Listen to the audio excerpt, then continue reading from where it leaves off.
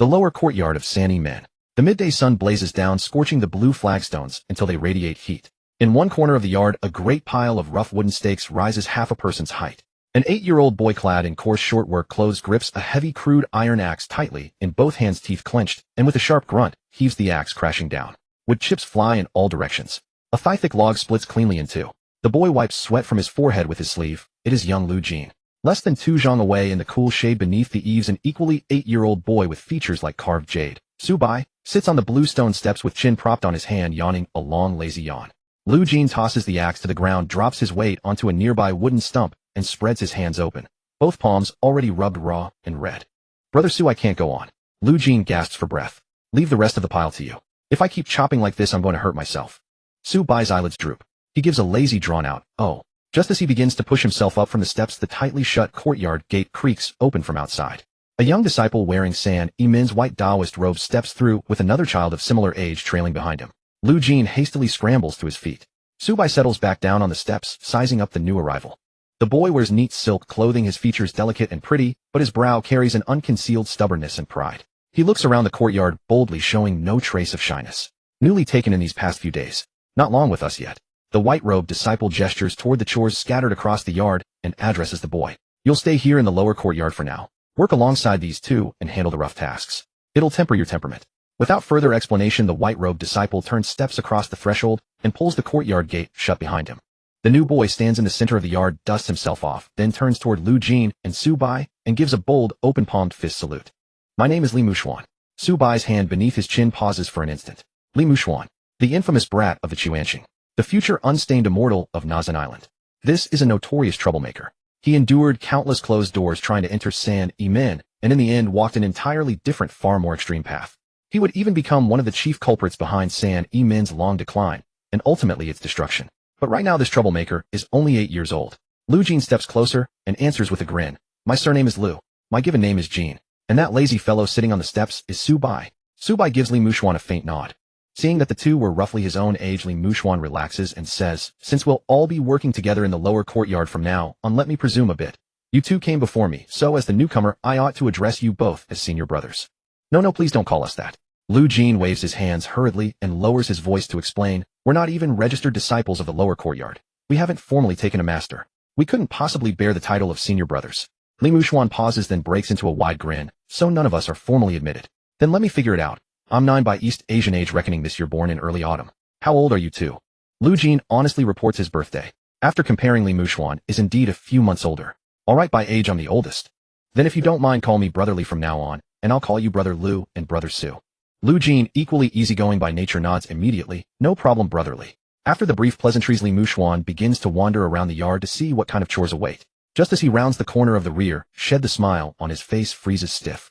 A row of enormous water vats stands neatly lined up against the courtyard wall, 15 in all. Each vat is taller by a full head than these 8 or 9-year-old children, with rims wide enough to stuff all 3 of them inside at once. In the firewood shed on the other side, a mountain of hardwood is stacked nearly up to the roof. Li Mushuan swallows hard, turns and points at the enormous water vats, his voice jumping an entire octave. Don't tell me this is our work for today, all 3 of us. Lu Jin walks over, pats the thick rim of one water vat, and sighs. To be precise, there are 4 of us. One hasn't come back yet. And our work is hauling water to fill the vats, chopping wood, pulling weeds, sweeping up. That's what we're supposed to do. Li Mushuan feels his vision darken and nearly loses his footing. He's the pampered young master of his household. He's never so much as carried a water bucket in his entire life. Now they expect him to haul water for 15 vats big enough to drown a person. How is this even possible to finish? Li Mushuan's mouth twitches. Though he knows it's San Yimen's test for them, he still finds it incomprehensible. With our skinny little arms and legs. Even working until dawn tomorrow, we'd collapse from exhaustion. Lu Jin watches Li Mushuan's panicked expression and can't help but laugh out loud. Don't panic, brotherly. Lu Jin turns and points at Su Bai, still sitting on the steps sunbathing. With brother Su here, this amount of work is nothing at all. Li Mushuan follows Lu Jin's pointing finger. The Su Bai on the steps wears a faded long robe, his skin pale and fair, his frame thin and frail. Those 2 arms look even skinnier than his own. Li Mushuan's face fills with suspicion, his brow furrowing into a tight knot. Li Mushuan points at Su Bai. Brother Lu, you're not pulling my leg, are you? This brother Su looks about the same age as you. Can he carry water? Can he swing an axe? Lu Jin doesn't bother explaining. He just shouts toward the steps. Brother Su, the rest is all up to you now. Su Bai stretches in a great lazy yawn, finally lifting his hand from his cheek. Got it. Su Bai's voice carries the drowsy air of someone who hasn't fully woken up. He remains seated on the steps, not even shifting his weight. Li Muxuan stands where he is staring at Su Bai in total bewilderment. The fellow agreed so readily. How come he won't even stand up? Surely he doesn't mean to haul water by sheer force of will. Just as Li Muxuan steels himself to urge Su Bai on. The very next instant, Li Muxuan's eyes go wide as saucers. He sees that the shadow at Su Bai's feet, the one that should belong to him, has begun to writhe and squirm of its own accord. The shadow defies every law of sunlight, clinging to the blue flagstone surface, rapidly extending outward and elongating, its color deepening into a heart-pounding pitch black. Seconds later, that pitch-black shadow rises up directly off the flat stone surface. The black fluid matter rapidly reshapes and outlines itself. The silhouette of an adult man fully forms under the sunlight. It is an extremely emaciated man, his entire body composed of pure black substance with thin wisps of visible black qi radiating from his body's surface. This shadow figure stands before Su Bai. His features are utterly unremarkable, just an ordinary middle-aged man.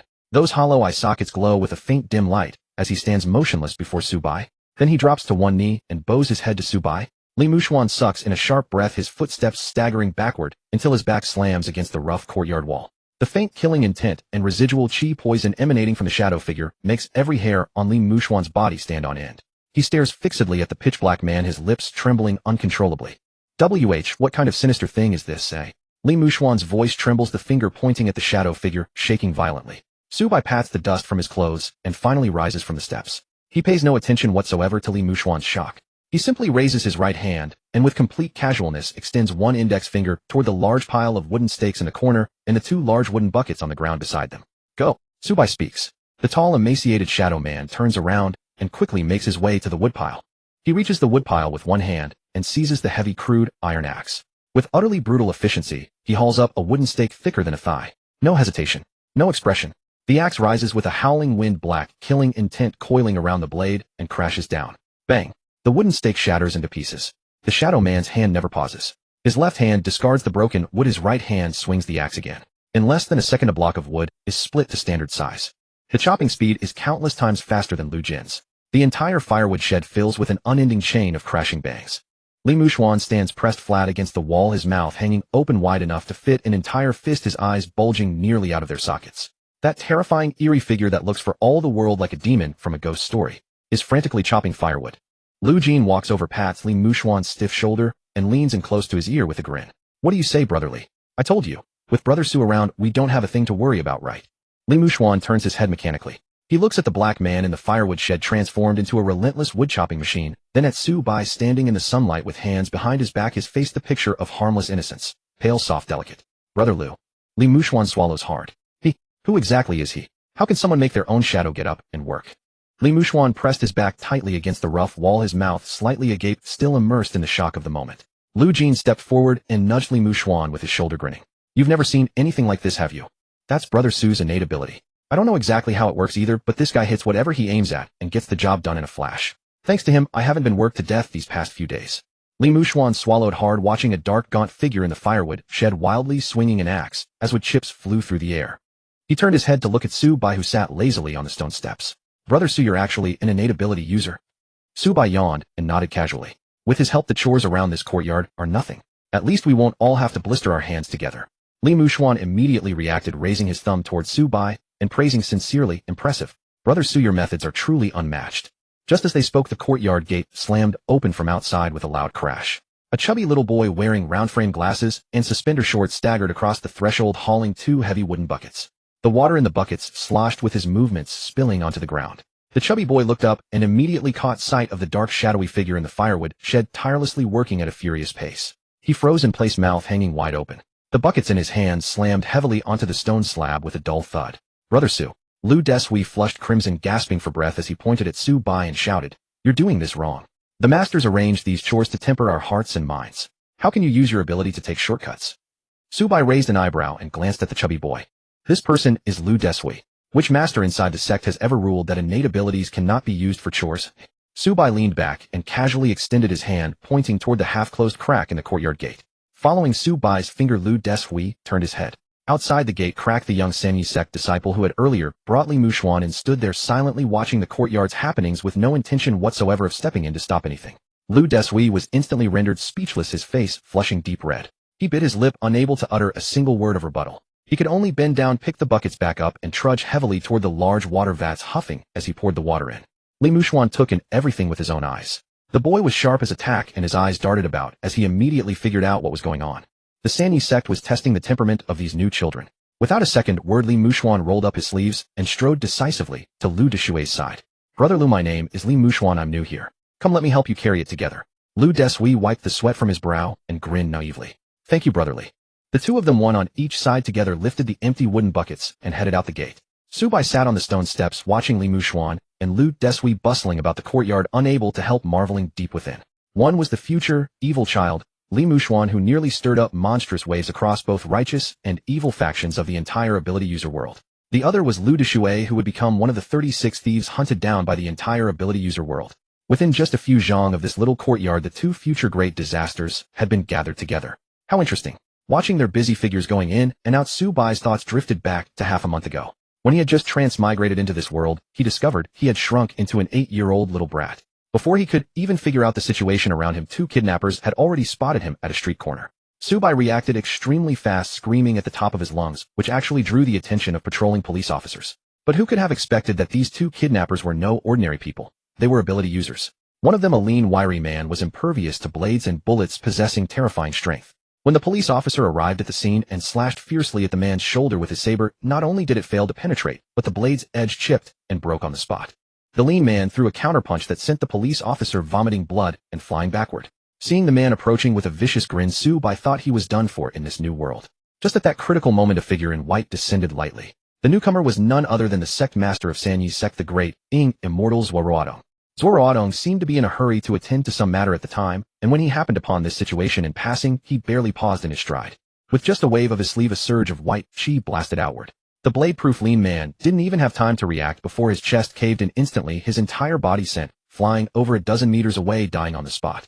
The other kidnapper saw what happened and scrambled away in terror. Zuo Ruotong gave Su Bai a quick once-over, confirmed the child was unharmed, and immediately transformed into a white shadow, disappearing around the street corner. The crisis had passed.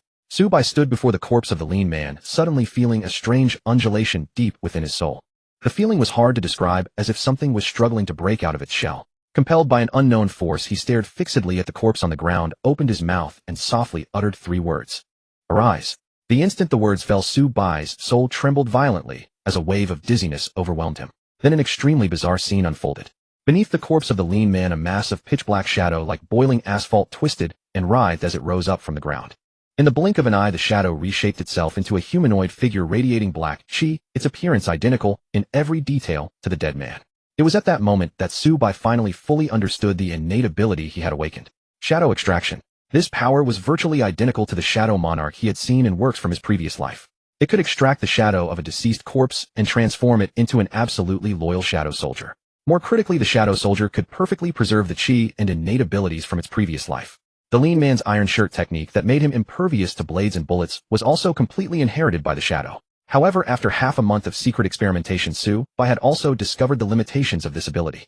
First, strength would be discounted. The living lean man truly was impervious to blades and bullets and immensely strong. But after becoming a Shadow Soldier, Su Bai secretly tested it with a kitchen cleaver. When he slashed down, fine scratches appeared on the shadow. Repairing them still consumed his own body's chi. Strength was also not as terrifying as in life. Overall estimates showed it only retained 70 to 80% of its living power. Second, the number was severely limited. The number and quality of Shadow Soldiers depended entirely on Su Bai's own soul strength and chi reserves. Currently, his body was only 8 years old, and summoning this single Shadow Warrior had already reached his absolute limit. Of course, Su Bai was not at all anxious. This innate ability, given time to develop, would absolutely become a terrifying weapon. When his own strength became formidable in the future, and his soul powerful enough, a wave of his hand could raise an army of 100,000 Shadow Soldiers, blanketing the sky and covering the earth. The very thought of such a scene was enough to make one's scalp tingle. That day, not long after Su Bai had recalled his Shadow Soldier back into the shadows, Zuo Ruotong unexpectedly returned along the same path after finishing his business. Noticing something seemed off about the corpse on the ground that had been drained of its shadows, Zuo Ruotong stopped to investigate. Seizing the opportunity, Su Bai directly demonstrated Shadow Extraction right before Zuo Ruotong's eyes. Although Zuo Ruotong showed nothing on his face at the time, the violently disturbed chi currents all around him were enough to reveal the shock in the great immortal's heart. Without any hesitation, Zuo Ruotong directly brought Su Bai back to the Sanyi sect in Fujian. However, this sect master did not immediately take him as a disciple, but arranged for him to stay in the lower courtyard doing chores alongside the other new children to temper his disposition. It was precisely because of this arrangement that Su Bai came to know Lu Jin, who had arrived a few days earlier and was likewise tempering his disposition. Bang! The final loud crash pulled Su Bai's wandering thoughts back to the present. The raw iron axe in the shadow soldier's hand came down heavily, splitting the last rough wooden block into two. The large pile of firewood had been neatly chopped and stacked in the corner of the shed within the time it takes to burn a single incense stick. The shadow soldier turned around with the axe, strode to Su Bai's presence, and dropped to one knee. Su Bai snapped his fingers. The shadow soldier instantly dissolved into a pool of black water, soundlessly merging into the shadow beneath Su Bai's feet. Lu Jin clapped his hands in amazement at the sight. Amazing. So awesome. Every time I watch this, I feel like Brother Su, your methods are really the best. We can finally eat dinner early tonight. Outside the courtyard gate, Li Mushuan and Lu Deshui, who had just returned carrying 2 buckets of water on a shoulder pole, happened to witness the scene of the dark shadow merging into the shadow beneath Su Bai's feet. Both stood in place, not even daring to breathe loudly. Half a month passed in the blink of an eye. In the inner meditation chamber of the 3-1 sect, sandalwood incense curled upward in misty tendrils. Zuo Ruotong sat in the seat of honor, a coarse porcelain teacup in hand, unhurriedly blowing away the steam. On the taisher chairs below sat several core figures of the 3-1 sect. The eldest, with cultivation second only to Zuo Ruotong, was his junior brother Xichong, Zuo Ruotong's disciple Wu Gensheng, who had also reached the second level of cultivation, and Shui Yun, who was responsible for overseeing the daily affairs of the sect's disciples. Over the past half-month you've had ample time to observe those 4 children from the lower courtyard, Zuo Ruotong said, setting down his teacup with a crisp clink. Xichong, you first share your thoughts on Lu Deshui. Xichong stroked his graying beard, pondering for a moment. Brother, those 4 kids from the other courtyard are indeed quite interesting. Xichong began his evaluation. Lu Deshui, this lad is fierce and stubborn, simple in nature, robust in build with strong bones and long tendons. If he fell into my hands, I truly wouldn't know how to train him. Yet, he continued, I find it hard to let him go. Zuo Ruotong chuckled. I understand your dilemma. He waved his hand and tapped twice on the table. You hesitate because Lu Deshui is indeed a promising candidate for martial training. You're at a loss because he is simply not suited for our 3-1 sect. This boy is naturally cut out for external cultivation. Forcing him to stay here would only ruin his entire life. Xichong sighed and nodded. Zuo Ruotong turned to Shui Yun. Shui Yun, in a few days make a trip to the Yinwu Hall, Zuo Ruotong instructed. The Yinwu Hall specializes in external martial arts. If they find Lu Deshui promising, discuss the matter with their head.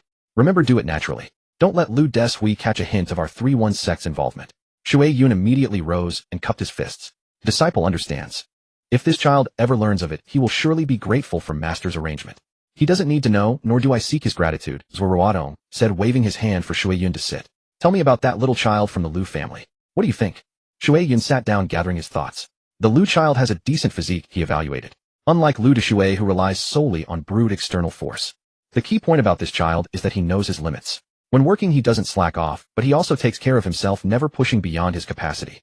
He approaches tasks with a calm heart. At his age, achieving this is no small feat. Shui Yun raised a finger. If I had to sum him up in one word, it would be steady. Zuo Ruotong clapped his hands lightly and chuckled. Indeed steady. Leaning back into his chair, he added, there's no helping it.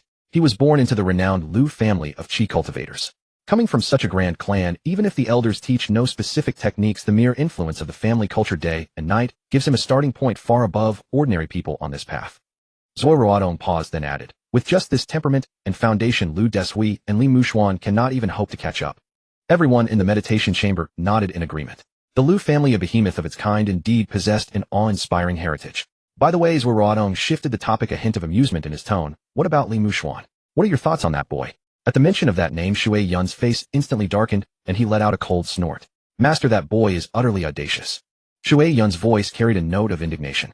Over the past 3 days, he has sneaked up to the mountain gate repeatedly. He's meticulously calculated the daily amount of water and firewood used in our compound.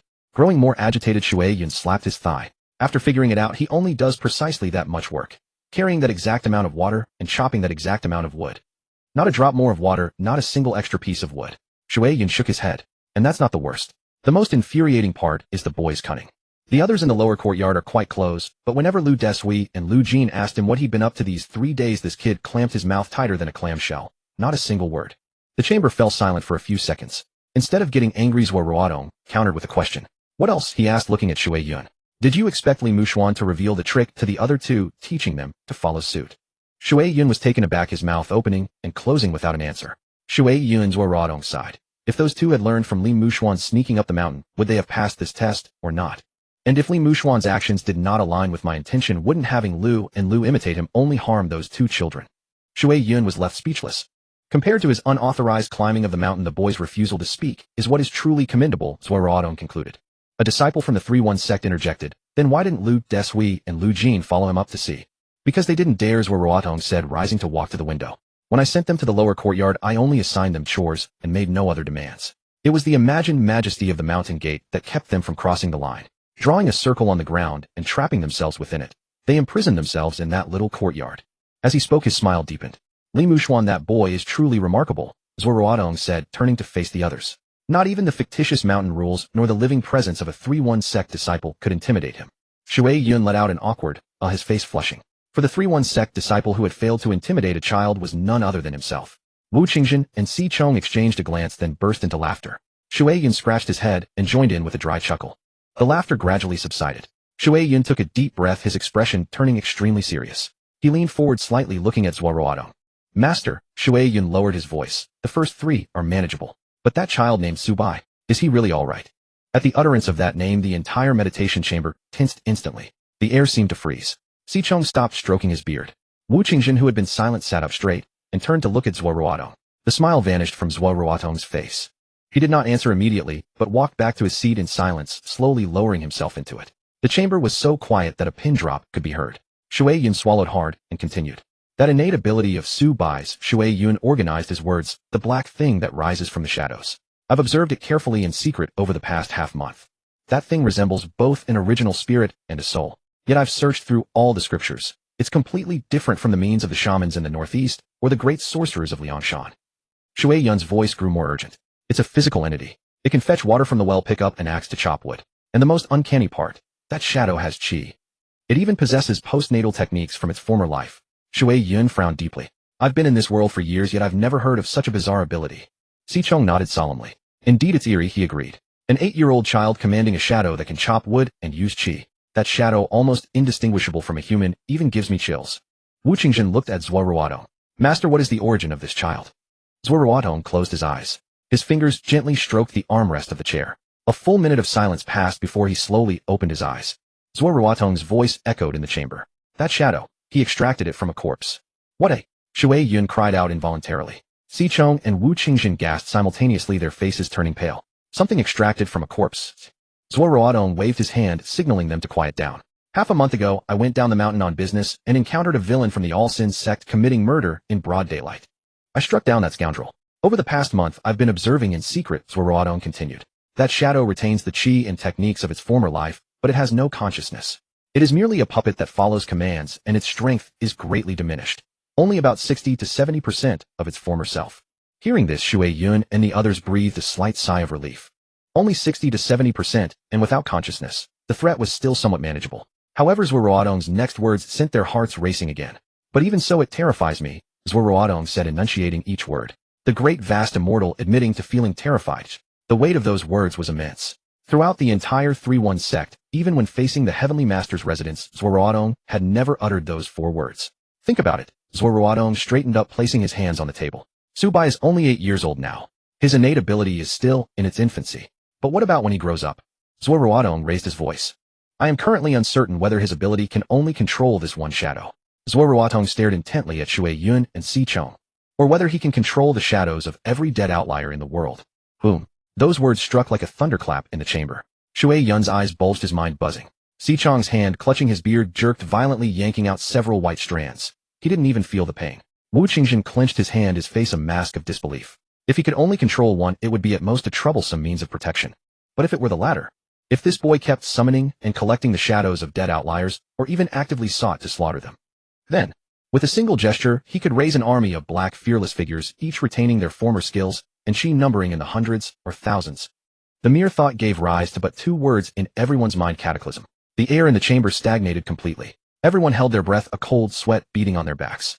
Zuo Ruotong gazed at his stunned disciples and let out a soft sigh. If Su Bai walks the right path, he said quietly, he might one day surpass me and the Heavenly Master of Dragon Tiger Mountain, and even lead the entire righteous path. Zuo Ruotong paused, his tone turning icy. But if he strays into the path of evil, he will become a great demon of the mortal world. There will be no peace in this world, not even for a single day. Everyone's eyes widened, their hearts pounding wildly. They had never imagined that Zuo Ruotong would give such an astonishingly high assessment of the future of an 8-year-old child. The atmosphere in the meditation chamber was suffocatingly tense. The pronouncement by the great full immortal regarding the human demon had stunned all the elders present. Water Cloud swallowed hard and quickly tried to smooth things over. "Impossible, master," he said, waving his hands frantically. "Since ancient times has there ever been such an uncanny person? This ability extracted from the dead must have immense restrictions. It cannot allow him to drain it without limit." Xichong stroked his grizzled beard and chimed in, "Indeed, senior brother. I also feel you are being overly cautious this time. An 8-year-old child. How could he stir up such a storm?" Zuo Ruotong picked up the coarse porcelain teacup on the table and took a leisurely sip. "I hope it's just my overthinking," Zuo Ruotong said, setting down the cup, his voice softening. Seeing the atmosphere lighten slightly, Water Cloud chuckled twice, intending to steer the conversation to lighter topics. "Master, forget about what that kid might become in the future. For now he's really good at slacking off." Water Cloud slapped his thigh, a hint of helplessness in his tone. Ever since he arrived at the lower courtyard a month ago, all the chores there have been done by his black shadow.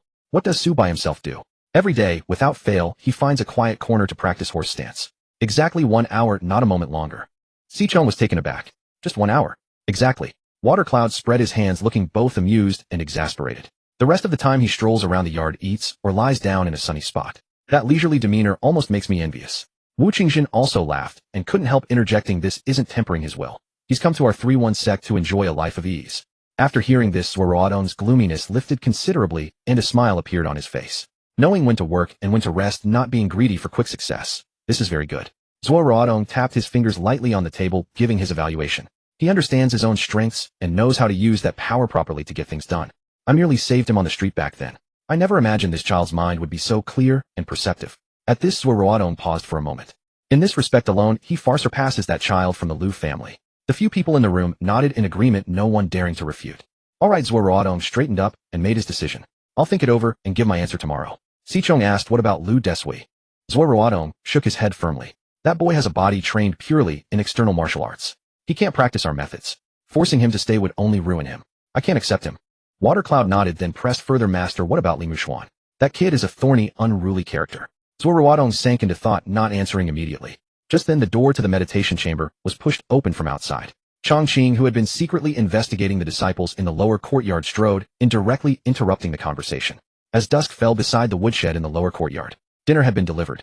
Plenty of white flour steamed buns, a large pot of steaming stir-fried salted vegetables with minced meat, and a clear pot of millet porridge. In these chaotic times outside, this was a rare good meal. Su Bai, Lu Jin, Lu Deshui, and Li Mushuan sat around a worn wooden table wolfing down their food. Lu Deshui, famished after a whole day of heavy labor, devoured 3 large buns in one go. Li Mushuan bit into his bun, let his gaze sweep over the other 3, then suddenly set down his chopsticks on the bowl's edge. "Hey, what do you think?" Li Mushuan deliberately lowered his voice. "Among the 4 of us who will get to stay." The moment these words were spoken, Lu Jin's hand froze mid-air, the bun forgotten before his mouth. Lu Deshui stopped chewing entirely, his chubby face visibly sinking, losing all appetite. Only Su Bai paused for a mere instant in his movements, then picked up a piece of minced meat, put it in his bowl, and continued eating heartily. Watching Su Bai's actions, Li Mushuan couldn't help leaning in to probe. "Brother Su, you have a good appetite." Li Mushuan raised an eyebrow. "The results are coming soon. Aren't you afraid of being eliminated and sent down the mountain?" Su Bai didn't even lift his head. Would being afraid help? Su Bai swallowed his mouthful and replied, "The more afraid you are, the more likely you'll make mistakes. Eat when it's time to eat, drink when it's time to drink, sleep when it's time to sleep. Thinking too much only brings unnecessary trouble." Upon hearing this, Lu Jin slapped his thigh and immediately stuffed the rest of his half-eaten bun into his mouth. "Brother Su speaks true." Lu Jin mumbled indistinctly. "Just eat, don't dwell on things that haven't happened." Watching the 2 nonchalant reactions, Lu Deshui couldn't relax at all. He lowered his head, staring at the millet porridge in his bowl, his voice muffled. "I've done my best." Lu Deshui seemed to be encouraging himself, or perhaps consoling himself. "Carrying water and chopping firewood every day, I've never slacked off. The masters must have seen my efforts. I'm definitely going to make it." Li Mushuan took in everyone's reactions and quickly calculated in his mind. Su Bai had that uncanny shadow to help him, did his work fastest, and was sharp-witted. Lu Jin was steady and composed, and he came from the Lu family. The chances of these 2 being accepted were extremely high. As for Lu Deshui, watching Lu Deshui's anxious demeanor, Li Mushuan curled his lip inwardly. That guy was stubborn and single-minded. It was hard to say if he could enter the 3-1 sect. However, Li Mushuan was absolutely confident in himself. He believed he had thoroughly understood the workings of the 3-1 sect over these past few days, and had completely seen through the test. In terms of brains, the other 3 combined couldn't match him. Thinking this, Li Mushuan immediately put on a warm smile and reached out to pat Lu Deshui's shoulder. "Brother Lu, don't be nervous." Li Mushuan said cheerfully, "I was just asking casually. We've shared hardships these days. Surely we'll all make it to the upper courtyard." From now on we'll be true fellow disciples. Lu Desui looked up, gave Li Muxuan a grateful glance, and nodded vigorously. Yes, we'll all get in. Lu Jin also broke into a smile. Su Bai finished the last sip of porridge from his bowl and wiped his mouth with his sleeve. Yes, Su Bai echoed them. Let's hope so. But deep down Su Bai thought otherwise. Li Muxuan was still dreaming, completely unaware of the situation he faced. At this very moment the elders inside were probably plotting to test him further. Early the next morning, the eastern sun had just appeared, and the 4 children in the lower courtyard had already washed up ready to start another day of labor. The courtyard door creaked open. Watercloud, dressed in a neat Taoist robe, stepped over the threshold. The 4 children in the yard immediately stopped what they were doing and looked over in unison. Watercloud swept his gaze across them, cleared his throat, and called out 3 names: Lu Jin, Su by Lu Desui. He beckoned. You 3 follow me now. With that, Watercloud turned and walked out. Lu Jin and Lu Desui exchanged a glance and hurried after him. Su Bai straightened his clothes and also stepped out the door. Only Li Muxuan was left standing there. Li Muxuan stood frozen in the middle of the yard, his smile, completely stiff mouth, slightly agape, face full of disbelief. They just left like that. Why wasn't I called? Li Muxuan's mind buzzed. Had I not been selected? Had I failed the test? This made no sense at all. I was the one who understood the rules of the 3-1 sect the best, I didn't overexert myself, and I never hid my performance. How could I be eliminated? Li Muxuan's heart churned with turmoil, a powerful sense of failure and anxiety surging over him, leaving him as if his soul had fled, standing dumbfounded in the yard. Meanwhile, on the mountain path leading to the upper courtyard, the 3 summoned children reacted very differently. Lu Jin walked briskly, his face barely containing his excitement. Lu Desui walked with his arms and legs moving in sync, his chubby face flushed with excitement, occasionally breaking into a silly grin. Walking at the very back, Su Bai's steps were steady, his brows slightly furrowed, hands tucked into his sleeves, showing no sign of joy whatsoever. Watercloud, leading the way, seemed focused on the path, but kept sneaking glances at the 3 children behind him. Seeing Su Bai's reaction, he marveled inwardly. This kid wasn't excited. Watercloud pondered. Not only was Su Bai not happy, his expression actually looked like nervousness. A 7 or 8-year-old child at this critical juncture. How could he have such heavy thoughts? He had too much on his mind. Watercloud guessed correctly. Su Bai was indeed very nervous. He knew the original course of events well, and understood that being called out by Watercloud didn't guarantee entry into the 3-1 sect. Among today's 3 slots, Lu Jin was a sure pick. Lu Desui was destined to be eliminated because his physique was completely unsuited for cultivation. The problem lay with him. In the original timeline, there was no place for Su Bai here. His very existence was a massive variable. How would the elders of the 3-1 sect view that black shadow? What decision would they make? All of that was unknown. Having come to the 3-1 sect, Su Bai truly wanted to get in. After all, although the path of the 3-1 sect's inverse life, triple cultivation, carried risks, and the cost of straying was high, it paled in comparison to the rewards gained. In these chaotic times, having awakened an ability akin to the Shadow Sovereign, his future was boundless. Compared to his ability, his greatest weakness was himself. A single bullet, a drop of poison, that would be enough to bring him down. If he could enter the 3-1 sect and learn inverse life triple, that one weakness would be remedied. Only then could he grow steadily to the pinnacle. Su Bai took a deep breath, calming his racing heart. The mountain path soon came to an end. Before them lay a vast expanse of flat bluestone pavement. Zuo Ruotong, clad in white robes with an immortal air, stood with his hands behind his back in the center of the clearing, morning mist swirling around him. Watercloud hurried forward respectfully, performing a deep bow. Master, the people are here, he reported. Zuo Ruotong nodded slightly. You may return now, Watercloud. Watercloud acknowledged, turned, and swiftly left along the mountain path. Only the great full immortal and the 3 little children remained in the clearing. Zuo Ruotong turned around. His gaze swept over Lu Jin's face, then Lu Deshui's. Finally it rested on Su Bai. On that expressionless young face, Zuo Ruotong lingered for a moment. Being stared at by this peerless master of the age, Su Bai's hair stood on end, and his fists, hidden in his sleeves, unconsciously clenched tight. After a long silence, Zuo Ruotong finally broke it. You 3 little ones, do you know why I called you here today? His voice was clear and calm, yet carried an overwhelming pressure. Lu Jin stepped forward half a pace, clasped his fists, and bowed. In reply to the elder, Lu Jin said clearly, I believe it's because the results of our time in the lower courtyard have come out. Our fate, whether to stay or leave, will be decided today. Zuo Ruotong smiled and nodded. Correct. At those 2 words, Lu Jin and Lu Desui both held their breath. Su Bai also stared intently at Zuo Ruotong, awaiting the final verdict. Zuo Ruotong's smile faded, and his tone turned serious. I now officially announce the results for the 3 of you. Zuo Ruotong's voice rang across the clearing. Listen well. Zuo Ruotong's voice resonated across the open ground, carrying an undeniable weight. Lu Jin, Su Bai. His gaze settled on the 2. You 2 shall remain. Later you will accompany me into the mountain gate. He then turned to look at the chubby lad beside him, whose body was taut with tension. Lu Desui. Zuo Ruotong's tone was calm and unruffled. You may leave. Return to your quarters, pack a few changes of clothes, and descend the mountain. Hearing the first part, Lu Jin's small face flushed with excitement as he let out a long, relieved breath. Though Su Bai had some confidence, the heart that had been suspended in his throat finally settled. But when the latter part of the sentence fell into his ears, Lu Deshui froze completely on the bluestone slab. The expression on his face solidified entirely, and a thunderous explosion seemed to detonate in his mind. Thud! Lu Deshui's knees buckled, and he collapsed heavily to the ground. His eye sockets reddened instantly, and bean-sized teardrops pattered down relentlessly. Master Zuo, why? Lu Deshui's hands pressed desperately against the ground, his voice hoarse as he yelled, "Did I do something wrong? I never slacked off in the chores of the lower courtyard.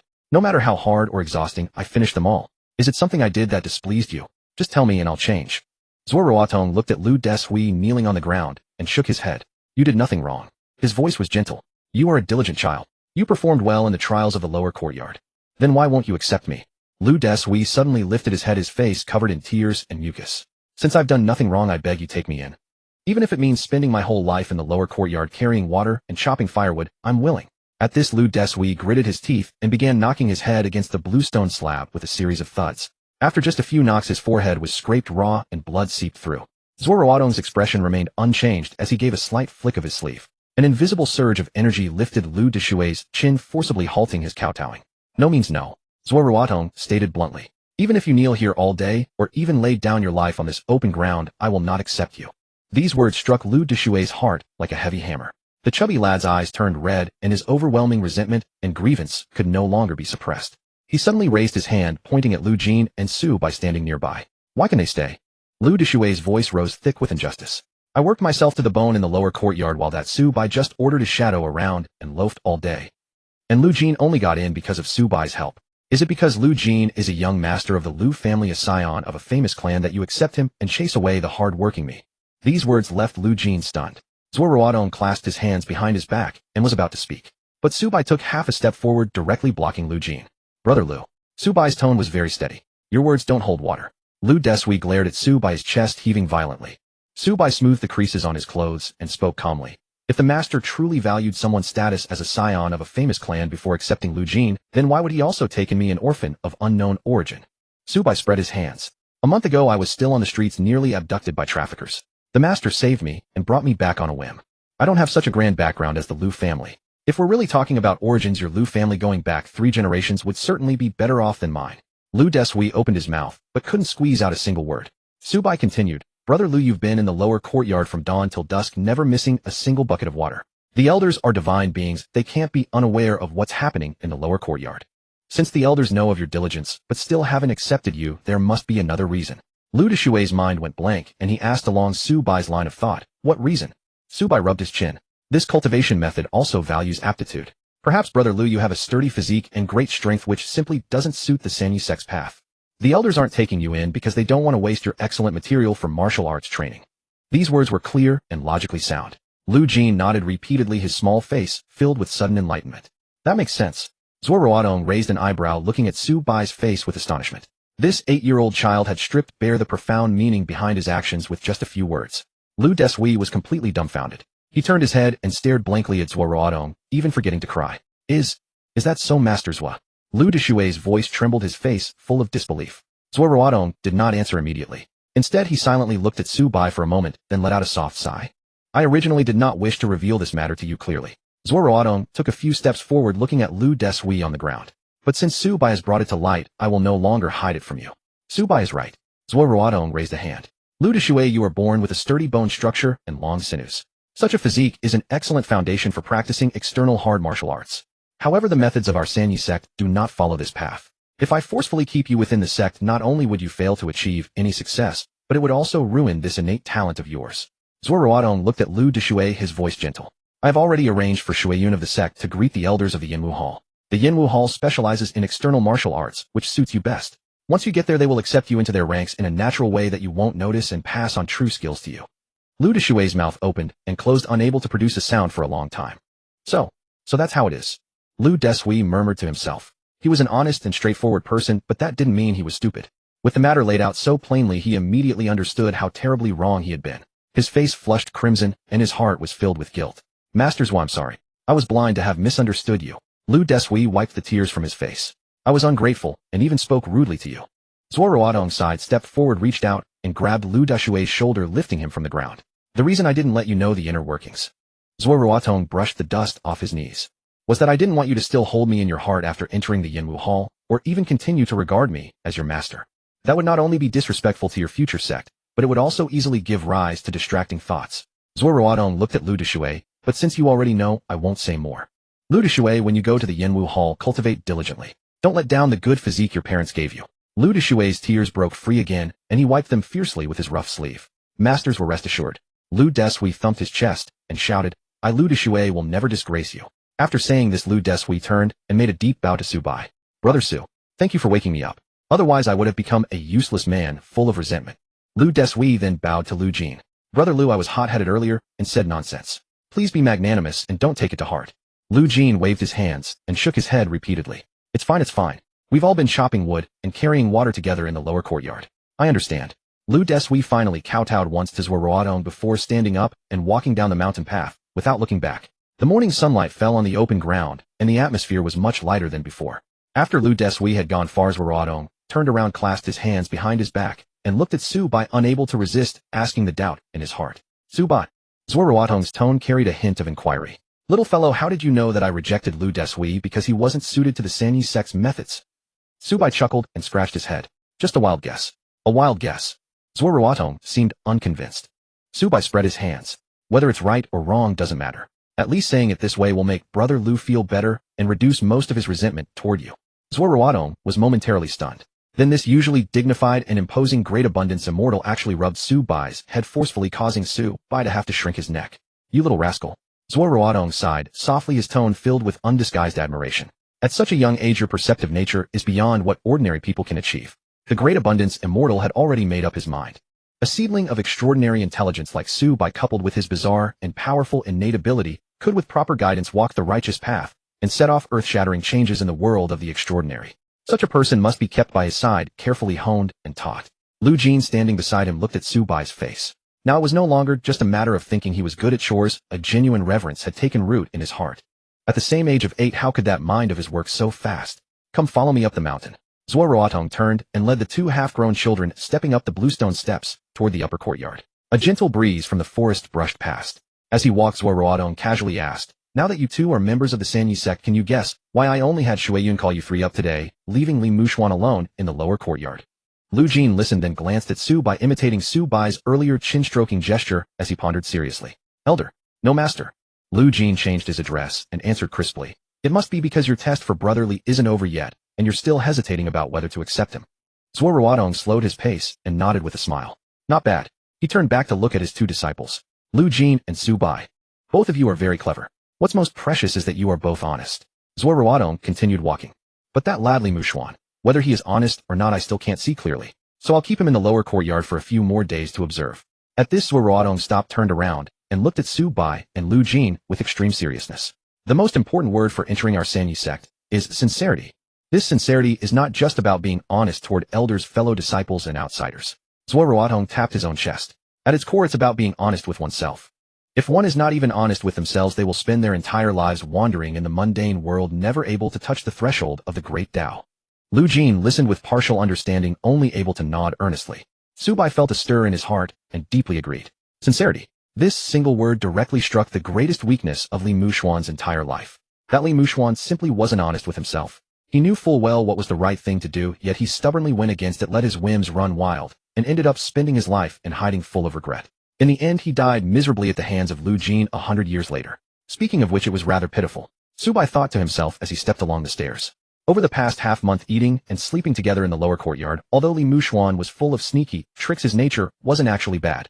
Maybe he should lend a little help to that thorny fellow. Having made up his mind, Su Bai quickened his pace and caught up with Zuo Ruotong. Master. Su Bai called out clearly. Zuo Ruotong did not find it abrupt. Since they had entered the sect, these two children were his true disciples. He turned his head, his expression gentle. What is it, Su Bai, eh? Su Bai looked up and spoke deliberately. Master, I've only spent half a month with Li Mushuan in the lower courtyard. But every time we talked about the Sanyi sect, or about you, the light in Li Mushuan's eyes was unmistakable. Su Bai gestured. I can feel that he deeply reveres you from the bottom of his heart. Even more than Lu Jin, and I want to become your disciple. Zuo Ruotong raised an eyebrow, but said nothing, waiting for Su Bai to continue.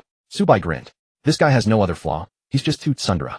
If later he does something to upset you, or makes a mistake, please don't take it to heart. Don't write him off completely. Tsundere. Zuo Ruotong was somewhat bewildered. This novel term was something he had never heard in all his long life. What does that mean? Su Bai spread his hands to explain. Sundara means being too proud to admit your true feelings, making yourself suffer for the sake of face. In his heart, he wants something desperately 100 times over, but his mouth stubbornly refuses to acknowledge it. If you tell him to go east, he insists on going west. The answer he gives is always the opposite of what he truly thinks. Zuo Ruotong's body trembled sharply, suffering for the sake of face with thoughts and spoken answers completely opposite. These words struck like a lightning bolt, directly cleaving through the various doubts Zuo Ruotong harbored about Li Mushuan. Zuo Ruotong stood still, gazing thoughtfully in the direction of the lower courtyard. In his mind, he reviewed Li Mushuan's various unusual behaviors over the past few days and suddenly felt a sense of clarity. After a long moment, Zuo Ruotong let out a soft laugh. So that's how it is. So that's how it is. He shook his head, looking at Su Bai with ever-increasing fondness. He crouched down, meeting Su Bai's eyes. I understand, Su Bai. Thank you for telling me this. Su Bai patted his chest. No problem. I have a good impression of brotherly. Just a small favor. Zuo Ruotong stood up, the smile in his eyes deepening. This child Su Bai had a demonic level of insight into things. With such sharp intelligence combined with the ability to extract ghostly shadows, the pillar of the future Sanyi sect had likely already appeared. The upper courtyard of San Yimen, passing through the vermilion archway, the bluestone path was noticeably wider and smoother than in the lower courtyard. Zuo Ruotong led the way, guiding Su Bai and Lu Jin into the main hall's courtyard. Several figures were already waiting in the courtyard. This is your uncle Si Chong. Zuo Ruotong pointed to an elderly man with a graying beard. The old man peered at the two children with a beaming smile, nodding repeatedly. Su Bai and Lu Jin quickly offered their respects. Greetings, Uncle Si Chong. Next came Wu Gensheng, Chongqing, and others. Following Lu Jin's lead, Su Bai addressed them all as senior brother, with such sweet manners that the core disciples couldn't help but smile warmly.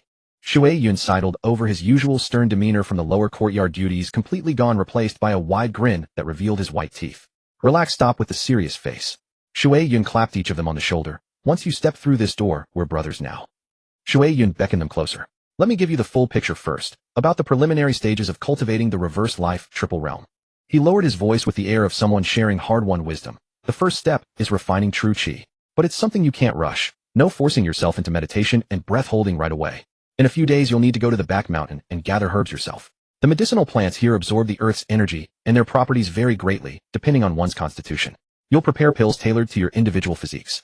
Only after strengthening your bodies with herbal medicine and making proper preparations can you begin studying the sect's cultivation techniques. Su Bai and Lu Jin listened intently, nodding eagerly at every word. Zuo Ruotong watched them converse, then turned to summon a disciple and instructed him to prepare the incense, altar, and ceremonial items in the side hall for the master-disciple formalization. After Shui Yun finished his instructions, Zuo Ruotong led the two children toward another side hall, saying simply, "Follow me," as he walked ahead. Pushing open the heavy wooden door of the side hall, several robed disciples were seated within. Some elderly with white hair resting in rattan chairs, others appearing prime in years, yet leaning heavily on canes to remain upright. Gate Master, they greeted, and Senior Brother Zuo, as Zuo Ruotong entered. Su Bai noticed something striking. They wore the San Yimen robes, yet not a single trace of qi could be sensed from any of them. Even more telling, some breathed heavily and moved with such slowness that they were clearly ordinary people who had suffered grave injuries and lost their cultivation entirely. Without further explanations, Zuo Ruotong guided the two suspicious children through the side hall and into a spacious meditation chamber. The door closed behind them, shutting out the world beyond. A few meditation cushions lay on the floor of the quiet room. Zuo Ruotong lifted his robe hem and settled cross-legged. Before you formally become my disciples. His tone grew suddenly grave, his face stripping away all warmth.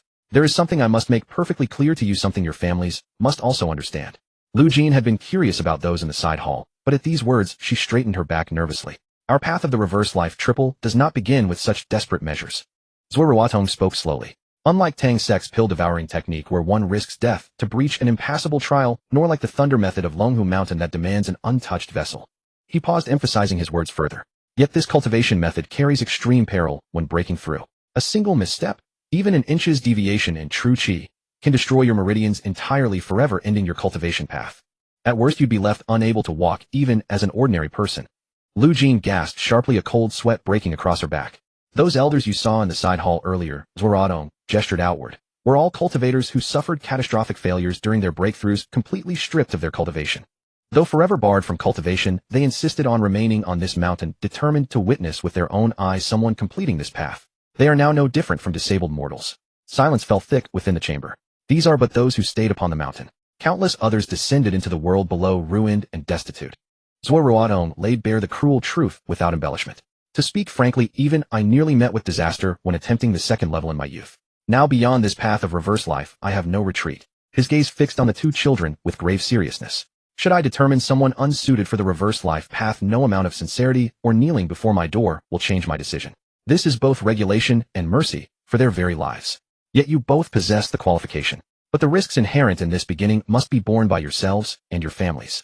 Only when both parties give their consent shall I formally accept you through the tea ceremony. Turning to Zuo Ruotong said, Little Su, you have no family to consult. This decision rests solely with you. Consider carefully. If you wish to withdraw, there is still time. Then addressing Lu Jin, cultivation is no trivial matter. I have already sent someone to notify your father. Once you've discussed this with him, return to me. Lu Jin bit her lip, her young face etched with turmoil, before reluctantly nodding. Zubai stood nearby, pondered for only 2 seconds, then spoke. Master, I have decided, Zubai declared with a clear, almost casual tone. Please accept me as your disciple. Such forthright resolve caught both Zuo Ruotong and Lu Jin off guard. You're truly certain? Zuo Ruotong asked, genuinely surprised. This is no small matter. Once you set foot upon this path, there is no turning back. Zubai grinned broadly, spreading his hands. I am certain. This decision has nothing to do with your rescue of me. It comes purely from my own heart. I understand the dangers you've described. Yet life itself is full of uncertainties. One could choke on a sip of water stepping outdoors. What pursuit in this world carries no risk whatsoever? Zubai tapped his chest proudly. Compared to the methods our sect employs, this danger is nothing. His words rang with remarkable clarity and wisdom. Zuo Ruotong studied Zubai's face, carefully, finding no evasion or the reckless fervor typical of youth. This child meant what he said. Very well. Zuo Ruotong nodded in acceptance. He then gestured toward Lu Jin. Lu Jin, you may return and rest. Lu Jin rose to her feet, casting lingering glances back at Zubai as she exited the chamber, clearly stirred by his decisiveness. Alone now in the meditation chambers, Zuo Ruotong did not bid Zubai rise. Do you know why I accepted you today? He asked unexpectedly. Zubai shook his head. The thoughts of this transcendent figure remained partly inscrutable to him. Leaning against the wall behind him, Zuo Ruotong slowed his pace. Initially, the primary reason I brought you to this mountain was your innate ability. He paused, a note of apprehension entering his voice. That technique of summoning figures from the shadows of the dead. I have never encountered anything like it. I genuinely feared you might fall into the wrong hands, be exploited by others, stray onto a dark path, and ultimately bring about irreversible catastrophe. Zubai's eyes widened with sudden understanding. So that was it. Zuo Ruotong's decisive action in bringing him back was rooted in the fear that he might become a destructive force unchecked in the world below. Truthfully, that concern proved quite prescient. With his power mirroring that of the Shadow Sovereign, if he were to recklessly roam mass graves or battlefields, he could easily raise an overwhelming army of undead, certainly far beyond an ordinary threat. But now Zuo Ruotong rose, a faint smile gracing his features. I accept you primarily for who you are. Your mind is sharp and your character is sound. Stepping before Zubai, he leaned down with earnest counsel. Yet you must promise me something. You may explore your abilities freely, but the next time you wish to draw forth another's shadow, you must inform me beforehand. This concerns your mental fortitude. Do not act recklessly. Do you understand? I understand, Master. Zubai nodded obediently. Very well, you may return and rest now. Zuo Ruotong patted the boy's head gently. Emerging from the chamber into the mountain's cool breeze, Zubai felt the weight lift entirely from his shoulders. Previously, he had harbored some apprehension. After all, meddling with corpses and drawing shadows from living persons could easily be construed as sinister arts in this world. Had this orthodox sect elder deemed such practices unholy and abominable, he might have taken matters into his own hands without hesitation. Yet upon reflection, in a world where techniques like soul constraint and spirit summoning, which openly manipulate the souls of the deceased, are recognized among the 8 marvelous arts, without censure as heretical cults, his own methods might not be so condemnable after all. What classification truly fit his shadow drawing ability? In tales from his past life, the Shadow Sovereign summoned absolutely loyal physical entities from the Shadow Realm itself. But his weeks of practice revealed something different. The extracted shadows possessed not merely physical form, but also carried their former abilities and vital energy, making them far more akin to spiritual manipulation than mere shadows. Yet it differs from the practices of shamans. Zubai mused, hands clasped behind his head as he worked through the possibilities. Soul constraint summons spirits of heaven and earth and wandering souls, but mine bring forth both physical substance and vital energy alongside supernatural abilities. He contemplated privately. Moreover, my shadow army proves absolutely devoted to me. In time, I may yet command sentient shadow soldiers capable of independent thought, serving as invaluable allies. The thought ignited a surge of excitement within him. In these turbulent times, with factions vying for dominance below and hidden currents stirring throughout the world of extraordinary individuals, when chaos consumed the realm and fresh corpses littered the earth, his ability would grow ever more formidable. With each enemy fallen, his forces would multiply until his arsenal became nearly limitless. In that hour, whether orthodox sects or heretical factions, none could withstand an army numbering in the tens of thousands, shadow warriors who knew neither fear nor death. For now, though, that vision remained distant.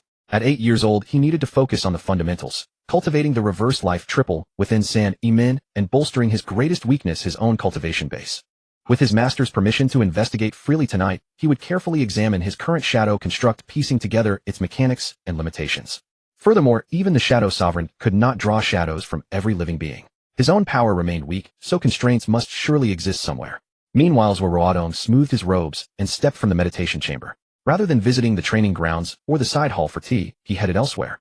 The great Prosperity Immortal made his way down the bluestone steps alone toward the lower courtyard. Su Bai's word, Sundara, kept echoing through his mind. Stubborn pride masking genuine desire, the kind of contradiction that made life interesting. Zuo Ruotong gazed at the slightly ajar courtyard gate ahead, finding amusement in the situation. After a lifetime of cultivation, he had encountered scheming veterans and sincere hearts alike, but this particular brand of convoluted stubbornness, exemplified by Lamuxuan, was something entirely new. Today he would see how the boy managed to overcome his own internal barriers. Zuo Ruotong paused and pushed open the weathered wooden door of the lower courtyard. Creak. The groan of the hinge rang distinctly through the morning air. By the firewood shed in the outer courtyard, the cast-iron axe rose and fell, splitting dry hard wood with dull thuds. Li Muxian swung the axe, drenched in sweat, his movements seeming distracted. Several swings missed the mark, gouging deep white scars into the chopping block. Half an hour ago, Lu Deshui had returned with red-rimmed eyes to pack his belongings and bid farewell before descending the mountain. Before leaving, he shared with Li Muxian the results from the upper courtyard. Lu Jin and Su Bai had both been retained. Yet no one from the 3 monastery elders had so much as mentioned his name. What on earth was going on? Li Muxian wiped the sweat from his face, leaned the axe against the wall, and plopped down into the scattered wood shavings, his brows drawn tight. Lu Deshui was gone, and Xiao Lu and Su Bai had become formal disciples. And he was simply left dangling in the outer courtyard, caught in an awkward limbo. Had he done something wrong? Biting his lip, Li Muxian began to reason it through. Wait. If the 3 monastery had no interest in him, he would have been shown the door long ago, just like Lu Deshui. The fact that they hadn't driven him away meant they were still deliberating. His trial was far from over. There must be something about his conduct these past days that had raised questions in their minds. These cultivation masters naturally tailored their teaching to each disciple. The backgrounds and dispositions of Su Bai, Lu Jin, and Lu Deshui were clearly understood. But with him, they were uncertain. At least his performance thus far had allowed him to remain in this courtyard. Li Muxian was comforting himself when suddenly his spine stiffened. An awful possibility struck him. Wait, surely not. Could the 3 monastery really go to such lengths? Had they sent someone to investigate his past in town? At the mere thought, Li Muxian nearly leapt to his feet. He was notorious in town as a delinquent. The amount of mischief he'd caused could not be counted on both hands and feet. Everybody despised him. If the 3 monastery went asking around in town. Oh heavens. Li Muxian covered his face, his heart sinking. Villagers, curse me all you like in your daily venting, but for heaven's sake, keep it civil when it comes to this. Just as Li Muxian's thoughts swirled with unease, a creak echoed. The old courtyard gate was pushed open from outside. Li Muxian snapped his head around, as if electrocuted, his pupils constricting instantly. Zuo Ruotong crossed the weathered threshold alone, his steps steady as he entered the outer courtyard. Flustered for a moment, Li Muxian quickly straightened up, wiped his hands hastily on his clothes, suppressed his racing heart, and assumed a proper demeanor. Zuo Ruotong stopped a few paces away, scrutinizing the taut half-grown boy. Li Muxian, he said, his tone level and unreadable. Your father is the Li merchant in town. Over the years, many skilled and unconventional visitors have come and gone at your home. Whether the Yin Wu Hall, the Chuanjin sect, or even the Tang clan, as long as you speak, joining any of them would not be difficult. Zuo Ruotong paused slightly. Why do you insist on staying at the 3 monastery? Li Muxian's heart leapt into his throat. This was not an easy question to answer.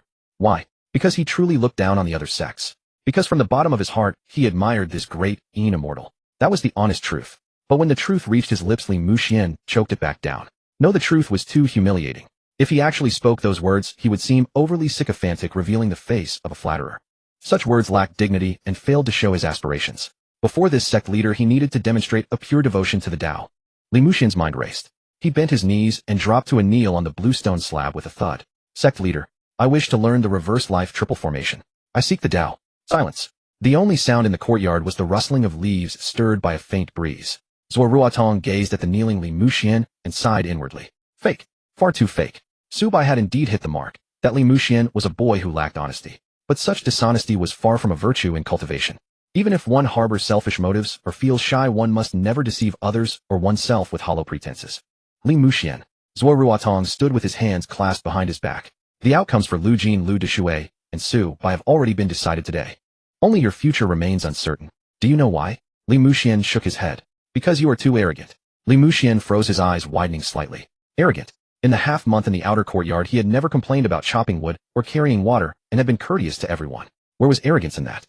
Zuo Ruotong seemed to read his confusion and continued. An arrogant person is inevitably insincere. Sincerity is the way of humanity. You schemed by every means to join my sect, yet here we are, and you refuse to show even a fraction of what you truly possess. These words carried tremendous weight. A thunderclap exploded in Li Muxian's mind and panic consumed him. He was now 100% certain. The three monastery had thoroughly uncovered his past. Sect leader. Li Muxian, drenched in anxious sweat, hastily explained. I am not insincere. I know I behaved recklessly in town and committed many foolish deeds. When I resolved to come to you, I had already resolved to reform myself utterly. Over these past half months my conduct has never been feigned. I genuinely wish to work diligently at this sacred mountain gate. Zuo Ruotong remained unmoved, his tone as calm as ever. Have I said that your past actions were wrong? Li Muxian opened his mouth and froze. Have I condemned your past mistakes? If there was nothing wrong, why speak of repentance? Zuo Ruotong stepped closer. An overwhelming pressure surged toward Li Muxian, making it difficult to breathe. Zuo Ruotong gazed at his face, each word striking to the core. Are you truly repentant, or are you performing? Acting out the version of Li Muxian that you think the three monastery wishes to see? This struck at Li Muxian's weakest point. He was indeed acting. He had suppressed his true nature, concealed his quick wit, and feigned obedience, all to survive the trial in the outer courtyard. But he could not admit it. If he confessed, all the pretense of the past half-month would crumble. I am not acting. Li Muxian gritted his teeth, speaking with utmost seriousness. I harbor not the slightest insincerity or falsehood. Zuo Ruotong watched Li Muxian stubbornly dig in and sighed once more. This boy was truly contradictory. Shaking his head, Zuo Ruotong dropped the matter and shifted the subject. When I brought Su Bai and Lu Jin up the mountain today, Zuo Ruotong said casually, Su Bai mentioned you. Li Muxian's mind had not yet recovered from the previous pressure. At these words, every muscle in his body tensed instantly. Su Bai had spoken of him. Had he said anything good or bad? During these past half months in the outer courtyard, though not close friends with Su Bai, they had eaten and lived together. He had not offended him, had he? Sect leader. Li Muxian swallowed dryly. What did Su Bai say about me? Zuo Ruotong turned his head, observing Li Muxian's tense profile. Su Bai said you were at Sundara.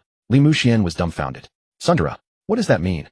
Zuo Ruotong recalled Su Bai's explanation from earlier and repeated it verbatim. Su Bai's exact words were that it means being two-faced, saying one thing while meaning another, clinging to face while suffering within. Your heart desires it 100-fold, yet your mouth stubbornly denies it. Tell you to go east, and you insist on going west. Your spoken answers always oppose your true inner thoughts. Clinging to face while suffering within. Always opposing one's truest desires. These words crashed over Li Muxian like a lightning strike. He stood frozen, a numbness spreading across his scalp. Oh dear. It seemed perhaps uncannily like him. Li Muxian quickly reviewed his past, and had to admit, there was some truth to it. Those few characters had stripped bare his every mannerism, leaving not a scrap of cover. What on earth was this Su Bai? After half a month of living together, Li Muxian was certain he had revealed nothing amiss. How could someone who lazily basked in the sun every day see through him so thoroughly? Emotional turmoil raged within Li Muxian, his face cycling through pallor and crimson. He absolutely refused to admit it. How humiliating. If he agreed, how could he ever hold his head high again? He would never concede no matter what. Watching Li Muxian struggle, his teeth nearly gnawed through his lip, Zuo Ruotong chuckled softly. Li Muxian, if you truly wish to join my sect, even Sundara will suffice. But cultivation is not merely practice. It is the cultivation of the self. If you dare not face your own heart, this path will take you nowhere. I hope you understand. Zuo Ruotong clasped his hands behind his back, granting him one final chance. I will ask you once more. Why do you insist on joining my three monastery? Li Muxian's fists clenched tight. Speak the truth. Say it already. What is shameful about admitting you admire your sect leader? He urged himself frantically within. But as the words approached his lips, that ridiculous pride resurfaced. After struggling against it for what felt like an eternity, his face flushing red, he forced out a meaningless reply. It's because I admire the reputation of the three monastery. Zuo Ruotong's eyes flickered with disappointment, and he shook his head gently. Very well. Casting those two words aside, Zuo Ruotong turned and strode out of the courtyard gate without hesitation. Li Muxian watched blankly as the white-robed figure disappeared from view and the gate closed behind him. It took a full half-minute before he finally snapped out of it. Slap. Li Muxian delivered a hard slap to his own thigh, wincing sharply from the pain. Damn it. Damn it. He grabbed his hair with both hands and rolled about on the ground in sheer frustration. The sect leader had already shattered the answer and pressed it into his mouth. All he needed to do was accept the opening, and it would be done. Why couldn't he control this blasted mouth? Am I really at Sundara? No way. I could not possibly have such a personality. Li Muxian pounded the ground in exasperation, regretting deeply. He had missed this chance, and the next time the sect leader came, who knew when it would be? He lay on the ground for a while before heaving himself up, gasping, and brushing the dirt from his short jacket. Regardless, Su, by speaking on his behalf before the sect leader today, had undoubtedly been a great help. Otherwise, the sect leader would never have personally come to the outer courtyard to offer this final chance. Su Bai. Li Muxian gazed toward the upper courtyard, gritted his teeth, and felt warmth rising in his chest. You're a true friend. I owe you one, and I will repay you. In the disciples' quarters of the upper courtyard, snores filled the air. Who? HNNN. Lu Jin lay sprawled spread eagle on his cot, sleeping in utter contentment, a sparkling string of drool dangling from the corner of his mouth. Su Bai sat cross-legged on his side of the wooden bed, quietly waiting for a while. Only after confirming that the brat had thoroughly fallen asleep, did he carefully lift the thin blanket and slide off the bed. After putting on his shoes, Su Bai pushed open the door without disturbing a soul and slipped out into the courtyard. The autumn night wind carried a touch of chill, and half a moon hung above the clouds, casting the bluestone floor in bright silver light. Su Bai stood still and looked around. The elders of the upper courtyard had already retired for the night. The surroundings were so quiet that only the chirping of crickets from the grass could be heard. Come out. Su Bai softly uttered 2 words. The ground beneath his feet instantly changed. The shadow that had lain flat on the bluestone began to churn and twist violently, like boiling asphalt. The black liquid substance shot up from the ground, quickly forming a tall and gaunt silhouette. In the blink of an eye, the lean man, wreathed in faint black aura, stood fully formed. A bizarre crystalline blue light shimmered in the lean man's eyes. The moment he appeared, the shadow obediently knelt on one knee, head lowered, looking fully at Su Bai's disposal. Su Bai stroked his chin. During the days where Zuo Ruotong had repeatedly cautioned him to treat this ability with seriousness and to seek approval before using it. That instruction concerned extracting new shadows. As for the one already in his possession, he naturally had to study it thoroughly. Only by knowing both himself and his power could he maximize the effectiveness of this innate ability. Su Bai pointed in the direction down the mountain. Now stand up and run that way. The lean man rose without hesitation. If I don't call stop, keep running. Stay as hidden as possible. Don't make a sound, Su Bai added an instruction. The shadow nodded, and with a flicker of his body directly merged into the shadow of the nearby courtyard wall, scurrying out along the wall's base. The speed was genuinely impressive, and because the figure was itself made of shadow, it didn't even stir the wind as it ran. Su Bai closed his eyes, held his breath, and focused on the faint connection between himself and the shadow. It was a mysterious feeling, like holding an invisible kite string in his hand. 30 meters the connection was steady. 50 meters the shadow was rapidly crossing a bamboo grove, moving with agility. At around 100 meters, Su Bai suddenly felt the string in his mind tauten slightly. He could clearly sense that the shadow's running speed had slowed, and its movements were no longer as smooth as when it was near him, as if it were stuck in some viscous mud. Movement has slowed, huh? Su Bai silently calculated. It seems 100 meters is the current optimal combat radius for him to fully display his strength. He did not order it to stop, letting the shadow continue running forward. 150 meters. 200 meters. As the distance stretched farther, Su Bai felt his mental perception growing hazier, the string feeling like it might snap at any moment. The feedback from the shadow also grew increasingly stiff, until the moment it crossed the 300-meter mark. Snap! Something in his mind made a crisp sound. That invisible connection completely broke. Su Bai violently opened his eyes. The next second, he noticed the ground at his feet ripple, and the lean man's figure condensed directly from his original shadow. Without any warning, it was a forced recall. Auto-dissipation beyond 300 meters, returning to my shadow, to hibernate. Su Bai nodded, noting the distance limit in his mind. With the range understood, the next step was to test the most crucial element of combat, damage absorption and recovery. Su Bai beckoned, leading the lean man into the upper courtyard's kitchen. A long row of knives lay on the stove. Su Bai picked a thick-backed iron cleaver usually used for chopping large bones, weighted in his hand. Fairly heavy, just right for testing. He handed the cleaver to the lean man. For the next test, you are not allowed to use your iron shirt from life, nor are you allowed to circulate the chi in your body for protection. Su Bai issued the order, rely purely on this physical body. Take the blade and chop your own left arm. Put some strength into it. If any ordinary living person had heard this command, they would surely think he had lost his mind. But a shadow soldier had no such emotion as fear. The lean man took the large cleaver, swung it up with his right hand, and brought it down savagely on his own left arm, without the slightest hesitation. Thunk. No blood splattered. The iron cleaver embedded directly into the arm, made of pure dark chi, hacking most of the limb clean through, until only a strip of black flesh held it dangling limply. Su Bai kept silent, merely staring intently at the wound. Then something astonishing happened. The black matter at the severed area seemed to come alive, rapidly writhing and intertwining. In just 2 or 3 breaths, the severed arm reattached itself perfectly. Not even a scar remained. The very moment the arm regenerated, Su Bai distinctly felt a wisp of chi diminish from his dantian. It was truly an imperceptible wisp, so minute that one would never notice it without deliberate focus. Regenerating a severed limb costs this little. Su Bai's eyes brightened and his spirits rose. Again, stab the heart. The lean man reversed the cleaver, aimed the tip at his own left chest, and with both hands shoved it straight through. The large cleaver protruded from his back. He didn't die. The shadow didn't even waver as it pulled the knife out. With a swirl of dark chi, the wound healed once more. At the same time, another wisp of chi was drawn from Su Bai's body. A bit more than the arm, but still completely within acceptable limits. Even the heart isn't a weakness against physical attacks. As long as I don't recall you, as long as I still have chi, you are truly an immortal body. Subai sucked in a sharp breath. This was simply too broken. Taking this kind of fearless, undying death warrior into battle was like an old cow soaring into heaven. Absolutely off the charts. He took a deep breath. Final step, cut off your own head. The lean man, hearing this, gripped the cleaver with both hands, set the thick-backed blade against his neck, and yanked it across with a vicious chop. Thud. The instant the head fell to the ground, the lean man's tall body stiffened, then dispersed with a whoosh, dissolving into a puddle of black water that rapidly seeped into the ground, vanishing completely. Dead. This time, truly dead. Unable to heal itself like before. Subai had learned the full picture.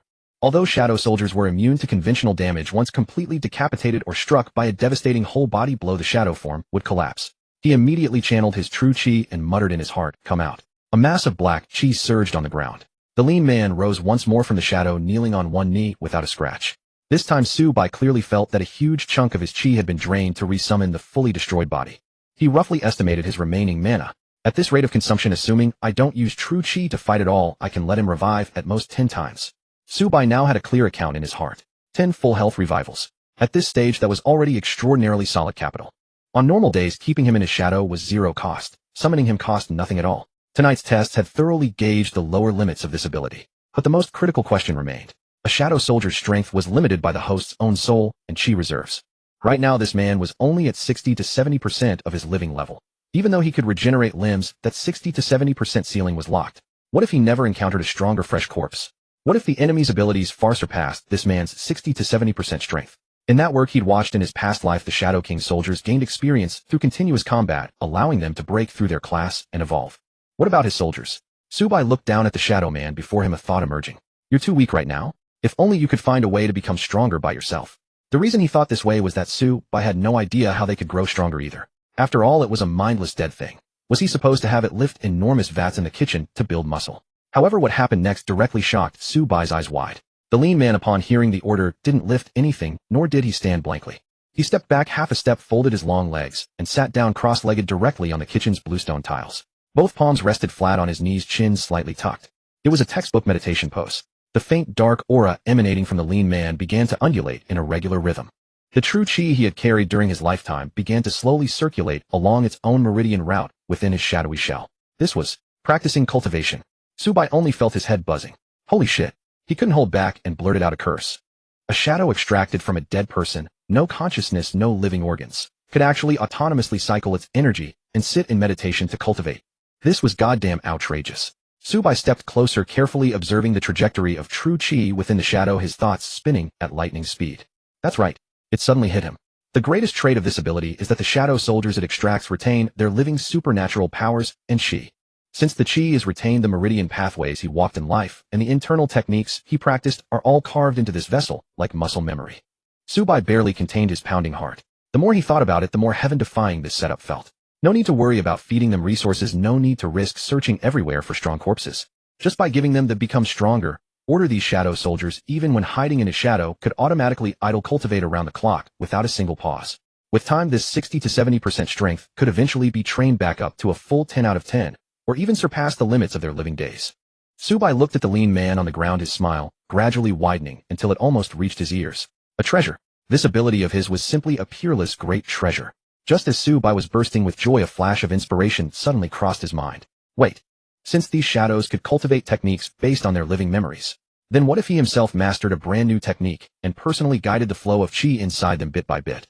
Could they learn a completely new technique? As soon as this thought emerged, Subai's breathing grew rapid. He was about to formally learn the reverse life threefold.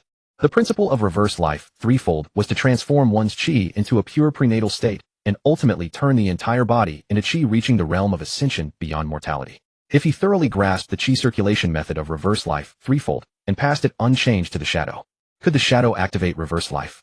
Subai stood in the pitch-dark kitchen, and the mere thought of such a scene made all the blood in his body rush straight to his head. In all his life, the dang immortal Zuo Ruotong had seen, at the very most, around 100 or so practitioners of the reverse life threefold during the peak of the Sanyi sect. If one day in the future he stood at the center of a battlefield and snapped his fingers, the sky-blanketing army of 100,000 shadows behind him would rise from the earth.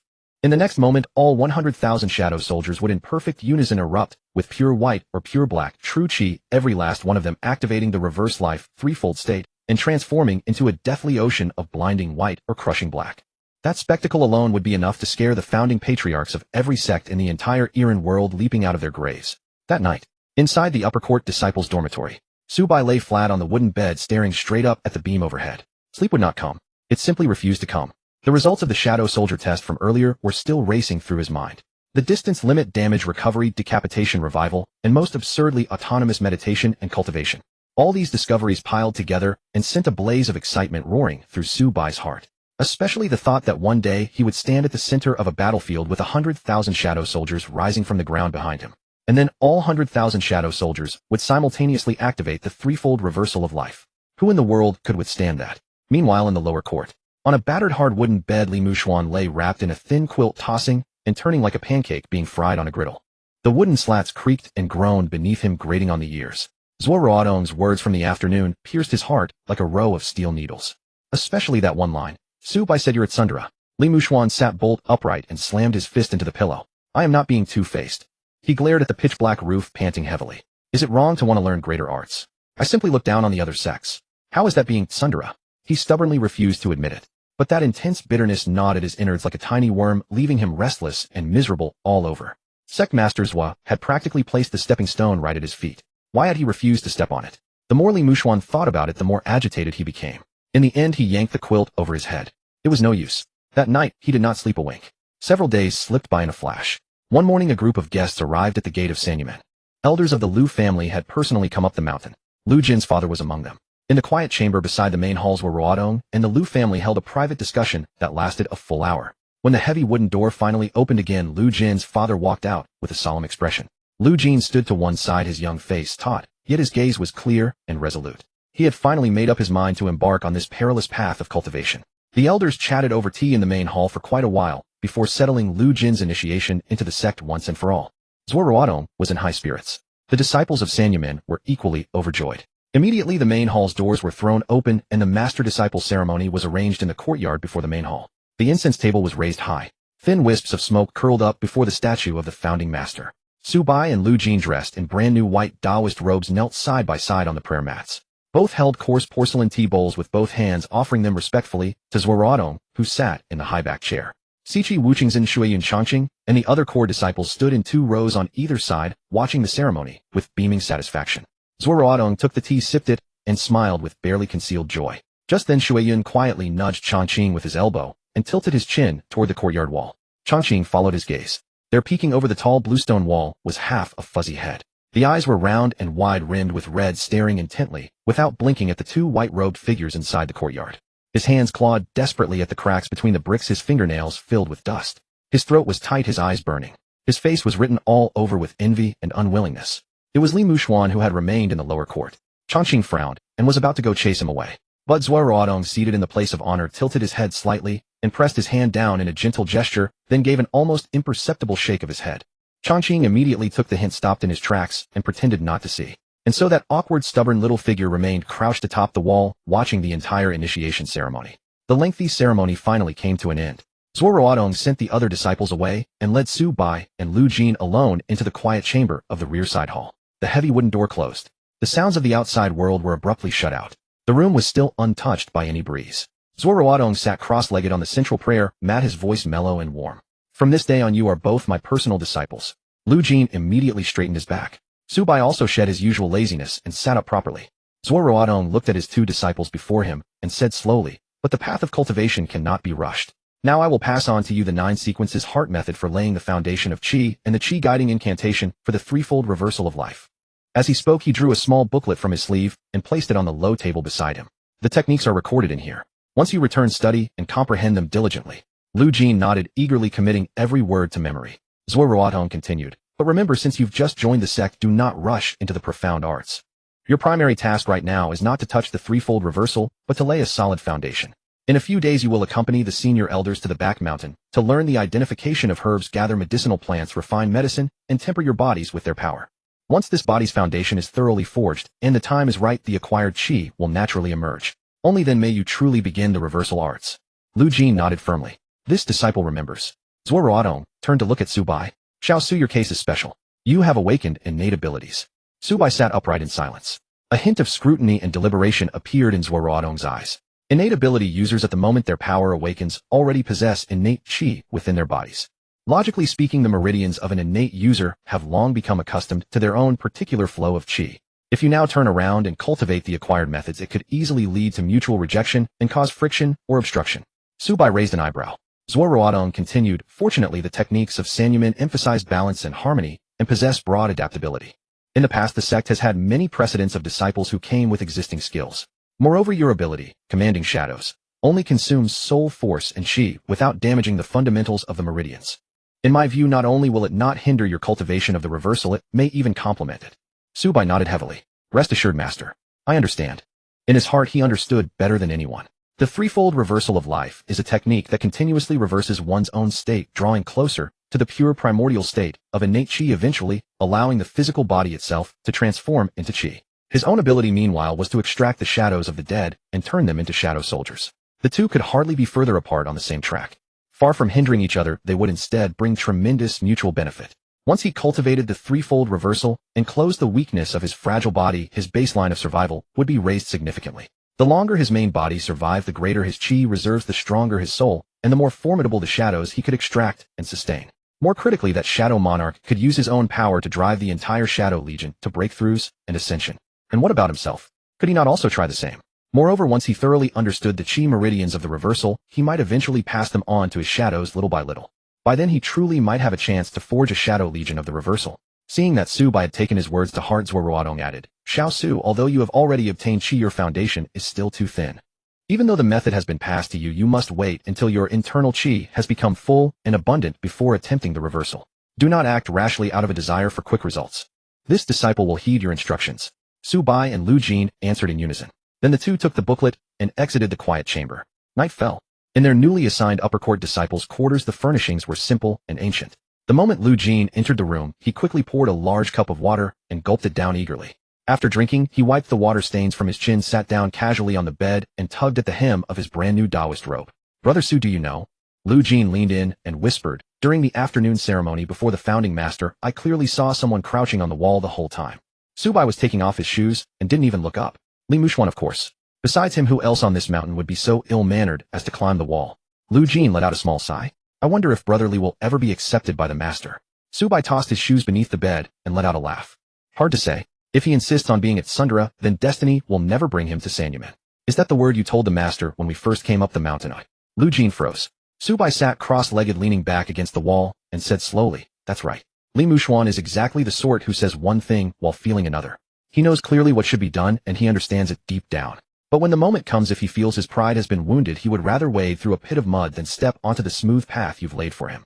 Tell him to go east, and he refuses and goes west. Stiff-necked, he walks the dark road, and unless he stumbles and smashes his head bloody, he will never admit defeat. Lu Jin stared at Su Bai with wide, astonished eyes. Brother Su, how do you know Brother Li so well? Lu Jin scratched his head. We've only spent a little over a month together, and with Brother Li we've only shared about half a month at most, right? When we carried water and chopped wood, I never saw the two of you talk that deeply. Su Bai clapped his hands and raised an eyebrow at Lu Jin. I not only understand him, I understand you too, Brother Lu. Lu Jin suddenly perked up, pointing at his own nose and leaning in. Me? What's there to understand about me? Lu Jin grew curious. Then tell me, Brother Su, what kind of person do you think I am? Su Bai looked him over from head to toe, unable to hold back, and grinned from ear to ear. You? Su Bai cleared his throat. You're like the stone inside a latrine pit. The anticipation on Lu Jin's young face froze solid in that instant. His mouth hung slightly open, and for a long moment, he couldn't snap out of it. Hey now. Su Bai mercilessly drove the point home, stinking hard and obstinate, blunt-tempered and stubbornly clinging to your own reasoning. Other people hit the south wall and learn to turn back. But with your temperament, even if you smashed the entire wall down, you'd still march straight through the rubble. Once you set your mind on something, even the gods couldn't talk you out of it. Lu Jin's face flushed bright red, and the corners of his eyes twitched twice. Brother Su, you've gone too far this time. He waved his hands rapidly. I've been nothing but courteous to you every day, and I've never slacked off in my work. How am I stinking hard? Su Bai burst out laughing, casually grabbing the 9 sequences booklet from the low table and flipping it open. I know you won't accept it now. Su Bai put on the air of an experienced senior. As for whether I've gone too far, just wait until you grow up and slowly come to understand it yourself. Lu Jin gave a humph and turned his head away. But before long, he couldn't help stealing another glance at Su Bai. This guy was the same age as him, so why did he always sound like one of those old veterans? The idle chatter ended and cultivation formally began. At nightfall, a dim oil lamp was lit in the room. The flame danced gently. When it came time for the evening meditation, Su Bai and Lu Jin each sat on their own wooden beds and began refining qi according to the methods written in the booklet. For Taoist arts, the first and foremost barrier was stillness. Seated meditation required severing worldly thoughts and emotions, letting the mind return to the cosmos, and entering a state of self-forgetting. Easier said than done. An 8 or 9-year-old child was in the most restless stage of life. Their heads were filled daily with catching crickets or raiding bird nests. How could they be expected to calm down at will? Lu Jin took a deep breath and closed his eyes. Within fewer than 10 breaths, his brow began twitching irregularly. A few moments later, his knees ached and his back grew stiff. He scratched his ear, now twisted his neck. Then, outside the window, the night wind rustled the leaves with a whispering sound.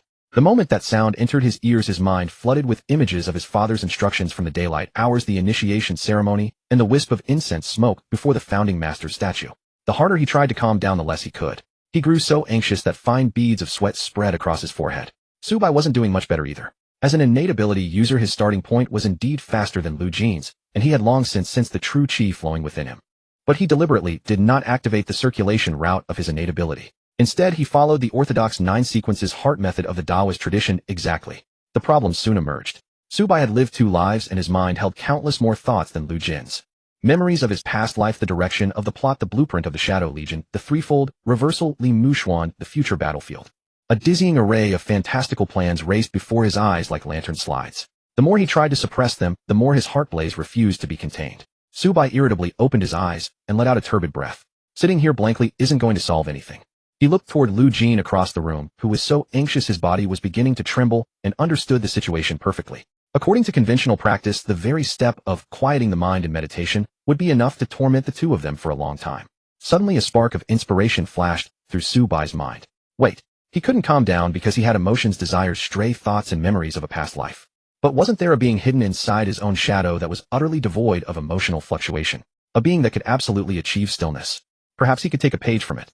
Without a moment's hesitation, Zubai lowered his eyelids, and his consciousness slowly sank. Following that invisible connection, he dove directly into the interior of his own shadow.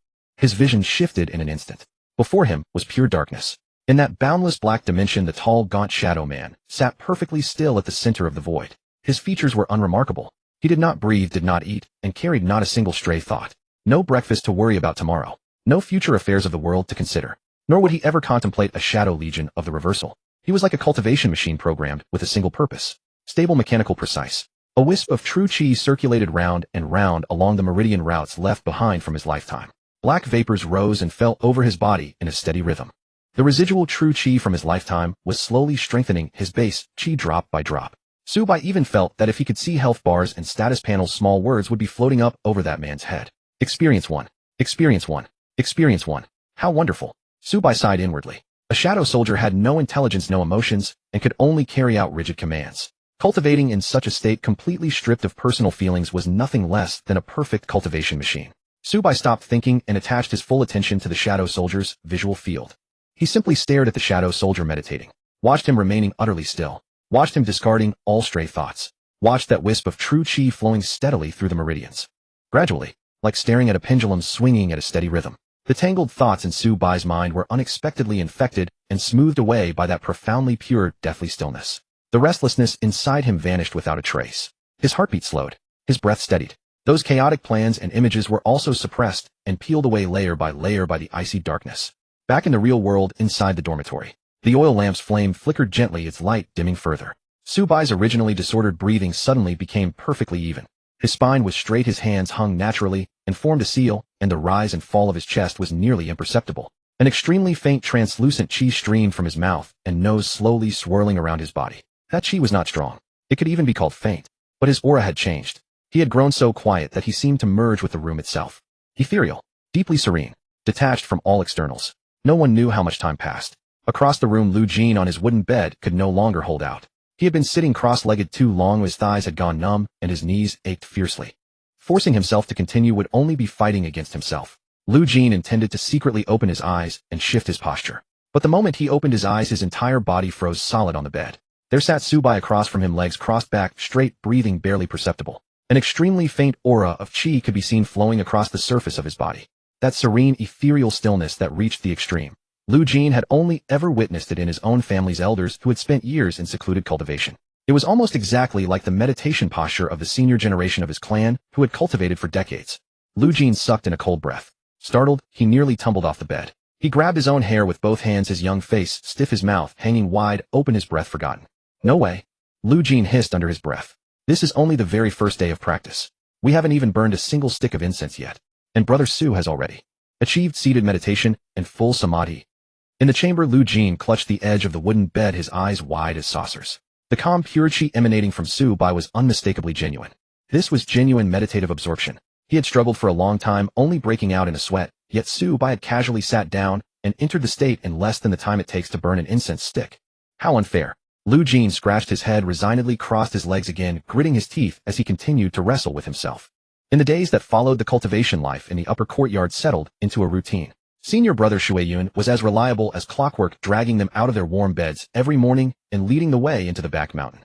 The foundation establishment process at Sanyumin was extremely rigorous, forbidding any haste. Their daily tasks were to identify herbs and cut medicinal vines. The herbs gathered during the day would be boiled in a large iron pot set up in the courtyard at dusk, with Shueyun personally tending the fire. Half of the resulting decoction was used for their medicinal baths to temper their bodies, while the other half was mixed with special powders and rolled into pills for ingestion. The medicinal power dispersed, coursing through their bodies, forcibly elevating the vitality foundation of these two young physiques. Lu Jin would yelp and scream every day as the medicinal soup soaked him, claiming it was peeling his skin. Su Bai, on the other hand, thoroughly enjoyed it. With the protection of true qi and his innate extraordinary constitution, the impact of the medicine was just right for him, and his vitality visibly strengthened. At night came the tedious meditation sessions. For a full half-month, every night in the dead of silence, Su Bai would sink his consciousness and connect to the shadow soldiers hidden in the darkness. That pitch-black figure had no emotional fluctuations, always maintaining an utterly silent state of qi circulation. Su Bai relied on this deathly stillness to smooth out his own mind and spirit. Each meditative absorption was smoother than the last. One morning, as the sky was barely lit, Su Bai sat cross-legged on the wooden bed, his hands forming a seal. With each breath, a wisp of crystal-clear, transparent qi emerged from his mouth and nose, circled around his body, and finally converged like 100 rivers flowing into the sea, gathering into his qi sea. He opened his eyes. The meridians inside his body were unobstructed, and the sense of blockage was completely gone. The microcosmic cycle of the 9-sequence meditation method had reached its peak. The acquired qi generated by the medicinal power, combined with his innate extraordinary qi, had fully reached a state of fullness and saturation within his body. Foundation establishment was complete. Now I can begin preparing to cultivate the reverse life, triple cultivation. Su Bai clenched his fist, feeling the abundant power within him. However, this matter could not be decided on his own. Zuo Ruotong had long instructed that once the 9-sequence was fully mastered, he must report immediately, and the master would personally guard the process and guide the qi. Su Bai turned to look at the opposite side. Lu Jin was lying sprawled in his bedding, one foot kicked against the wall, a string of glistening drool at the corner of his mouth, sleeping soundly. Although this kid's progress couldn't compare to his own, relying on the excellent foundation of the Lu family and his extraordinary tenacity, he had barely touched the threshold of meditative absorption in the past couple of days. In the morning, the sun grew increasingly scorching. In the back mountain forest, the cicadas were chirping in unison. Su Bai and Lu Jin each carried a small bamboo basket and held iron sickles for cutting herbs, rummaging through waist-deep bushes. Brother Su, Lu Jin wiped the sweat from his forehead with his sleeve and tossed the freshly dug horned orchid into his basket. How exactly did you manage to enter meditative absorption so quickly? This question had been weighing on him for half a month. Lu Jin leaned in, his face full of distress. Every night, I follow the mental method mantra to suppress my temperament, but the more I suppress, the more irritated I get. Just when I manage to calm down for a moment, a bird flies past the window or a leaf rustles, and my concentration scatters immediately. Senior brother Shueyun says I have to go with the flow, but it's just too difficult. Su Bai straightened up and patted the mud off his hands. He couldn't tell this kid that he was watching a ghost shadow meditate and level up for him every night, could he? He still didn't intend to reveal that his shadow could cultivate on its own. Meditative absorption really has no secret trick, Su Bai casually lied. Just empty your mind completely. Don't think about anything, let your heart settle, and you'll naturally enter. The more you focus on that bird, the more it'll fly around in your head all night. Lu Jin sighed. It seems I still need more practice. In terms of mental fortitude, I'm truly not as good as you. Lu Jin shook his head and walked toward another slope with his sickle. I'll go look for Angelica over there, you just wander around here. The two parted ways, each searching for herbs in the forest. Su Bai dug up 2 fine-looking polygonatum roots under a tree trunk and was about to stand up. His movements suddenly halted. After completing the 9-sequence, the qi accumulation in his body was sufficient, and his 5 senses had become significantly sharper. The subtle changes in the wind and grass around him became more clearly perceptible. Several zhang behind him, to the left behind the thick camphor tree, there was an extremely faint breathing sound. And it wasn't just one breath. This person had clearly been crouching there for a while, even deliberately muffling his footsteps. This was the back mountain of Sanyumin. Usually no one would venture into this desolate forest except for the upper courtyard disciples gathering herbs. At this moment the owner of the breathing was not steady, exuding a sense of agitation. Su Bai raised an eyebrow. He stood upright holding the iron sickle in his right hand, and without turning back called out toward the direction of the camphor tree, "Who's there? Come out." The forest was silent for a few seconds. A rustling sound of branches and leaves came from the bushes. A half-grown figure in overalls slowly shuffled out from behind the camphor tree. His hands nervously clutched the hem of his clothes, his shoes covered in yellow mud, and a few red scratches from branches on his face. It was none other than Li Muxuan, who had been left doing chores in the lower courtyard. Seeing who it was, Su Bai casually tossed the sickle into his basket, a hint of amusement appearing on his face. "I was wondering who it was. Brotherly." Su Bai turned around and looked at him with an air of leisure. "Why aren't you chopping wood in the lower courtyard at this time of day? How do you have the leisure to wander into the back mountain?" Li Muxuan's expression stiffened. He had been secretly following them all the way, thinking he was well hidden. Even Lu Jin, a live human, hadn't noticed him, yet Su Bai had caught him red-handed. I was just taking a walk," Li Muxuan stammered, then cleared his throat. "I've already finished my chores in the lower courtyard. The mountain is so big I can't stay in one place all the time. I just happened to wander over here." Su Bai couldn't help but laugh. From the lower courtyard to this medicinal herb forest in the back mountain, there were 2 guard posts in between and a large bamboo grove to go around. Just walking would take at least half an hour. That's quite a detour. This doesn't seem like you, Brotherly. Su Bai took 2 steps forward, meeting Li Muxuan's gaze directly. "Did you come looking for us for something yet?" Li Muxuan's breath caught. He looked at Su Bai not far away, and then glanced out of the corner of his eye at the faintly visible back of Lu Jin on the slope. Those 2 brand-new white Taoist robes were dazzlingly conspicuous in the sunlight. Half a month ago they were all wearing coarse cloth and carrying water and manure in the same courtyard. Now these 2 were already legitimate personal disciples of the sect leader, and himself, still an unwelcome outsider. A surge of bitterness and grievance filled his chest, but Li Muxuan clenched his molars, tightly locking that trace of envy deep in his eyes. "What could I possibly have?" Li Muxuan turned his head away, avoiding Su Bai's eyes. "I just heard that you guys are gathering herbs every day in the upper courtyard, so I thought I'd come see how you're doing. Seeing you guys all doing hard labor, I feel relieved." The words sounded like they deserved a beating, but Su Bai shook his head inwardly. This Li Muxuan really had a talent for being both infuriating and amusing. He was clearly envious to the point of death and had come all the way here to see them. Maybe he even had it in mind to thank Su Bai for speaking up for him in front of the sect leader that day. But when the words came out, they all turned into prickly sarcasm. Su Bai hadn't planned to interfere too much, but seeing this kid's stubborn pride that made him suffer, he suddenly felt the urge to tease him. He side-approached with a look of concern and lowered his voice, putting on a show of thinking for him. "Since there's nothing, Brotherly, you'd better go back quickly. This back mountain is an important site of the upper courtyard with strict rules. If Senior Brother Shuiyun or Senior Brother Changqing catch you wandering around here, they could easily charge you with trespassing on the sect grounds." Su Bai paused, his tone growing heavier. "Then all the hardship and effort you've put in the lower courtyard for the past half-month would be for nothing. If the sect leader finds out you've broken the rules, he might expel you from the mountain on the spot." Li Muxuan's cheek twitched violently. He stared fixedly at Su Bai. Su Bai had a smile on his face, but his eyes clearly held a mischievousness that saw through everything. This was not concern for him, it was like stabbing him in his weak spot. "Don't you scare me." Li Muxuan finally lost his composure completely. His chest heaved violently, and the veins on his neck bulged. He pointed at Su Bai, his voice rising sharply. "I heard everything from sect leaders. What were you whispering to him about? Who's being two-faced?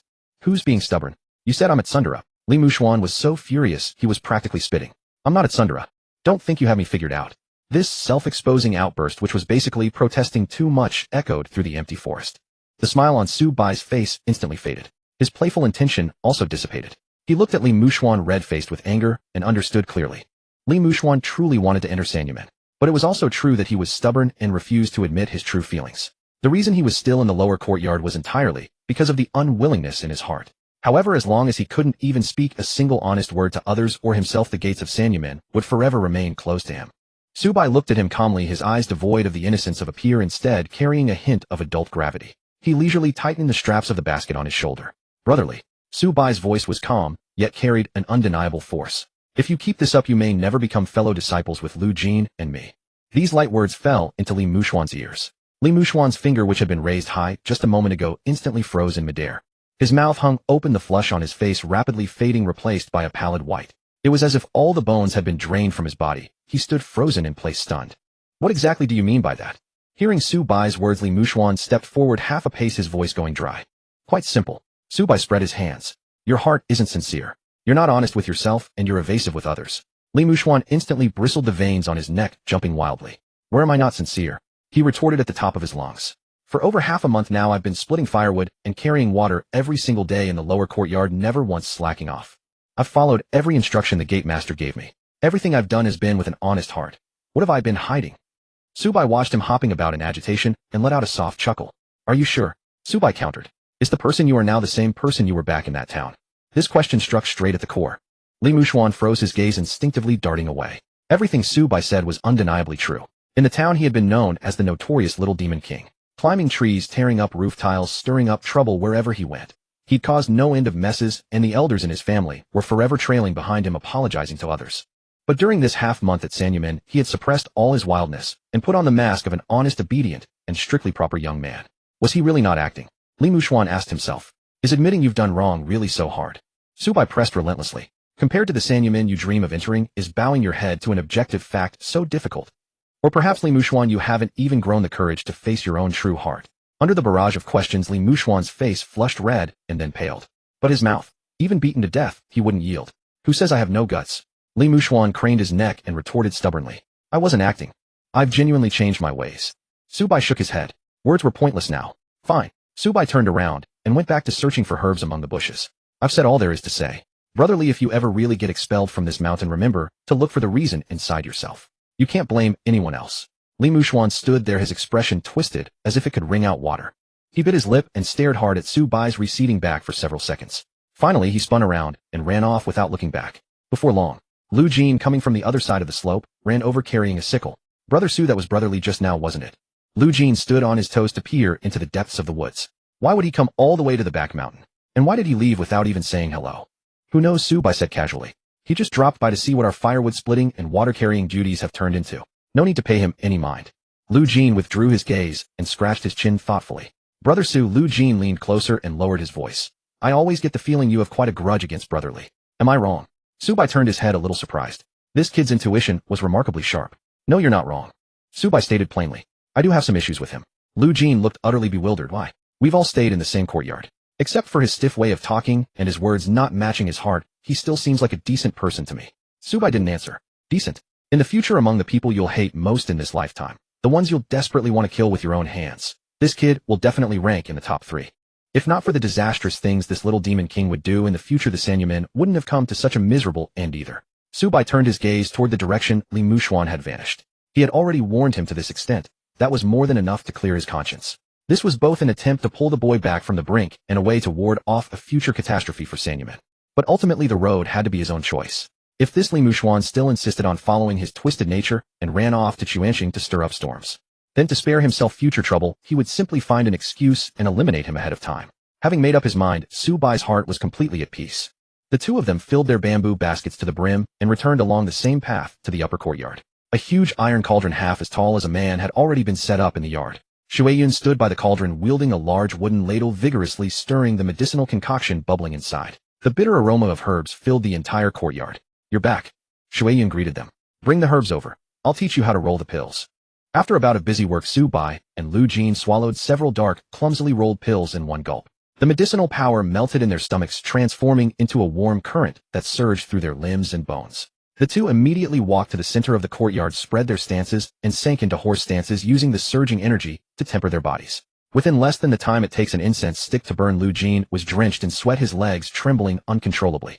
Subai, however, remained steady as Mount Tai, not even drawing a single extra breath. As they trained, Zuo Ruotong walked into the courtyard with his hands clasped behind his back. Several fellow disciples nearby hurriedly stopped what they were doing and bowed in greeting. All right, get back to your work. Zuo Ruotong waved a hand, walked to the center of the courtyard, and looked at his two disciples. Jiner, how is your progress? Zuo Ruotong asked. Lu Jin withdrew his hand, stood up straight, and wiped the sweat from his forehead. Master, over these past few days of stance training, I can feel my chi and blood have grown considerably fuller, Lu Jin answered honestly. But when it comes to entering the gate of stilling my heart and settling into meditation, your disciple still needs more time. Zuo Ruotong nodded with satisfaction. No rush. Zuo Ruotong offered a gentle reassurance.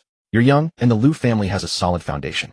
As long as you don't slack, entering the gate is only a matter of time. The greatest taboo in cultivation is a restless heart. After encouraging Lu Jin, Zuo Ruotong turned and looked at Subai. Little Su. Zuo Ruotong's eyes carried expectation. How is your progress? The surrounding fellow disciples all pricked up their ears. Everyone was intensely curious about this junior brother, a natural-born outlier. Subai withdrew his horse stance. Master. Subai's tone was exceptionally steady. I have already been in deep meditation for half a month. My inner chi is fully replenished, and the circulation of the 9 sequences heart method runs on its own without obstruction. Subai paused briefly. I wish to ask, Master, may I begin the niching technique today? Silence. The entire courtyard fell so quiet that the drop of a needle could be heard. Zuo Ruotong's hands behind his back clenched abruptly. Shui Yun had just stirred a full circle with his wooden ladle and nearly let it slip into the pot. Changqing and the other core disciples were stunned eyes wide as they stared at Su Bai. Deep meditation for half a month already. Qi fully replenished. Even the full circulation running on its own. It's only been a few days. Zuo Ruotong's heart was a raging tempest. Even his breathing faltered for a moment. When a natural-born outlier awakens, the innate qi within the body has already formed a fixed circulation route.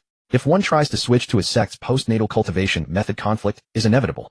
Forcing that innate qi into the proper track of postnatal cultivation is several times harder than for an ordinary person with no foundation at all to start from scratch.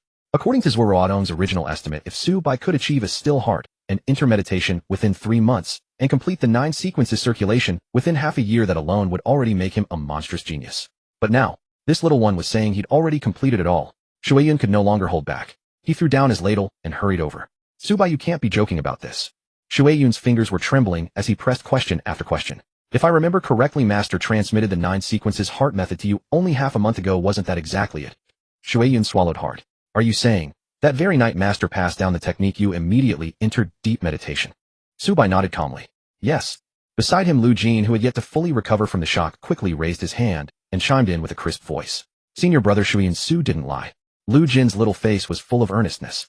That night, when we went back to do evening practice, I was still sweating and struggling to concentrate. Su sat down, and in no time at all he got weird. What do you mean weird? Shui Yun stomped his foot anxiously.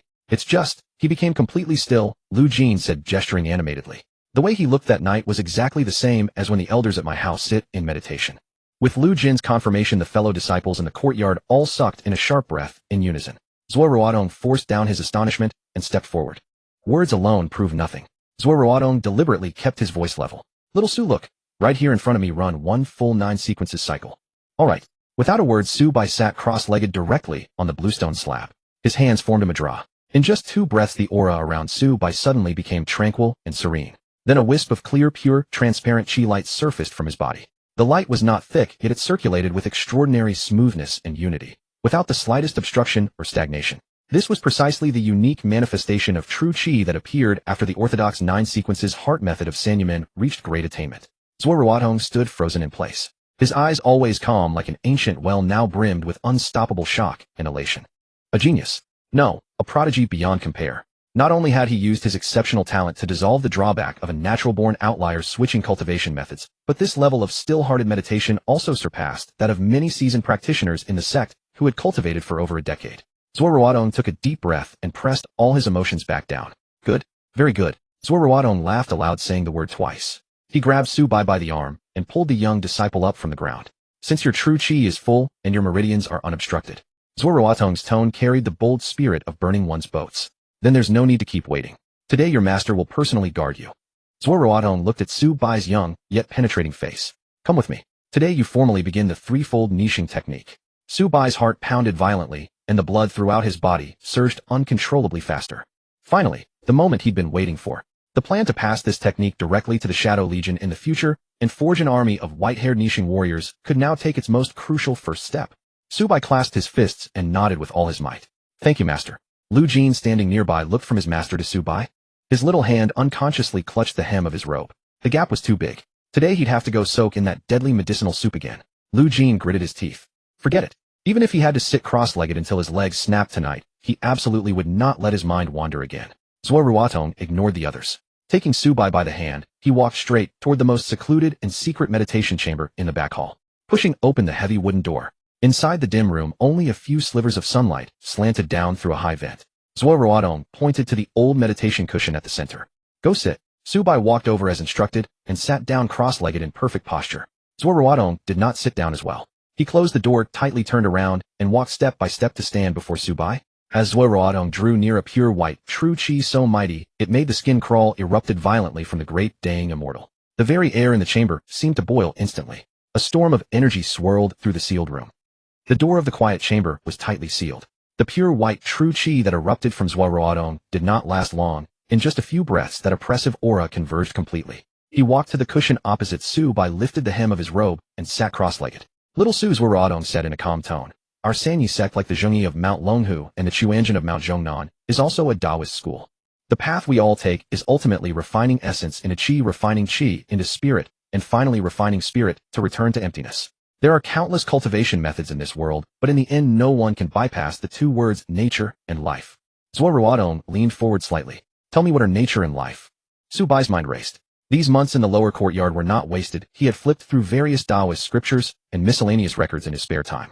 In reply to Master, Su Bai said with clear enunciation, a person's soul, spirit, and thoughts, these intangible formless things, are nature. And the physical body, flesh and blood, including the true qi within, these objectively existing tangible things, are life. Correct, Zuo Ruotong clapped lightly. The methods of various schools on the land of Huaxiao mostly revolve around these two words, nature and life. It's just that their emphasis differs, resulting in vastly different manifested abilities. Zuo Ruotong raised his right hand and traced the outline of a taiji in the air. Our Sanyi sect's method has a unique path. It emphasizes reverse refining the tangible body to achieve the intangible immortal. The first step in this is refining essence into qi. The transformation of nature lies in the heart. The transformation of life lies in the body. Zuo Ruotong's voice gradually deepened. Our way of reverse life is a genuine cultivation of both nature and life, a path of refining the heart and solidifying the body. In the 8 trigrams, Qian represents heaven, Quan represents earth. The union of the two generates the Gen trigram. Gen trigram between heaven and earth is the mountain. Mountains have a backbone, and so do humans. A person's backbone grows on the back. The ancestors once left a saying, Jin his back, not obtaining his body. Su Bai listened attentively, absorbing every word carefully. Jin means man, Hua means obtain. Zuo Ruotong continued to explain. Not obtaining means not getting. Not getting means nothingness. Not obtaining his body actually means cultivating this physical body to the realm of nothingness. Humans must cultivate from the tangible mortal flesh to the intangible immortal aura. The most crucial juncture lies in cultivating the Jin back. After these words, Su Bai suddenly understood. So the reverse life, triple realms walked this path. During these days he had read many books, as well as the inner alchemy techniques he knew from his past life. Other schools' inner alchemy mostly starts from lowering the heart fire into the lower dantian, called heart fire descending palace. Then subdue the dragon and subdue the tiger. The tiger is born in water belonging to the kidneys, the dragon is born in fire belonging to the heart. One must first subdue the tiger before subduing the dragon. After water and fire merge, a golden core is formed in the sea of qi. The Sanyi sect's reverse life completely does not follow this set. No golden core is formed, no distinction between yin and yang, water and fire. Reverse life directly connects the heart fire with the water qi of the life gate on the back.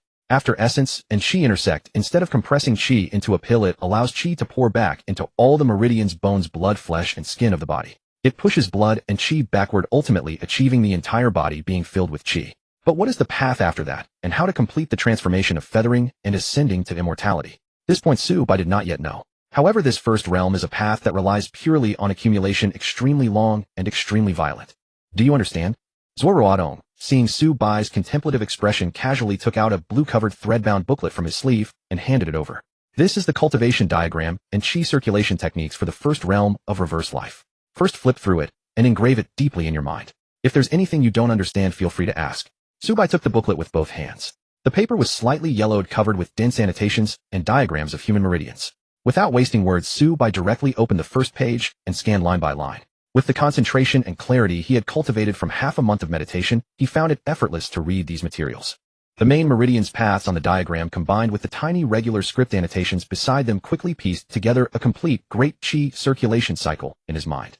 The entire quiet chamber was left with only the rustling sound of turning pages. Half a shurchen passed. Su Bai closed the last page and returned the booklet to Zuo Ruotong with both hands. Master, I have memorized it all. Zuo Ruotong took the booklet and nodded in approval.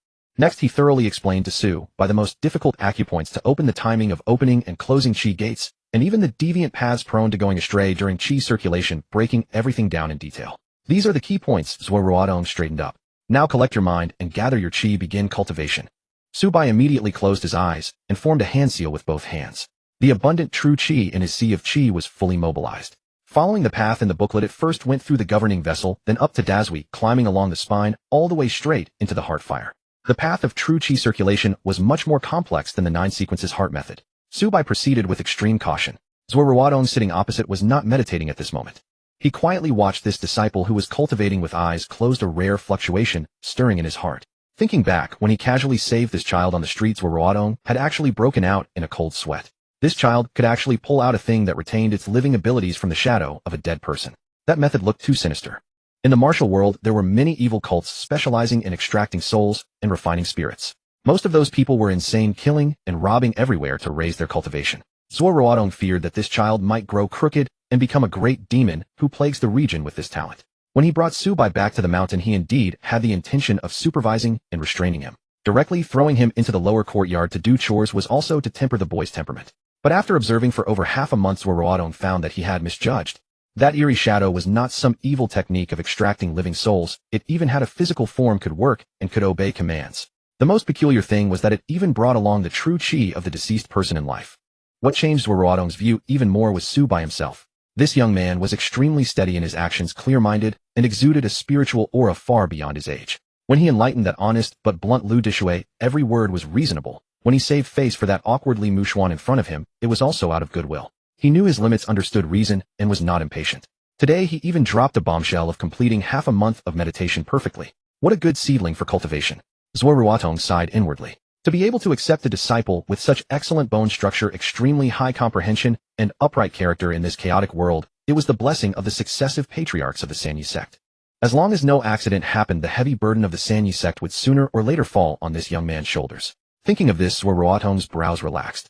He picked up the tea bowl on the low table beside him, preparing to drink some water to moisten his throat. However, at the very moment the tea touched his lips, Zuo Ruotong's gaze inadvertently fell on Su Bai's right shoulder. His pupils suddenly constricted. The hand holding the tea bowl froze in midair, completely still. Su Bai was still sitting cross-legged on the cushion with eyes closed.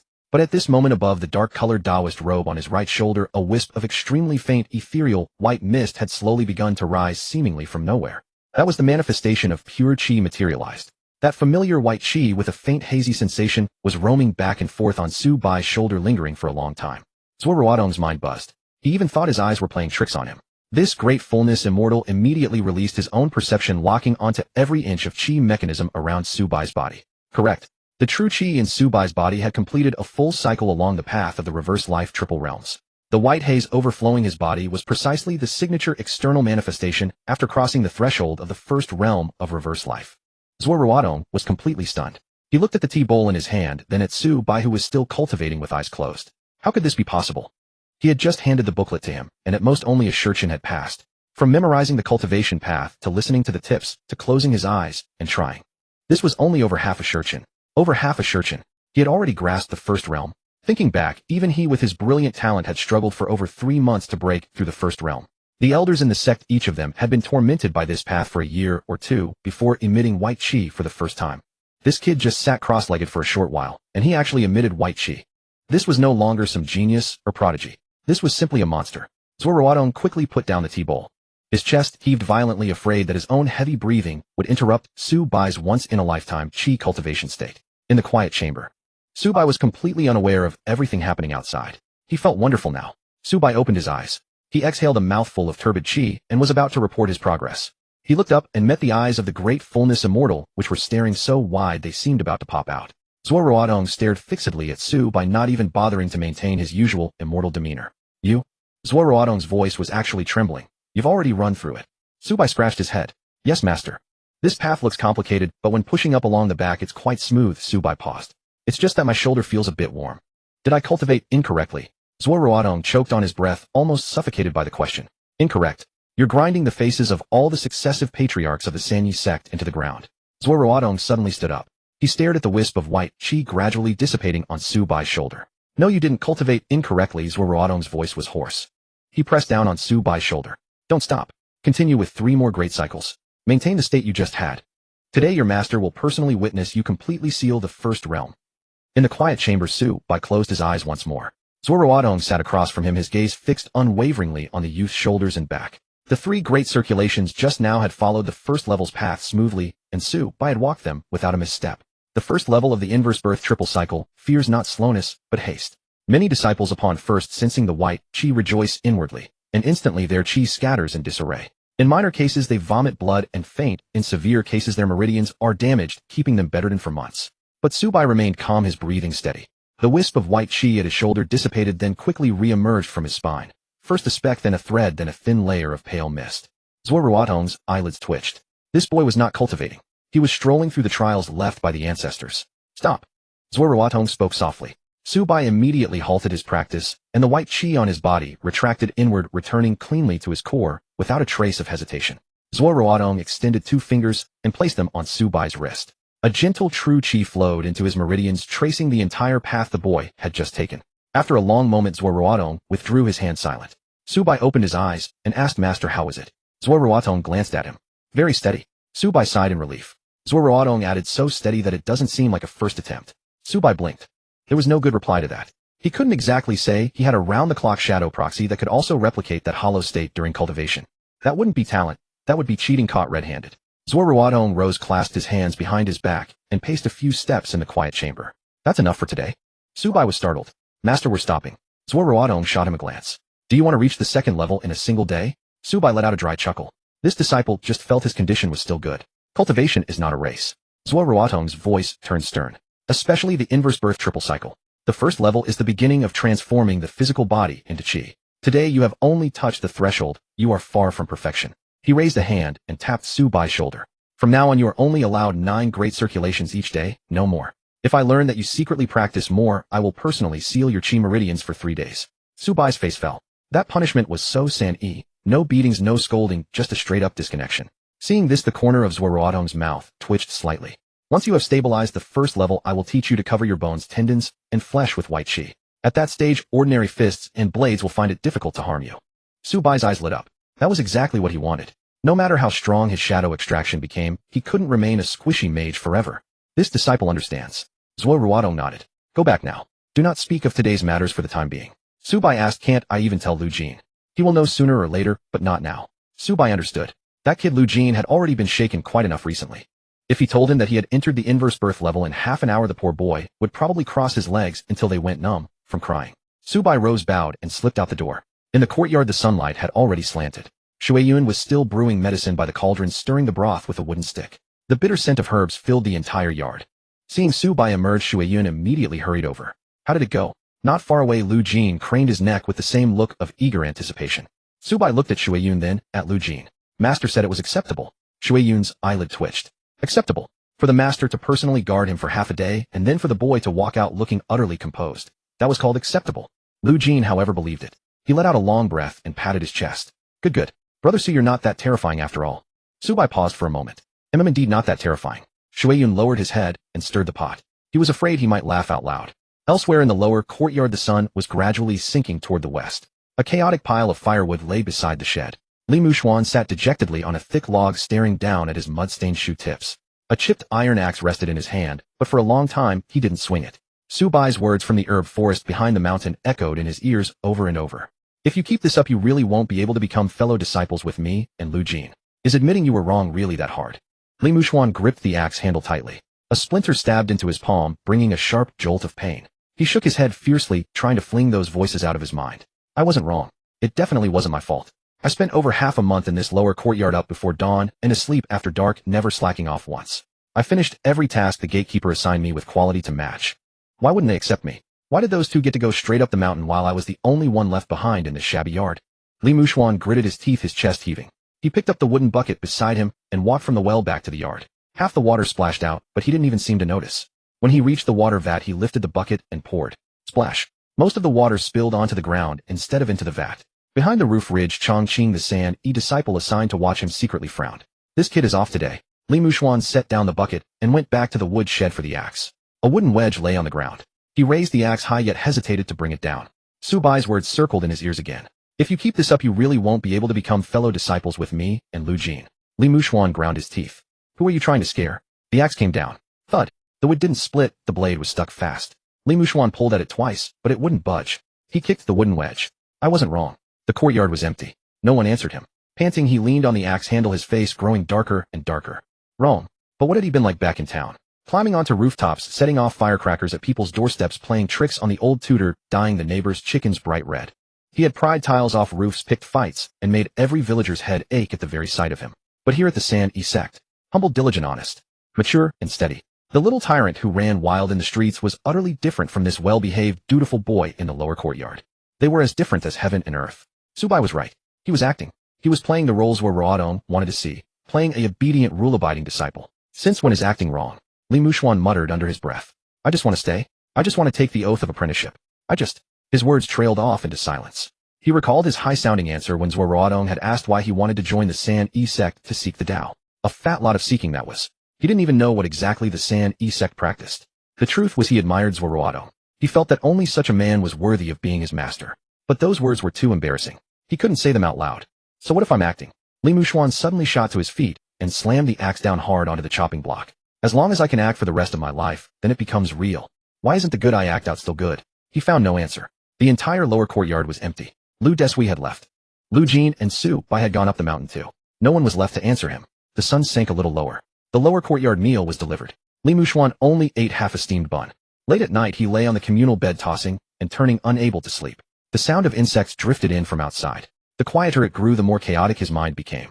Cold sweat slid down his forehead and soaked the coarse cloth pillow. Being thrown off the mountain is also your own fault. Su Bai's voice surfaced again.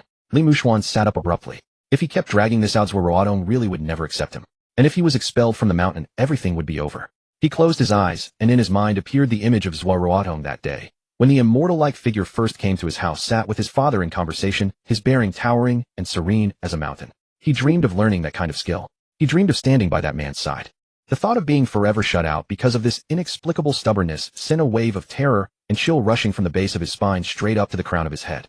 No, absolutely not. If he waited any longer, his own mouth would be the death of him. Li Muxuan snapped his eyes open and sprang up from the wooden bed. He didn't bother with an outer robe. He grabbed a thin shirt, threw it on, yanked open the door, and ran headlong up the mountain. The door hinge let out a soft creak. Chongqing on the roof ridge opened his eyes at once, making trouble again in the middle of the night. His figure flickered, and he followed silently. The night wind howled past, rustling the leaves in the woods. The mountain path was rugged, the stone steps slick with moss. Li Muxuan ran desperately, stumbling and falling several times. His knees were scraped raw, and his palms were bleeding. He didn't utter a single cry of pain. He got up and sprinted upward with all his might. He didn't dare stop. He was afraid that if he paused, the courage in his heart would scatter. Chongqing trailed far behind, watching the boy's faltering figure vanish into the night, utterly baffled. What in the world was this kid thinking, rushing toward the mountain gate at this hour? He couldn't be planning to steal the plaque, could he? Several minutes later, the San E sect's mountain gate appeared in the darkness.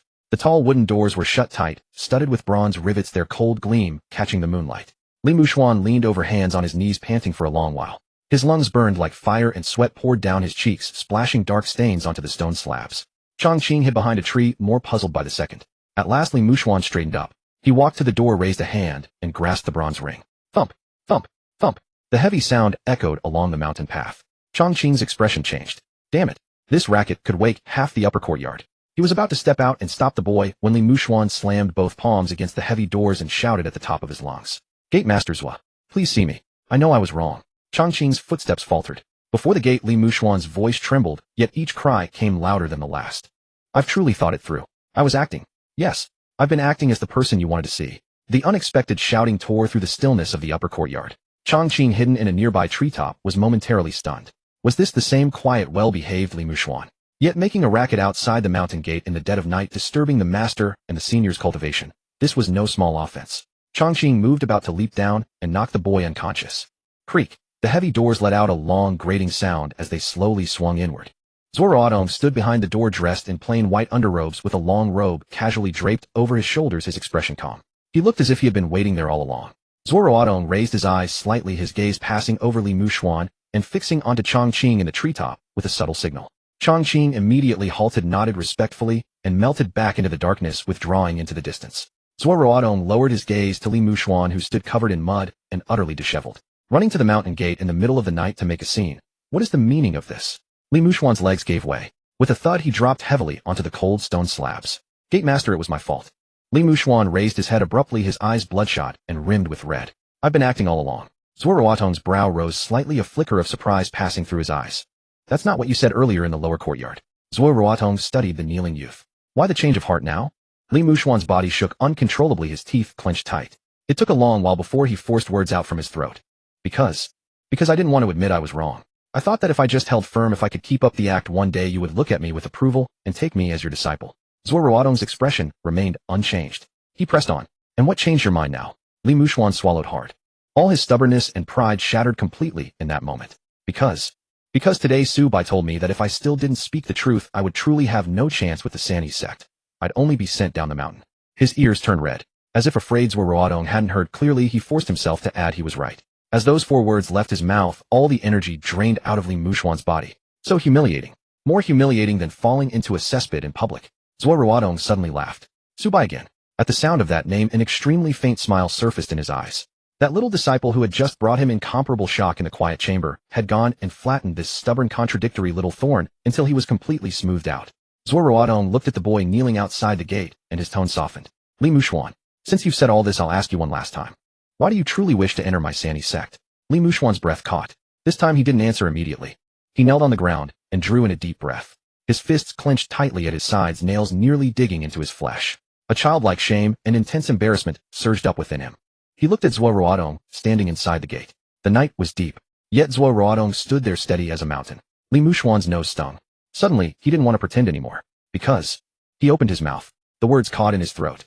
Zuo Ruotong didn't urge him. The night wind blew out through the mountain gate. Li Mushuan squeezed his eyes shut as if casting all caution to the wind and shouted in a cracked voice. Because I admire your bearing. I think that in all the world only you are worthy of being my master. I want to learn what you know. I want one day to stand just as you stand. After the shout, the mountain gate fell silent. Li Mushuan's face burned crimson. He wished he could dig a hole right then and bury himself in it, laying bare the most genuine desire in his heart before another person. The shame was so intense, he didn't even have the courage to open his eyes. But strangely enough, the great stone that had weighed on his chest for a full month was gone. That suffocating feeling had vanished, with it replaced by an inexplicable, immense relief. Standing on the steps of the gate, Zuo Ruotong listened to that desperate, tearing confession, and a genuine arc of a smile lifted the corner of his mouth. Without a word, he turned and walked back into the courtyard. The sound of footsteps faded into the distance. Li Mushuan snapped his eyes open and stared blankly at the gate, which had once again become empty. His mind went completely blank. The gate master just left. He had thrown away every shred of face, poured out every last bit of truth, and still it wasn't enough. An overwhelming wave of grievance and despair surged up to his eyes. The color drained from Li Mushuan's face bit by bit. His fists clenched, then loosened. He slowly rose, his eyes burning. I have disturbed you, gate master. He muttered those words and turned to head back to that pitch-black lower courtyard that belonged to him.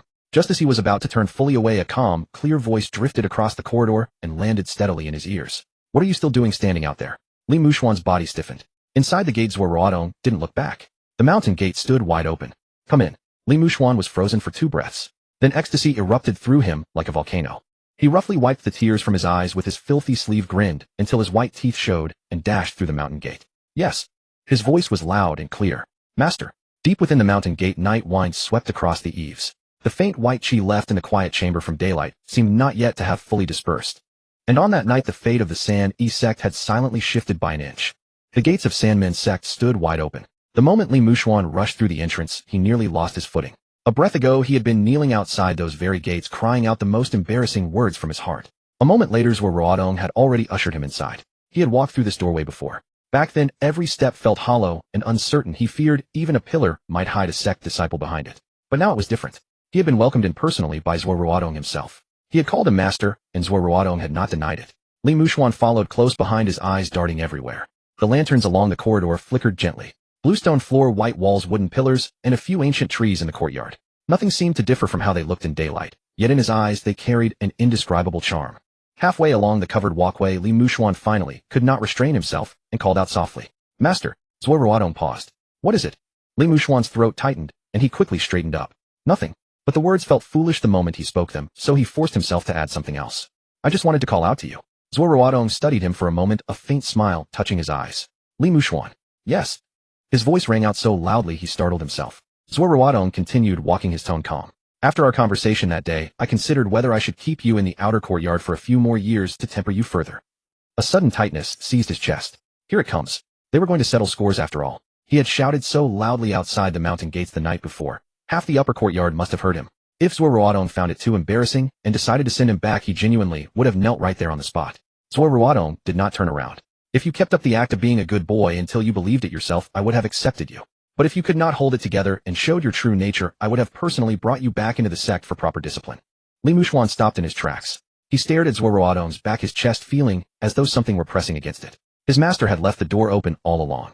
But seizing this chance required him to shatter his own hard shell. For over half a month he had been suffocating in the outer courtyard, playing the part of a compliant disciple, pretending to be composed while terrified inside, yet refusing to admit it. The hardest part was never the manual labor. It was simply speaking a single truth. Li Mushuan clenched his fists until his nails dug into his palms. How utterly foolish he had been. Su Bai's words rang true. Prideful. suffering for the sake of appearances. Zuo Ruotong seemed to read his thoughts, turning to face him. Yet I am glad you came tonight. Li Muxuan lifted his head. Zuo Ruotong reached out and patted his dust-covered shoulder. In this life, everyone stumbles.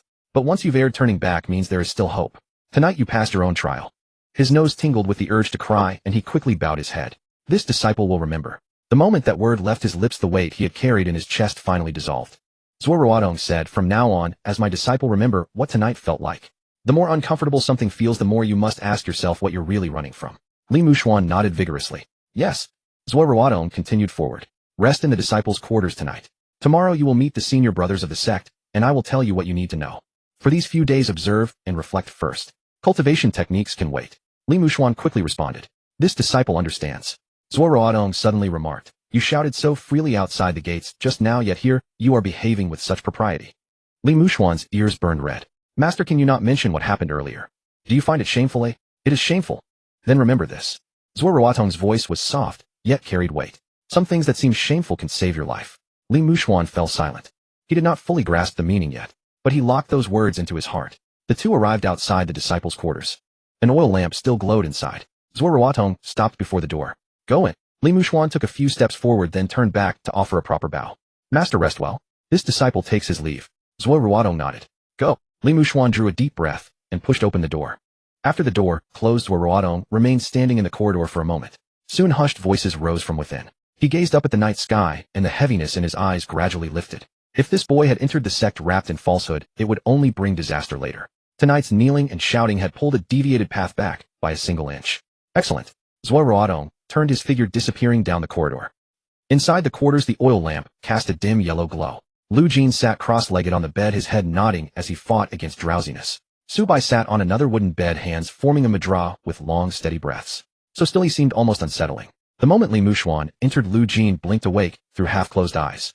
He stared at Li Muxuan for a couple of breaths before jolting fully awake. Brother Li. Lu Jin leaped off the bed, barely keeping his footing. How did you get up here? Did the master accept you? Li Muxuan stood in the doorway, his limbs stiff. He had wanted to appear casual, but the memory of what he had shouted outside the mountain gates made his face burn. Amen. Lu Jin's eyes lit up instantly. Really? Really? Wonderful. Lu Jin clapped his thigh with delight. We'll be fellow disciples now? I thought you'd be stuck in the outer courtyard forever. Li Muxuan felt slightly awkward under Lu Jin's enthusiasm. I'll rely on your guidance in the future, Brother Lu. Don't be so formal. Lu Jin pulled him inside. You can sleep here, it's empty. Li Muxuan relaxed slightly, his gaze falling upon Su Bai. Is Brother Su sleeping? Lu Jin quickly hushed him. Don't disturb him. Li Muxuan lowered his voice as well. What's wrong with him? Entering meditation. Li Muxuan paused. Meditation. Lu Jin nodded, his tone carrying obvious resentment. Brother Su achieved meditation on his first night. I'm still struggling at the entrance. Today the master even took him personally to attempt the reverse birth, 3 realms. Li Muxuan's eyes widened. The reverse birth, 3 realms. Lu Jin waved his hands frantically. Keep it down. Li Muxuan fell silent, but his mind had erupted. He had barely entered the sect, yet Su Bai was already touching Sanmin's sect's core technique. The slight joy of becoming a disciple was instantly crushed. He stared at Su Bai's quiet young face, and a competitive fire ignited within him. This fellow was usually lazy, and his words always struck where it hurt. Yet he cultivated so aggressively. Li Muxuan immediately removed his shoes and climbed onto the empty bed, sitting cross-legged in the same posture as Lu Jin. Lu Jin stared in confusion. Brother Li, what are you doing? Practicing. You haven't even heard the master's teachings yet. I'm finding the feeling of meditation first. Lu Jin scratched his head. But I haven't found it either. Li Muxuan turned to look at him. Surely you've learned something after half a month. Lu Jin thought carefully, then held up one finger. First, your legs go numb. Li Muxuan's expression stiffened. Lu Jin raised a second finger. Second, the more you want peace, the harder it is to achieve. Li Muxuan fell silent. Anything else? Lu Jin continued, thinking hard. Third, Brother Su said not to focus on birds flying past. Li Muxuan frowned. What bird? Just don't pay too much attention to outside disturbances. Lu Jin explained, the more you care, the more it dances in your mind. Li Muxuan pondered. That's actually somewhat interesting. Lu Jin perked up. Right? Brother Su's words often seem strange, but on reflection they're useful. Li Muxuan arranged his legs properly and closed his eyes. Let me try. Lu Jin sat back down as well. I'll accompany you. 2 children around 8 or 9 years old sat upright on the bed. A quarter hour later, Li Muxuan's legs began to tremble. After a bit more, Lu Jin's head started nodding. Before half an hour passed, one was sprawled across the bedding while the other leaned against the wall, both sleeping deeper than anyone else. Li Muxuan's foot still rested on Lu Jin's leg. In his sleep, Lu Jin frowned and mumbled indistinctly, legs numb. Su Bai remained in deep meditation. In the shadow beneath his feet, the shadow soldier also maintained the same qi circulation posture. Man and shadow, their energy connected. To outsiders, nothing seemed amiss. Within Su Bai's body, however, the reverse birth pathway grew increasingly smooth with each repetition. The burning sensation in his shoulders and back gradually sank into his sinews and bones. Dawn. A ray of morning light filtered through the window lattice. Su Bai slowly opened his eyes and exhaled a long, steady breath. The night's cultivation had ended. The true chi within him had grown another layer thicker. The cultivation of the first realm of reverse birth no longer felt awkward as it had last night. His shoulders and back occasionally warmed. Su Bai felt secretly pleased. Having the shadow cultivate automatically was indeed advantageous. As long as his consciousness descended, he could borrow the shadow soldier's empty still state to instantly suppress distracting thoughts. Progress without distractions was simply absurd. Just as he was about to rise, a glance out of the corner of his eye made him stop. Someone new was in the room. Li Muxuan lay sprawled on the adjacent wooden bed, the blanket covering only half his stomach. Lu Jin, pinned beneath his legs, slept with a pained expression. Su Bai observed for a moment. Li Muxuan. His voice was quiet, yet it startled them both awake. Lu Jin sat up abruptly. Who? Is senior brother Shui Yun here? Li Muxuan also bounced up, nearly rolling off the bed. I wasn't slacking. Su Bai raised an eyebrow. What were you two doing last night? Lu Jin rubbed his eyes. Brother Su, the master accepted brother Li last night. From now on he's a Sandman sect disciple, just like us. Su Bai looked at Li Muxuan. Under that gaze, the scene outside the mountain gates flooded back into his mind. His face grew hot again. He scratched his messy hair, unusually refraining from retorting. Su Bai, moi. After holding it in for a long time, Li Muxuan spoke softer. Thank you. Lu Jin paused in surprise. Su Bai was equally startled. Li Muxuan bit his lip and pushed through. If not for those words you spoke in the back mountain yesterday, I probably would have kept struggling in the outer courtyard. Last night, I went to the master and laid everything bare. It was shameful. He lifted his head, his gaze steadier than before. But worth it. One step more, and I might never have crossed this threshold. Su Bai studied him. For this lad to speak thus was no small thing. Su Bai slipped on his shoes, his tone light. Congratulations. You made the right choice this time. Li Muxuan hesitated. He had expected Su Bai to mock him further with that Sundara remark. Instead, Su Bai said nothing more and simply picked up the water basin to leave. Li Muxuan felt oddly unsettled. As Su Bai stepped outside, a faint smile flickered in his eyes. Had this step been missed, the price paid later would have far exceeded what Li Muxuan could have imagined. Lu Jin leaned close to Li Muxuan and asked quietly, Brotherly, what exactly did you tell the master last night? Li Muxuan immediately composed himself. Nothing. Lu Jin eyed him skeptically. Really nothing. Really nothing. Suddenly Shui Yun's voice came from outside. Up and out if you're awake. We still need to gather herbs today. Don't even think about shirking. Li Muxuan instinctively shrank his neck. Su Bai passed by with the water basin and lazily added, Brotherly, landing good work on your first day. You're lucky. Li Muxuan's expression stiffened. Herb gathering too. Lu Jin patted his shoulder. Don't worry, it's easier than carrying water in the outer courtyard. Li Muxuan had barely relaxed when Lu Jin seriously added, the medicinal soak is a bit painful. Li Muxuan fell silent. He suddenly felt that the immortal life of Sandman's sect was quite different from what he had imagined. But he still embraced it wholeheartedly. In the following days, life in the upper courtyard continued as usual. Li Muxuan did not yet study cultivation techniques. Zuo Ruotong first introduced him to elders and senior disciples like Si Chong, Shui Yun, and Chongqing. Li Muxuan behaved properly. This propriety was somewhat different from before. Previously he performed for others. Now he knew he ought to restrain himself. Shui Yun showed him the way, drew water-boiled herbs, and then had him follow Su Bai and Lu Jin into the back mountain to gather medicinal plants. Li Muxuan learned quickly, sharp-minded but restless in tongue. In the herbal forest, Lu Jin crouched on the ground, pointing at a medicinal plant. This is Huangjing. Li Muxuan reached out to touch a nearby vine. And this one? Lu Jin's expression changed. Don't touch. Hiss. Li Muxuan quickly pulled his hand back, his fingertip already marked with a red sting. Why didn't you say so sooner? Lu Jin spread his hands. Your hand was too fast. Not far away, Su Bai was rolling medicinal pills. Shui Yun stood by the pot, stirring the herbal decoction, stealing a glance at Li Muxuan and murmuring, This boy has changed quite a lot. Su Bai did not look up. Are you worried he's still pretending senior brother? Shui Yun pursed his lips. A little. Su Bai placed the pills onto a tray. Pretending for others will eventually show through. Only when propriety is kept in heart does true change occur. Shui Yun paused, studying Su Bai for a long while. Your mind truly doesn't seem 8 years old. Su Bai blinked. Senior brother, the pot is about to burn. Shui Yun's expression changed, and he quickly turned around. Good heavens. Almost ruined a pot of medicine. Su Bai bowed his head and continued rolling pills. Watching Li Muxuan and Lu Jin arguing nearby, he felt somewhat at ease. That thorn had been pulled out at least partially. Several days later, Zuo Ruotong led Li Muxuan to the side hall. Su Bai and Lu Jin followed. The moment the heavy wooden door opened, the excitement on Li Muxuan's face faded. The side hall was very quiet. The uncle by the window had his legs covered with a thin blanket with no strength below the knees. Another sect member had thin, withered arms and needed help holding a teacup. Someone sat in a wheelchair and upon hearing the door open merely turned their head slowly. All of them wore Sandman sect Taoist robes. Yet upon them one could no longer see the immortal grace the youth had imagined. Li Mushuan's throat tightened. Zuo Ruotong did not conceal the reverse birth 3 realms in the slightest. This is the art of Sandman's sect. If mastered, it brings its own achievements. If practiced wrongly, there is also a price to pay. The reverse birth 3 realms reverses the refinement of the physical body. One moment of carelessness and the meridians are destroyed, leaving one permanently disabled. Zuo Ruotong looked at Li Mushuan. If you admire me and wish to learn my abilities, you must see these things clearly as well. Li Mushuan's fingers slowly tightened. He had once thought cultivation meant white robes surpassing snow, standing high above all. Now he understood that the pursuit of the Tao was far heavier than he had imagined. Zuo Ruotong said, "If you wish to withdraw, no one will laugh at you." Li Mushuan lifted his head. This time he did not immediately put on a brave face. He carefully observed each person in the hall. Then he spoke. "Master, I am afraid." Zuo Ruotong nodded gently. "Fear, that is the truth." Li Mushuan drew a breath. Yet this disciple still wishes to learn. Su Bai stood nearby, secretly nodding in his heart. He did not force himself this time. There was progress. Zuo Ruotong did not answer immediately. That night an urgent letter was sent down the mountain. The next day Li Mushuan's father hurried to Sandman's sect. The father and son discussed in the quiet chamber for over an hour. No one knew what they said. When the door opened, Li's father wore a grave expression.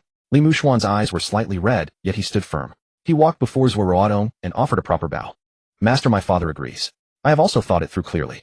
This disciple wishes to enter Sandman and learn the reverse birth." Zuo Ruotong studied him for a long time. Very well. 3 days later, in the main hall of Sandman's sect, incense smoke curled upward. Before the spirit tablets of past masters, Li Mushuan, dressed in brand new white Taoist robes, knelt on a cushion. Su Bai and Lu Jin stood nearby observing the ceremony. Lu Jin was even more excited than on his own initiation day, nearly clapping his hands red. Su Bai remained quiet. He watched Li Mushuan offer tea kowtow and call out master, exhaling softly in his heart. Zuo Ruotong received the teacup and took a sip. Then he set it down, his voice echoing through the main hall. "From this day forth, Li Mushuan formally enters my sect." Li Mushuan bowed deeply, 3 heavy kowtows. "This disciple Li Mushuan greets master." As the words fell, a fresh breeze swept past the threshold outside the hall. Su Bai looked at Li Mushuan kneeling before the ancestor tablets, his eyes stirring slightly. In this life, Sandman's sect gained one who should have been missed. From this moment onward, the future had turned onto another path. 2 years passed in the blink of an eye. On the Sandman sect's martial arts training ground. Bang bang bang. Relentless sounds of fists and feet colliding erupted from the center of the arena. On the bluestone slabs, 3 white figures crossed and weaved, stirring up swirls of whispered wind. Shui Yun Shangqing and more than a dozen Sandman sect disciples sat around the edge of the training ground, watching with keen interest. Shui Yun had initially stood with his arms folded, but soon pulled out a handful of peanuts, tossing them one by one into his mouth. Xiao Lu and Xiao Li are truly geniuses. Shui Yun clicked his tongue in astonishment. In merely 2 years, not only have they both completed foundation establishment early, but they've also reached the first level of reverse birth. Look at how tough and resilient their bodies have become. Their foundations are remarkably solid. Chongqing nodded. Indeed. Judging by their current trajectory, junior brother Lu and junior brother Li may well reach the threshold of the 2nd level before this senior brother of theirs. A round-faced senior disciple nearby leaned over. "Those 2 are impressive, but compared to them, isn't Xiao Su even more extraordinary?" Shui Yun nodded earnestly. "So I just look at Su Bai? Despite being only 10 years old, his understanding of the 1st level might soon rival my own. How exactly this boy is trained is utterly baffling." Chongqing asked with a smile. "How many times have Xiao Lu and Xiao Li challenged Xiao Su now? Who can keep count?" Shui Yun brushed the peanut shells from his hands. "Ever since the 3 of them started sparring, Xiao Lu and Xiao Li get beaten up every other day. I'd say they're in trouble again this time." At the center of the arena, Su Bai was surrounded by a faint aura of white qi. His skin was fair, with white smoke continuously rising from his shoulders, back, and eyes. Standing on the bluestone slabs, his white robe remained pristine, untouched by a single speck of mud. Opposite him, 10-year-old Lu Jin and Li Mushuan both had white qi enveloping their bodies. Their expressions were grave as they fixed their gaze intently on Su Bai. In the next moment, Lu Jin moved first. He stomped his foot and surged towards Su Bai's face, a fist wreathed in white qi smashing forward. Li Mushuan closed in from the side, almost simultaneously launching a sweeping leg aimed at Su Bai's lower body. These 2 had been beaten together repeatedly over the past 2 years, and their coordination had become remarkably seamless. One blocked the upper route, the other cut off the lower stance. Against most peers, or even many disciples in the sect who had only just entered the 1st level, they would have been thrown into disarray. But Su Bai merely shifted his footing. His body leaned aside by half an inch, and Lu Jin's fist whistled past his sleeve. Immediately after, Su Bai struck backward with his palm against Lu Jin's wrist. Smack! Lu Jin gasped in pain, his arm going numb, his momentum faltering by half a beat. Seizing the opening, Su Bai raised his leg and drove his knee squarely into the shin of Li Mushuan's sweeping attack. Bang! Li Mushuan's expression shifted as he gritted his teeth, forcing himself to hold his stance. Before he could withdraw his leg and retreat, Su Bai used Lu Jin's half-step stumble as an opening, grabbing his shoulder and pivoting his body to send Lu Jin crashing into his own path. The instant after Li Mushuan's follow-up kick connected precisely. Bang! The blow landed squarely on Lu Jin's arm. Lu Jin's eyes widened. Brotherly. Li Mushuan's face darkened. I was aiming for him. Su Bai emerged from behind Lu Jin, his voice calm.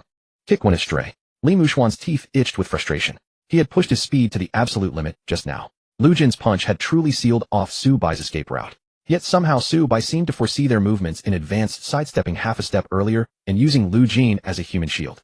Before the two could recover, Su Bai pressed the attack once more. Punches, palms, elbows, knees. None of them carried heavy force, but each one struck precisely where the two were most vulnerable in their stance.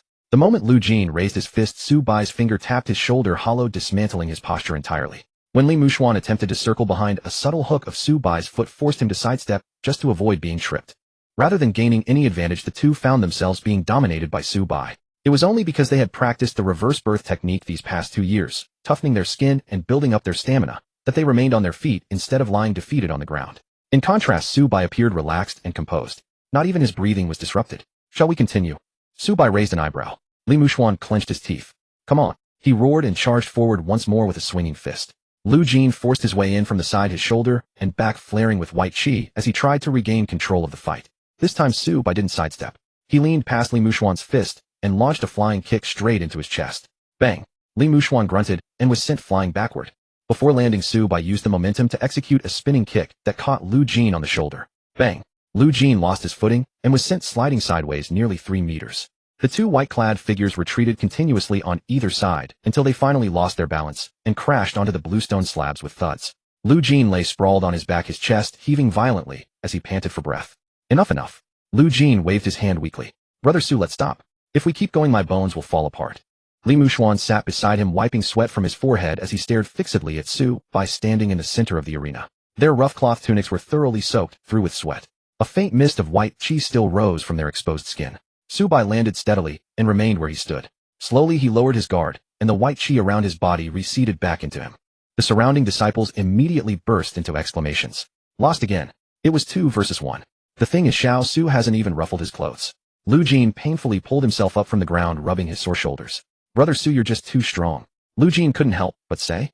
Li Mushuan and I team up against you, challenge you so many times, yet we still can't win a single match. Li Mushuan also got up, brushing dust from his clothes, his tone filled with reluctance. Su Bai, how on earth have you trained? He stared fixedly at Su Bai. We all have the same foundation in the first level. Your power and speed seem comparable to ours, so why can't the two of us together even touch your hem? Lu Jin joined in with his complaints. Exactly, Brother Su. That punch I threw clearly sealed off your escape route, and Brother Li's leg was right there too.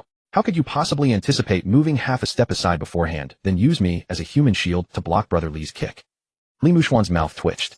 I told you I was aiming for him. Su Bai brushed dust from his sleeves and offered a faint smile. Perhaps I'm just better at fighting. Li Mushuan pursed his lips, clearly unconvinced by this dismissive excuse. Su Bai's expression remained calm, though he chuckled to himself inwardly. Of course, it wasn't simply a matter of being better at fighting. Over these 2 years, everyone had been cultivating the reverse birth technique. Lu Jin and Li Mushuan's progress had indeed been remarkable. Mastering the 9 sequences within 2 years and reaching the first level of reverse birth was already an extraordinary pace by Sanmin sect standards. But before someone like him, it still fell short. The first level, he had long ago thoroughly mastered it. More crucially, every night after the dormitory lights went out, Su Bai would find a secluded spot and summon his shadow. And waiting for him was the merciless beating from that shadow soldier. For a full 2 years, the results of having the shadow cultivate autonomously were astonishing. That creature possessed no consciousness, no wandering thoughts, only singular focus circulating the reverse birth technique around the clock. It had not only fully recovered the power it had lost during its lifetime, but had also subtly surpassed its former strength. What made it most formidable was that this shadow soldier in life had been an invulnerable cultist who lived by the sword, a ruthless bandit who danced on the edge of death. Don't let the fact that Zuo Ruotong dispatched him with casual ease fool you. That was because the one who struck was the great immortal himself. The fact that this lean man could wreak havoc for so long and only be discovered by Zuo Ruotong meant his martial skills were certainly no joke. Relying on his iron shirt technique, he fought with a ferocity unlike anything seen in sect sparring, where practitioners held back and stopped at the first sign of blood. This was genuine killing technique, honed from years of surviving among corpses. Each strike was vicious and precise, targeting vulnerabilities. At first, Su Bai was beaten mercilessly by the shadow while it restrained its power, leaving him bruised and swollen. One move, at most 2 moves, he would be taken down by that iron shirt, close combat style. Later Su Bai grew smarter and had the Shadow Soldier gradually reduce its power, slowly feeding him techniques. From 2 moves to 10 moves, then to half an hour, day after day. Every night Su Bai engaged in relentless sparring with the Shadow within his consciousness space. Through repeated beatings his body had been conditioned to develop a viciously sharp combat instinct. The moment an opponent's shoulder twitched, he could predict from which treacherous angle the next strike would come. Now at full power he could spar with the Shadow Soldier for half an hour without backing down. With this kind of experience, taking down 2 10 and 11-year-old sheltered children was child's play. Lu Jin and Li Mushuan's attacks appeared slow to him, telegraphed with obvious tells. It would be miraculous if they could land a single hit. Li Mushuan clenched his fists. Damn it. He gritted his teeth. You're clearly holding back your power using roughly the same strength and speed as us, yet you still managed to beat both of us. After saying this, he took a deep breath. I need to continue cultivating. Shui Yun couldn't help but laugh out loud from the sidelines. Shally, you've said this many times over the past 2 months. He tossed another peanut into his mouth. Looking back, you've shouted it at least a dozen times this half year. How many times have you ended up lying on the ground covered in dirt? Li Mushuan's pride was wounded, his face flushing red as he stuck out his chin. That was in the past. He shouted at the top of his lungs. One day I will definitely defeat Su Bai. Lu Jin raised his fist as well. Me too. I'll win it back too. Su Bai watched his 2 spirited junior brothers, his expression softening. No rush. He smiled. Take your time. I'll wait for both of you. What are you all chatting about? A steady, gentle voice came from the direction of the corridor. The people on the training ground immediately stopped their joking, stood at attention, and bowed respectfully to the newcomer. Master, greetings, sect leader. Zuo Ruotong, dressed in white with his hands clasped behind his back, walked gracefully onto the bluestone slabs. He glanced at Lu Jin and Li Mushuan, who were covered in dust and dirt, then at Su Bai standing aside, without even breathing heavily. What are the 3 of you doing? Zuo Ruotong asked with a smile. Chongqing quickly stepped forward and briefly recounted the sparring match between the 3. Su Bai faced 2 opponents and emerged completely unscathed. After finishing, Chongqing couldn't help but add. Xiao Lu and Xiao Li couldn't even so much as touch Xiao Su's clothes. 2 against 1, and they still couldn't touch him. Zuo Ruotong was somewhat surprised. Chongqing nodded. Zuo Ruotong's gaze lingered on Su Bai for a moment. Over these 2 years, Lu Jin and Li Mushuan's progress had already been enough to bring him satisfaction. Having entered the sect 2 years ago, they had completed the 9 sequences and foundation establishment, and both had reached the threshold of the first level of reverse birth, even achieving some small accomplishments. Such talent, when viewed against the entire history of the Sandman sect, was exceptional. In the world of extraordinary practitioners, they were absolutely top-tier prospects, far surpassing most ordinary disciples in the Sandman sect. But this Su Bai? Zuo Ruotong sighed inwardly. This child simply could not be measured by ordinary standards. Not only had he produced white qi within half an hour of entering the sect, but his progress over these 2 years had been terrifyingly fast. It was as if wherever he sat, even while lost in thought, he could enter meditation and cultivate at any moment. The speed of his advancement sometimes made Zuo Ruotong's eyebrows twitch just watching. Now even his practical combat skills were so polished. The future of the Sandman sect truly had capable successors. Zuo Ruotong composed himself and spoke. Let today's sparring end here. He looked at the 3 of them. The path of reverse birth is obstructed and long. Beware of impatience and recklessness, and never be greedy for quick results. Take it one step at a time. Su Bai, Lu Jin, and Li Mushuan immediately responded in unison. Yes, master. Zuo Ruotong nodded. It's getting late. Pack up, change your clothes, and head down the mountain to study with Dongshan. For these 3 young disciples, Zuo Ruotong was extremely strict. Beyond daily cultivation and physical conditioning, he had specifically arranged for them to descend the mountain for academic studies. Without understanding worldly principles and the patterns of heaven and earth, all one would cultivate into was a brute. Half an hour later, Su Bai, Lu Jin, and Li Mushuan had changed into the academy's uniform, pale blue robes, looking neat and tidy, and set off together down the mountain path toward the town below. In the center of the town was a reasonably sized academy. The academy's instructor was none other than Zuo Ruotong's disciple Dongshan. Dongshan had forcefully attempted to break through to the 3rd level of reverse birth in his early years, suffered a mishap, damaged his meridians, and completely lost the path to further cultivation. But he was naturally open-minded, well-versed in both Eastern and Western learning, and filled with knowledge. Zuo Ruotong therefore specially arranged for him to open this academy in the town at the foot of Sandman sect. Now the academy enjoyed an excellent reputation throughout the region, and prominent families from nearby towns competed to send their children here. The 3 crossed into the academy and headed straight to the rear hall. Dongshan, dressed in a long gown, was sitting and drinking tea. Seeing them enter, he set down his teacup and waved with a smile. You're here. Su Bai and the other 2 bowed properly. Greetings, Master Dongshan. Dongshan nodded. Sit first. Today I will test you on yesterday's lessons. The 3 sat as instructed. Dongshan wasted no time, immediately posing several questions from the 4 books and 5 classics. These were interspersed with arithmetic problems and inquiries about the customs and conditions of Western nations. Su Bai sat upright and answered fluently, not stumbling over a single word. He could even occasionally draw inferences and offer unique insights that made Dongshan's eyes light up. Dongshan nodded repeatedly, his appreciation impossible to conceal. when it came to Lu Jin and Li Mushuan, though both had studied diligently and could answer most questions. But when faced with obscure passages, they stumbled and hesitated before barely getting through. Compared to Su Bai's composure, the difference in ability was immediately apparent. Li Mushuan lowered his head, picking at the corner of his robe, frustration boiling inside him. It was one thing to lose in a fight, but how could he lose to Su Bai in memorization as well day after day? He might not surpass him in cultivation for now. Could Li Mushuan lose at reading and writing too? He had to beat him at something. On the other side, Lu Jin's face also showed some embarrassment, his grip on the brush tightening. He was a young master of the Lu family. Since childhood, he had received tutoring and been shaped by the Lu family's traditions. Both his concentration and foundation were stronger than most peers. But ever since meeting Su Bai and Li Mushuan, his competitive spirit had been thoroughly awakened. The three shared the same roof, and none wanted to be the one left behind. Su Bai watched their subtle movements with amusement, but said nothing. The first hour was spent testing their lessons. The second hour, Dongshan explained some classics and shared several passages on Western mathematics and overseas travels. When the 2 hours of classes ended and the academy bell rang, students immediately poured out of the classrooms. Su Bai packed away his books and was just about to call those two to return to the mountain. A boy classmate approached. The boy wore rough cloth shorts with a silk jacket over it, his figure somewhat rotund, his face glowing with excitement. Su Bai, Lu Jin, Li Mushuan. The chubby classmate rubbed his hands together. Don't rush off today. Li Mushuan, still in a huff, replied irritably. What is it? I still need to review my lessons. The little fat boy gestured excitedly. There's a big spectacle at the stage south of town today. He lowered his voice, trembling with excitement. That famous ghost hand Wang has arrived. This guy is extremely well known around here and his tricks are incredibly skillful. He can produce live birds from empty hands, perform grand illusions, swallow swords, and breathe fire. He can do everything. The intersection near the stage in the south of town is already packed. People from 10 miles around have come to watch. Shall we go watch together? Lu Jin had little interest in such street performances. While packing his books, he shook his head. Su Bai's gaze flickered. Guishou Wang. Wang Yaozu. The moment this name surfaced, a flood of memories from his past life surged through his mind. In the original trajectory, Li Mushuan was arranged by Zuo Ruotong to train under Master Dongshan, staying for over 2 years. It was during this period that he encountered Wang Yaozu.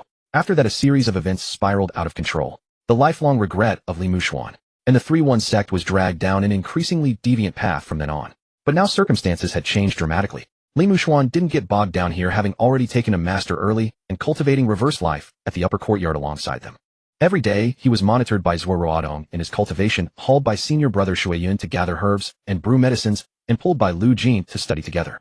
Though the boy still had a sharp tongue, his rebellious streak had been considerably corrected. The source of tragedy had been preemptively severed. Su Bai felt reassured. It wouldn't hurt to take a look. After all, this was the foot of 3-1 sect. Zuo Ruotong sat in meditation atop the mountain. As a legitimate direct disciple of 3-1 sect, should he fear a passing Chuanzhou demon? Besides, Su Bai genuinely wanted to witness what this ghost Han Wang's reversal of 8 directions was truly capable of. Very well. Su Bai set down his book, packed his book satchel, stood up, and brushed off his clothes. His round-faced classmate froze. Huh. Su Bai looked at him. Didn't you say ghost Han Wang is here? Let's go take a look. At these words, both Lu Jin and Li Mushuan looked up simultaneously. Lu Jin's eyes widened, his face full of surprise. Su Bai, you're actually interested in watching street performers? Li Mushuan wore an expression as if he'd seen a ghost. Su Bai, besides training, thrashing us both, and studying, you actually find this stuff interesting? Su Bai glanced at him. What do you mean thrashing you too? Li Mushuan snorted. Isn't that true? Lu Jin quietly added salt to the wound. He does hit us often. Su Bai couldn't be bothered to argue with these two. He slung his book satchel over his shoulder and casually said, study's exhausting. Time to relax. You guys coming or not? Li Mushuan's eyes darted, then suddenly broke into a grin. Not going. Su Bai raised an eyebrow. You're not going? Li Mushuan picked up the book on the table and sat up straight. Go enjoy yourself, Su Bai. He deliberately raised his voice slightly. I'll use this time to memorize 2 more chapters of scripture. By the time you return, I'll have learned 2 more pages than you. Tomorrow, Master Dongshan will test our progress. I must surpass you. Lu Jin had already half risen from his seat. Upon hearing this, his movements immediately froze. Su Bai turned to Lu Jin. What about you? Lu Jin glanced at the door, then at the book in Li Mushuan's hands, his expression conflicted beyond measure. Finally, he gritted his teeth and plopped back down on his chair, grabbing his brush. I'm not going either.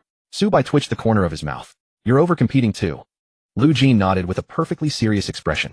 I can't let Li Bai progress alone. Li Mushuan immediately took offense. Lu Jin, your words make it sound like I'm a thief. Lu Jin said seriously. You were just trying to secretly overtake us. That's called diligence. Then I'm diligent too. Su Bai watched these 2 10-year-olds glaring at each other, remaining silent for a moment. All right. He gave a thumbs up. Learning to overcompete at such a young age, huh? Li Mushuan frowned. What does overcompete mean? Su Bai grabbed his book satchel and walked toward the door. It's exactly what you 2 are doing right now. Lu Jin scratched his head. That doesn't sound like a good thing. Su Bai walked away without turning his head. Be confident. Drop the doesn't sound. His round-faced classmate was already too excited to contain himself and immediately called out to the other kids. Let's go, let's go. Subai's already heading there, hurry up. If we're late there won't be room to squeeze in. Ghost Han Wang doesn't appear every day. Several classmates cheered, pushing and shoving as they escorted Subai out of the academy running south along the town's main street. By the theater stage in the southern part of town a crowd had already gathered. Candy hawkers, pole carriers, parents holding children all crowded at the intersection. 3 layers deep, 3 layers out the crowd was absolutely packed. From the center came bursts of thunderous cheers. Bravo. One more. Ghost Han Wang. Show us another trick. The plump classmate used his round body to squeeze through the gaps. Make way. Make way. Kids can't see. A nearby uncle looked down at him. You've got a mouth on you. The plump kid grinned and pulled Subai forward. Subai, come on. Better view from up front. Subai wasn't in a rush. Walking behind the crowd, his gaze had already fallen upon the man in the center. A bald old man. Barely a few strands of hair on his head, gleaming somewhat dazzlingly under the setting sun. He wore a faded, washed-out long robe, an old jacket over it, and a pair of cloth shoes with worn edges. Hands clasped behind his back, appearing deep and unfathomable. He looked like an ordinary street performer, but his skills were truly extraordinary. A dozen smooth wooden beads spun rapidly around Wang Yaozu. Some rolled along the ground. Others flew over the crowd's heads. Some circled around his arms. 2 struck each other and bounced simultaneously, finally returning steadily to mid-air. The beads moved extremely fast, ricocheting back and forth around the old man. They collided in mid-air with crisp popping sounds. Yet not a single one fell to the ground. The townspeople witnessing this had never seen such technique, their eyes fixed and palms clapping thunderously. This Ghost Han Wang is truly divine. So many beads. How does he control them? Are there invisible strings pulling them? Even with strings you couldn't pull off moves like this. My eyes are strained from looking, but I don't see any strings. Nonsense. If you could see them, would he be called Ghost Han Wang? Several young classmates squeezed beside Su by jumping and cheering along. Wang Yaozu stood smiling in the center, waving his hand. 3 wooden beads flew up simultaneously, circling once around his bald head. Several children beside him screamed on the spot. Wow. So amazing. He really knows sorcery, doesn't he? Wang Yaozu grinned, revealing a set of uneven yellow teeth. Dear audience, keep your eyes wide open. With that he flicked his sleeve. A wooden bead suddenly flew toward a sturdy man nearby. The man flinched, his neck jerking back. But the bead stopped abruptly, just half an inch from his nose. Then it gently tapped his nose. The entire crowd burst into laughter. The sturdy man, coming to his senses, joined in with a laughing curse. Old Wang, you scared the life out of me. Wang Yaozu cupped his hands in a bow. Just for fun, just for fun. Subai stood at the front of the crowd, arms crossed, eyes slightly narrowed. Those wooden beads moved fast. But in his eyes they weren't hard to track. 2.5 years of reverse life's first layer foundation combined with nightly beatings from shadow soldiers in various cruel ways. Those attacks came with malicious cunning, never holding back. Subai's reflexes and vision now far surpassed ordinary 10-year-olds. To ordinary people the wooden beads were nothing but blurs. But in his eyes, every single trajectory was crystal clear.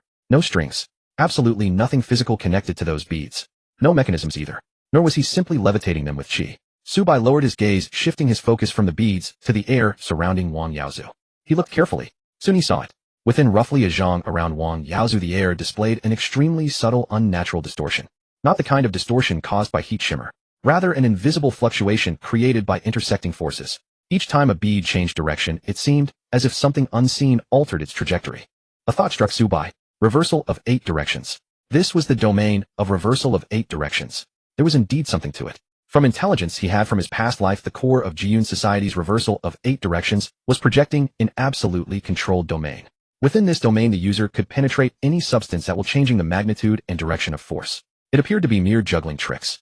In actual combat, however, it was insidious. Once the body was locked onto by this technique, the outward force would penetrate flesh, directly striking internal organs, capable of killing instantly.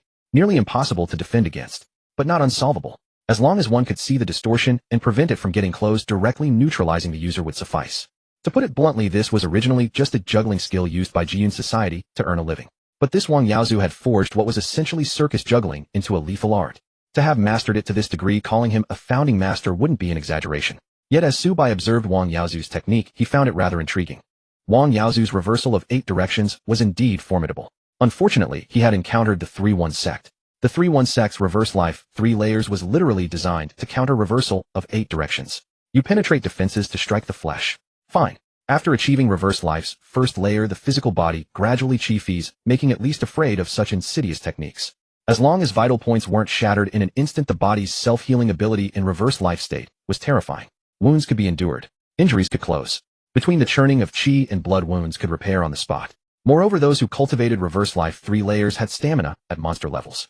Chi power was immeasurably richer than that of ordinary practitioners.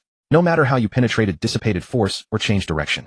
As long as 3-1 sect disciples relied on thick blood and high defense to outlast you in a grueling battle, the one who would be worn down first was always the reversal of 8 directions user.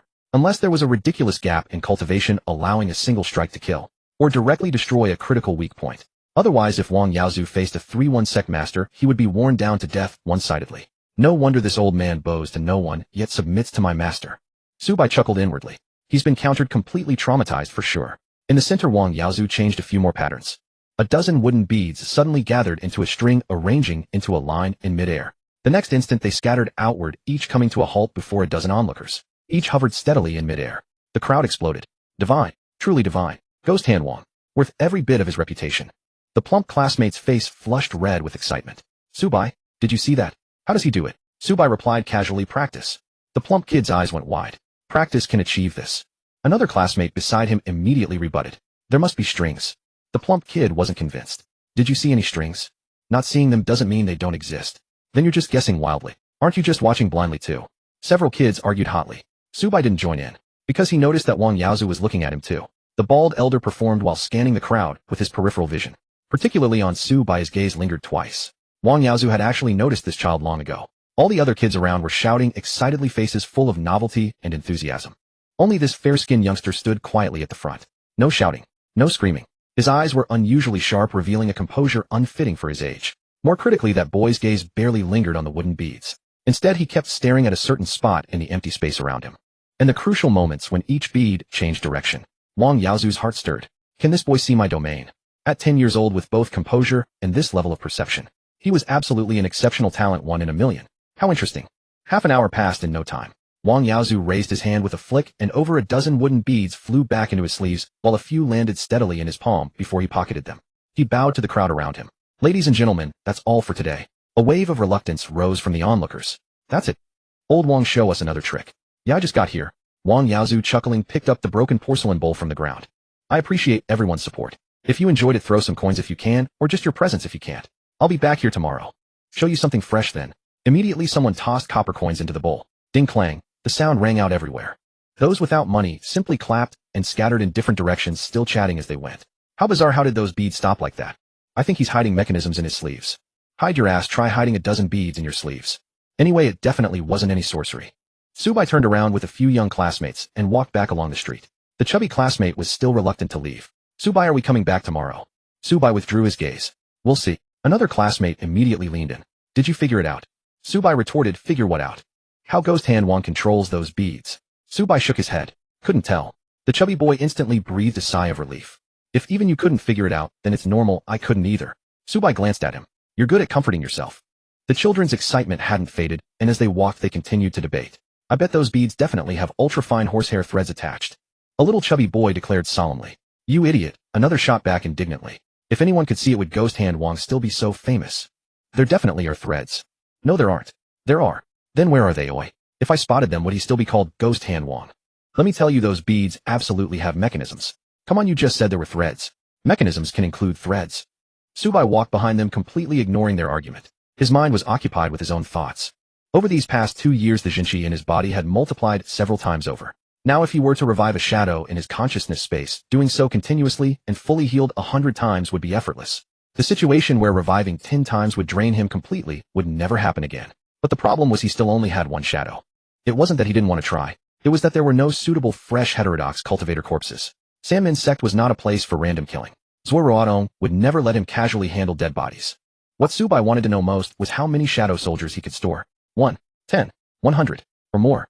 Limited by his 10-year-old body and the fact that Innate Sanshong was still at its first level, Su Bai did not rashly descend the mountain to experiment. Even though his cultivation had surpassed most senior brothers within the sect without breaking through to the second level of Innate, facing those desperate heterodox cultivators outside was still too risky.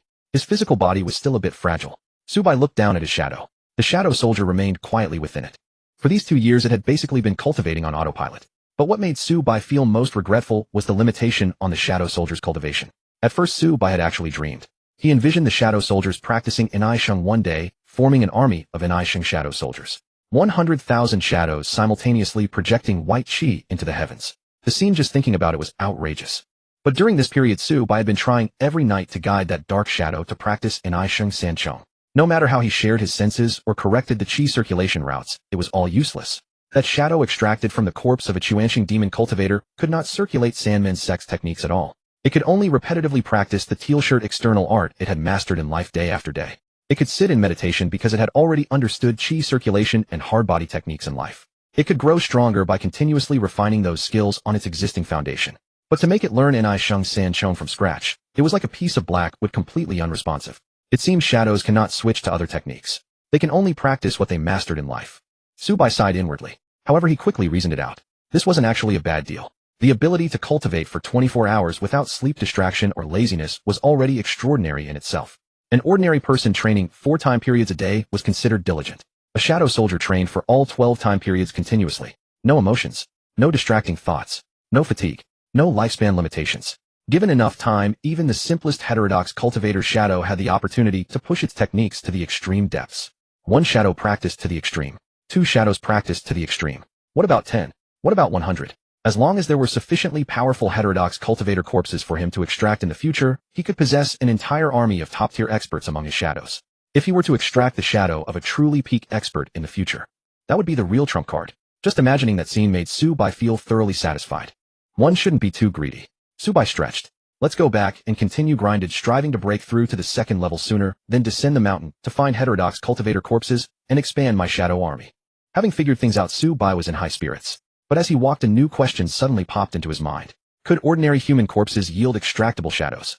He thought carefully about the essence of this ability. According to the setting in that manga from his past life, the Shadow Monarch could only extract shadows from creatures possessing magic power. Ordinary people without magic power could not be extracted. In this world, magic power should be equivalent to qi. When he extracted that Chuanxing demon cultivator, he had used the residual qi in the corpse as the source to successfully shape the shadow. Ordinary people have not comprehended the primordial qi. Their meridians are unopened, and after death, they are merely empty shells with no qi residue. Probably ordinary people won't work. Su Bai made his judgment in his heart. Must be a heterodox cultivator with cultivated abilities. The most important thing now was still to break through to the 2nd level of Innate Sheng as soon as possible. The 1st level was already strong enough to let him dominate among his peers, and even those much older. But without entering the 2nd level, it was still not secure enough. The chaotic times were approaching. Only after descending the mountain and truly beginning to collect heterodox cultivator shadows would his shadow army truly begin to take shape. Just as he was walking and thinking, suddenly Su Bai's steps froze. He stopped in place and looked up ahead. The few young classmates beside him were still arguing heatedly about whether the wooden beads had threads or mechanisms, none of them noticing he had stopped. Mechanisms can include threads. You're just stubborn. They bickered noisily and walked further away. Su Bai stood by the street, his gaze fixed on the alley entrance ahead. In the shadows at the alley entrance, a person had appeared, unknown when. Bald head, ragged long robe, holding a wooden bead in his hand. Half of his body stood in shadow, half bathed in sunset light. His shiny bald head gleamed under the evening sun. He stood with his hands behind his back, then slowly raised one hand, casually tossing the wooden bead in his palm. The bead fell, and he caught it steadily between 2 fingers. That old man was none other than Ghost Hand Wang, who had been surrounded by cheering crowds on the opera stage just now. Wang Yaozu. Wang Yaozu looked at Su Bai a few steps away with a grin, his face wrinkles bunching together. He bared his yellowed teeth in a smile. Young friend. Wang Yaozu raised his hand and waved the wooden bead. Hello there. Wang Yaozu raised his hand and flicked the wooden bead between his fingertips. The setting sun shone on his bald head, making it dazzlingly bright. Little friend. Hello. Su Bai stopped at the roadside and did not continue walking. He looked at the smiling old man in front of him with no trace of panic on his face, just blinking naturally. Old man, is there something? Wang Yaozu rubbed his shiny head and grinned. Nothing important. As he spoke, he gave a slight flick of his wrist. The wooden bead leaped from his palm, spun in the air for a circle, and finally came to a steady stop, half an inch above his fingertip. It did not fall. It did not wobble. As if held up by an invisible hand. Wang Yaozu squinted, watching Su Bai's reaction. Little friend, I saw you staring quite intently just now. What do you think of this skill of mine? Su Bai took a look at the suspended wooden bead, then glanced at the nearly imperceptible distortion of air around Wang Yaozu. That was not ordinary qi. It was more like a field of force deliberately twisted by human will. Every pause, turn, and rebound of the wooden bead was not due to strings or mechanisms, but was altered by this invisible field. Reversal of all directions. The livelihood skill originally used by the Jiyun Society for balancing bowls and juggling balls had been ruthlessly honed into a killing technique by this old man. Su Bai nodded. Impressive. These words were sincere. Being able to train a mundane juggling skill to such a level, Wang Yaozu was indeed extraordinary. But those 2 words sounded completely different to Wang Yaozu. His eyes lit up slightly. Indeed, this child had seen through it. The other children watching the spectacle only shouted, "Amazing," and guessed about strings and mechanisms. But this fair-skinned little boy was different. His gaze was not fixed on the surface of the bead, but constantly on the nodes where the bead changed direction and on the field around himself. Such insight was truly rare. Wang Yaozu's smile grew deeper. "Little friend, you have good eyes. This skill of mine looks like just a playful trick, but once mastered it's no ordinary thing." As he spoke, he flicked his fingertip. The wooden bead suddenly flew around Zhou Bai in a circle. It was not fast but silent and stealthy. When the wooden bead brushed past Zhou Bai's shoulder, a subtle force gently lifted the hem of his robe. The white chi within Zhou Bai stirred slightly in response. The shadow soldier hidden in his shadow seemed stimulated as well, faintly showing signs of emerging. Zhou Bai's fingers concealed in his sleeve pressed down gently. The shadow fell silent again. He did not dodge or retreat. Seeing this, Wang Yaozu's interest deepened. Not lacking in courage either. This child knew something was wrong with the bead, yet he stood steady. Wang Yaozu retrieved the bead into his palm and asked with a chuckle, "Would you like to learn?" Zhou Bai raised an eyebrow slightly. Here it comes. This old man had indeed set his sights on him. In the original trajectory, Li Muxuan had been lured by Wang Yaozu like this, and eventually ended up on a different path. Now Li Muxuan hadn't come, and he himself had become the target. Zhou Bai found it somewhat amusing. He looked up at Wang Yaozu with a very serious expression. "Learn this." Wang Yaozu nodded. "Yes. This skill of mine, outsiders can hardly get a glimpse of it. Though you are young, your eyesight is good, and your courage is not bad. If you are willing to learn, you might achieve great things in the future." Zhou Bai blinked. "Old man, are you going to take me as your apprentice?" Wang Yaozu's smile deepened. "It's not impossible. Matters of master and disciple depend on fate. If you are truly interested, I can naturally teach you some real skills." Zhou Bai was even more amused. Real skills. Reversal of all directions was indeed a real skill. But the problem was he was currently following the path of the 3-1 sex inverse life triple layers. He was only 10 years old at the stage of building his foundation. He hadn't yet reached the second layer of the inverse life triple layers, nor had he truly grasped the upper limit of shadow extraction. To divert his attention to learn reversal of all directions now would be putting the cart before the horse. Moreover, if he really wanted the reversal of all directions, he didn't necessarily have to learn it himself. Zhou Bai looked at Wang Yaozu and couldn't help sighing inwardly. If this old man died right in front of him, it would be much more convenient. A fresh corpse of a top-tier extraordinary person. A shadow soldier who had mastered the reversal of all directions to the level of a grandmaster. That would be a real treat. Unfortunately, Wang Yaozu was not stupid. This was at the foot of the 3-1 sect, surrounded by ordinary people. Even if he was from the Chuanxing, he wouldn't forcefully attack a child in such a place. Zhou Bai was tempted, but he had no intention of actively killing someone for the skill. His hidden cards could be ruthless, but he must not stray from the right path. So he obediently shook his head. "No, I won't learn." Wang Yaozu's smile instantly froze. The wooden bead in the air paused for a moment. "Not learn?" He stared at Zhou Bai, doubting his own ears. "Didn't you just say it was impressive?" Zhou Bai nodded. "It is impressive." Wang Yaozu was even more puzzled. "Then why won't you learn?" Zhou Bai thought for a moment and said seriously, "I have too much homework right now." Wang Yaozu. Zhou Bai added another sentence. "And I need to go home for dinner." Wang Yaozu. He had roamed the martial world for so many years, and now he had voluntarily offered to teach someone only to be rejected by a 10-year-old kid with such excuses as too much homework and going home for dinner. What was this? His entire set of extraordinary skills in this child's mouth sounded like a troublesome extra 2 pages of copying. Wang Yaozu stared at Zhou Bai for 2 breaths, then couldn't help asking, "Little friend, do you know that many people would love to learn this skill of mine, but can't?" Zhou Bai nodded. "I know." Wang Yaozu pointed at himself. "So you also know I'm not an ordinary street performer?" Zhou Bai continued nodding. "More or less." Wang Yaozu's eyes narrowed slightly. "Then why do you still refuse?" Zhou Bai spread his hands. "I really don't have time." These words were spoken so naturally that Wang Yaozu couldn't tell for a moment whether the child truly didn't want to learn or simply didn't care about his skills. If an adult had said that, Wang Yaozu would have already flicked a wooden bead at them to test their mettle. But in front of him was just a 10-year-old child. Even stranger, the child's eyes held no shock, no fear, and no greed like ordinary people seeing extraordinary arts.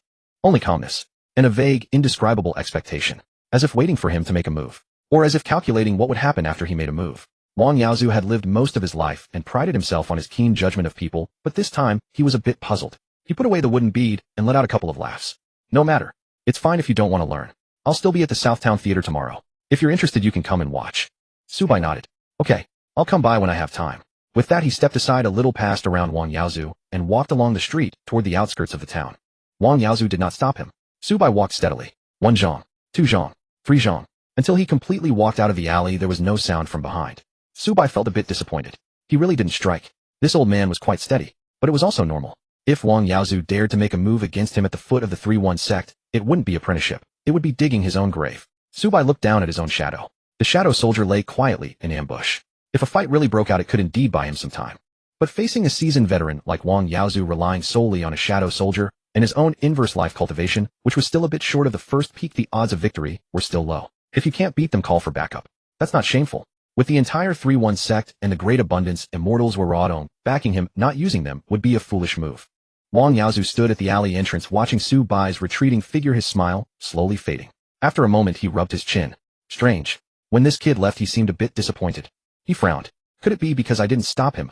The moment this thought came to him, Wang Yaozu himself found it absurd. A 10-year-old child facing an old veteran like him. It would be good enough if he wasn't scared. How could he be disappointed that he didn't make a move? Nonsense. But that look in his eyes didn't seem like an illusion. Wang Yaozu clicked his tongue. Interesting. Very interesting. Just then a cheerful voice came from the side. Old Wang, what are you thinking? He's already far away, still staring. Wang Yaozu did not turn around. You walk without sound, just like a thief. From the shadow of the alley, Zhang Zhiwei slowly ambled out. A bulbous nose, a middle-parted bowl-cut messy stubble, and a face wearing a punchable grin. He sidled up to Wang Yaozu and looked in the same direction.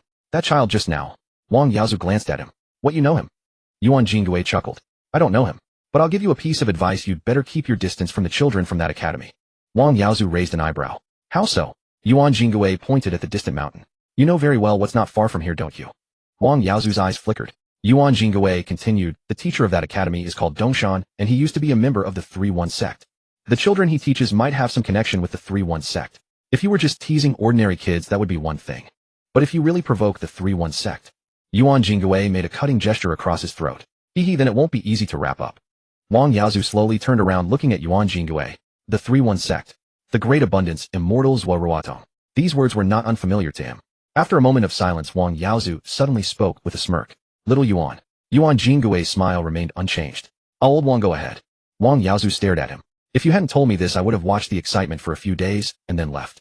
Now you deliberately tell me this child might be connected to the 3-1 sect. You did that on purpose, didn't you? Zhang Zhiwei blinked. How could that be? Wang Yaozu looked at his grinning face, then suddenly laughed as well.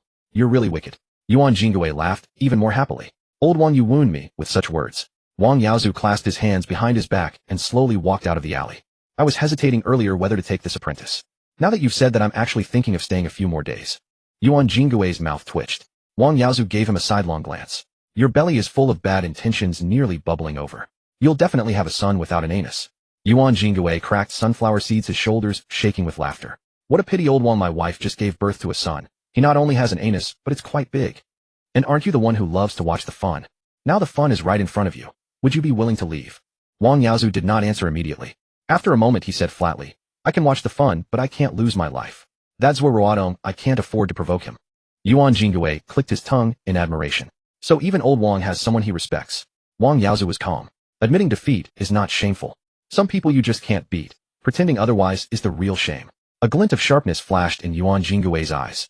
Wang Yaozu glanced back once more in the direction Su Bai had left. But that little kid is indeed interesting. If he comes again tomorrow, I'll test his eyesight once more. However, what Wang Yaozu didn't expect was that on the second day Su Bai didn't come. On the third day Su Bai still didn't come.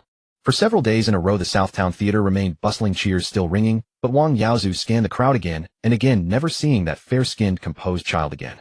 Zhang Zhiwei leaned against the wall, grinning like a fox that had stolen a chicken. Old Wang, I think he doesn't want to come. Wang Yaozu put the wooden bead into his sleeve and said flatly, children have a lot of homework. Zhang Zhiwei almost burst out laughing. You actually believe that? Wang Yaozu couldn't be bothered to respond. Another day passed. Early morning at the stone bridge outside the town. Wang Yaozu stood with his hands behind his back, a worn bundle beside him. Zhang Zhiwei squatted by the bridge, peer tossing pebbles into the river one by one. Really leaving?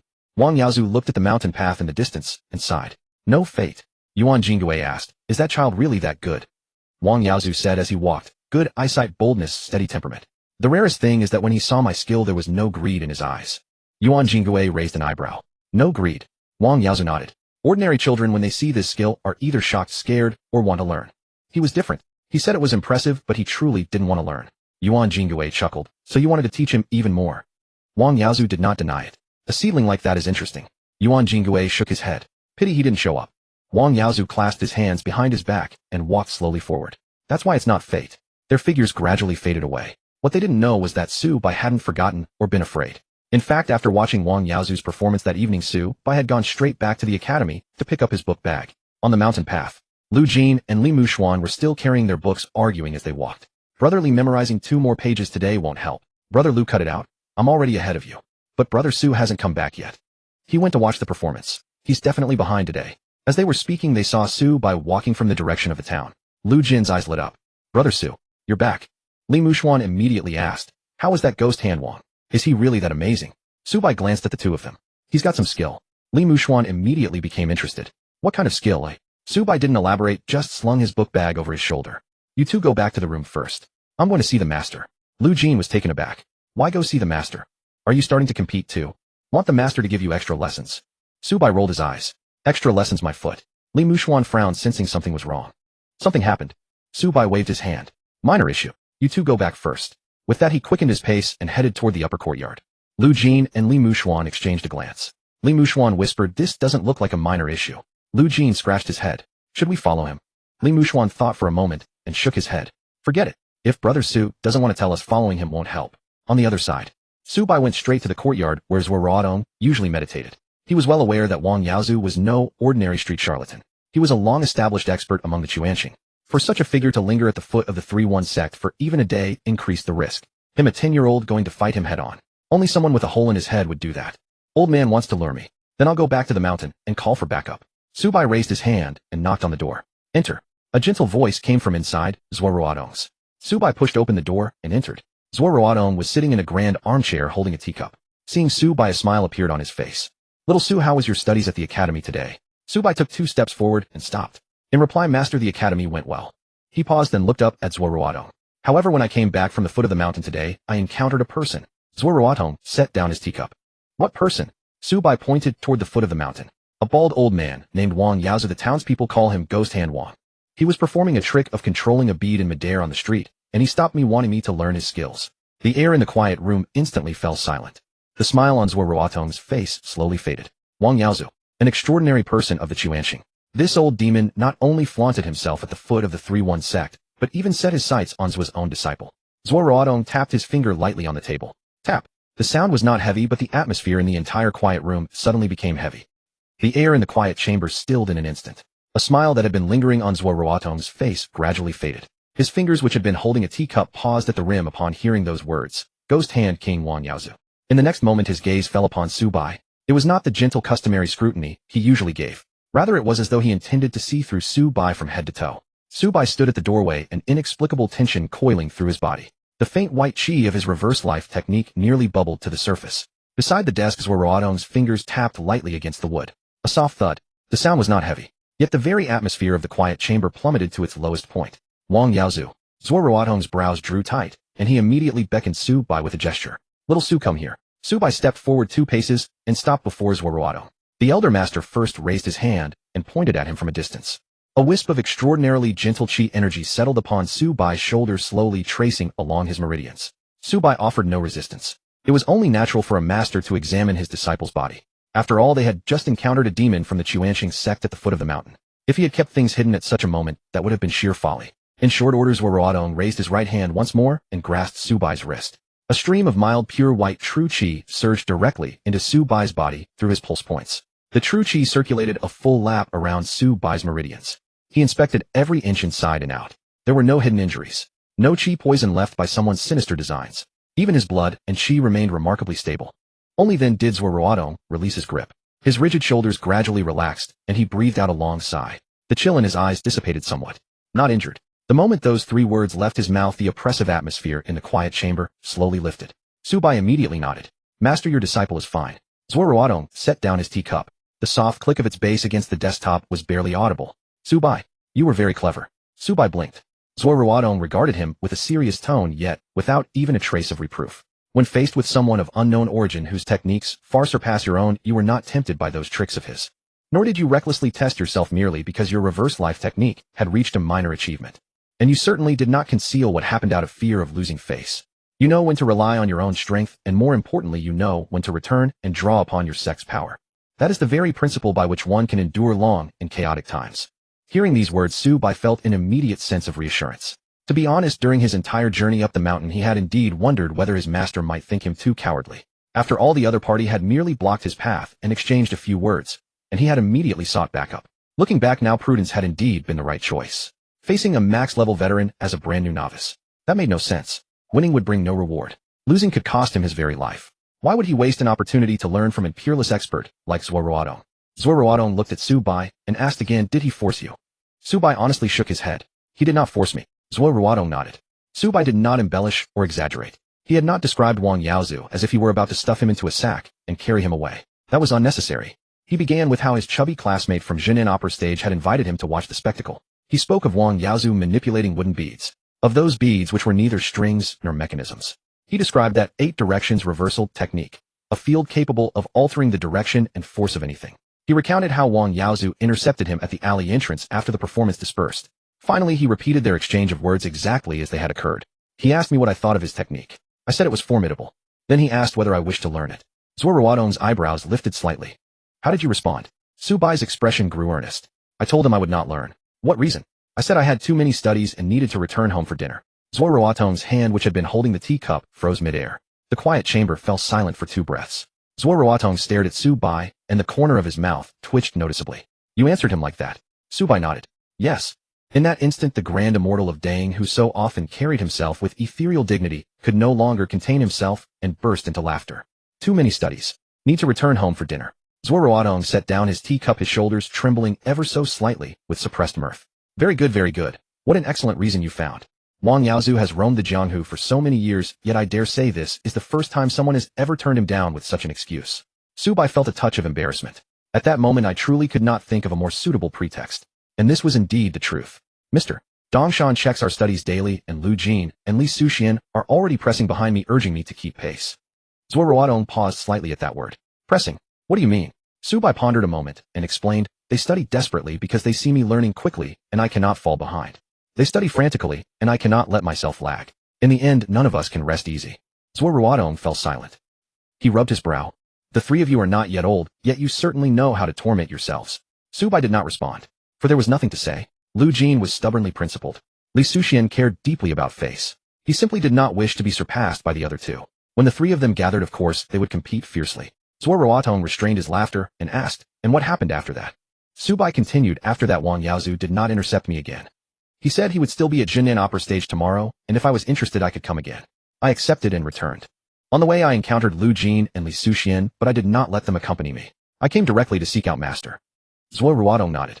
I see. His fingers tapped lightly against the desktop. Tap, tap, tap. The quiet chamber grew still once more. After a moment Zuo Ruotong spoke slowly. Wang Yaozu belongs to the Quansheng sect. A flicker of precisely measured confusion appeared on Su Bai's face. Quansheng? Yes. Zuo Ruotong leaned back in his chair, his voice growing heavy. Within the world of extraordinary people, there are countless sects and countless paths. There are orthodox major sects, and there are noble family lineages. Yet some refuse to be bound by rules, acting entirely upon their whims and passions. Quansheng is among the most unruly of all. Su Bai listened attentively. Zuo Ruotong continued, in ancient times Quansheng's founders did uphold principles, preserving true nature unbound by ritual and propriety. But as the tradition has passed down, most have strayed from the path. Not all among them are without virtue, nor are they all murderers and arsonists. Yet they all share one common trait. They follow their own will, answer to no law. Whatever they wish to do, they are absolutely never constrained by any rule. More importantly, they ask only whether they themselves are pleased, regardless of whether others live or die. Dealing with them is exceedingly dangerous. Zuo Ruotong's gaze fell upon Su Bai's still youthful face, his tone growing heavier still. Especially you. Su Bai started. Me, yes. Zuo Ruotong locked eyes with him. You possess an innate supernatural ability and are endowed with exceptional talent. To the orthodox sects you are a promising disciple. To Quansheng you are equally promising. If they find you interesting they may seek to tempt you. If they believe you might be led astray they will push you along. If they believe you will become an obstacle in the future they may destroy you beforehand. Su Bai's heart sank slightly. These words were blunt, yet also truthful. The people of Quansheng truly could not be judged by ordinary standards. Someone vicious like Yuan Jingui likely lurked somewhere, even now plotting maliciously. Wang Yaozu blocking him was merely the first strike. A second was not unlikely to follow. More importantly, his shadow soldiers now. In past lives were they not all impervious Quansheng cultivators? Had Zuo Ruotong not passed by and struck them down with a single palm, Su Bai would have perished on that street. These people truly cannot be reasoned with by ordinary standards. Zuo Ruotong continued, remember this, while henceforth when you are outside and have not yet acquired sufficient ability to protect yourself, keep as great a distance as possible from anyone of Quansheng. Do not delude yourself into thinking that understanding 1 or 2 moves will allow you to contend with them. Veterans of the Jianghu who have lived to this age are by no means simple opponents. Do not gamble upon whether they harbor good or ill will within their hearts. Su Bai nodded without hesitation. Master need not worry. Your disciple has remembered. Zuo Ruotong observed Su Bai's earnest manner, yet also grew somewhat concerned that he might have painted Xuanqing too terrifyingly, leaving a shadow upon this 10-year-old disciple's mind. His fingers tapped the desktop twice, and his tone softened. However, you need not fear. Others may dread the Ghost Hand King, but within our San sect's territory, he amounts to nothing. Su Bai's eyes brightened slightly. Here it came. The Grand Immortal of Dang was about to demonstrate his record. Zuo Ruotong spoke in a flat tone as though recounting some trivial matter. When I ventured down the mountain in my youth, I merely crossed techniques with him. His skills were extraordinary, and they brought me to the brink of striking him dead with a single palm. Su Bai felt his eyelids twitch. Who was Wang Yaozu? The Ghost Hand King, a senior figure of Xuanqing. His 8 directions reversal technique had reached unparalleled mastery throughout the world. And yet before master he had nearly been knocked dead with a single palm. The gap between them was truly absurd. Zuo Ruotong raised his teacup and blew gently upon the floating leaves. His 8 directions reversal was indeed remarkable. Yet although he belongs to Xuanqing, his conduct differs from that of ordinary Xuanqing deviants. He was a bandit perpetually stealing property. But as far as I know, he never harmed ordinary folk, and his conflicts were always with those within the circle. Moreover, to elevate what should merely be a bull-balancing and ball-tossing street performance to such a peak, that is genuinely rare. Thus in those days I spared his life 3 times. Spared 3 times. The words were spoken lightly, yet the information they carried was immense. Recalling what he had known from his previous life, Su Bai could not help but ask, Master, is his technique truly formidable? Zuo Ruotong nodded. Extremely. Had he not belonged to Xuanqing but instead walked the righteous path, that single technique of 8 directions reversal would long ago have allowed him to establish his own lineage and become a founding patriarch. The number of people in this world who can break his 8 directions reversal calculated to the fullest extent is quite small.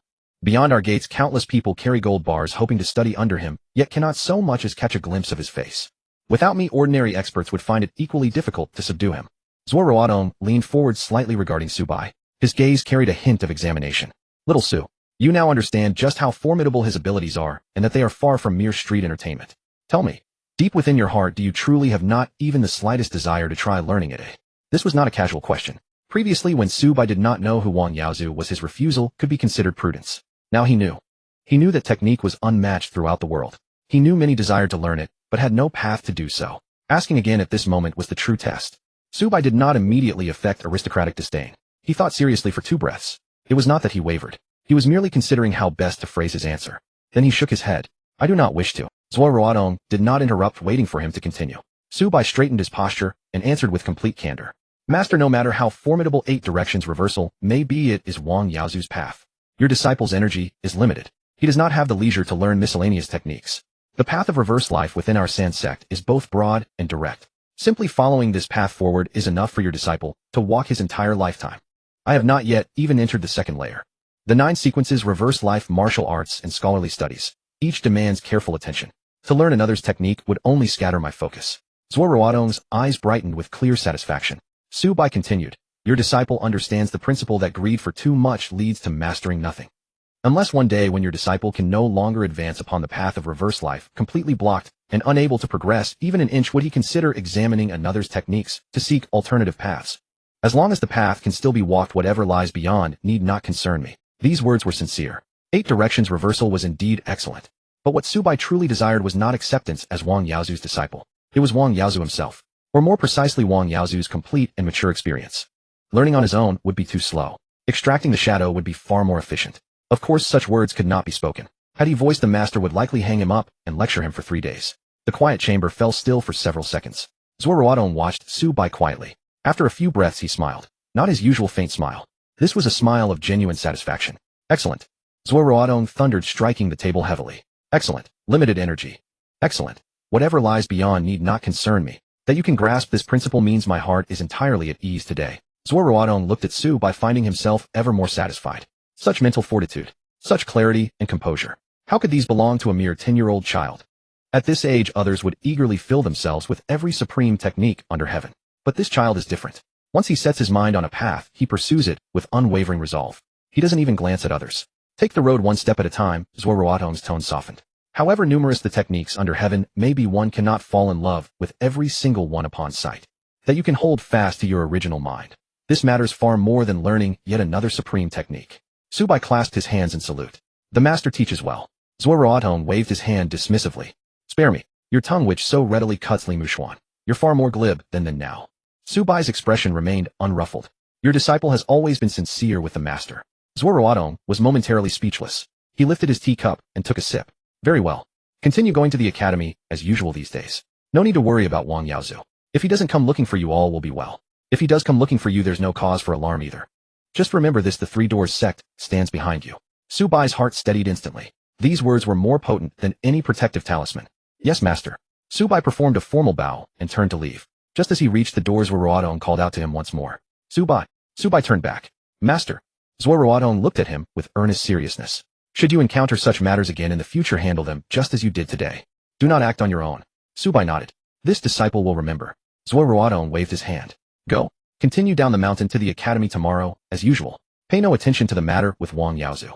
The master has his own arrangements. Knowing when to quit, Su Bai promptly performed a proper salute with clasped fists. This disciple takes his leave. He turned, slid open the door, and strode out. When the door to the meditation chamber closed once more, the smile on Zuo Ruotong's face had not yet fully faded. However, he did not immediately summon anyone. Outside the door, the moment Su Bai stepped out of the courtyard, he spotted Lu Jin and Li Muxuan peering in from outside. The moment they saw him, they immediately straightened up. Lu Jin came forward first. Brother Su, how did it go? Li Muxuan lowered his voice as well. What actually happened? Your expression wasn't quite right just now. Su Bai looked at the two of them. The concern in their eyes was evident, especially in Li Muxuan. Though clearly anxious to the core, he insisted on maintaining an expression that said, I'm just asking casually. The old habit acting up again. Su Bai spoke up. Nothing serious. Li Muxuan frowned. Nothing serious would make you specifically seek out the master. Su Bai nodded. That's right. Lu Jin was even more confused. Then what actually happened? Su Bai considered for a moment before saying, that ghost hand Wang down the mountain. He's from Xuanxing. He stopped me earlier and asked if I wanted to learn his techniques. Lu Jin's expression shifted. Xuanxing? Li Muxuan's eyes went wide as well. What is Xuanxing and why would he want to take you as a disciple? Su Bai explained about the Xuanxing sect and Wang Yaozu's identity. Li Muxuan slapped his thigh. Good heavens, this old codger has some nerve, coming to the foot of Three Doors sect to steal the master's disciple. Lu Jin was also furious. Brother Su, you didn't agree, did you? Su Bai gave him a look. What do you think? Lu Jin immediately shook his head. You clearly didn't agree.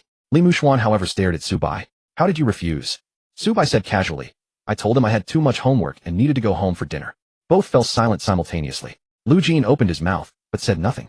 Li Muxuan's mouth twitched violently. After a long moment, Li Muxuan finally managed to speak. Su Bai, you truly have a gift for infuriating people. That was a renowned master from Xuanxing, you know. He offered to teach you his supreme skills, and you refused him with dinner. Su Bai said with perfect composure, food is the heaven of the common people. Lu Jin nodded. That makes sense. Li Muxuan turned to look at him. Brother Lu, could you stop agreeing with everything? Lu Jin scratched his head. But Brother Su does make a valid point. Li Muxuan's face fell. Su Bai couldn't be bothered to argue with them, and simply walked toward the dormitories. Alright, let's go back and memorize our texts. Li Muxuan's ears immediately perked up. Didn't you go watch the street performance? You've fallen behind on today's lessons, haven't you? Su Bai looked at him. Already finished memorizing on the way. Li Muxuan froze in his tracks. What? Lu Jin was also bewildered. Brother Su, when did you memorize it? Su Bai tapped his temple. While watching the performance. Li Muxuan completely broke down. You could memorize your texts while watching Ghost Han Wan's performance. Su Bai nodded. He controls his beads, I memorize my classics. No conflict. Li Muxuan clutched his chest.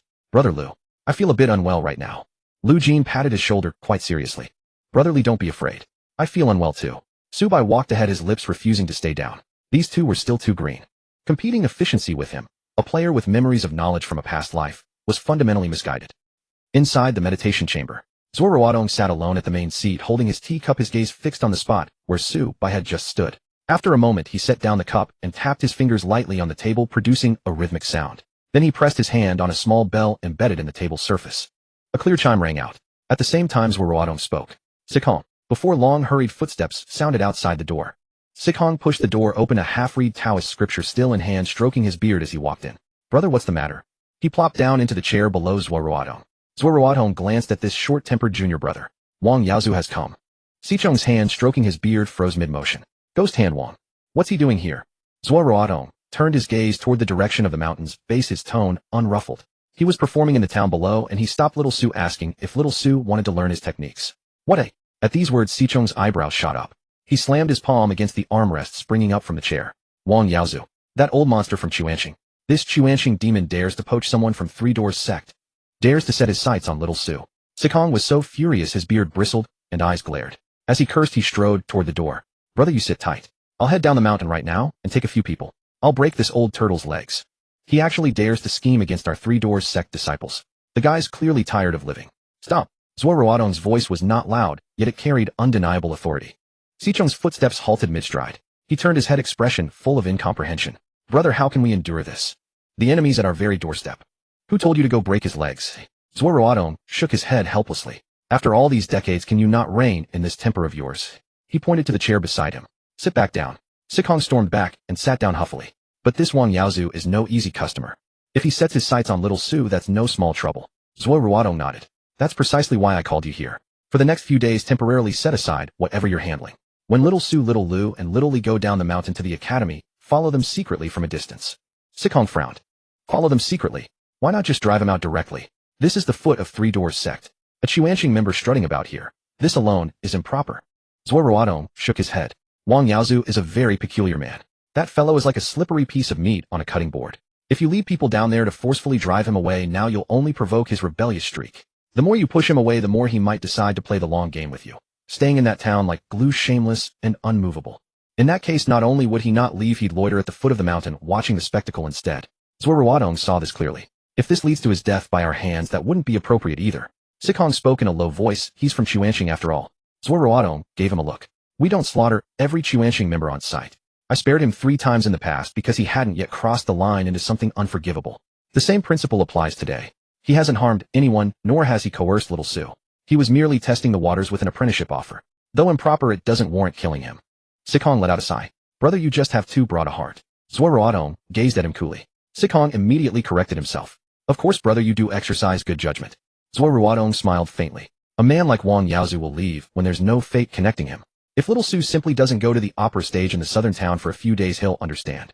Given his personality, when he finds himself unwelcome, he'll naturally leave. So you only need to prevent him from getting any ideas and going to provoke those children again. If Wang Yaozu goes looking for little Su again tomorrow, then you step forward. Stop him and let him leave on his own. If he doesn't take the initiative to cause trouble these few days, then let it be. Xing listened and only then nodded. All right, I understand. He grabbed the Taoist scripture from the table and walked to the door, but couldn't resist turning back. Brother, what if Wang Yaozu truly gets ideas? Zuo Ruotong lifted his teacup, his expression serene. Then let him remember how he survived those 3 times. Xing immediately broke into a grin. Now that's what I like to hear. I'll keep an eye on that old fiend these few days. If he so much as makes one overstepping move, I'll skin him alive. With that, Xing turned and strode out of the meditation chamber. The door closed once more. Silence returned to the room. Zuo Ruotong sat alone at the main seat, holding his teacup, his gaze once again fixed on the spot where Su Bai had just stood. After a moment, he set down the cup and tapped his fingers lightly on the table. Wang Yaozu, Wang Yaozu. Zuo Ruotong murmured softly. This old fox does have sharp eyes after all. The moment he makes a move, he targets the very best. His chin lifted slightly. An undisguisable pride spread across his face. 5 years later, at the upper courtyard training grounds of Sanmin sect, 15-year-old Su Bai stood at the edge, hands clasped behind his back, his white Taoist robe rustling sharply in the mountain wind. The passage of 5 years had fully stretched the frame of that frail 8-year-old boy. Now Su Bai possessed a strikingly handsome face, clear and bright eyes, and an aura that was both steady and reserved, faintly imbued with an ethereal grace. Those who knew them well would say that when the lad stood still and silent, he bore a striking 3-parts resemblance to the young sect leader Zuo Ruotong. At that moment, Su Bai was guiding 2 junior brothers who had recently joined the sect. Do not let your shoulders collapse. When the chi reaches this point, you must press upward, never letting it dissipate. Su Bai raised his hand and gave the junior brothers back a light tap. The boy's posture immediately straightened, and his meridians flowed smoothly once more. Thank you, senior brother Su. Su Bai nodded slightly, just about to say something else, when a flurry of hurried footsteps echoed from behind. Su Bai? A voice rich with formidable vitality boomed from the opposite end of the training ground. Su Bai didn't even turn his head. Brotherly, not today. The footsteps did not cease, instead they quickened. 16-year-old Li Mushuan strode forward, towering 2 heads taller than he had been 5 years prior. His shoulders were broad, and the stubborn, arrogant fire in his brow remained utterly unchanged. The 2 turned their heads. Wu Gensheng strode forward, his white Taoist robe neat and efficient. Master summons you. Su Bai and Li Mushuan exchanged a glance. Who said anything about fighting? Li Mushuan crossed his arms and tilted his chin up. I simply came to give you notice. Only then did Su Bai turn his head and cast a glance his way. Notice of what? Li Mushuan flashed a grin. If you refuse today's match, don't call me brotherly from now on. At the edge of the training ground, Chang Qing, who was polishing the weapon rack, lifted his head with an expression of utter exasperation. Mushuan, why can't you learn your lesson? Chang Qing draped the cloth over his shoulder and walked over. This year Xiao Bai hasn't even bothered to acknowledge you. You came 3 times last month, 5 times the month before. How many did you win? Beside him, a tall youth with a gentle demeanor also leaned in with a smile. He bore the double surname Zhuge with the given name Lei. Hailing from the Zhuge family, he had joined the sect 2 years before Su by placing him senior in rank. That's right, junior brotherly. Zhuge Lei shook his head good-naturedly. You might as well give up. Why court suffering for nothing? Li Muxuan shot them both a glare. This time is different. His voice rose sharply, drawing the gaze of everyone across the training ground toward them. Li Muxuan planted his hands on his hips and thrust his chin high into the air. My Innate Sheng first layer. Last night, I achieved full mastery. The moment those words left his lips, the training ground fell instantly silent. Chongqing's rag slipped from his fingers and hit the ground. What? The smile on Zhuge Lei's face froze. What did you say? Full mastery of the first layer. All the disciples of Sandman's sect nearby surged over. Junior Brother Li, you've mastered the first layer? Is that true? That pace is too fast. Junior Brother Li is only 16 or 17, right? Already mastered the first layer. Wait, doesn't that mean he's a step ahead of Xiao Lu? It's true. Lu Jin was still one breath away when he left, yet Li Muxuan actually arrived first. As expected of you, Li Muxuan. Gossip erupted all around. Chongqing's eyes widened as he scrutinized Li Muxuan from head to toe several times, his disbelief melting into astonishment. It truly is full mastery. The chi sensation on this lad has indeed changed. Zhuge Lei also shed his joking expression, studied him carefully for a moment, and gave a slight nod. The chi mechanisms are harmonious, the meridians are thoroughly open. It is indeed a sign of full mastery. He turned his head to look at Su, by his tone carrying a subtle shift. In that case, it's truly hard to say. Chongqing nodded along. Exactly. Now that little Li and little Su share the same realm, he genuinely might stand a chance.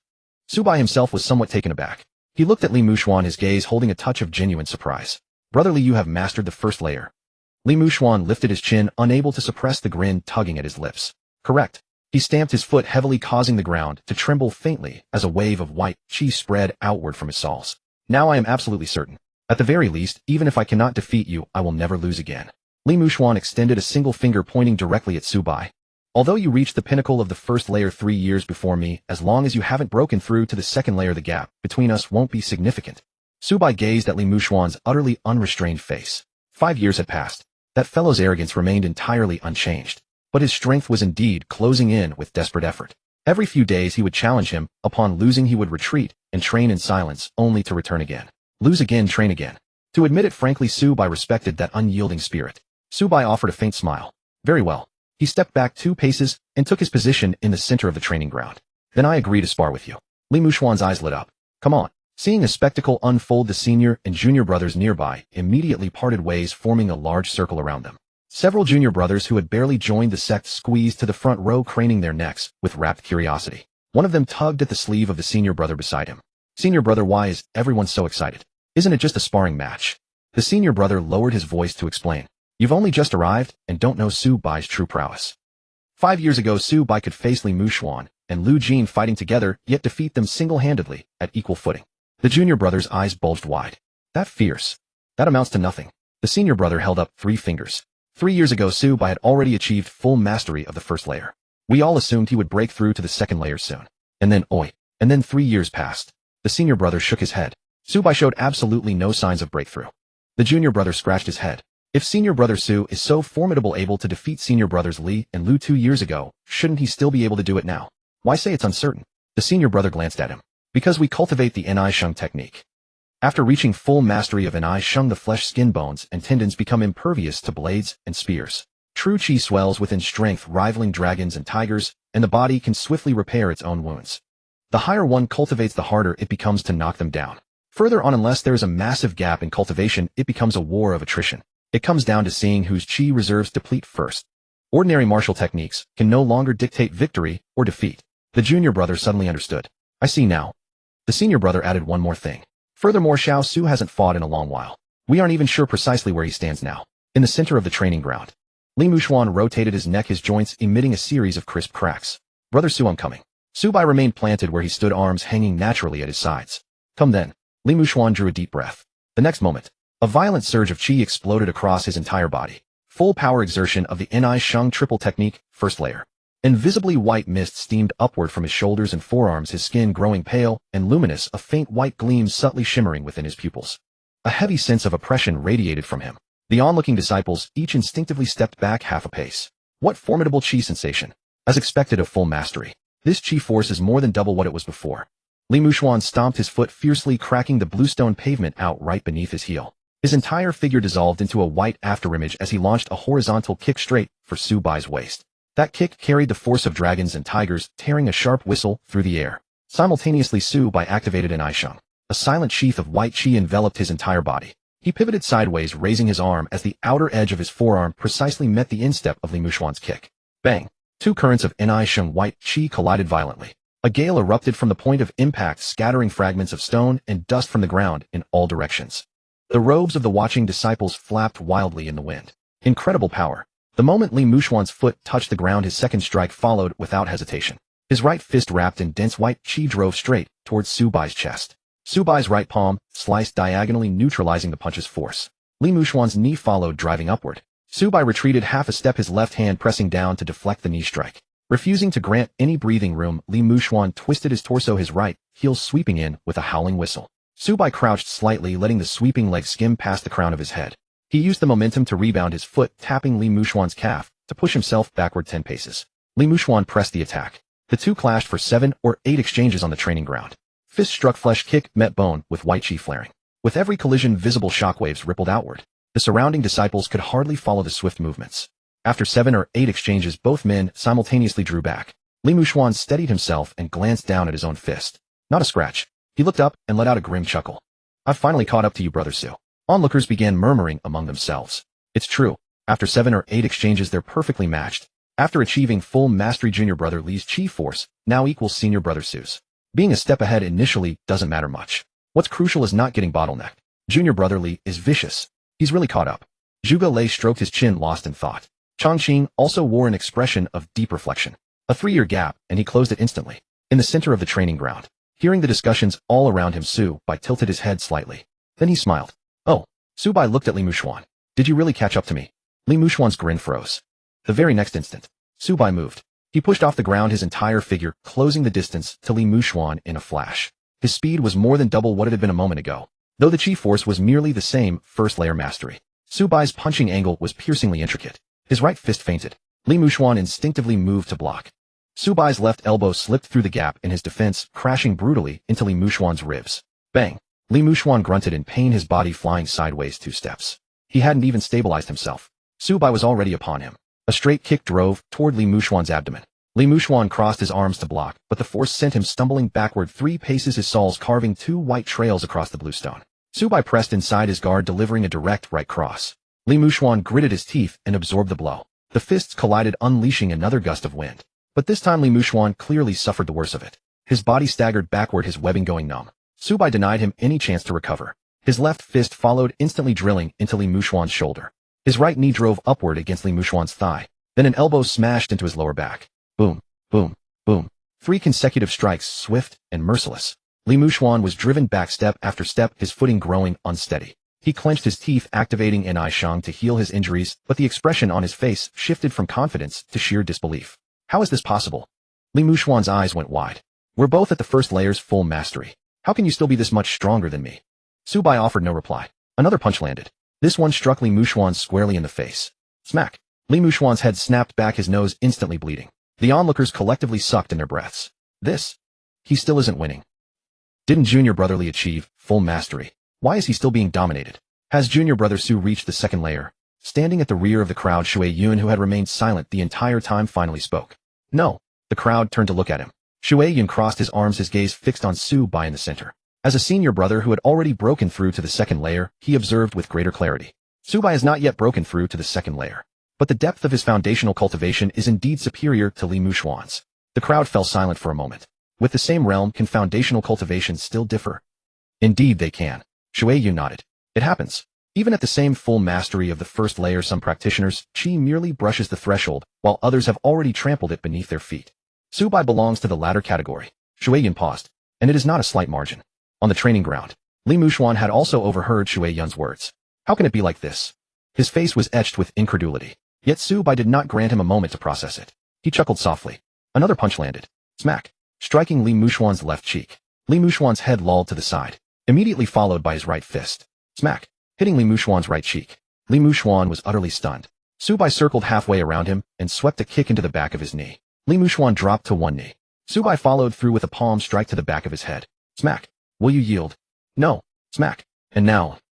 No. Smack, smack, smack. 3 rapid slaps. Li Mushuan saw stars, both eye sockets already beginning to bruise. The surrounding disciples winced at the sight. Chongqing covered his face. This happens every time. Zhuge Lei could hardly bear to watch. Junior brother Su shows absolutely no mercy.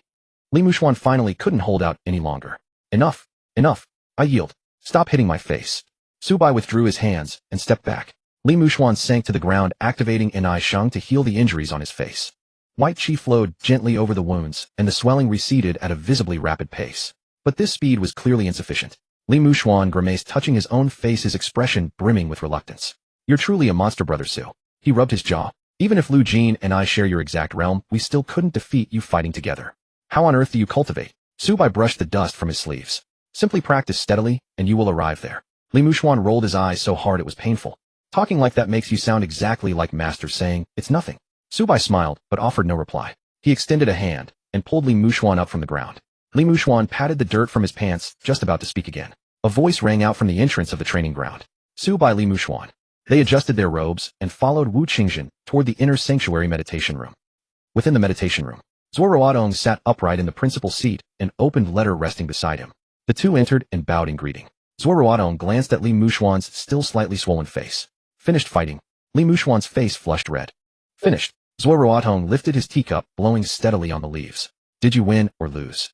Li Muxuan gritted his teeth. Lost. Zuo Ruotong let out a soft laugh. Mastering the first layer, and still losing. You have your work cut out for you, lad. Li Muxuan's face turned an even deeper shade of red. Master, you already know. You were bellowing at the top of your lungs in the training ground. Who in the entire sect wouldn't know? Zuo Ruotong set down his teacup, watching Li Muxuan's unyielding expression, a hint of amusement in his eyes. That said, mastering the first layer is indeed commendable. It came somewhat faster than I anticipated. Li Muxuan puffed out his chest. Rest assured, master, I will not yield. Someday I will defeat him once. Zuo Ruotong gave a slight nod. Then you must push yourself harder. Having said this, he picked up the letter from the desk and waved it lightly. Lu Jin has sent a message. The attention of both Su Bai and Li Muxuan was immediately drawn to it. Lu Jin had returned to the Lu family 2 months prior, maintaining contact with Sandman's sect through letters. Zuo Ruotong continued. Patriarch Lu Grandmaster Lu Jin's great-grandfather is celebrating his 80th birthday this year. The Lu family is issuing widespread invitations to distinguished elders from across the land to attend the celebration. In his letter, Lu Jin specifically requested that I bring you both along. Li Muxuan's eyes lit up. Excellent. It's about time we went down the mountain and enjoyed ourselves. Since his father's passing the previous year, Li Muxuan had remained confined to Sandman's sect, cultivating after completing his mourning period, cooped up for nearly a year. Now that he rarely had a chance to descend the mountain and join the festivities, he would naturally not let it slip by. Zuo Ruotong nodded. Then go below and make your preparations. Li Muxuan clasped his fists in acknowledgement and turned to leave immediately. Su Bai. Zuo Ruotong called out to stop him. You stay. Li Muxuan paused mid-step, glancing back at Su Bai. Su Bai waved a dismissive hand at him. Understanding the cue, Li Muxuan quietly closed the door and departed. The meditation room now held only master and disciple. Su Bai remained where he stood, looking towards Zuo Ruotong. What did master wish to speak with me about? Zuo Ruotong set down his teacup and did not answer immediately. He scrutinized the 15-year-old youth before him. The frail 8-year-old boy from 7 years prior had now matured into a youth of steady demeanor and restrained brilliance. After a moment, Zuo Ruotong spoke. Su Bai. Yes. Zuo Ruotong held Su Bai's gaze, his tone calm, yet carrying an unmistakable gravity. When do you intend to break through? Su Bai was slightly startled. Zuo Ruotong's fingers tapped lightly on the desktop. 3 years ago, you had already achieved full mastery of the first layer. 3 years have passed. I wish to know what it is you are waiting for. The quiet chamber was still for several long seconds. Su Bai looked into Zuo Ruotong's calm and unfathomable eyes, his thoughts turning over in a swift circle. 3 years. Indeed, that was no short time. Of course he knew what his master was thinking. At 12, he had reached great perfection of the first tier. And now he was 15. 3 entire years without the slightest sign of a breakthrough into the second tier. Anyone else in his shoes would have asked the same question. Su Bai thought for a moment, then spoke. No need to rush, master. A sharpened axe never delays the woodcutter. Your disciple feels that although he has reached the summit of great perfection of the first tier, his foundation can still be pressed down even further. Zuo Ruotong's hand holding his teacup paused for a moment. He set the cup down and let his gaze rest on Su Bai's face for an instant. Just as he had expected, that boy still had the same old habit. Everything had to be ground to his own satisfaction before he would move. Too eager for safety. Zuo Ruotong sighed, softly got to his feet, and went to the window with his hands clasped behind his back. Beyond the window, the mountains stretched in endless ridges. Clouds and mist circled the mountainsides, and the morning light fell like a thin white veil draped over the range. Zuo Ruotong gazed out for a long moment before he spoke. Su Bai, sit down. Su Bai took the seat below. Zuo Ruotong turned around, his tone unhurried. The path of reversed life is a long one. You have spent 3 years in the first tier grinding yourself beyond great perfection. You believe your foundation is thick enough. Your master also admit it is indeed thick enough. Zuo Ruotong held up one finger. But do you know how great the gap is between the first tier and the peak of the first tier? Subai nodded. The difference between mud and stone. Exactly. Zuo Ruotong raised a second finger. And between the first tier and the second tier. Subai thought for a moment. Stone and iron. Zuo Ruotong nodded. And on the road of the second tier, the further you go, the bigger the gap becomes. He walked over to stand in front of Subai, then reached out and lightly patted his shoulder. It would not be too much to call it the gulf between clouds and mud. Subai pressed his lips together and said nothing. Zuo Ruotong looked at him. The road is long and time passes all too quickly. From generation to generation, the seniors of the Sanyi sect exhausted their whole lives, yet could barely reach the end of the second tier. For every extra year you delay in the first tier, you will have one less measure of ease on the road of the second tier in the future. Time does not wait for anyone. I hope you can enter the second tier at the earliest possible moment. Zuo Ruotong's voice was not loud, but every word landed with a heavy weight. Do not waste your prime years. After hearing this, Subai was silent for several breaths. He was honestly and deeply considering the matter. 3 years of polishing. To be truthful, it was indeed enough. He knew it clearly inside. The chi in his body had already become so substantial that it was almost monstrously thick.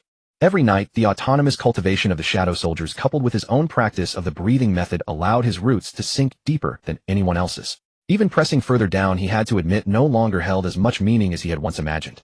But Subai had not made his move until now. Not because he was unwilling to break through. Rather, he was waiting for the moment when water would naturally flow and carve its own channel. He had seen what happened to those who forced a barrier. That room in the side hall filled with ruined men whose meridians had been destroyed stood as a constant reminder. The 3 tiers of reversed life was not ordinary martial art. When the gate was broken through, one careless error could ruin an entire lifetime. But his master was right too. The road of the second tier was exceedingly long. Enter it a year earlier, and he would have one more year to grind himself within it. Subai came to an understanding. All right. He lifted his head and said seriously, Master, your disciple has indeed honed himself just about enough in these 3 years. It is time to take a forward step. However, your disciple feels that an opportunity is still required. Zuo Ruotong raised an eyebrow slightly. Subai continued, anyway, a few more days are neither here nor there. The old patriarch of the Lu family is celebrating his birthday. Why not have your disciple accompany you down the mountain to the Lu residence first? Along the way, I may also experience the mortal world and see the ways of men. If some enlightenment comes to me on the road, I will break through at once. Subai paused, then appended another sentence. And with Master at hand, even if a little bit of trouble comes up during the breakthrough, your disciple need not worry about his life. Zuo Ruotong fixed Subai with a long look. The words sounded perfectly reasonable. He had even taken the chance to slip in a compliment. But Zuo Ruotong could hear the truth underneath. Subai still wanted to wait for the water to flow naturally and the channel to form. Zuo Ruotong had originally meant to say that breaking through the 3 tiers of reversed life was dangerous in the extreme, and that it would be safest to break through in the sect's quiet chamber with himself, keeping guard in person. But that remark was not absolute either. Perceptions born of the mundane world, training bouts and exchanges of skill, even some matter on the road that touched the heart, might bring a sudden flash of realization. Some things in cultivation simply could not be forced. And Subai was a lad so steady he made people afraid. Without certainty, he would not do a thing at all. Zuo Ruotong sighed at last. Since you have your own judgment, your master will not meddle further. Subai clasped his fists. Thank you, master. Zuo Ruotong waved a hand. Go back and pack your things. We set out tomorrow at dawn. Subai made a gesture of salute, turned, and left the quiet chamber. The door closed. Only Zuo Ruotong remained in the quiet chamber. He sat back in the high-backed armchair, lifted the half-cold cup of tea, and let his gaze travel to the far mountains outside the window. After a while, a trace of a wry smile appeared at the corner of his mouth. These boys. When the disciple is too outstanding, even the master finds himself troubled. He shook his head. In his heart, there was both gladness and a sigh. Whether it was Subai, Li Mushuan, or Lu Jin, these 3 were all geniuses of the first order. Li Mushuan and Lu Jin surpassed most of the sect's disciples with startling speed. Especially Li Mushuan. At only 16 or 17, he had driven the first tier of reversed life all the way to great perfection by sheer persistence. That pace would stand steadily at the front, even among all the disciples the Sanyi sect had ever produced. Give him a few more years to polish, and he would be sure to reach the second tier before 20. Even across the entire world of extraordinary practitioners, that was a top-tier achievement. Lu Jin was not inferior either. His foundation was secure, his temperament stable, and behind him lay the 1,000-year legacy of the Lu family, which had soaked into every fiber of his being. But compared with Subai, Zuo Ruotong could not help his eyelids twitching when he thought of Subai's outlandish progress. 12 years old and great perfection of the first tier. And then he had braked to a halt, holding himself down for 3 full years. No impatience. No grasping after fame. Only the grinding of his foundation. With this sort of character and resolve, even Zuo Ruotong, his master, felt he could not equal him. To call Subai a genius rendered the word bland. In Zuo Ruotong's heart, only one word could describe him: monster. Alas. Zuo Ruotong set down his teacup and kneaded his brow. He has gone all the way without so much as a bump in the road. Who can exert a little pressure on my monstrous disciple? Let him taste defeat, so he may know the wickedness of the world. Thinking it over, Zuo Ruotong shook his head again. No matter. Among his peers it would be difficult to find anyone who could actually make Su Bai taste defeat. After all, in addition to the 3 tiers of reversed life, Su Bai also possessed that mysterious innate ability. If outsiders were truly sent to apply pressure, it might well end up as Su Bai applying pressure to them. The dormitory. When Su Bai pushed open the door, Li Mushuan was crouching by the bed, hurriedly cramming things into a brown leather suitcase. Brand new clothes, shoes and socks, dried provisions, a Taoist scripture half-read, a short dagger polished to a gleaming shine, and a fine steel short sword for self-defense. The suitcase was nearly crammed to bursting. Su Bai took a glance, then picked up a cloth bundle from the head of the bed, folded a few changes of clothes into it, and tucked in a bit of silver and travel money. Done. Li Mushuan looked up at him. That's all. Su Bai patted the cloth bundle. Enough. Li Mushuan looked down at his own suitcase, bloated like a balloon, then quietly pulled the Taoist scripture back out. Su Bai leaned against the bedpost and could not resist teasing him. I say, brotherly, are you going to offer birthday congratulations or to move house? Li Mushuan pressed down hard on the suitcase latches, and with a click it was locked. He patted the suitcase, stood up, and the excitement on his face could not be hidden in the least. This is where you don't get it, brother Su. Li Mushuan raised his chin slightly, his eyes burning with enthusiasm. We've been shut up on this mountain for 5 whole years. At the Lu residence, this time disciples of every sect from every corner of the world will gather there, so wouldn't experts of every stripe be present as well? He suddenly smashed a fist into his palm. I'm beaten up by you all day long, and a belly full of fire has nowhere to go. If I can't beat you, does that mean I can't beat anyone else? Once I get down the mountain, I'm going to look around for real and see exactly what those young geniuses of the outside world are made of. Su Bai could not help chuckling softly. Brotherly. Su Bai walked over and patted his shoulder. Take a word of advice. After all, we haven't stepped into the 2nd tier yet. You saw with your own eyes how huge the gap is between the 1st and 2nd tiers when senior brother Shuiyun and the others demonstrated it. Out there, outstanding talents emerge in numbers, hidden dragons and crouching tigers. Among the younger generation, geniuses will certainly be in no short supply. Su Bai put his bundle on the bed. Better to stay low-key. Don't go down the mountain and get pounded the first moment you arrive. Hearing this, Li Mushuan was immediately displeased. Su Bai, you're too modest. He swatted Su Bai's hand away, planted his hands on his hips, and lifted his chin. How immense the difference is between one person's 1st tier and another's. It's not as if you don't know. Just now on the training ground, didn't you make it clear enough with your demonstration? The mere phrase, great perfection of the 1st tier, once placed outside, is more than enough to count as the cream of the younger generation. With this level of ours, we can absolutely carve out a name outside. Li Mushuan gave a cold snort. I don't believe there can be many in the younger generation more skilled than you and me. Su Bai smiled and did not speak. But in his heart, he truly agreed. In the 3 tiers of reversed life, each tier was a world of its own. In his earlier memories, Lu Jin had been able to defeat many geniuses of his own generation even before he achieved great perfection of the 1st tier. The Li Mushuan of today had not only cut off the karmic threads of Chuanxing, but had also spent 5 bitter years training on the mountain, stepping ahead of schedule into great perfection of the 1st tier. Looking across the whole younger generation, it was likely that Li Mushuan truly ranked among its crowning figures.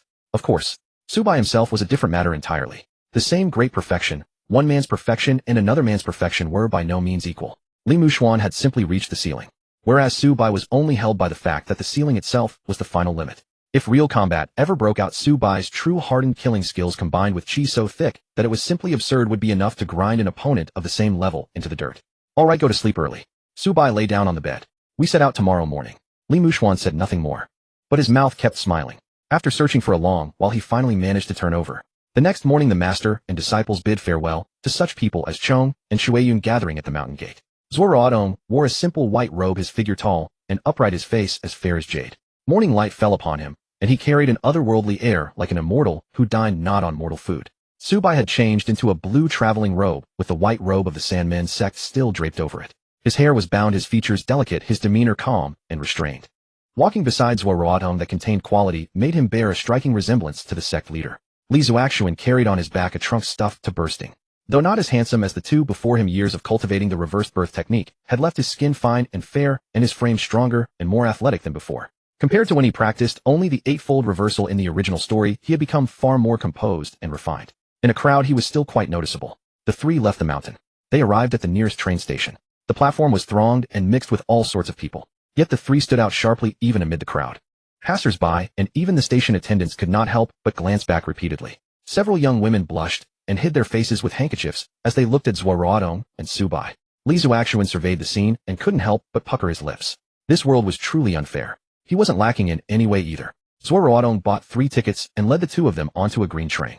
The station was crowded, but their carriage was relatively empty. The 3 found hard seats by the window and sat down. Zuo Ruotong sat opposite them.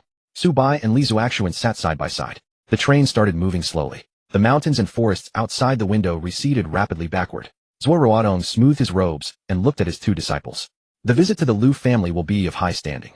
We will meet many people, representatives from various sects and clans, and quite a few young experts your age as well. The sect leader, the elders, and the elite disciples will all make appearances. Zuo Ruotong spoke casually, but with an underlying warning. This journey is a fine opportunity for you both to broaden your horizons. Both of you should watch more and speak less. Li Zuaxuan immediately nodded. Then he leaned over curiously, lowering his voice. Master, what exactly is the situation with the Lu family? I only know they're a prominent clan.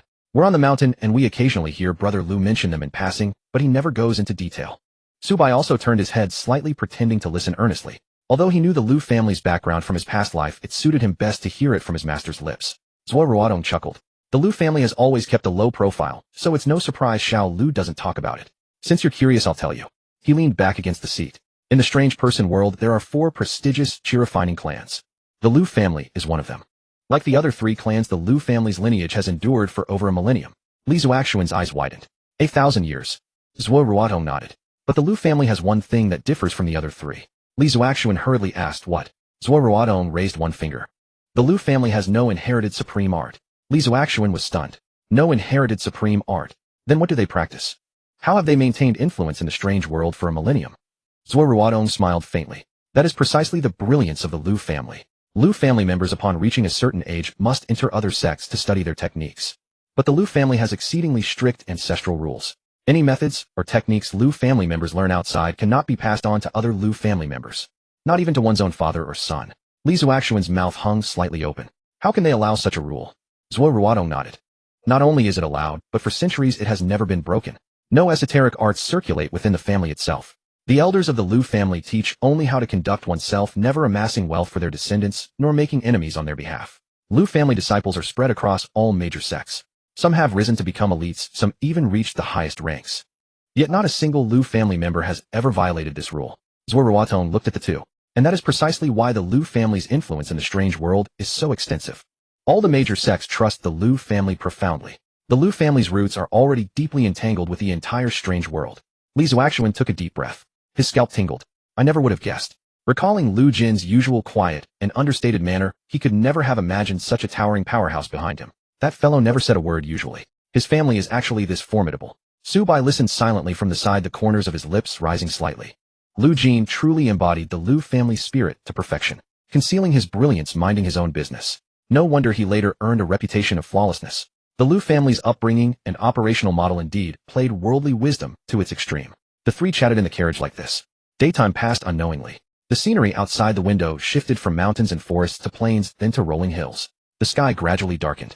The incandescent bulbs on the carriage ceiling cast a dim yellow glow. The train rocked clatteringly. Most passengers, unable to resist their fatigue, began dozing off. Li Zuaxuan leaned against his seat, his head tilted, and soon began snoring. Su Bai crossed his arms, leaning by the window with eyes closed, pretending to sleep. The chi of reversed birth circulated slowly within his body. His consciousness sank into the interior of his shadow, faintly sensing the endless rhythm of the shadow soldier's cultivation.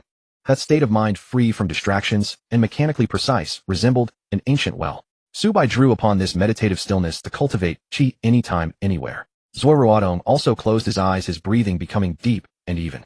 The train traveled through the night. The rails clicked rhythmically over the joints. After an unknown amount of time, accompanied by a screeching brake, the train gradually slowed. It reached a station. The platform lights were dim. The carriage door was opened by the conductor, and a gust of night wind swept in. A scattering of passengers disembarked. More than 10 travelers with bedding rolls walked out, rubbing their eyes.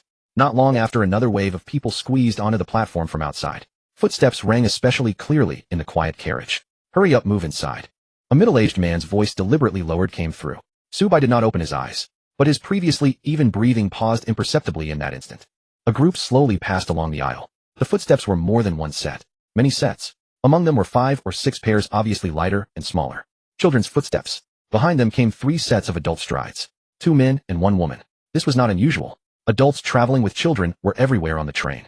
But Su Bai noticed an extremely subtle detail. Those children's footsteps were too synchronized. Not the chaotic, uneven patter of ordinary children bounding along. Rather an instinctive, almost perfectly synchronized rhythm. As if led by someone. Or as if their minds were clouded, yet their bodies were being forcibly pushed forward by some power. The walking style of those 3 adults was also wrong. They tried to suppress their footsteps. But to Su Bai's ears those were certainly not the strides of ordinary people. Their steps landed with extreme stability, nearly without extraneous sound. They had a foundation. They had trained on wooden posts. This was not the walking style of farmers. And what alarmed Su Bai most was a faint strange scent drifting through the air. Very light, like some cheap inferior incense. Su Bai's eyelids opened slightly. His peripheral vision swept forward. On the aisle several silhouettes were slowly passing by their row of seats. At the front were two slightly older children. One appeared 12 or so, the other about 8 or 9. Both wore plain coarse cloth clothes, their faces expressionless, eyes blank, stepping mechanically forward. Behind them were several younger children ranging from 4 to 8 years old. Some were being led by the hand. Some were carried in arms. All with their heads bowed, eyes tightly shut, faces deathly pale, bodies limp, as if in deep sleep, or more like unconscious. Following behind were 3 adults, 2 men and a woman. They wore patched coarse cotton jackets, their skin weathered, dark, appearing like country travelers. A lean man walked at the front. A bullier man brought up the rear. The woman in the middle carried the youngest child in her arms, whispering soft, coaxing words. At first glance, they were simply lower-class peasants traveling with their children at night. But in the middle of the night, 3 peasants, leading 5 or 6 children who looked numb or even deeply unconscious. If there were nothing wrong with this, Su Bai would dig his own eyeballs out. Su Bai's gaze swept over the 3 adults. The next moment his expression slightly tightened. The lean man at the front had a faint dark pattern on the back of his hand. Not a tattoo, but chi meridian overflow marks left by long-term chi circulation. Su Bai's pupils contracted slightly. A strange person, and not a weak one. Almost simultaneously Su Bai recalled those 2 Chuanjiao devils he encountered on the street 7 years ago when he first transmigrated. Same attire, same modus operandi. Appear as ordinary human traffickers, yet possessing chi and capability. If Zuo Ruotong had not passed by that day and killed the lean man with a single palm strike, Su Bai would have long been sold somewhere unknown. Su Bai instantly identified these people. Human traffickers. And strange person human traffickers. His heart grew cold. Suddenly Su Bai's peripheral vision caught something opposite him. Zuo Ruotong had, unbeknownst to him, already opened his eyes. Those depths of an old well, eyes held not a trace of sleepiness. Only a profound calm that seemed bottomless. Zuo Ruotong's expression was serene. But Su Bai saw it. His master's right index finger was gently tapping tap on his knee. Once, twice, thrice. Their gazes met briefly in the dim carriage. Within the dim carriage the reek of coal smoke mingled with the pungent fumes of various low-grade tobaccos. The dust-laden tungsten bulb overhead swung violently with the jolting of the night train, its yellow light slicing shifting patches of brightness and shadow across the peeling green-painted carriage walls. Su Bai leaned against the ice-cold window glass, his arms folded across his abdomen. With the true chi of the Nishing triple transformation circulating through his body at an extremely slow pace, his breathing was drawn out into long, thin strands so faint his chest barely seemed to rise and fall, as if he had sunk into the very deepest sleep. Yet his eyes hidden beneath his lowered lids were reduced to a single long, narrow, icy slit. His gaze pierced the murky halo of lamplight and locked onto the row of figures slowly passing through the aisle. The row was 2 men and 1 woman leading by hand and carrying in arms 6 children of different ages. The children's footsteps were too uniform. So uniform it was horrifying.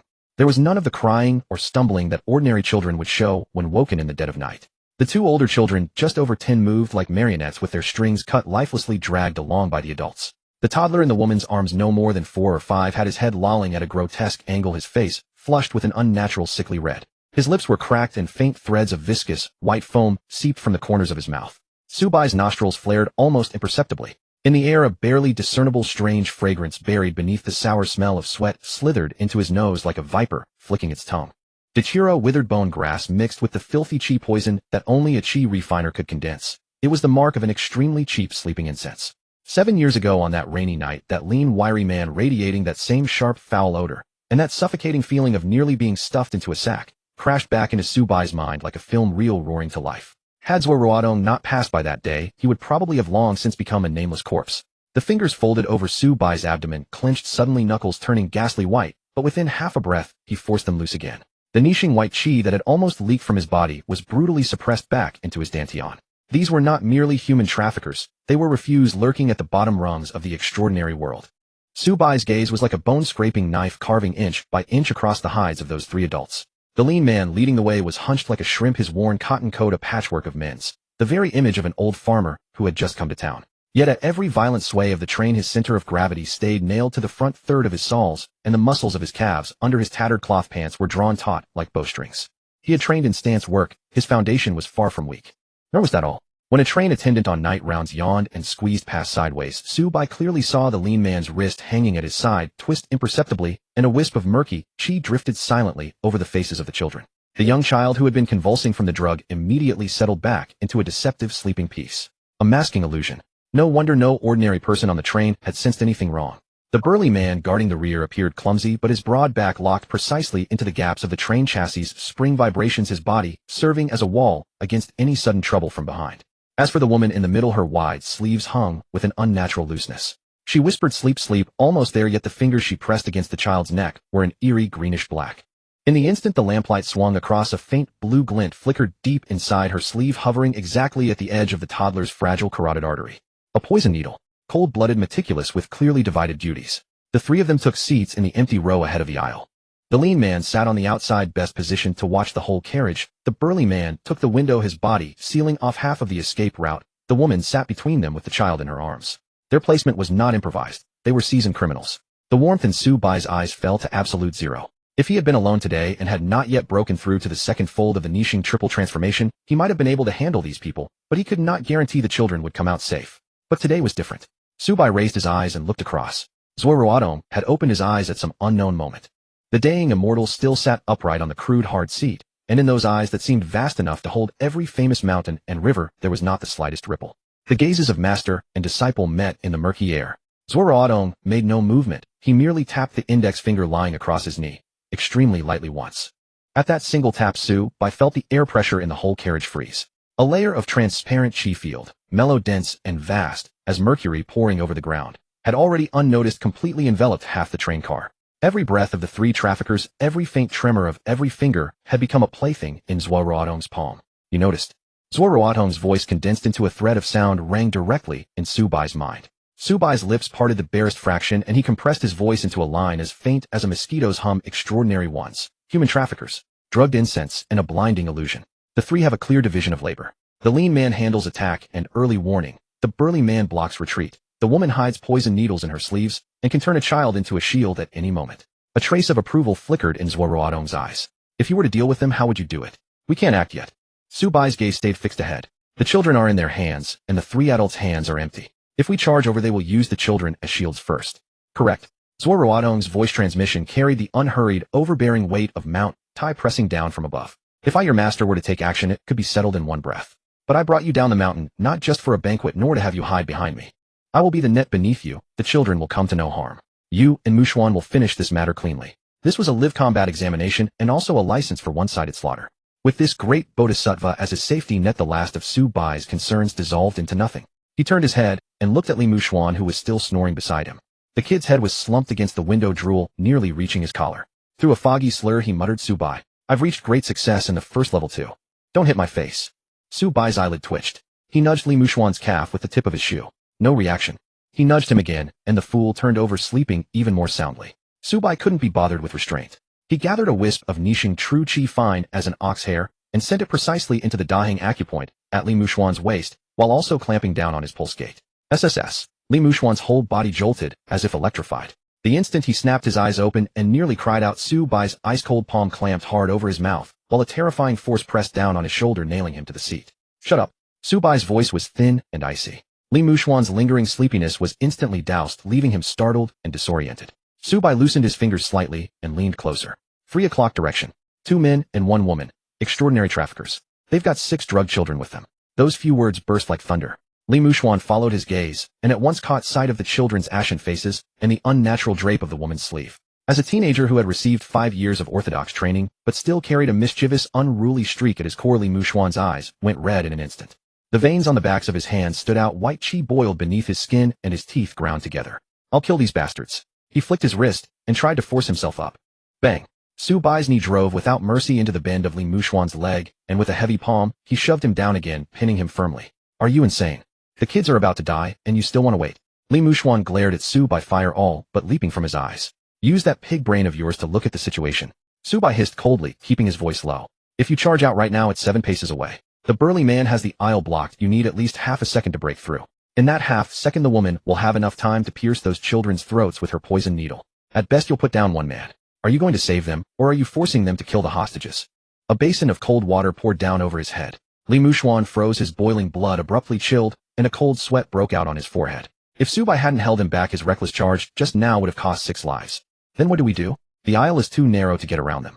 Li Mushuan forced himself to calm down, his breathing heavy. "Wait." Su Bai said, his gaze fixed ahead. Wait until just before the next station, the instant before they get off. Taking down luggage holding children standing up to make a path. That's when their formation is the loosest, their hands most occupied, and their alertness at rock bottom. Li Muxuan ground his teeth. I understand. What do I do? The lean man has the sharpest senses. He's yours. Su Bai's eyes were like knives. Don't hold back. Open niching to the full. At the instant we strike, I want you to cripple his arms and legs. Don't give him a chance to move his chi and don't allow him to let out even a single cry that might reach the children. Good. Li Muxuan's gaze was ferocious. And the burly man and the poison woman. Leave them to me, Su Bai said coldly. Li Muxuan looked at the frighteningly calm profile of Su Bai's face and couldn't help asking, have you run into people like this before? 7 years ago, Su Bai said, his tone devoid of emotion. I was almost taken away. Li Muxuan's lips moved, but he couldn't produce a sound. He finally understood why Su Bai had no temper. Once a person had stood at the edge of the abyss, they knew that one wrong step meant losing their life. Li Muxuan exhaled a turbid breath, forcing all his fury into a single line. This time, I'll listen to you. It doesn't matter whether the traffickers live or die. As long as the children are safe, don't you stop me from showing no mercy. Take care of the job first, Su Bai said with a glance. Just then the lean man deeper in the carriage suddenly turned his head, his alert gaze sweeping toward them like a blade. Li Muxuan reacted in a flash. He tilted his head to one side, opened his mouth as if he had just woken, and mumbled vaguely, are we there yet? Why aren't we there?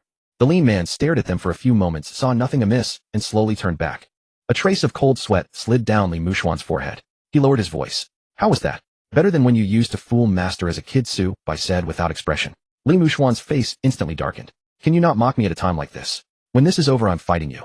You just lost. That doesn't count. Shut up. Li Muxuan swallowed the words back with great effort. Across the way, Zuo Ruotong had his eyes closed, but a tiny, almost imperceptible curve lifted the corner of his lips. Su Bai was shrewd and steady. Muxuan was hot-blooded but amenable to advice. This trip down the mountain was truly not wasted. The clatter of the rails hammered like a war drum over his heart, muffled, oppressive. A few minutes later, a hoarse shout came from the far end of the carriage as the conductor yelled at the top of his lungs.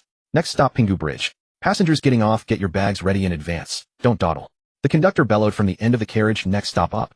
Anyone getting off, start gathering your things now. The drowsy carriage stirred at once.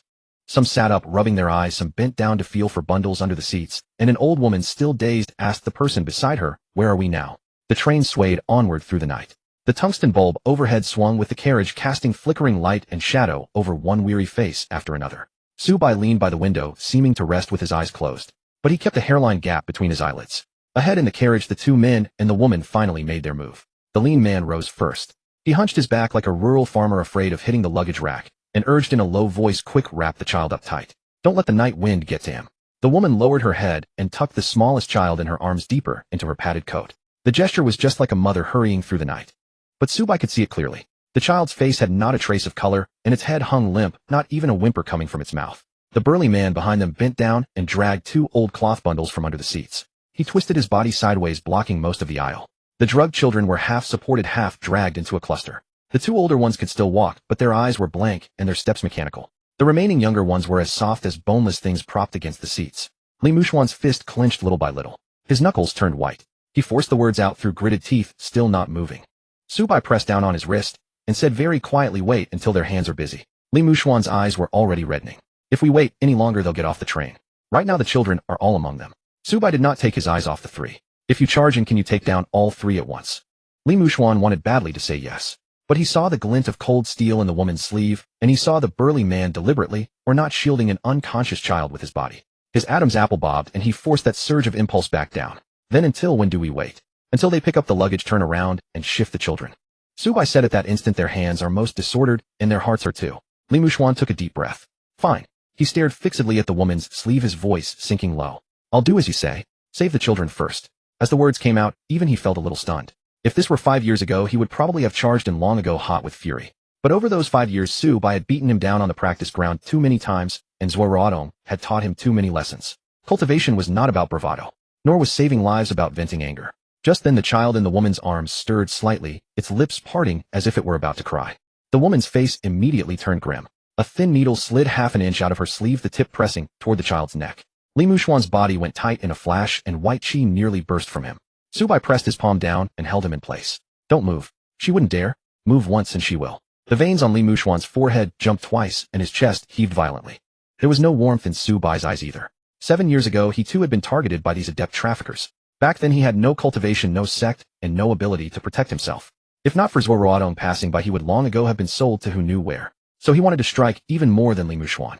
But the more he wanted to strike, the less he could afford to act rashly. Across the way, Zuo Ruotong was still sitting with his eyes closed. But Su Bai could feel a wisp of chi, formless and immaterial, already hanging 3 inches from the woman's wrist. If that needle moved, even a hair lower, that hand would be ruined first. Zuo Ruotong was their safety net, and the ones who truly needed to act were them. Su Bai's eyes swept over the lean man, the burly man, and the woman. Chi poison body hardening sleeping incense illusion tricks. None of it was top-notch, but it was all practical. If extracted into shadows, they would have made suitable common scouts for the Shadow Legion. But the thought stayed only a split second in Su Bai's mind before he pushed it down. His master was sitting right across from them. At times like this, saving the children came first. The lean man lowered his head to look at his ticket. The burly man lifted the cloth bundle. The woman shifted, moving the child from her left arm to her right. Now, Su Bai's toe flicked lightly. The water bottle by his feet rolled out. Clang. It struck by the burly man's feet. The cap popped open and warm water spilled across the floor. Nearby passengers cried out and drew back their feet. Hey, whose water bottle is that? It's scalding someone. The burly man flinched out of the way by reflex. The cloth bundle in his hand knocked against the seat, his body tilted, and the child he had been shielding in front of him slumped to one side. Their formation broke. The lean man snapped his head around, his gaze cutting over like a blade. Whose stuff is rolling around? Even as he snarled, his hand went for the nearest child. At the first sign of chaos, grab the hostages. An old hand indeed. Su Bai suddenly raised his voice. Hey mister, your child fell on the floor. That shout immediately drew the attention of the passengers around them. A child fell. Hey, why are these kids so still? Their faces don't look right. A flash of killing intent passed through the lean man's eyes. The burly man twisted his waist and shoved his shoulder into a passenger who had just stood up to look, knocking him back into his seat. Mind your own business. The woman meanwhile was backing toward the train door with the child in her arms. Su Bai locked onto the lean man's hand. Brotherly, the lean one's yours. Break his hand first. The words fell. Li Muxuan finally moved. He pushed off lightly and shot out from between the seats, white chi surging over his shoulders and back. The first layer of the reverse life, threefold art. First layer perfected. Full open. The lean man was about to seize the child's shoulder when a white blur flashed in front of him. Li Muxuan was already there. Go on.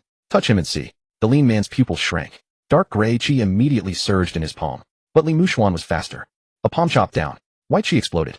The lean man's wrist went limp on the spot, and a muffled sound was forced from his throat. Sanyi sect. Li Muxuan did not answer at all. He turned his arm and smashed an elbow into the man's chest. The lean man's back crashed into the seat, and the whole row trembled. Seeing his partner subdued, the burly man pulled a short iron rod from behind his back and swung it at the back of Li Muxuan's head with a whistle of wind. Watch out! A passenger screamed. Li Muxuan did not look back. White chi instantly covered his back. The iron rod struck like it had hit thick cowhide, producing only a dull thud. Li Muxuan's body only dipped a little. No wound, no bruise. The burly man's eyes went wide. How is that possible? Li Muxuan slowly turned his head, a grin lifting the corners of his mouth. That's all. The next moment he spun and drove a fist into the burly man's gut. Before the punch even arrived, White Chi had already pressed the padded coat against his chest. That layer of iron blue body hardening lasted only half a breath before the man knelt in the aisle, clutching his stomach and retching. Li Muxuan suddenly understood one thing. So it wasn't that he was weak. It was because for 5 years the man he measured himself against every day was no ordinary peer. Inside the Sanyi sect he had been pinned down and hammered by Su Bai, but out in the world these so-called adepts could not even take one punch of his steadily. On the other side the woman had already retreated to the door. Seeing both her companions suppressed, all color drained from the woman's face. The cold glint in her sleeve slipped out again. Don't come closer. One more step and I'll. Before she could finish, Su Bai's fingertip flicked lightly. A fine wisp of chi struck her elbow's numb point without a sound. This strike did not seek to injure, only to cut off her strength. For 5 years Su Bai had crossed hands with shadow soldiers every night. He knew human joints and chi circulation points better than anything. It was enough that the woman's arms stiffened for a single instant. Li Muxuan seized the opportunity and appeared before her, one hand supporting the child's back, the other locking around her wrist. White chi jolted. Clink clink. Several fine needles scattered across the floor. The woman's entire arm lost strength in an instant. Li Muxuan caught the child securely, turned, and handed him to the trembling female passenger nearby. Hold him tight. Don't let go. The female passenger took the child with shaking hands, and her eyes instantly reddened. The carriage erupted. They're not a family. They're child traffickers. Curse them. They'd take even such small children. The conductor went pale. He pointed at the three and shouted, hold them down. Hold them down quick. The lean man suddenly cried out. The dark lines on the back of his hand blazed, and his whole body went boneless as he slid out through the gap between the seats. Black-gray chi poison surged in his palm as he slapped at Li Muxuan's ribs. At the same time, the burly man forced his chi up, skin turning iron blue, and charged at Li Muxuan with clenched teeth. 2 adepts, one before and one behind, all killing moves unleashed. Placed among the ordinary scattered fighters of the Jianghu, these two were not weak. One practiced chi poison, the other body hardening. A dozen ordinary strong men could not get close to them. Too bad that today they ran into Li Muxuan, whose first layer of the reverse life threefold art had reached completion. Li Muxuan smiled. Bring it on. Instead of retreating, he advanced, white chi flooding his shoulders and back, and met the burly man head-on. A muffled crash. The burly man's hardened body was shoved bodily into the carriage wall. The lean man's chi poison palm hit Li Muxuan's forearm. The black-gray poison raised a ring of gray marks on the white chi's surface, but it never seeped through. Impossible. The lean man blurted. Li Muxuan grabbed his wrist with a backhand. Is this all the adepts outside have? Knee to the stomach. Elbow to the back. Palm to the nape. The lean man crashed down face first onto the aisle, and could not get up. The burly man had just struggled to his knees, when Li Muxuan kicked the back of his knee and pressed a palm against the back of his neck. White chi jolted. The burly man went down too. The two adept traffickers lay in the aisle one after the other, unable to move. The woman began to edge back, but Su Bai looked up at her. You'd better stay right there. The woman's body went stiff and she did not dare move even half an inch. The carriage fell silent for half a breath. Then all the looks aimed at Li Muxuan changed. The two adepts who had been as fierce as demons a moment before had actually been beaten down by this white-robed youth. Li Muxuan stood in the middle of the aisle, his chest rising and falling slightly, white chi still lingering around his shoulders and back. He flicked his wrist and looked at Su Bai with feigned casualness. Brother Su, aren't these outside lowlifes a lot more reasonable than you? Su Bai glanced at the traffickers on the floor, then at the rescued children. True. The corners of Li Muxuan's mouth had just begun to curl up. Su Bai added, at least they fall down. Back when you got beaten, your mouth was harder than the rest of you. Li Muxuan's face darkened. Can't you say something nice for once? Afraid you'll get cocky. Cocky. I was showing off the glory of the Sanyi sect. You didn't shame the Sanyi sect. Li Muxuan struggled with that for a long time, then finally gave a snort. That's more like it. It was then that Zuo Ruotong finally rose. He walked over to the children, and the carriage instinctively quieted. Zuo Ruotong reached out and tapped one child on the forehead, sending in pure true chi. The child's faint breathing quickly steadied and color gradually returned to its face. The children began waking one by one. One of the older boys opened his eyes and murmured, "Mother." Several people in the carriage turned red-eyed on the spot. Zuo Ruotong looked down at the children, then at Su Bai and Li Muxuan. Muxuan is fierce, but not disordered. Su Bai is steady but not cold. These two children had truly grown up. The conductor snapped out of it and hurriedly told passengers to find rope and tie the three traffickers' hands and feet. The burly man still tried to struggle, so Li Muxuan put a foot on his back. Still moving. With his face against the floor, the burly man instantly quieted. The lean man raised his head to look at Zuo Ruotong as if he had finally recognized something, and fear rose in his eyes. Sanyi sect. Sect leaders what? Zuo Ruotong looked down at him. You know me. The lean man's face stiffened. He at once lowered his head, not daring to look again. Li Muxuan sneered. You know my master, and you still dare to abduct children in front of us. Zuo Ruotong said calmly, when evil people do evil, they don't consult the almanac first. Su Bai crouched beside the lean man and felt around inside his clothes. Soon he pulled out a sweat-soaked transfer ticket. There was also a thumb-sized wooden token. The front bore a curved pattern like a tooth, and on the back was a tiny tooth character, so thin it was almost invisible. Su Bai's eyes turned heavy. Li Muxuan moved closer. What is this? A pickup token. Pickup. Su Bai nodded. They didn't act on the spur of the moment. At this stop, or the next, someone is waiting to take the children. The excitement on Li Muxuan's face vanished in an instant. He seized the lean man by the collar. Talk. Who is your contact? The lean man gritted his teeth and stayed silent. But deep in his eyes a strange dread flickered. It was not fear of Li Muxuan, nor was it fear of Zuo Ruotong. It was more like fear of something behind him. Su Bai saw it. He gently rubbed the wooden token with his fingertip. These adept traffickers were merely the hands and feet. The one truly hidden behind them was the head. And adept corpses. Perhaps they too would bring new shadows. The train gradually slowed. Outside the window, the lights of the next station were already faintly visible. The train gradually slowed down. Outside the window, the station lights drew nearer and nearer, casting their glow onto the glass, one segment at a time, stretching into pale yellow streaks that swayed with the carriage's motion. In the aisle, the wiry man lay pinned beneath Li Muxuan's foot, half his face pressed against the floor, blood still dripping from his lips.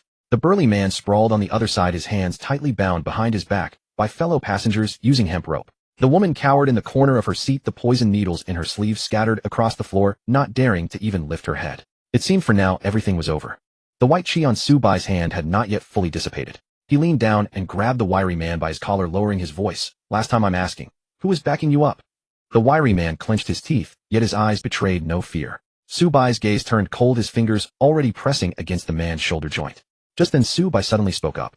Brotherly, hold on a moment. Li Muxuan turned back, brow furrowing, still not urgent. Keep stalling, and their accomplices will all escape. Su Bai did not answer immediately. He walked around the aisle toward the children who had just been rescued. Two of the older children had regained consciousness. A small boy of 7 or 8 leaned against the seat, his gaze vacant, lips still trembling. The other, a girl around 11 or 12, huddled in a corner, knees pulled to her chest, too frightened to even release a whimper. Su Bai crouched down, his fingers resting on the boy's wrist. The pulse was faint yet steady. Zuo Ruotong's spiritual energy had already suppressed the drug's effects, ensuring the boy would remain stable for the time being. Su Bai moved on to examine the other children. When he reached the youngest child, Su Bai's steps faltered. The child, merely 4 or 5 years old, was cradled in a female passenger's arms, face as pale as paper, breathing so delicate it was nearly imperceptible. The woman's eyes were red and swollen, her arms trembling as she held the child. Little Taoist, will he be okay? Su Bai's fingertips rested on the child's pulse point. The pulse was weak. The dosage had been the strongest. 7 years ago, when he had first arrived in this world, he too had nearly been taken away by people as cargo. Back then he possessed no cultivation, no sect, no chance to resist. A cold glint flashed in Su Bai's eyes, quickly fading back to his usual calm. He'll be fine. He withdrew his hand, voice steady. Hold him tightly, and stay away from the door. The woman nodded repeatedly, yet her tears continued to fall. Su Bai casually adjusted the child's clothing, but his peripheral vision swept across the carriage, the doors, luggage racks, windows beneath the seats, methodically scanning every possible angle. The tungsten bulb above the carriage continued to sway. Everyone's shadow shifted with the flickering light. Yet in one brief moment the shadow near the child's feet twisted. Not the light's doing. It resembled a wisp of extremely faint chi brushing past that patch of shadow. Su Bai didn't look up. His breathing didn't change even slightly. As he turned to walk back toward Li Muxuan, his shadow silently glided across the floor. A line of darkness like water wound around the seat legs, flowing through the floor crevices toward the child's feet, then quietly spreading out. The shadow soldier had arrived. Li Muxuan looked back at him and asked quietly, "What did you discover?" Su Bai's voice was barely audible. "There may be someone else." Li Muxuan's expression shifted, instinctively wanting to turn around. "Don't look around," Su Bai reminded him coolly. Li Muxuan forced himself to restrain his impulse, dropping his head again to stare at the wiry man, a cold smile on his face. "No wonder you refuse to say anything. You still have a master hiding somewhere." The wiry man finally lifted his head at this moment. A strange smile crept across his face. "The Three-Gate Sect is nothing special after all." Li Muxuan's eyes turned icy cold. "What did you say?" The wiry man suddenly coughed up a mouthful of blood, his shoulder slamming forward to knock over the water kettle beneath the adjacent seat. Clang!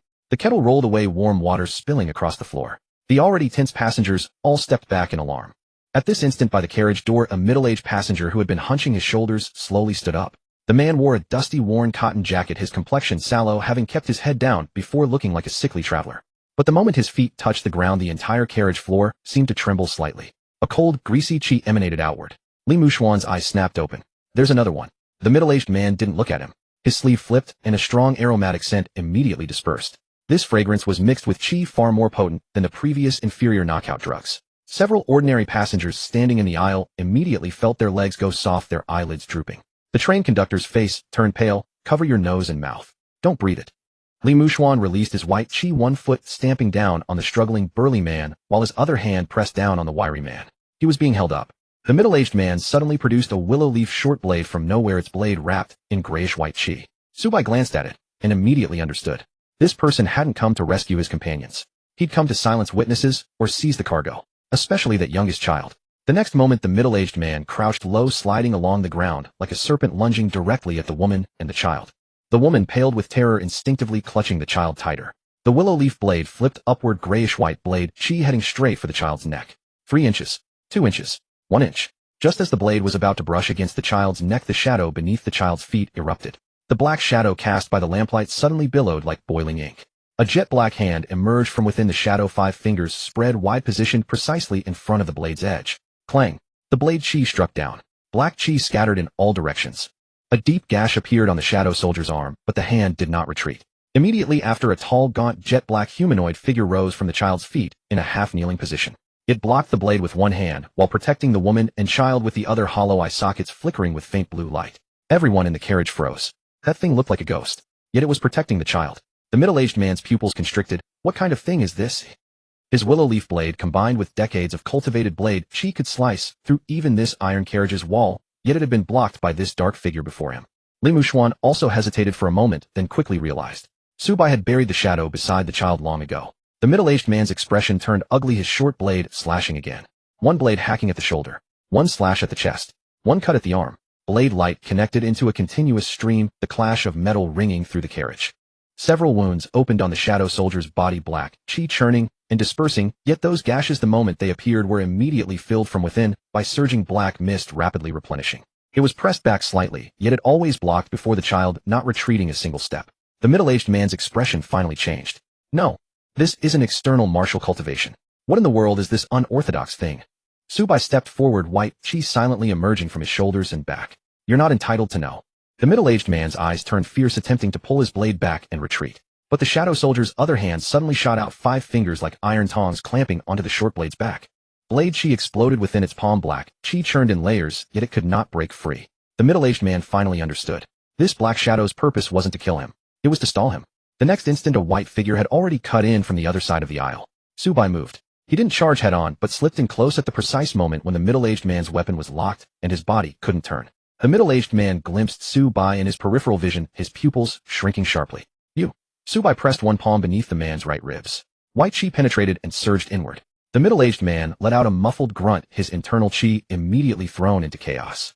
Zubai didn't give him a second chance to speak. Knee striking the abdomen, hand locking the throat. 5 fingers pressing the chi nodes on both sides of the man's neck, chi like wedges hammered inward. Sealing chi, locking the body, severing the flow. 3 clean moves without a single unnecessary action. The middle-aged man's eyes filled with blood, still trying to explode with chi to break free. Zubai's gaze remained unruffled. Too late. The edge of his palm flipped, landing between the man's throat bone and heart. White chi poured in. The middle-aged man's body stiffened, the fierce light in his eyes rapidly dimming. The willow leaf blade clattered to the floor. Ding! The body collapsed softly beside the seat, breath gone. An absolute silence filled the carriage. Only the train's deceleration produced an ear-splitting screech as wheels scraped against rails. Li Muxuan still had his foot on the burly man, hand pressing down on the wiry man.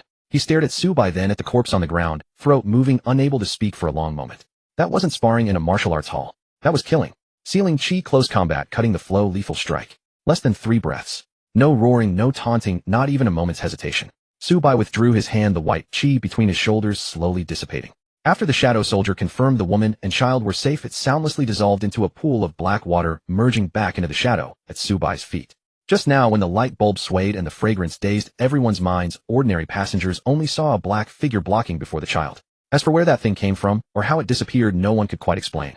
Zuo Ruotong finally stood up. His sleeve brushed gently, a wisp of pure righteous chi, transforming into an invisible breeze, completely dispersing the remaining fragrance in the carriage. Those passengers who had been knocked out by the fragrance gradually steadied their breathing. The train conductor, leaning against the seat, was still trembling. Zuo Ruotong glanced at him, his voice not loud, yet somehow reassuring. This person is an irregular warrior and violent criminal who just attempted to murder a child and silence witnesses. After arriving at the station, hand them over to local police and irregular warrior colleagues for handling. The train conductor quickly nodded, yes. Zuo Ruotong walked to the children, examining them one by one. The youngest child's eyelids trembled slightly, small fingers unconsciously twitching. Only then did the woman snap back to her senses, clutching the child and breaking into sobs. Thank you all. Li Muxuan's face cold again, tightly bound the wiry man, burly man, and woman. The woman tried to shrink back into the corner. Li Muxuan shot her a look. Want to try moving again? The woman immediately froze. Having finished these preparations, Li Muxuan turned to Zubai, his voice much quieter. You saw this coming. Zubai glanced down at the corpse on the ground. Not certain. So I stayed cautious. Li Muxuan fell silent. He suddenly understood. While he had been staring at the wiry man pressing for answers, Zubai had already been watching the children, the doors, the passengers, the shadows, every possible location where trouble could arise. He was thinking about winning.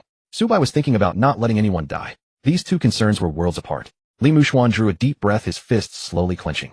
So this is what it means to think strategically. I'm learning. Before the train shuddered to a complete halt, the carriage was still steeped in the acrid reek of cheap knockout incense. A toppled kettle rolled a few languid circles down the aisle, its murky amber water seeping into the coarse-grained floorboards. Several children who had been rescued pressed together by the window seats. Some woke and wept. When tears ran dry, they shrank into the corners of the benches like terrified quails, trembling without end. The middle-aged blade wielder who had disguised himself as a sickly passenger was long past drawing breath.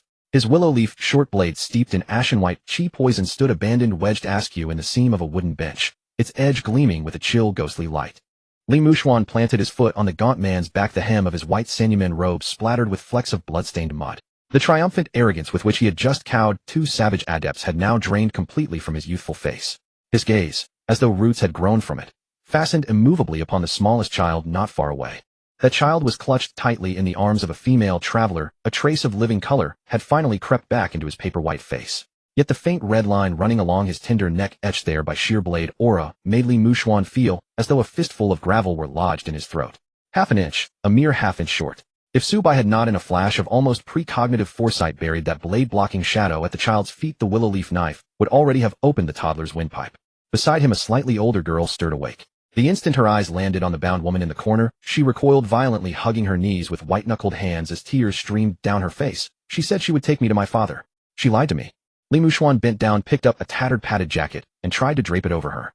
The girl flinched at the sudden movement, scrambling desperately deeper into the corner. Li Muxuan's hand froze midair, his expression stiff with unease. Don't be afraid. I'm not a bad person. She looked at the white robe he wore, and still crying managed a quiet word of thanks. Yet Li Muxuan felt as if scorched by a flame. He laid the jacket over her with stiff, clumsy fingers. He turned away, looking towards Su Bai, who was crouched beside the corpse examining the short blade. His Adam's apple bobbed. Su Bai. Li Muxuan's voice was barely above a whisper, carrying a note of dread he himself had not yet recognized. If you hadn't kept that safeguard in reserve, would he already be gone? Su Bai did not raise his head, his fingertips tracing the cold spine of the blade with slow deliberation. What is it, I? Su Bai rose to his feet, his deep-set eyes meeting Li Muxuan's conflicted gaze. He offered no comfort, no reassurance. Instead, he struck with a single understated yet devastating sentence. Before you commit to a killing blow, your peripheral vision can't afford to fixate only on the most dangerous opponent in front of you. Don't bite blindly at a hook thrown by someone else. The words carried no profanity, yet they hit harder than every fist Su Bai had ever landed on him during sparring drills. Li Muxuan's shoulders stiffened. He suddenly realized that when he had thrown open the first layer of reverse genesis and drawn gasps of admiration from the entire carriage, there had been a secret swelling pride in his chest. If measured by victory or defeat alone, he had won. But measured by life and death, he had lost in the most thorough way imaginable. The gaunt man trapped beneath his foot suddenly curled his lips into a sneer. With half his face ground against the floor, he coughed up a mouthful of bloody spittle and laughed coldly. Little Taoist, your martial skill is indeed impressive. But if not for that inky devil blocking the blade, the one you'd be holding now would be a corpse already cold. In the Jianghu, how many fights are ever truly straight on? In this devouring world, the living innocent is the finest shield there is. You won today because you got lucky. A vicious light blazed in Li Muxuan's eyes, and his foot stamped down with sudden brutal force. The gaunt man's shoulder blade ground out a teeth-aching scrape, and he choked down a muffled groan as his body slammed flat against the floor. You're asking for death? Li Muxuan began to press even harder. A hand, knuckles sharp and distinctly jointed, steadily clamped down on his forearm. Su Bai held him back, his tone utterly devoid of turbulence. He's spouting the bandit logic of a man who thinks lives are cheap. But when it comes to how a knife cuts a man, doesn't he understand that better than you? Li Muxuan's chest heaved violently twice. In the end, he did not shatter the man's bones. Left no luo, no? Zuo Ruotong finished treating the children's meridians and approached with unhurried steps. His broad sleeves rippled softly in the night wind, and the upright pure chi field radiating from his body smothered the carriage's stench of blood until nothing remained. He halted before the two young men. His gaze swept over Su Bai, then settled on Li Muxuan. Muxuan, do you believe you acted correctly today? Li Muxuan bowed his proud head. This disciple knows how to fight, but not how to protect. Without senior brother covering for me, I would have committed a grave sin today. From now on, I will first examine the retreat, first survey the people. I will save those who must be saved, then strike those who must be struck. Keep it in your heart, that is far better than hanging it on your lips. Zuo Ruotong gave a faint nod, then turned towards Su Bai, a flicker of curiosity passing through his eyes. Xiao Bai, did you sense a fourth person from the very beginning? No, I did not, Su Bai answered with complete honesty. It was only when I probed the pulse of this young child that I realized his dosage was the heaviest. If there were an accomplice waiting, this child would inevitably be the crux of everything. My heart grew uneasy, so I sent my shadow over in advance. A flaw that can be mended in advance should never await the moment of disaster. Guarding against the unexpected is never a mistake. Zuo Ruotong's eyes revealed an unconcealable admiration. Uncertainty. That was precisely why he had held a card back. At barely a dozen or so years of age, he conducted himself with the watertight meticulousness of an old fox who had clawed his way through the Jianghu for half a lifetime. Just then the little boy cradled in the female passenger's arms groggily rubbed his eyes. He looked around the carriage with timid, darting glances until his gaze finally came to rest on Su Bai in his pristine white robe. The boy's voice was as thin as a mosquito's hum. Big brother. That big dark figure from before. Is it yours? In an instant the entire carriage fell silent. Many passengers still harbored lingering dread toward the specter-like black shadow that had risen out of nowhere to intercept the blade. Su Bai's expression remained serene as he inclined his head slightly. Yes. The little boy sniffled hard. There was not a trace of fear in his face. Instead, a wan, fragile smile bloomed. He stopped the bad man's knife for me. Big brother, can you say thank you to the big dark one for me? That artless, innocent request was like a breath of warm spring air dispelling the heavy oppression that had congealed throughout the carriage. A man nearby could not resist chiming in, no matter what that thing was. Anything that saves a life is a bodhisattva. Su Bai lowered his gaze, smiling gently at the boy. I'll pass it along. Li Muxuan's expression twisted with bemusement as he hissed in a low voice. Can it even understand that? Su Bai shot him a sidelong glance. It can't. But ritual must be observed. Having soothed the passengers, Su Bai's attention at last returned to the corpse of the middle-aged blade wielder. The body still held its warmth. The true chi within its meridians was slowly dispersing. This was precisely the optimal window for extraction. Su Bai turned, and with the utmost gravity performed a solemn sanyaman right towards Zuo Ruotong. Master. Zuo Ruotong looked at him. Speak. Su Bai indicated the body at his feet. This man is a depraved member of Chuanqing. He died not long ago, and his chi source has not yet scattered. Master once taught me that before extracting a new shadow, I must first report and may never experiment in secret. He committed the most heinous of acts today and perished in a battle fought to save the innocent. This disciple implores Master's permission to take his lingering shadow as an edge, not for personal gain, but so that evil may be purged to the last in the days to come. Li Muxuan's head snapped up. Though he had once seen a shadow split firewood extracting the shadow of a dead man on the spot, right at the scene of a fresh kill, was something else entirely. The sheer uncanniness of it made his heart lurch. The gaunt man on the floor felt as though he had been plunged into an ice cellar, his features contorting with terror. Extract a shadow. What are you planning to do to the dead? Isn't Sanyumen supposed to be a righteous sect? How dare you employ such heretical, devil-worshipping sorcery? Shut your mangy mouth. Li Muxuan stomped hard on the man's face. Say one more word, and I'll have you extracted too. The gaunt man's face blanched with terror, and he clamped his lips shut with ferocious determination. Zuo Ruotong paid no attention to the man's barking. With his hands folded behind his back, he fixed his gaze upon Su Bai. A strand of immensely deep and pure reverse genesis, true chi radiated from his body, instantly enfolding Su Bai entirely. After probing to confirm that Su Bai's spiritual platform was clear and his soul unshaken, the dang immortal spoke slowly, each word carrying the weight of 1,000 jin. Righteousness lies not in the art, but in the one who wields it. If the heart is crooked, even celestial immemorial methods become demonic craft. If the scales in one's heart are true, even commanding malevolent spirits can be righteous conduct. Zuo Ruotong gazed deeply at Su Bai. Since you mean to walk the way of heaven, then take it. Your master shall stand guard for you. With permission granted, Su Bai instructed a train attendant to clear out a small storage compartment, then drag the body and the short blade inside. Zuo Ruotong stood at the door. With a sweep of his wide sleeve, an invisible wall of chi sealed away all sight and sound from the outside. Li Muxuan pressed himself into a corner with reverent awe, not daring to draw a single deep breath. Inside the cramped, shadow-choked compartment, Su Bai stood silently before the corpse. Over so many years, his relentless cultivation of the threefold reverse genesis had not only tempered his physical shell to an iron sharpness, but had also elevated the very strength of his soul into a qualitatively different realm. Su Bai slowly shut both eyes, his consciousness sinking into the dark abyss beneath his feet. Stand. The low command reverberated through the confined space. As Su Bai's innate power surged into effect, the reflection cast by the corpse under the lamplight began to churn violently. Like a single drop of dense ink falling into limpid water, a fathomless, immaculate black matter exploded outward, sprawling across the floor like a spider's web. Li Muxuan's eyes stretched wide as he watched the flat shadow bulge upward in defiance of every law of nature. First an arm, then a shoulder, and at last a complete, distinct head. The entire process lasted 10 full breaths. When the black fluid finally solidified into stillness, a shadow soldier, born of purest black interwoven with cold cyan, stood imposingly before Su Bai, perfectly mirroring the dead man's stature in life. What made one's heart seize even harder was that in the shadow's right hand a tendril of black mist swirled, without cease, ultimately condensing into a willow leaf blade, forged of shadow stuff, its edges bleeding razor-sharp, sword chi. Pale blue eerie flames kindled in the eye sockets of the newborn shadow blade master. Utterly silent, it turned to face Su Bai with mechanical obedience, dropped heavily to one knee, and laid the black blade transversely before it, an unmistakable gesture of absolute subjugation. The temperature in the compartment seemed to plunge by several degrees. Li Muxuan could not help but swallow a mouthful of saliva. Damn, it even drew out the weapon intact. Su Bai closed his eyes and sensed for a moment, then reported to Zuo Ruotong, Master, its power is retained at roughly 70% of what it held in life. Its blade techniques, along with the methods of sleeping incense and venomcraft, are all preserved. It takes orders from none but me, and there is no risk of betrayal. Strike.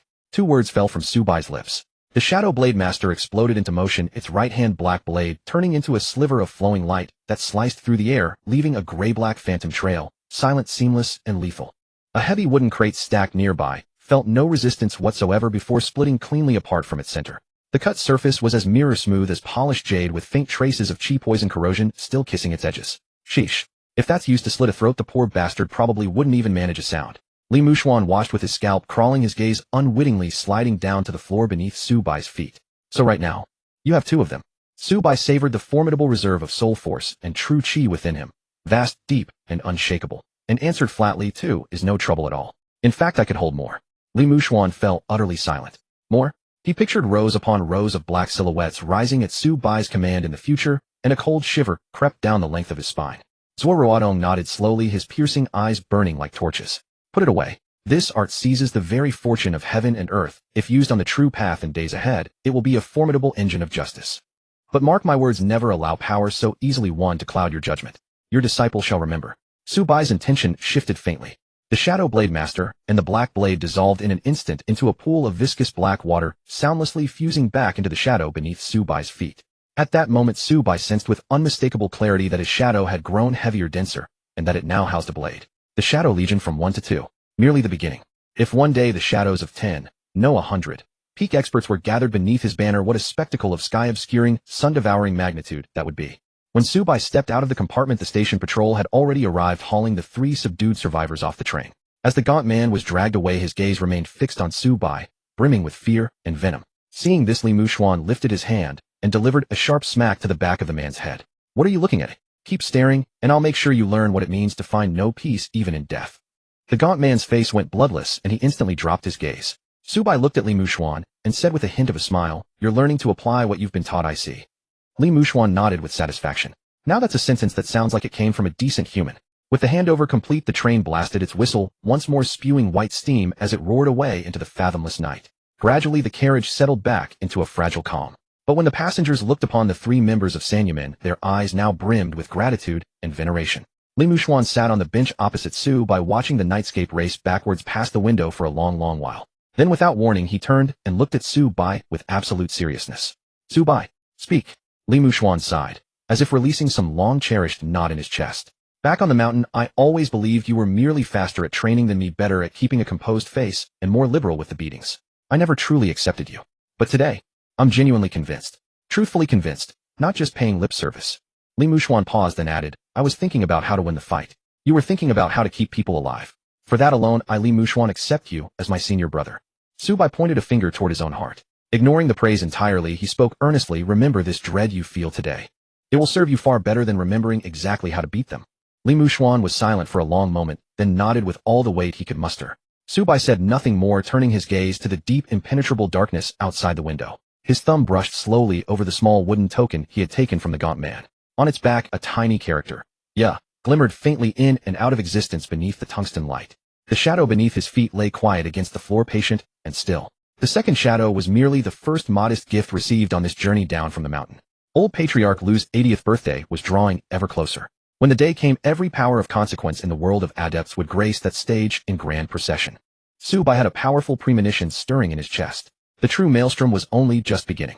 The train spat white smoke and slowly receded into the distance, dragging a long whistle behind it. On the platform, the tungsten lamps cast a dim yellow glow, swaying in the night wind.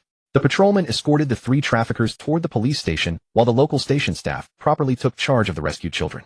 Before she left, the youngest child, still nestled in the woman passenger's arms, cast a timid glance at Su Bai. Su Bai said nothing. He only lowered his head and rubbed the wooden token in his palm.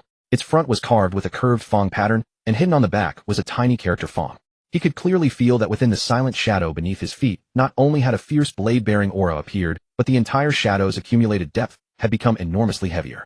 The Shadow Legion had grown from 1 to 2, and the feeling was reassuring. At the same time, the Blade Master shadow he had just extracted seemed to retain a trace of almost instinctive dread toward this wooden token. Shadows had no intelligence and could not speak, but the biting chill left on that blade was enough to prove that behind the word fong were no mere wandering stragglers. Li Muxuan shouldered his pack and sidled closer, lowering his voice. "Still thinking about their backup? You think there's someone else behind them?" Su Bai tucked the wooden token into his sleeve and looked out at the pitch-black dirt road beyond the station. "I don't think so. I know there is." Li Muxuan's expression darkened. "Then shouldn't we stay and let the local practitioners investigate?" Zuo Ruotong, walking at the front, said calmly, "The clues have already been handed to the police, and I have left word for our fellow practitioners. Evil deeds under heaven are as countless as ox hairs. Sanyumen cannot encounter one case and let itself be trapped by it. Let's go." Li Muxuan immediately closed his mouth and lowered his head. This disciple understands. The 3 left the station, merging into the crowded stream, and instead of waiting for the next train or hiring even a single carriage, they set off along the rutted dirt road outside the city. The official road was very quiet at night. The cold wind set the wild grass rustling. After they had walked a while, Li Muxuan, who had been holding back the whole way, finally couldn't help asking, "Brother Su, I really don't get it." He pointed behind them. "The Lu family village is at least a few dozen li away, and there are clearly trains back there we could take. Why do we insist on going on foot? Old Patriarch Lu's 80th birthday. Arriving late for such an occasion isn't proper, is it?" Su Bai walked unhurriedly, snapping off a blade of roadside grass. "Do you know what grand finale means?" Li Muxuan was taken aback. Grand finale? The Lu family is a 1,000-year-old clan. For this birthday banquet, every distinguished name and great house in the practitioner world will be there. Su Bai tossed the grass onto the roadside. "And now you're so eager to talk about propriety. Then tell me, what is Master's standing?" Li Mushuan answered without thinking. Sect Master of Sanyamin, the great fullness immortal. Exactly. Su Bai spread his hands. Even if Master doesn't care about fame or benefit, Sanyamin has to. Should the foremost of the mystic sects race over to the Lu family early just to sit there waiting for people? At the very least, if Master arrived early and sat around before the old heavenly master of the Tianshi mansion came, that wouldn't be easy going. That would be cheapening himself. Su Bai's tone was calm. This isn't putting on airs, bit station. Arrive too early and you lose your place, arrive too late and you lose propriety. This stretch of walking is precisely how the mystic sect's bearing and sense of measure are displayed. Get it? Li Mushuan's mouth hung open, and he stood frozen for a long moment before slapping his forehead. So there was this much subtlety behind it. And here I thought Master just wanted to take a relaxing walk. Zuo Ruotong, walking ahead, paused almost imperceptibly in his step. He turned to look at Su Bai, deep surprise flickering in his eyes. A 15-year-old youth in a spotless white robe with a calm brow and tranquil eyes. It was one thing for his cultivation to be monstrous, but he could see through worldly sophistication and the weighing of sect status with such penetrating clarity. Who taught you all this? Zuo Ruotong asked. Su Bai smiled. No one taught me. See enough of the world, and you naturally understand a little. Li Mushuan was full of disbelief, his gaze strange. You're only 15. Where could you have seen enough of those old hand twists and turns? Su Bai glanced at him. You're 16. Li Mushuan's face darkened. What do you mean by that? It means you can still work on it. You still have a chance. Su Bai, will you die if you don't mock me? Probably not, but I'd lose a lot of fun. Hearing the two of them bicker, a faint smile tugged at Zuo Ruotong's lips. He nodded slightly. Little Bai is right. But that's only the first reason. The second is to let you truly walk the mortal world's roads on your own 2 feet. He looked ahead at the pitch-black official road, his voice growing steady. In the academy, what one reads are words on the mountain, what one practices is the art. But what the human world is truly like cannot be known only from what others say. The villains on yesterday's train and the ordinary people who trembled at the drugged incense. All of that is the red dust of the mortal world. Only after seeing enough can one's heart and nature truly settle. Hearing this, Su Bai's steps slowed. The night wind brushed past, and the wooden token inside his sleeve scraped against his wrist, cold as ice. He remembered the child's timid smile of thanks and the fierce light that had died in the Blade Master's eyes as he fell. Killing was not hard. What was hard was knowing why to kill, when to kill, and making sure the scale in one's heart did not tilt afterward. Zuo Ruotong's words, right and wrong, lie not in the technique, but in the person, were nailed deep into his heart, like a nail. Su Bai stopped completely, his playful expression fading into intense seriousness. Master is right. After yesterday, saving those people, taking that life, and drawing the shadow, your disciple's heart has truly been opened. Open how? Li Mushuan asked offhandedly. Su Bai looked at Zuo Ruotong, his tone as calm, as if he were commenting on how pleasant the night was. Master, the realm I've held down for 3 years is about ready to move. No more waiting. If I go into closed-door cultivation, now I should be able to break straight into the second stage of reverse life. The moment those words landed, the air on the dirt road turned deathly still. Li Mushuan's foot slipped, his whole body tilting toward the roadside, and he nearly pitched headfirst into a ditch. The pack on his back hit the ground with a thud. What? Li Mushuan jerked his head around in disbelief. Break to the second stage? Now, you've been suppressing it for 3 years, and just because you fought one battle you're breaking through today. Su Bai looked at him. What else did you expect? Break your defense instead. Li Mushuan's mouth hung open, and he didn't close it for a long time. Just yesterday, he had been feeling that he'd improved enough to knock around traffickers. He hadn't even had one night to enjoy it before this freak said he was about to break to the second stage. Was there any way to keep living in peace? Zuo Ruotong was startled as well. The next instant, unrestrained joy blazed in his eyes, and he stepped to Su Bai in a single stride, pressing his palm firmly on Su Bai's shoulder. A wisp of pure white chi probed into his body. A moment later, even the great fullness immortal's bearing could barely hold steady, and he said 3 words. Good, good, good. Your foundation is so perfect it cannot be any more perfect. This isn't reckless false fire rushing about. It is the absolute clarity that follows a fully awakened heart and mind. Zuo Ruotong burst into laughter, but the violent joy lasted only a few seconds before he forced it down. Breaking to the second stage was no trivial matter. The crippled disciples in Sanyamin's side hall sitting in wheelchairs were exactly the lesson from those who had come before. Zuo Ruotong's expression turned gravely solemn. He glanced at the sky. There are still 2 days until the Lu family's birthday banquet. Too many people and too many eyes on these outskirts. We cannot stay. Let's go. Find a secluded, undisturbed place in the wild mountains ahead. With a broad sweep of his sleeve, a surge of white chi wrapped around Su Bai and Li Mushuan. The 3 moved like streaks of lightning, vanishing into the endless dark wild mountains beyond the official road. An hour later, deep in the mountains, they found a hidden, quiet, natural cave sheltered from the wind. The cave mouth was narrow, but the interior was extremely dry. Zuo Ruotong personally inspected the area and only nodded once he had confirmed that not even a wild beast was around. Li Mushuan set down his pack and in a thoroughly eager-to-please manner hauled over a few large stones to firmly seal up every drafty crack. While he worked, he muttered, coming down the mountain with you is never peaceful. First the traffickers, then drawing shadows in the middle of the night, and now breaking to the second stage. Su Bai sat cross-legged on a flat green stone in the cave. This is called seeing the world. Li Muxuan rolled his eyes. Oh, thank you so much. Grumbling aside, he still walked quite voluntarily to the cave mouth. With the first stage of reverse life fully opened, white qi covered his shoulders and back. He planted himself there like a temple door god with his back to the cave. Break through in peace. Not even a fly will get in tonight. Subai glanced at him, a thought stirring silently. The shadow beneath his feet sank soundlessly into the ground. The first shadow, the body tempering one, and the second, the blade master shadow, slipped quietly into the cave mouth and the darkness deep within. One at the front, one at the back, like two black nails driven deep into the earth, they locked down every breath of movement inside and outside the cave, waiting to strike. From the corner of his eye, Li Muxuan caught sight of those shadows and muttered sourly, "Sometimes I really envy you.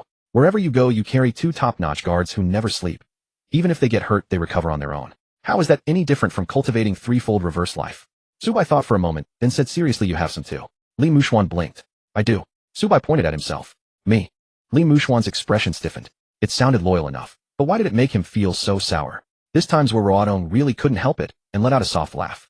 But when he walked over to Subai, his face had already regained the authority of a sect master. "Little Bai, I will explain the crux of the second stage to you one final time. No matter how deep your foundation is, you must not be the least bit careless." Subai straightened his back and sat upright in salute. "Your disciple will bear it in mind." Li Muxuan at the cave mouth immediately pricked up his ears. This was the great fullness immortal personally expounding the Tao. Zuo Ruotong said slowly, "In the first stage of reverse life, it is said uprightness is taken as yang.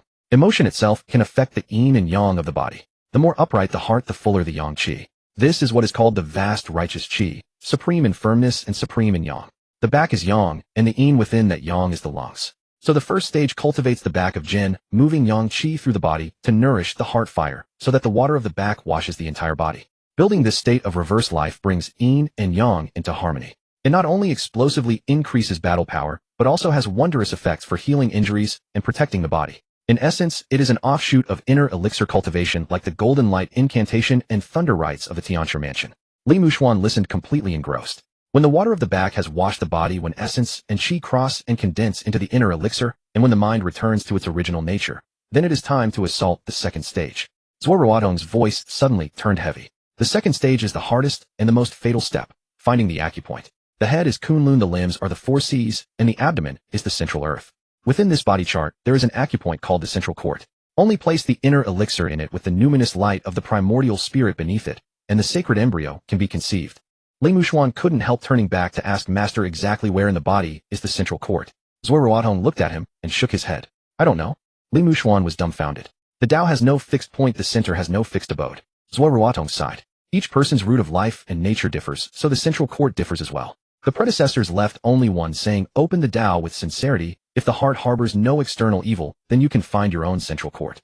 Zuo Ruotong's gaze was extremely sharp. If the heart is insincere, and one still forces a way in without finding the path, then essence and qi will run wild and ruin the body. Those seniors in the side hall crippled for life are exactly the outcome. Li Muxuan's throat tightened and cold sweat burst out at once. Only then did he truly understand why his master had always seized on the word sincerity with him. It had never been mere moral reasoning. It was preparation for future cultivation. Subai closed his eyes. Zuo Ruotong's words sank into his heart one by one, locking together perfectly with what he had comprehended over 3 years. Other inner alchemy methods take the heart and kidneys as heaven and earth, and only let water and fire cross when the elixir is about to form. But threefold reverse life is ferociously domineering. From the very beginning, it forces water and fire to clash. The second stage is even more extraordinary. It no longer clings to one back or one spine, but regards the whole human body as heaven and earth. As long as true qi fills the limbs and the 100 bones with Kunlun and the 4 Cs within the body, the physical form can be mended without limit. The so-called central court is not a fixed location to be found, but the one point where this body and the original heart truly intersect. Zuo Ruotong asked softly, "Do you still want to wait?" Subai opened his eyes, his voice utterly unruffled. "No more waiting." Li Muxuan swallowed. "You're really not nervous?" "If being nervous were useful, I'd be nervous for a moment." "Fine. You're something else." Li Muxuan was completely convinced. He clenched his fists and stared hard at the cave entrance. Zuo Ruotong stepped back a few paces, letting his sleeves fall. His pure, true qi gathered, but not released, his eyes like burning torches. "Your master will protect you. If anything goes wrong, stop immediately." Subai nodded and slowly closed his eyes again. In that instant, the wind in the cave, the chirping of insects, and Li Muxuan's breathing all faded into nothing. The ninefold sequence heart method turned of its own accord, and the first stage of reverse life burst open to full capacity. At his shoulders and back, a wisp of pure white vapor quietly appeared, and then like boiling mist swept instantly through every limb and bone. Li Muxuan glanced back only once, and his eyelids began to jump wildly. They had both completed the first stage to great success, but his own white qi churned like a pot about to boil over while Su Bai's was as steady as 10,000-year-old deep water with not a shred leaking out. Su Bai had sunk entirely into the small heaven and earth within his body. Backwater washed the body, heart fire climbed. The formless inner elixir nurtured during 3 years of suppressed cultivation began to tremble slowly within him. He did not chase it, force it, or doubt it. Following the thread of clear understanding gained by saving lives and taking one yesterday, he let his mind and spirit sink little by little. It was not in any organ, not in any meridian, not on any chart. At a certain moment a road that belonged only to Su Bai naturally appeared inside his body. Go. His will fell like a thunderbolt. The vast essence and chi within him, like a river bursting its levee, crashed and poured wildly into the elusive central court. Hum. The air inside the cave suddenly erupted with a violent roar. A mass of pure, immaculate, overwhelmingly overbearing white light blazed up from Su Bai's abdomen, and in an instant the entire pitch-dark cave was lit as bright as day. Zuo Ruotong's pupils shrank violently. It had succeeded, but the shock did not end there. At the same instant the sacred, overbearing white light of reverse life blazed forth. The shadow beneath Su Bai's feet suddenly dropped downward uncontrollably, sinking deep into the earth. The two shadow soldiers that should have been lurking at the cave mouth began to resonate with an extremely sinister violence in the depths of the dark. Black chi roiled like boiling pitch. White chi surged like a tide. Black chi was like an abyss. Black and white, two utterly opposite extremes of power, swept, collided, and howled around Su Bai in that narrow space. Two diametrically opposed extreme forces collided abruptly within the confines of this parched cave. Li Muxuan stood at the cave entrance, feeling only the tension coiling tight around his spine. He fixed his gaze on the shadow churning violently beneath Su Bai's feet, like boiling water, while observing the increasingly dense, white mist emanating from Su Bai's shoulders and back. His throat tightened as he swallowed dryly, his voice barely above a whisper. Master, is this situation normal? Zuo Ruotong did not answer immediately. Beneath his wide sleeves his right palm had already risen slightly a layer of pure and vast reverse life, true chi swirling and condensing in his palm. The second stage absolutely forbids losing mental composure or forcefully breaking through. At the slightest sign of Su Bai's essence chi deviating, he would immediately intervene to pour chi and save him. Yet the scene before them emanated an inexplicable strangeness. Su Bai's white chi was remarkably robust, yet displayed no hint of restlessness. The shadows at his feet churned like turbulent seas, yet showed no inclination to rebel against their host. For 3 years Su Bai had laid an extraordinarily solid foundation for the first stage. Without needing to search painstakingly like predecessors for the elusive middle dantian, that formless inner pill seemed to respond to a summons, ascending countercurrent through his meridians and directly settling in the spiritual platform. Su Bai's eyes remained closed as a faint crisp sound resonated from deep within his brow, reminiscent of writing paper being saturated by spring water. With smooth progression, the middle dantian had opened. Whoosh! The white vapor rising from his shoulders and back vanished in an instant. Immediately after, a layer of warm and substantial white light emerged through his entire body, enveloping his flesh, muscles, bones, and meridians completely. Refining chi to transform spirit. His 5 senses and willpower had been thoroughly remolded in this moment. Su Bai slowly opened his eyes, releasing a long breath of stagnant air. The cave that had once been dim and lifeless now appeared transformed. The weathered stone peeling from the cave walls, the dust particles drifting through the entrance, even the faint rustling of a crawling insect deep within the rock crevices. All were magnified to an extraordinary degree of precision. The world before him shimmered with crystalline clarity, utterly pristine in his perception. He turned his gaze toward Li Muxuan several steps away, blinking gently. Unnerved by Su Bai's translucent gaze, Li Muxuan instinctively rubbed his arms. What kind of look is that? It's making my skin crawl. A piece of dried grass is caught on your left sleeve, and the sweat on your forehead hasn't been wiped away yet. Su Bai's tone was eerily calm. Also, your heartbeat just skipped half a beat. Li Muxuan's face flushed with embarrassment. He hastily brushed his sleeves, making excuses. Nonsense. You were radiating white light and black water just now. Who wouldn't be startled? Zuo Ruotong stepped forward, pressing his large palm firmly at the junction of Su Bai's shoulder and neck. A thin thread of true chi slipped from his fingertips, probing through Su Bai's body in a careful circuit. After several breaths, the great Xing immortal's tense shoulders finally relaxed. He didn't laugh, yet the profound sense of relief and amazement in his eyes was impossible to conceal. The middle dantian is stable, essence chi is contained, and spiritual consciousness is clear. Zuo Ruotong slowly withdrew his hand, his voice carrying an overwhelming emotion. Xiaobai, your second stage breakthrough is flawless. The composure gained from 3 years of controlled cultivation. Even if we searched through all the texts of our 3 impacts sect, couldn't find another person who could match your level of mastery. Su Bai rose to his feet, smoothing his wrinkled robes, and bowed respectfully. Thank you for your protection, master. Li Muxuan leaned against the stone wall, listening to the generous praise with a sour expression, muttering. Yesterday on the train, I finally felt like I was making progress, able to share some of the burden for you. Yet today you casually break through to the second stage. Su Bai, is it that you can't stand the thought of me surpassing you? Subai brushed off his sleeves and smiled. Not quite. It's just that I've reached this point on the path. How could I possibly stop and wait for you? Li Muxuan gritted his teeth. But with years of setbacks his resilience had grown stronger. He straightened his spine, his former pride tempered into unyielding determination. Fine, you're stronger. You win this round. You have your path, and I have my methods. The master taught that without sincerity the path twists. I'll refine myself steadily and slowly. Someday I'll catch up to you. Subai observed Li Muxuan's serious expression, gently patting his shoulder with a warm tone. Take your time. I'll wait for you. This seemingly casual statement utterly deflated Li Muxuan's carefully cultivated fighting spirit, leaving him embarrassed as he turned his face away. I can't be bothered with you. Zuo Ruotong cleared his throat, interrupting the two disciples' banter. His gaze descended to Subai's feet. With your spirit soul strengthened, have your supernatural abilities undergone any new changes? Subai lowered his gaze. Without Zuo Ruotong's reminder, he had already sensed something unusual. The shadows remained the same shadows, but after stepping through the threshold of refining chi to transform spirit, his absolute domain had expanded. The connection deep in his consciousness with those two shadows had become as unbreakable as a steel cable. This disciple will test it now. Subai's will stirred subtly. Swish. Without any warning, two pools of ink-like substance rose from the crevices of the blue stone slabs. In an instant, the gaunt brawler and the shadow swordsman holding a blade of dark chi stood distinctly in the cave, their killing aura more concentrated than yesterday. Go outside and run a circuit. Subai pointed toward the cave's entrance. The two shadow soldiers made no sound, their bodies bending low as they transformed into two ground-hugging silhouettes, melting into the night forest. Their speed weaving through the trees was remarkable, far beyond anything a mortal could achieve. Li Muxuan craned his neck to watch until the two shadows vanished into the deep darkness, then turned back. They must be at least a mile out by now. Where did you send them? Subai half closed his eyes, carefully sensing the invisible thread in his mind. Moving in a straight line, testing the distance. He shook his head slightly, his eyes moving beneath his lids. Previously the shadows would forcibly dissolve beyond 300 meters. Yet now the two soldiers had already traversed nearly 300 zhang across the overgrown hillside. 2 li. Subai's eyes snapped open and a hint of excitement finally broke through his usual calm. About a kilometer. The connection only starts to strain slightly at this distance. 2 li. Li Muxuan's eyes went wide, his jaw practically dropping. Does this mean you could sit in this desolate mountain cave, sipping wind while your shadow runs down to the town below to handle your errands? Not only has the range expanded. Subai pressed his index finger to his brow, adjusting to the novel sensations flooding his mind. He turned to Zuo Ruotong with a solemn expression. Master, I can now see what they see. Zuo Ruotong's typically composed eyes tightened, vision sharing. Subai nodded. At this moment, two grayish-black filtered bird's-eye perspectives had materialized in his mind.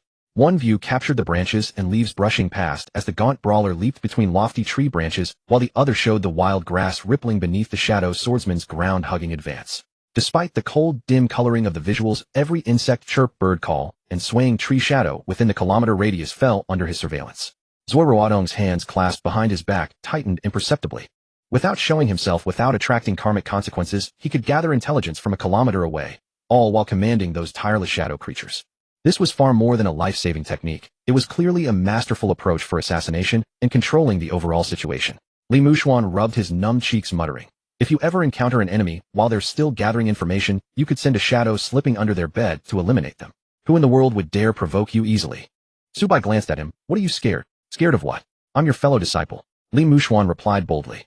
Mid-sentence, Subai's finger pressed against his brow suddenly stopped. His previously relaxed gaze instantly turned cold and sharp as he sharply turned toward the mountain path. What's wrong? Li Muxuan sensed the shift in atmosphere, immediately covering his hand with white chi. 2 li to the right, front, someone is robbing on the official road. Through the swordsman's vision, Subai saw the distant scene clearly. Several cargo carriages, 2 guards already dead, the remaining 4 protecting an old man and a young boy. The bandits are 5 ordinary thugs with ghost head knives, no supernatural practitioners. Zuo Ruotong's brow furrowed and pure chi flowed around his body. Without a single unnecessary word, save them. Understood. Subai acknowledged and immediately, through his consciousness network, issued the rescue command to the 2 shadows a kilometer away. The 3 of them darted out of the cave like swallows racing toward the official road. 2 li away, the mountain path was filled with a pungent scent of blood. A torch lay in a muddy puddle, its flame flickering unstably. Besides, several overturned carriages for blood-soaked guards stood back to back, gripping their nicked long swords with desperate strength. Behind them, a young master in elaborate silk clothing clutched the old steward's sleeve, his face deathly pale, teeth chattering. Uncle Fu. Will they kill us? The old steward shielded the young master, his throat raw as he shouted across. Gentlemen, all the goods on the carriages are yours. Just spare my young master's life.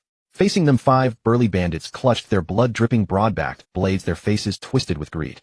The bald leader bore a hideous scar across his face. He spat out bloody saliva, leering at the young master's silk attire. Spare you. Let you go, report back. I've been robbing this road for years. Never made such a losing deal. The good stay, and so do all your lives. The bald man bellowed, chop them down. Heavy footsteps splashed through the mud as the 5 bandits lunged forward like hungry wolves. The 4 guards were already at their limit. After a few sharp clashes, their defense crumbled. One guard was kicked in the chest, groaning as he flew backward. The bald bandit seized the opening, stepping over the fallen guard. He raised his massive blade high, bringing it down savagely toward the steward and young master's heads. Wind howled as the blade gleamed with a deathly cold light in the firelight. The old steward shut his eyes tight, while the young master screamed in despair.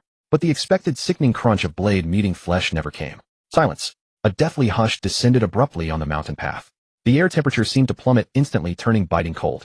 A barely audible whoosh shot from the roadside bushes, too swift to leave any afterimage. Before the bald bandit could even feel the weight of his descending arm, the corner of his eye caught only a fleeting gray-black arc. Splurt. After a strange sound like a blade cutting through softwood, a crimson bloom suddenly opened in the midair.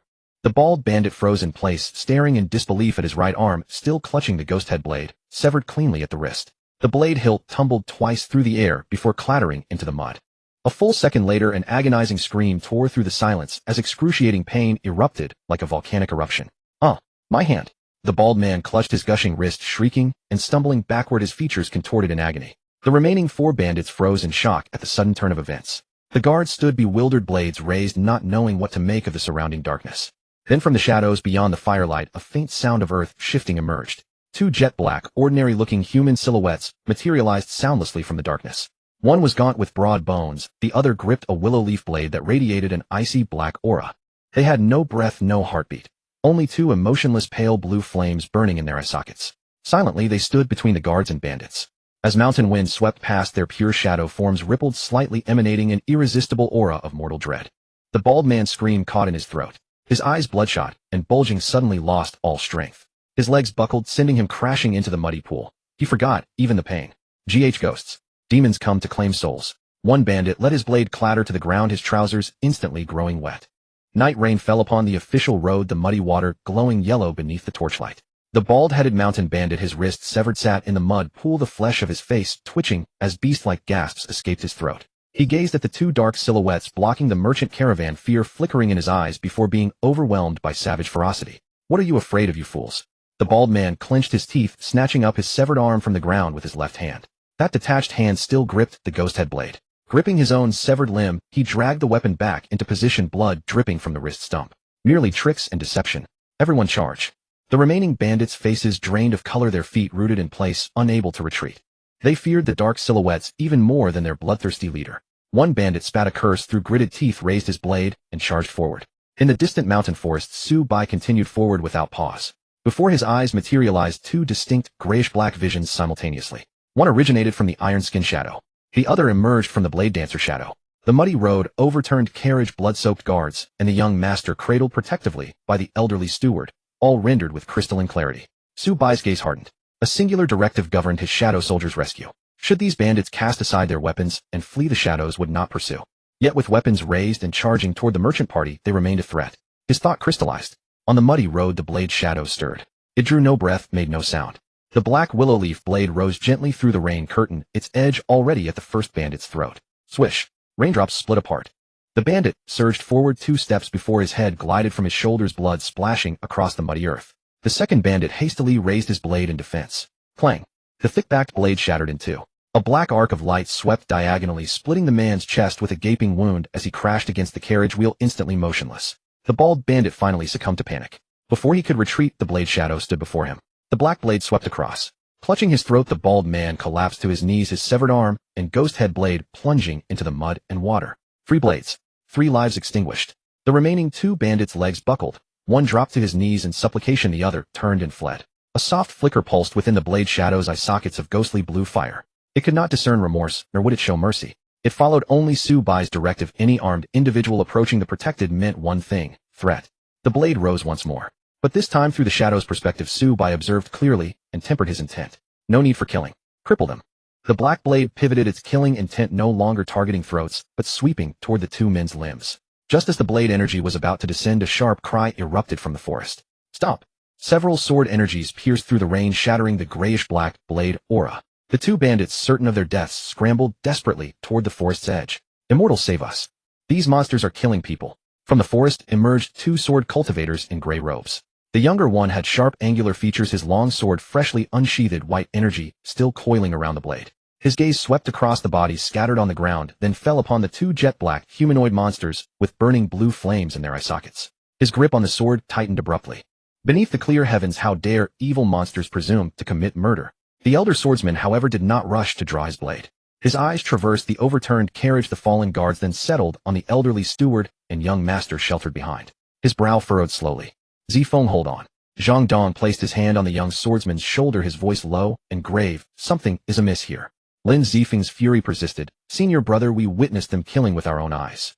You also saw the carriage overturn, the guards slain. Zhang Dong murmured. Those two crying for help. Their hands are calloused from blades, and their bodies reek of blood. They are hardly innocent travelers. The two bandits, hearing this, went pale and immediately began wailing. We are wronged, immortal. We were merely passing through. These monsters cut down everyone they see. Lin Zifeng's expression shifted uncertainly. Young and impetuous, the moment he witnessed the shadows kill, he had already condemned them as evil creatures. Moreover, those two dark figures bore no trace of living energy. Such beings by any measure appeared far removed from righteous methods. Even if they are guilty, monsters have no right to butcher at will. Lin Zifeng thrust his sword forward, sword energy churning like mist and clouds. Floating cloud, sword ink-shrouded mountain. Dozens of crescent-shaped sword energies merged into a single wave, crashing down upon the blade shadow. The blade shadow raised its gaze. The black willow leaf blade spun in its grasp, grayish-black blade energy erupting in a head-on collision. Blade met sword in a cacophony of thunderous impacts. Muddy water exploded upward, reaching waist height. Lin Zifeng had believed this technique would surely drive back the shadow, yet after merely moments of exchange his expression darkened. The opponent's blade work was ruthlessly precise. Every strike exploited the gaps between sword energies. No probing, no hesitation, not a trace of self-preservation. Like a corpse that knew only how to kill. What chilled him more was that this blade path felt strangely familiar. Lin Zifeng's eyes widened. Chasing wind blade. Chen Su. Senior brother. This is Xuanqing's chasing wind blade technique. Zhang Dong's expression shifted. Chen Su was a notorious blade master of Xuanqing, his methods vicious, once hunted by every sect. Yet this thing before them possessed not a shred of living energy. How could a corpse wield Chen Su's blade? While Lin Zifeng hesitated, the blade shadow had already pressed within 3 feet. Blade energy stacked relentlessly, forcing his ink-shrouded mountain technique to retreat continuously. Zhang Dong knew he could watch no longer. His foot struck the ground and his form scattered like wind. Retreat. Floating cloud, sword style, wind scattering shadow. Zhang Dong circled behind the enemy, thrusting forth a single strike. This strike was meant to break the encirclement, the blade pressing first toward the blade shadow's neck, before suddenly shifting trajectory, cleaving toward the iron skin shadow that had continuously guarded the merchant caravan. He sought to test what these two dark figures truly were. The sword fell, clang, like striking solid iron. Zhang Dong's arm went numb, the blade embedding 2 inches into the iron skin shadow's chest, yet unable to press further. The dark figure glanced down at the sword in its chest. The ghostly blue fire in its eye sockets remained utterly unchanged. In the next instant it raised both fists and struck with tremendous force. Zhang Dong frantically pulled his sword back to block. Boom. Tremendous force surged through the blade. Zhang Dong was hurled backward, his feet plowing 2 long furrows through the mud before he crashed beside an overturned carriage, blood seeping from the corner of his mouth. Senior brother. Lin Zifeng scrambled backward, unfurling a curtain of sword light to deflect the pursuing blade energy. Zhang Dong ignored his wound. His gaze locked onto the iron skin shadow's chest. Within the wound cleaved by his sword there was neither blood nor flesh.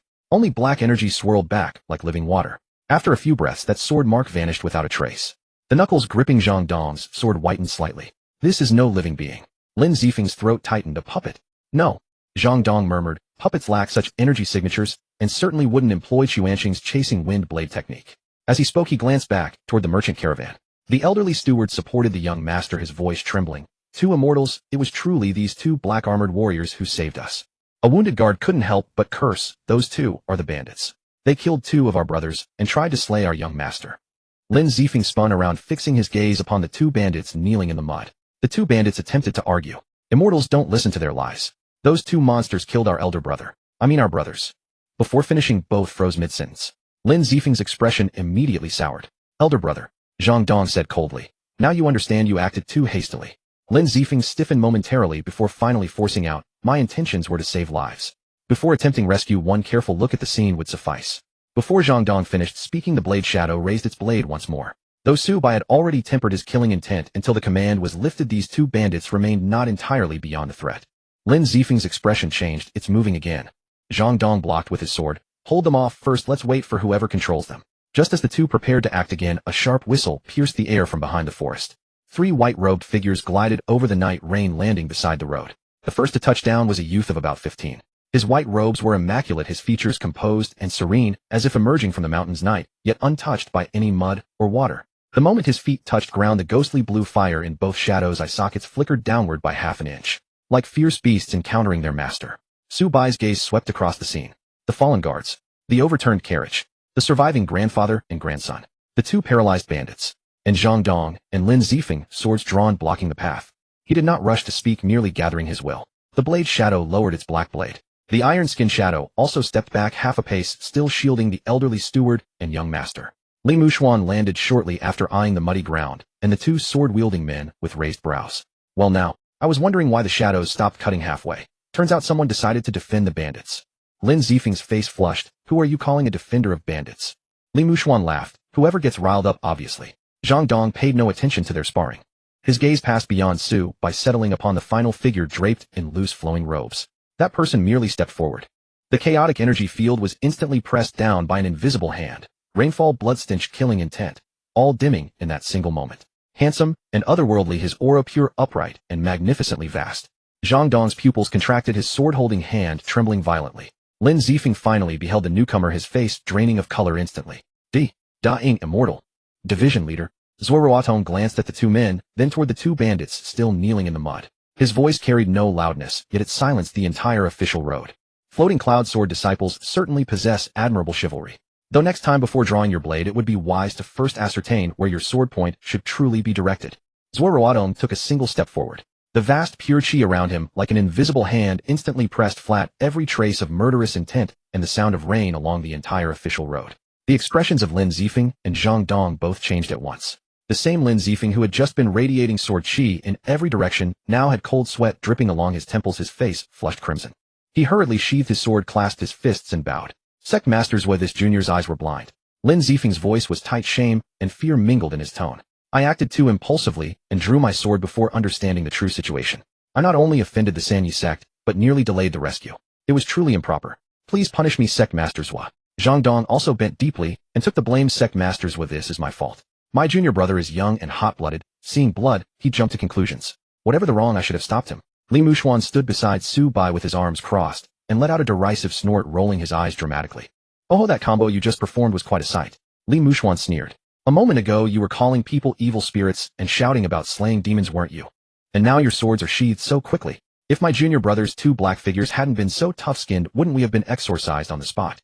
You struck without even seeing clearly. The rules of the flowing cloud sword certainly are carelessly kept. Lin Zifeng, tongue lashed into silence, could only force a dry cough to mask his embarrassment and could not utter a single word. He had indeed seen the overturned carriage and the corpses of the guards just now. It was only his preconceived bias that had nearly made him an accomplice to the bandits. Zuo Ruotong gave Li Muxuan a faint look. That's enough. The words were not weighty, yet they made Li Muxuan shut his mouth at once. Zuo Ruotong turned his gaze to the 2 before him and said calmly, one cannot blame the ignorant. In chaotic times, drawing a blade to right a wrong one happens to encounter is not an evil heart. To have this chivalrous spirit is a good thing.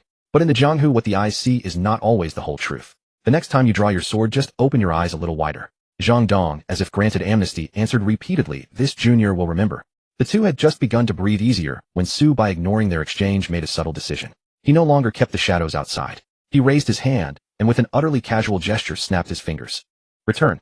The instant the command fell, the blade-wielding shadow and body-hardening shadow shifted simultaneously. The 2 monsters, still murderous moments ago, transformed in a flash into 2 puddles of thick black flowing fluid. The black water moved like ink, flowing backward, gliding silently along the muddy ground. Within a few breaths it disappeared into the shadow beneath Su Bai's feet, without so much as a ripple. This sight left Zhang Dong and Lin Zifeng, who had just barely recovered their senses, completely stunned.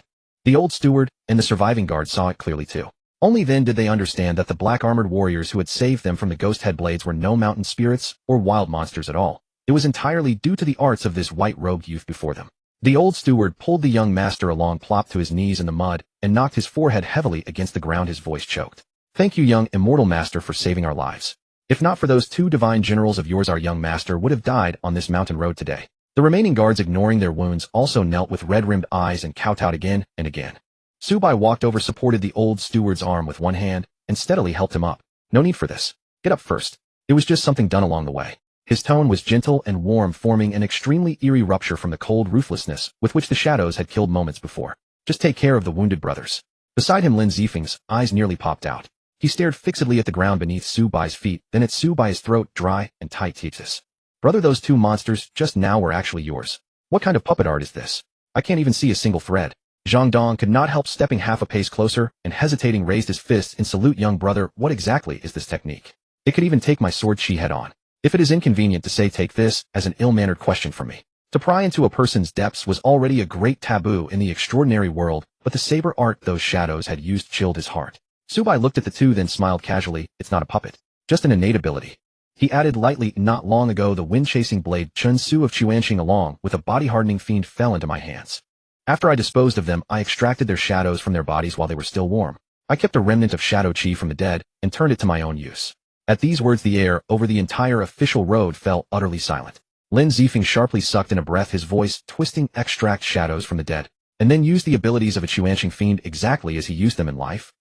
Zhang Dong's scalp crawled even more. He had seen the tricks of Liangshan's great shamans summoning souls and manipulating spirits, but what Su Bai held were black shadows with physical form.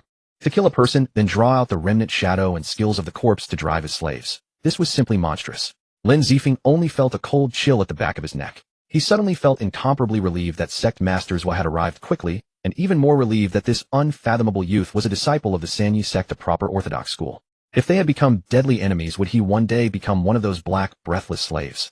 Realizing that they had touched a core secret, Zhang Dong hastily pulled Lin Zifeng back and bowed his head in apology. Young brother, your art is miraculous. We spoke too nosily. No harm.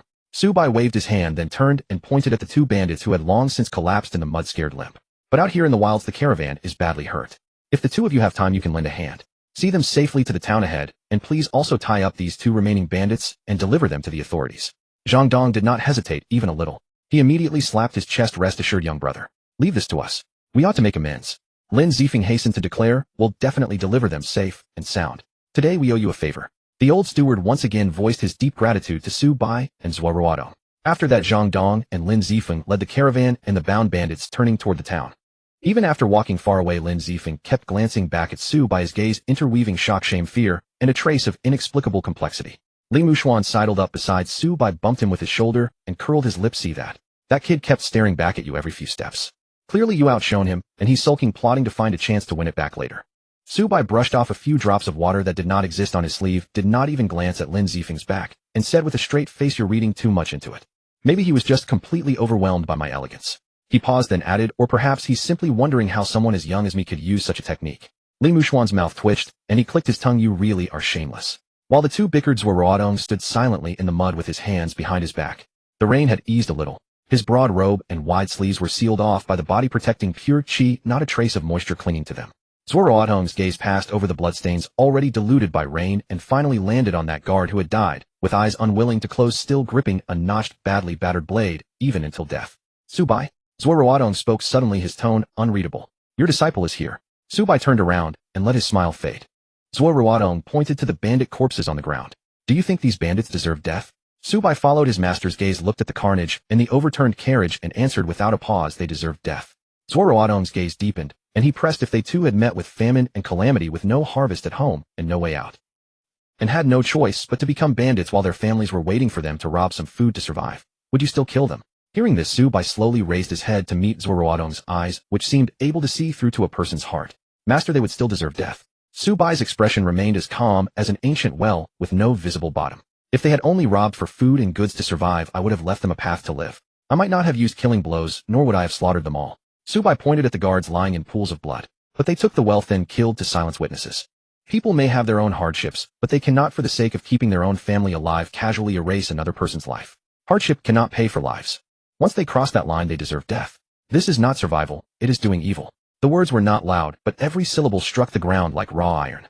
Li Muxuan, listening from the side, nodded again and again as anger resurfaced on his face. Master, I completely agree with Su Bai. If Su Bai's shadows hadn't been fast, the young master and the old steward would have already lost their heads. Showing compassion to people like that is cruelty to the innocent. Zuo Ruotong looked at the indignant Li Muxuan, then turned his head to Su Bai, whose expression remained as still as a deep pool. Outwardly calm, the Dang immortal secretly sighed deeply in his heart. These two disciples of his had peerless talent, and among the younger generation of the extraordinary world they were undeniably the most outstanding. Li Muxuan was easy to handle. His arrogance and rage were like an open flame. You could see where they ended. Moreover, having been tempered since childhood under Su Bai's total dominance in the sect, he would get a beating the moment he tried to lift his tail. His unruly edges had long been worn smooth by Su Bai's fists. But Su Bai was different. Zuo Ruotong looked at this 15-year-old closed-door disciple with unusually complicated eyes. This child had been too smooth sailing. From entering stillness through the 9 sequences in a single night, to circulating his whole heavenly cycle, to suppressing his realm for 3 years, and then breaking into the second stage of reverse birth in a single stroke. Not to mention the terrifying innate ability in his hands, killing enemies to spawn soldiers enough to make one man an army. Such talent was a heaven-defying anomaly even across the 1,000-year history of the Sanyi sect. None of his peers had ever put the slightest pressure on Su Bai, and every elder in the sect had nothing but praise. This created a hidden danger of enormous proportions. A road that is too smooth is not a good thing. A sword sharpened too fast with too much edge is extremely easy to break. Zuo Ruotong knew deeply that no one in this world could remain undefeated forever. Su Bai's moral line was clear now. But if one day in the future he encountered those old monsters lurking in deep waters out in the world faced a desperate dead, and he truly could not resist, and watched with his own eyes as his moral line was ruthlessly crushed by the cruel world while he was powerless to turn things around. At that time would this child, because he had never undergone a real setback, have his Tao heart shatter completely and collapse beyond recovery. The praise of elders would only add to his arrogance. Although Su Bai had always appeared steady and modest on the surface, Zuo Ruotong always felt that deep in his bones this kid never placed any of his peers in this world in his eyes at all. Such a mentality of invincibility was dangerous. I need to find an opportunity to take the edge off this kid, Zuo Ruotong quietly schemed. This trip down the mountain to attend old patriarch Lu's 80th birthday was a grand gathering of the extraordinary world encompassing the younger heirs of the 4 great families and the outstanding young talents of every major sect. In Zuo Ruotong's heart a faint anticipation arose. He hoped that at the Lu family's birthday feast 1 or 2 stunningly skilled prodigies might appear and slightly overpower Su Bai. To teach him a vivid lesson, to let him know there is a sky beyond the sky and people beyond people. He must not be allowed to think he is invincible under heaven. At this thought Zuo Ruotong gathered his emotions. He raised his hand and swept his wide snow-white sleeve. A gentle gust of wind rolled through, flattening the chaotic blood-tainted chi field all around, and at the same time removing the moisture that clung to Su Bai and Li Muxuan. All right, since the matter is settled, there's no need to linger. Zuo Ruotong turned toward the mountain road in the distance. The Lu family's birthday feast is in just a few days. Don't miss the time. Let's go. Yes, master. The 2 answered in unison. The 3 turned and continued south along the pitch-black mountain path. The night was still thick.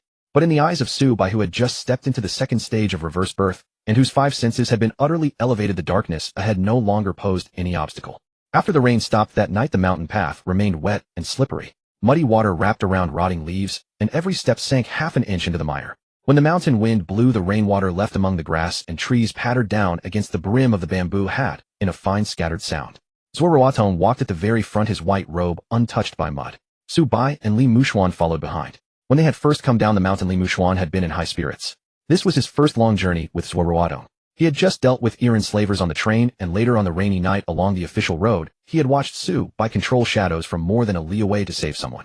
Now heading to the Lu family to congratulate the old patriarch on his birthday, the young man could not help feeling a trace of novelty in his heart. But after walking half a day, the smile slowly faded from Li Muxuan's face. Beside the official road stood a ruined temple. Half the temple gate had collapsed, and inside were crowded more than a dozen refugees in tattered clothes. One person held a child and huddled in the corner. The child was so thin it was nothing but skin and bone, its eyes were open, yet held no light at all.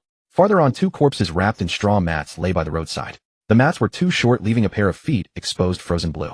Several flies circled the mats in disorderly flight. The buzzing drilling into his ears was more unbearable than a knife scraping bone. Li Muxuan stopped, stared at those feet for a long time, and his throat moved. Master. His voice was hoarse. Is there no one to bury this person? Zuo Ruotong glanced at the straw mat and did not answer at once. Along this road they had already seen far too much. Those in the ruined temple, those under tree roots, those in the grass, and those collapsed beside ditches, half their bodies swollen from soaking in muddy water. Some were already dead. Some still had their eyes open, but they were not far from death. Li Muxuan slowly clenched his fists. These are people. And so they are just thrown away by the roadside. Zuo Ruotong said softly, in chaotic times the least valuable thing is sometimes human life. The words were light, yet they weighed on Li Muxuan's chest like a stone. After walking a few more li, the 3 saw a small girl with dry yellow hair, bent over a woman's corpse. She kept shaking, the body hoarse sobs streaming from her mouth. In time, even her voice was nearly gone, leaving only a sound in her throat, like a broken bellows. She looked up and saw Su Bai and the others, but her eyes held no plea. Only numbness. As if she already knew that no one would come even if she cried for help. Subai's steps paused for a moment. He took out rations from his bundle and offered them to the little girl. The little girl was stunned for a moment, then lunged forward and grabbed the food, shoving it into her mouth. She did not even chew, choking until her face turned purple. Subai reached out and gently patted her on the back. When she caught her breath, he tucked a few copper coins into her arms. Li Muxuan was silent for a moment, then fished out 2 flatbreads from his own pack and pushed them over. Zuo Ruotong took out a small piece of silver and placed it in the little girl's palm. She clutched the things tightly, tears falling from her eyes, but she did not dare cry aloud. Because she still had to live. Li Muxuan turned away, the corners of his eyes red. Subai, why don't they run? Are they just staying here to die? Subai looked at the end of the official road, his voice low. Where are they supposed to run to? Li Muxuan froze. Subai said, in these times, what place is not like this? If you cannot survive in one place, going to another does not mean you will survive either. An old man carrying a broken pole on his shoulder overheard this and looked up at them. The old man had originally meant to go around them, but seeing that Zuo Ruotong and the others did not look like common folk, he did not dare rush past. He could only lower his head and edge along the side. Subai asked, Elder, why are there so many refugees in these parts? The old man's steps froze. He hesitated for a moment, then said with a bitter smile, what else can be done? People just can't go on living anymore. Li Muxuan asked, is it a famine? There are famines, but not this brutal. The old man shook his head, the furrows on his face squeezing together. Taxes, grain, money, one layer pressing down after another. I hear that in some places taxes are already collected decades into the future. Li Muxuan's eyes went wide. Decades from now? Then how are people supposed to live? The old man tugged at the corner of his mouth. As long as you can still breathe, that counts as living. He pointed at a building at the town's edge where a dark red lantern hung and lowered his voice further. When the grain is taken and the land is sold, the men go to the opium dens, and by the end they have smoked themselves into something less than human. Once debts pile up, they sell their wives and sell their children. When the gangs come for money, sons are dragged off to hard labor and daughters are sent to filthy places. The yamen runners enter the village, kick the door open with one foot, and scrape away the last handful of rice from the stove. If you refuse, at least you get a beating, at worst you're dragged away as conscripted labor. Women pay off debts, children pay off debts, and lives can pay off debts too. The veins on Li Muxuan's forehead bulged. What about reporting to the officials? The old man looked as if he had heard the greatest joke in the world, but he did not dare laugh out loud. Report to the officials? The magistrate would only say you're bringing bad luck. They'll give you a few strokes, and if you aren't beaten to death, your life was spared. If you want to redeem someone, bring money. Li Muxuan's chest heaved violently. Are those people even human? The old man was so frightened, he waved his hands quickly. Young Taoist master, do not say such things. If others hear it, heads will roll. When he finished, he hoisted his burden and hurried away, his back bent. Li Muxuan stood in the mud, the fury in his eyes almost impossible to contain. Animals. He stamped a foot into the mud, splashing murky water everywhere. Master, I really want to go back to the county town right now and slaughter all those corrupt officials. He turned to Subai, his voice trembling. Subai, I want to kill. Zuo Ruotong did not scold him. He simply looked at Subai. What is your view? Subai had been silent all along. He gazed at the gray, desolate houses in the distance, the fingers inside his sleeve curling slightly. In his past life, he had seen the lights of tall buildings, seen bustling streets still alive late into the night, seen children scolded by their parents for being picky eaters, and seen old people sitting in parks slowly basking in the sun. But here a single hard flatbread could nearly choke a child to death. The frozen bones by the roadside were no longer just words in a book. They were corpses placed right before his eyes. Subai was silent for a long time before finally speaking. Killing a few corrupt officials is easy. Li Muxuan froze. Subai continued, but you will never kill them all. The root is rotten. Kill one and the higher-ups will send down another. The new one may be even greedier and even crueler because he has to reclaim the dead man's losses from the people. Li Muxuan opened his mouth, but no sound came out. Subai looked at him. To keep people from starving to death by the roadside, killing alone is not enough. Someone must make sure they have food to eat. Someone must shut down the opium dens. Someone must make the gangs, the bullies, and the traffickers afraid to reach out their hands. Someone must stop the government from doing nothing but sucking blood. Li Muxuan listened stunned. Before he had only had rage. But as Subai's words settled over him, he realized that his anger was just a fire. It could burn people to death, but it could not necessarily light the road. Li Muxuan sat down on a stone by the road and said quietly, how many people would have to do that? Subai said, a great many. Li Muxuan's voice was muffled. Then what is the use of us training and getting stronger? Are we just supposed to watch? Subai looked up at the murky gray sky. It is not just watching. A flicker moved in Zuo Ruotong's eyes. Then what do you want to do? Subai was silent for a moment, then said softly, first train our skills well. Li Muxuan's mouth twitched. I thought you were going to say something earth-shattering. Subai gave him a sidelong glance. If you do not train your skills, what are you going to use to do anything? Your mouth. Li Muxuan was instantly choked silent. Subai went on, once we have real skills, we save one person whenever we can.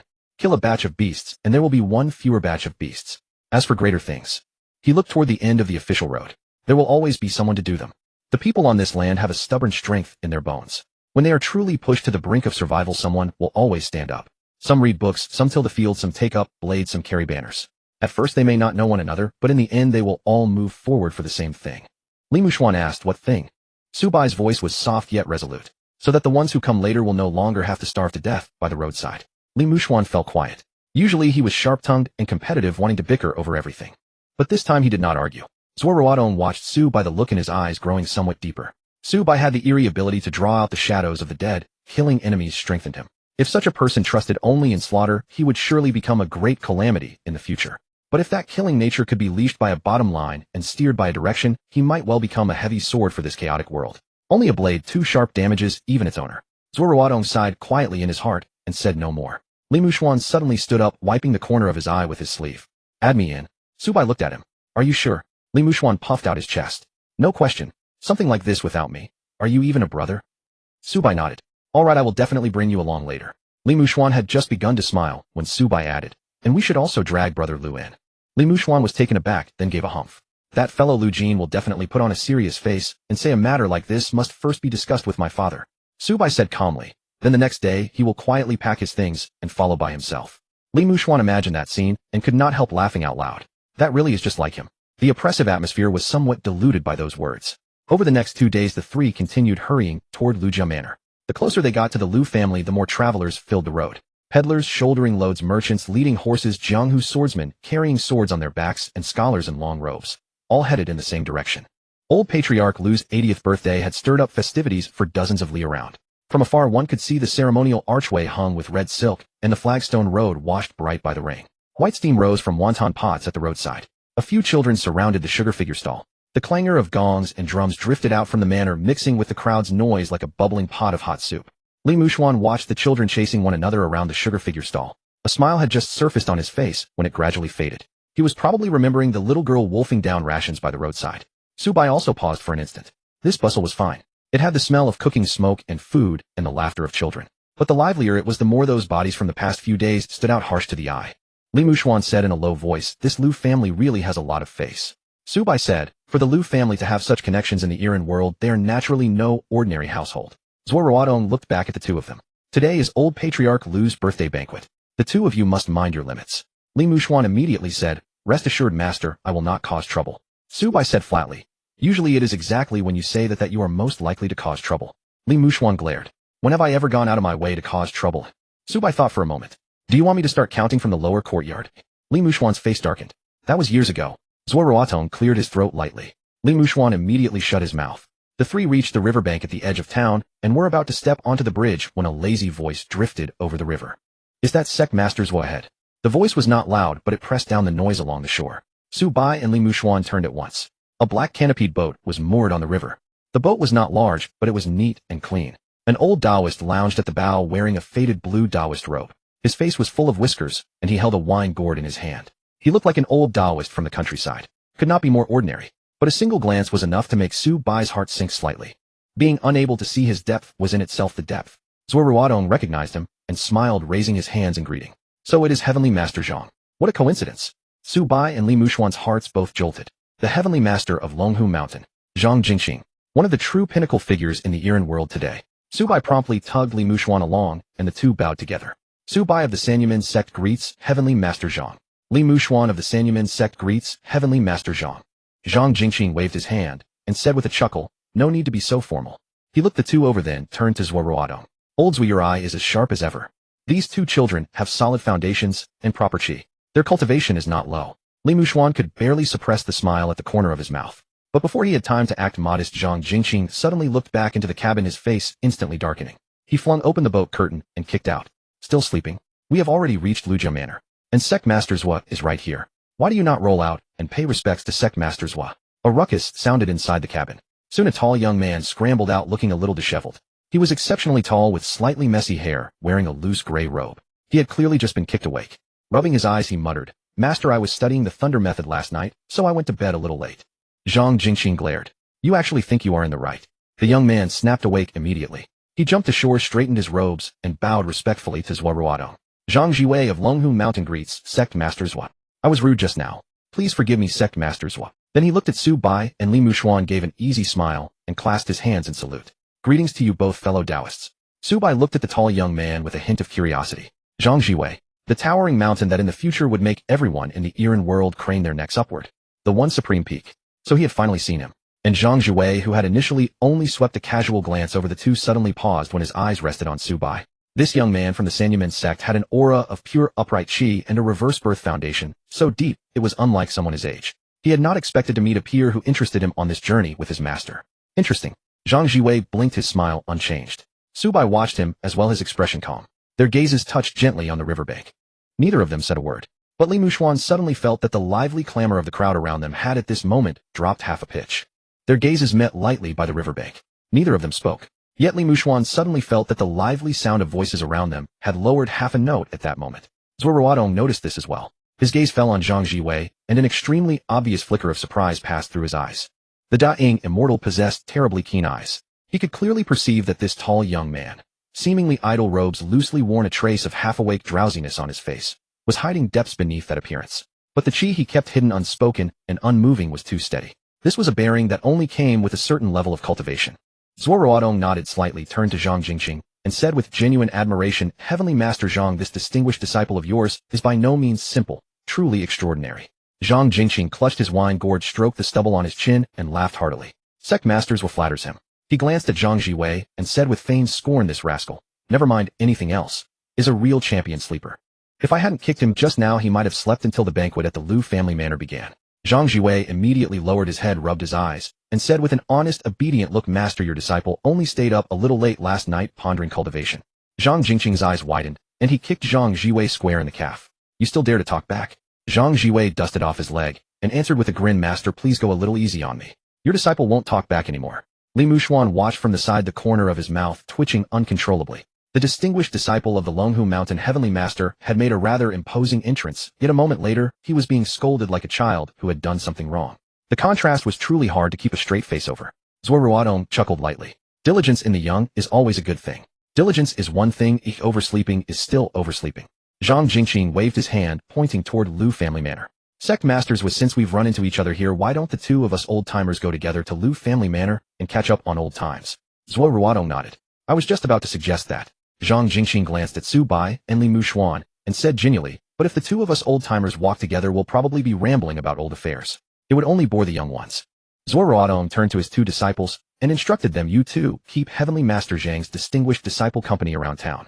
Young people should move about together." Li Muxuan's eyes instantly lit up. "Master, we can go around on our own." Zuo Ruotong gave him a calm look. "You can go around, but don't stir up trouble." Li Muxuan immediately pounded his chest, and promised, "Rest assured, Master. I'll definitely be steady today." Su Bai said quietly from the side, "Master, why not have him take back that sentence first?" Li Muxuan's face darkened. "Su Bai, stop undercutting me." Zhang Zhiwei burst out laughing at that, then patted Zhang Zhiwei's shoulder. "You go too. Take a stroll with the two fellow Taoists from Sanyi sect. Stop hanging around with that half-asleep face. It's an eyesore and embarrasses Longhu Mountain." Su Bai, Li Muxuan, and Zhang Zhiwei accepted the order in unison. Watching the two most senior figures walk off toward Liu family manor, the atmosphere by the riverbank immediately relaxed a great deal. Li Muxuan rolled his shoulders as though finally released from under the noses of the elders. Zhang Zhiwei scratched his slightly messy hair and looked at the two with an easy smile. "Where would the two of you like to go?" Su Bai answered calmly, "Anywhere is fine. The guest follows the host, so I'll leave it to Brother Li and Brother Zhang." Li Muxuan had long been eager with curiosity and waved his hand grandly. "Then let's just walk wherever we end up. It's rare to get out. This town looks huge, so there must be plenty of fun. We can't just stand at the bridgehead and let the wind blow us." Zhang Zhiwei nodded. "All right." The three strolled along the Bluestone Road and soon entered the busiest district of the town. The town outside Liu family manor was immensely lively. Street vendors hawked unceasingly. From the tea house came the crisp crack of the storyteller's wooden block on the table as steam poured from the steaming baskets outside the bun shop. The smells of meat, sugar figures, wontons, and sesame cakes all crowded together. A few children in coarse cotton clothes ran across the corner of the street waving paper pinwheels and candied hawthorn sticks. They nearly collided with a hawker carrying a shoulder pole, who after being scolded with a laugh they ran off again. Li Muxuan's pace slowed as he watched. With both hands folded behind his head, he thought of the people who had starved to death by the roadside just days earlier. Now looking at the bustle here, an inexplicable heaviness stirred in his heart. This place is utterly unlike the outside world we came through over the past few days. Li Muxuan stared at a small stall holder counting copper coins, and said in a low voice, "Here there's food, there's laughter, and people dare to wander the streets. Those refugees out there all had deadness in their eyes, but the people here have at least some light, some hope. It's really something." Su Bai walked beside him, watching the steaming wonton stand by the road, and took over the conversation in a flat tone. Perhaps because this place is close to Lu family manor, it hasn't suffered any great calamity.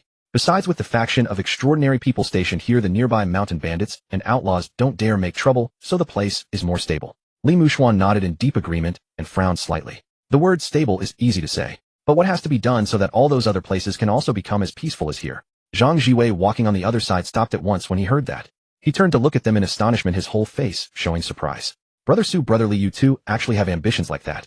He truly hadn't expected that of all things these two Sanyi sect youths would be discussing on their stroll, not which pastry shop had good snacks, nor the excitement of the Lu family's birthday banquet, but a topic this far-reaching. Li Muxuan's chin lifted at once, and his voice carried a hint of youthful pride. Of course, we cultivators train ourselves into possessing real skills. If we don't do something for the world and its people, then why practice at all? Sit in meditation on the mountain all day and meditate until our hair turns white. With that, he threw a sidelong glance at Zhang Zhiwei and challenged him. What about you, Brother Zhang? As the distinguished disciple of the Longhu Mountain Heavenly Master, you can't be thinking only about sleeping, right? Zhang Zhiwei was caught short by the question, then hurriedly waved his hands and laughed. I truly have never thought about anything so grand. He raised his head to look at the memorial archway at the town entrance, then shifted his gaze to the bluestone road ahead, and said in a composed tone, I just feel that I should first walk the road under my feet and do what I'm able to do in the present. It won't be too late to think about more distant matters once your ability grows. Li Muxuan slapped his thigh and pointed at Su Bai. See, that's it. Then your thoughts are practically the same as Brother Su's. Zhang Zhiwei's eyes flashed with strong curiosity, and his gaze fell on Su Bai. Oh, Brother Su thinks that way too. Su Bai met Zhang Zhiwei's probing gaze with a calm demeanor and nodded slightly. Whatever ability you have, you handle matters of that size. Once you have the ability, you ought to do something. He looked at the children playing and laughing by the street. His voice was not loud, but it was extraordinarily resolute. The world shouldn't be what it is out there now, starving corpses strewn across the land. Zhang Zhiwei listened, a deeper hue entering his eyes. He muttered softly, it shouldn't be like this. And when he looked at Su Bai, there was more seriousness in his gaze. This Sanyi sect youth was young, but when he said this, there was neither rash hot-bloodedness nor deliberate, deep-sounding empty talk. It was as if he had thought it over a great many times. Zhang Zhiwei suddenly felt that this Brother Su was very interesting. Precisely at that moment, at the street corner ahead of the three, an extremely piercing outburst of shouting erupted. Immediately afterward, a muffled boom sounded, and a fruit stall by the roadside was sent flying by a tremendous force, apples and pears scattering all over the ground. Say that again. I'll say it. What if you are the young master of the Lu family? Does being the Lu family's young master let you walk sideways? Go die. You're really pretty tough, huh? Tough or not, why not test it and see? Li Muxuan's ears twitched. He rose on his toes and craned his neck, excitement bursting in his eyes. Oh ho, someone's fighting up ahead. We have to go see the fun. As soon as he said it, he took off toward the crowd. Su Bai glanced at his back and said flatly, didn't you just tell Master you'd definitely be steady today? Zhang Zhiwei couldn't help laughing. Brother Li has a rather lively temperament. Lively is the pretty way of saying it. Plainly, he can't stay put. Su Bai glanced at Zhang Zhiwei. Let's go. Follow him and take a look. Su Bai didn't walk faster on purpose, but having just entered the second stage of reverse rebirth, his five senses were far stronger than before. The scene several hundred meters away was exceptionally clear to his eyes. The crowd had formed a wide circle. In the circle stood two youths, neither very old. The one on the left had hair sticking up like a hedgehog's, fierce eyes, and uncontrollable wildness between his brows, and an excited cold grin at the corner of his mouth. The one on the right wore striking red clothes, with two conspicuous horn-shaped braids tied on the head, and a face full of unconceding stubbornness. Seeing the two's appearances and the strange chi flowing through their bodies, Su Bai instantly had a guess. The hedgehog-haired youth's power lay hidden but ready, the Lu family's Rui force. The red-clad youth's fire chi spilled outward. Oh, clearly this was the Huda sect. Lucii, Fengping. Su Bai understood in his heart. Good heavens, the Lu family's birthday banquet had not even officially begun, and future heavyweights were already popping out one after another. First Zhang Zhiwei, now Lucii, and Fengping. By the time Su Bai and Zhang Zhiwei pushed through the crowd and reached the front, the two in the arena had just fully clashed. Lucii formed his hands into claws, invisible force clinging to his palms, and grinned with murderous intent. Fengping, let me have a good try at your Huda sex techniques. Young Master Lucii, I've been looking forward to your Lu family's Rui force for a long time. Today let's see which of us is harder. Fengping's hands formed seals at speed, firelight leaping in his palms. The surrounding townspeople had long been startled back more than 10 meters, but they still couldn't bear to run away. Craning their necks, they cried out in shock. What are these two kids doing? Are they really going to fight? Aya, which theater troupe is here doing magic tricks? What magic tricks? Can magic tricks crack the floor tiles? These must be the extraordinary masters who came to congratulate old Master Lu's birthday. Living immortals. Back off, back off. Don't let them burn us too. When Li Muxuan heard the name Lucii, his eyes brightened further. Someone from the Lu family. Now that's worth watching. I really want to go up and trade a few moves with them. Zhang Zhiwei stood at Su Bai's side, still lazy in expression, but his gaze had turned serious. The Liu family's Rui force and the Huoda sect's fire arts. Truly quite interesting. Su Bai crossed his arms and reminded him mildly watching is fine, but don't get too close. When young people get heated in a fight, the last thing they think about is who's around them. Li Muxuan snorted. Relax, I have limits. I have the reverse rebirth art protecting my body. Su Bai struck him down without mercy. If you get close and he lights a fire at your feet, your eyebrows are gone. Can that protective body art of yours keep your hair safe? Li Muxuan subconsciously touched his eyebrows and fell into silence. Zhang Zhiwei was tickled by Su Bai's incisive remark. Su Bai paid him no more attention and silently moved half a step to the side. This motion caused Zhang Zhiwei's brow to rise slightly. He realized that Su Bai's position was extremely deliberate. It gave him a clear view of the fight, while placing him precisely in front of an old man selling sugar figurines and a few children who had not retreated far. This brother Su was level in speech, but he was always mindful of those around him. In the arena, Feng Ping made the first move. He pushed both hands forward and 7 or 8 fire meteors the size of human heads screamed through the air at Liu Xi. Liu Xi not only refused to dodge, but laughed even more wildly. Well met. He crossed his hands and Rui force swept out with fierce, unyielding power. Boom, boom, boom. Several fireballs burst apart in midair, scattering into sparks. Amid the flying sparks, Liu Xi stamped his foot suddenly, and his right palm pressed viciously toward the ground through the air. Rise. The Rui force, in the manner of striking an ox through a mountain, penetrated the cracks of the blue stone slabs into the earth. The stone beneath Feng Ping's feet instantly burst apart, and an invisible dark force shot straight at his lower body. Feng Ping reacted extremely quickly, throwing his body into a ground roll and narrowly dodging. While halfway through the motion, he flicked his right hand. 3 fireballs strung into a line, arced along a viciously tricky curve, and shot toward the back of Liu Xi's head. A cheap trick. Liu Xi dropped his shoulder and a band of Rui force rolled up from behind him, precisely smashing the fireballs. Sparks scattered once more. A cluster of scorching sparks happened to sail over the crowd straight toward the sugar figurine old man whose legs had gone weak with fear and who had not even thought to push his stall away. Su Bai lifted his eyes slightly and flicked a wisp of white chi from his fingertip. Sizzle. The cluster of sparks died out in midair half a meter from the old man, leaving not even a trace of smoke. The old man blinked, then hastily bowed to Su Bai repeatedly. Thank you, young Taoist master. Thank you, young Taoist master. Su Bai waved a hand. Move back. Zhang Zhiwei glanced at Su Bai's fingertip, the amusement in his eyes dimming a little. Brother Su's hand is very steady. If it weren't steady, it could easily burn down the stall. He makes his living from it. Zhang Zhiwei nodded. Brother Su is right. The fight was growing faster and faster. Rui force pressed from all directions, while fire arts kept shifting and counterattacking. Li Muxuan watched with itching hands and couldn't help turning around to ask Brother Zhang that Liu Xi's force is really sinister. If you went up, how would you fight? Zhang Zhiwei thought it over and answered with a very earnest, honest face. Get close and press down with one palm. Li Muxuan's expression stiffened. That's all. Zhang Zhiwei nodded. For a moment, Li Muxuan couldn't tell whether he was joking or serious. Su Bai shot a glance at Zhang Zhiwei, fully aware that the future ultimate peak style was exactly this, plain and unadorned. While the two were chatting, the situation in the arena suddenly changed. Liu Xi's hands flipped fiercely and several strands of Rui force bore down on Feng Ping simultaneously from dead angles. Feng Ping pushed into a corner, shouted loudly, and stamped both feet hard. Boom. An explosion of firelight burst from his body, and a terrible wave of flame burst outward along the ground. The fire wave's range was far too large. Liu Xi had no room to dodge, and could only gather his Rui force to withstand it head-on. The immense backlash made his steps stumble, and he completely lost his balance. Carrying the wild, out-of-control energy on his body, he became like a cannonball hurtling directly toward the children who hadn't managed to run far, and the sugar figurine old man.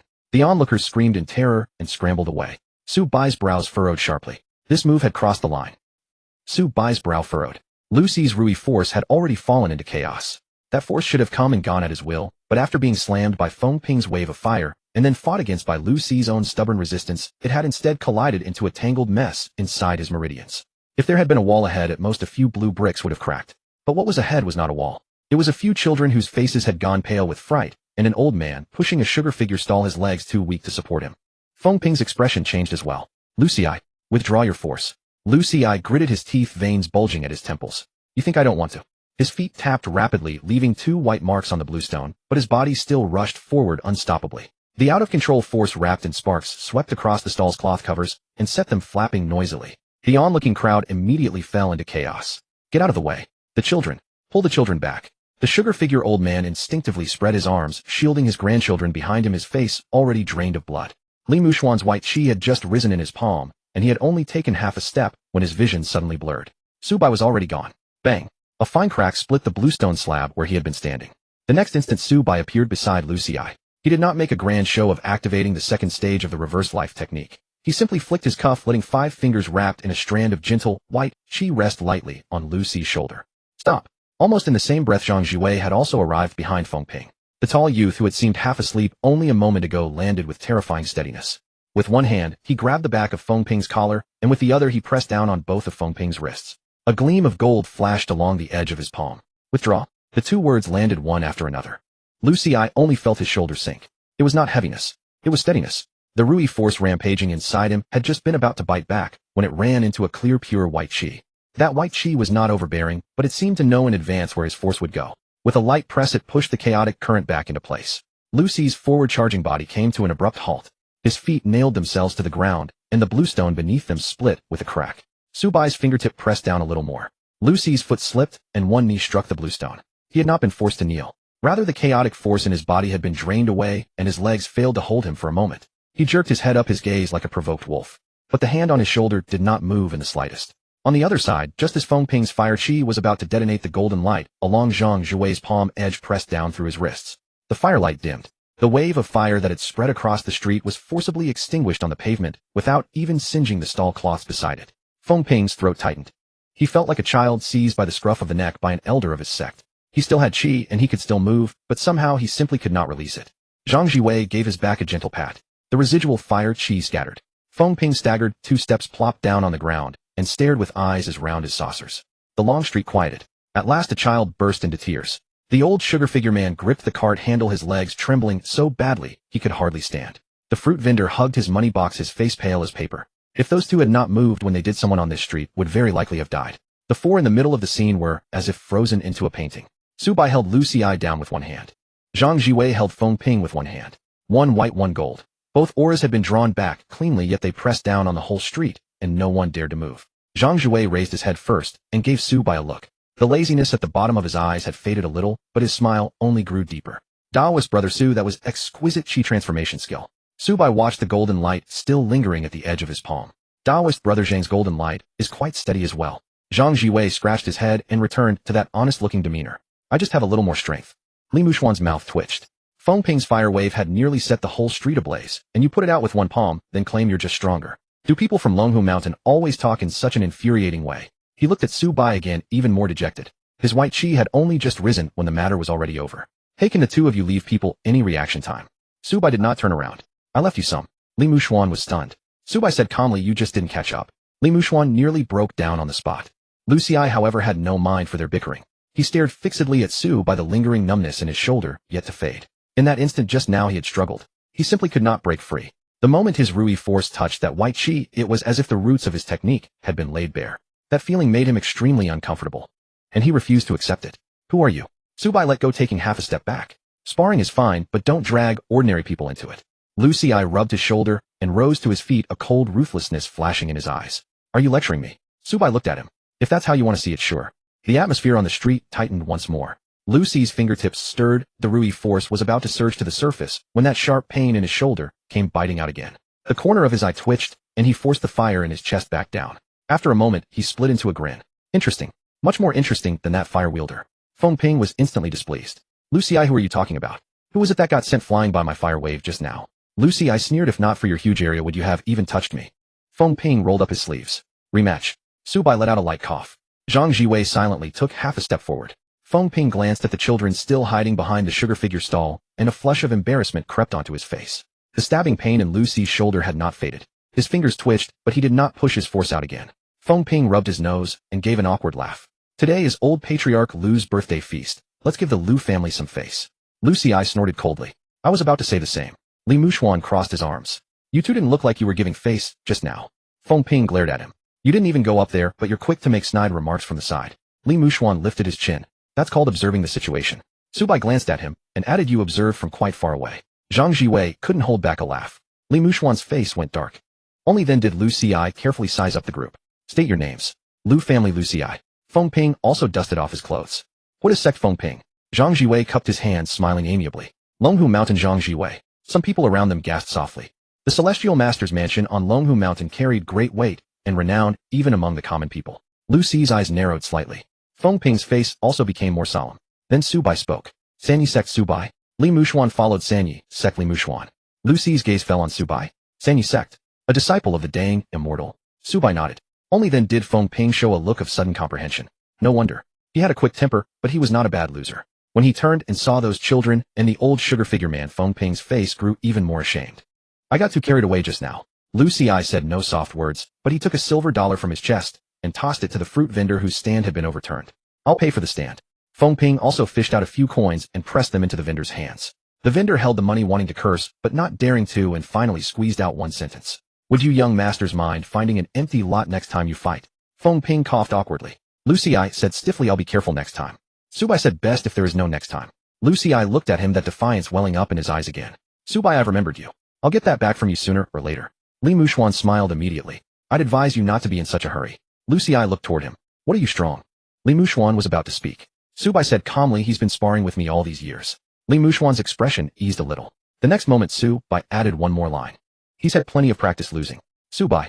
Zhang Zhiwei laughed until his shoulders shook. Feng Ping was amused too. Lu Ci's look at Li Muxuan suddenly turned subtle. Li Muxuan ground his teeth. That's called same-sex sparring. Do you understand sparring? Subai nodded. Finally honed. Li Muxuan took a deep breath and forcibly suppressed the urge to throw a punch. At that moment the sound of urgent footsteps came from the end of the street. Young Master Xia, senior brother Feng Ping. People from the Lu family and the Huda sect hurried over. Seeing the mess that had been made of the street, the elders on both sides showed expressions one uglier than the next. A middle-aged man from the Lu family seized Lu Ci's wrist. The old master has been looking for you for ages, and you're starting another fight here. The Huda sect senior brother also glared at Feng Ping, setting fires at the entrance of the Lu family's birthday feast. Are you really not afraid of master skinning you alive? Feng Ping murmured, he provoked me first. Lu Ci sneered. Bullshit. You've got a loose mouth. The elders from both sides shouted at the same time, shut up. The two instantly quieted. Only then did the middle-aged Lu family man look at Su Bai and the others. After hearing that they were disciples of the Sanyi sect and Longhu Mountain, his expression immediately turned serious, and he cupped his hands in apology. What happened today is due to my Lu family's lack of discipline. The vendor's losses will be compensated in full by the Lu family, and we will explain matters to the Lu family. The Huda sect senior brother also cupped his hands. Feng Ping overstepped his bounds. We owe you thanks for stopping him in time. Zhang Zhiwei smiled and waved his hand. As long as no one is hurt. Subai also said take them back. Before leaving, Lu Ci turned his head once more and looked at Subai. Subai of Sanyi sect, Zhang Zhiwei of Longhu Mountain. I've remembered you both. Subai glanced at him. First get your force flowing smoothly. Next time don't drag other people into it. Lu Ci's face darkened and his fist clenched tight. But the stabbing pain in his shoulder was still there. He gave a cold snort and turned away. Feng Ping on the other hand was more carefree. Before leaving, he cupped his hands toward Subai and Zhang Zhiwei. Let's spar again when we get the chance. The crowd gradually dispersed. The old sugar figure man pushed his cart over and insisted on giving them 2 sugar figures. Subai accepted them and pressed a few copper coins back into his hand. Take the children home. The old man left, thanking them again and again. Subai handed 1 sugar figure to Zhang Zhiwei. Zhang Zhiwei took a bite and his eyes brightened a little. Quite sweet. Li Muxuan watched and grew even more depressed. Why doesn't anyone remember me? Subai said you worked hard just now too. Li Muxuan looked at him suspiciously. Really? Subai nodded. At rushing over. Zhang Zhiwei laughed again. Li Muxuan could no longer hold it in and turned to stare at Zhang Zhiwei. Don't you laugh either. After the birthday feast, let's find some time to spar. Zhang Zhiwei pointed at himself. Me? That's right, you. Li Muxuan's eyes burned with fighting spirit. That move you used just now was far steadier than Feng Ping's or Lu Ci's. Zhang Zhiwei smiled in a simple, honest manner. I really am just stronger. Li Muxuan's mouth twitched. If you say that again, I want to hit you even more. Subai glanced at Zhang Zhiwei. I advise you to calm down. Right now you can't beat him. Li Muxuan's expression froze. If anyone else had said that, he would have talked back long ago. But when Subai said it, he had to believe it. Zhang Zhiwei smiled and waved his hand. Taoist brother Su, don't scare him. Subai said, Taoist brother Zhang, don't overdo the modesty either. Their eyes met. Zhang Zhiwei's smile deepened. He could tell that Subai was neither bluffing nor merely being young and competitive.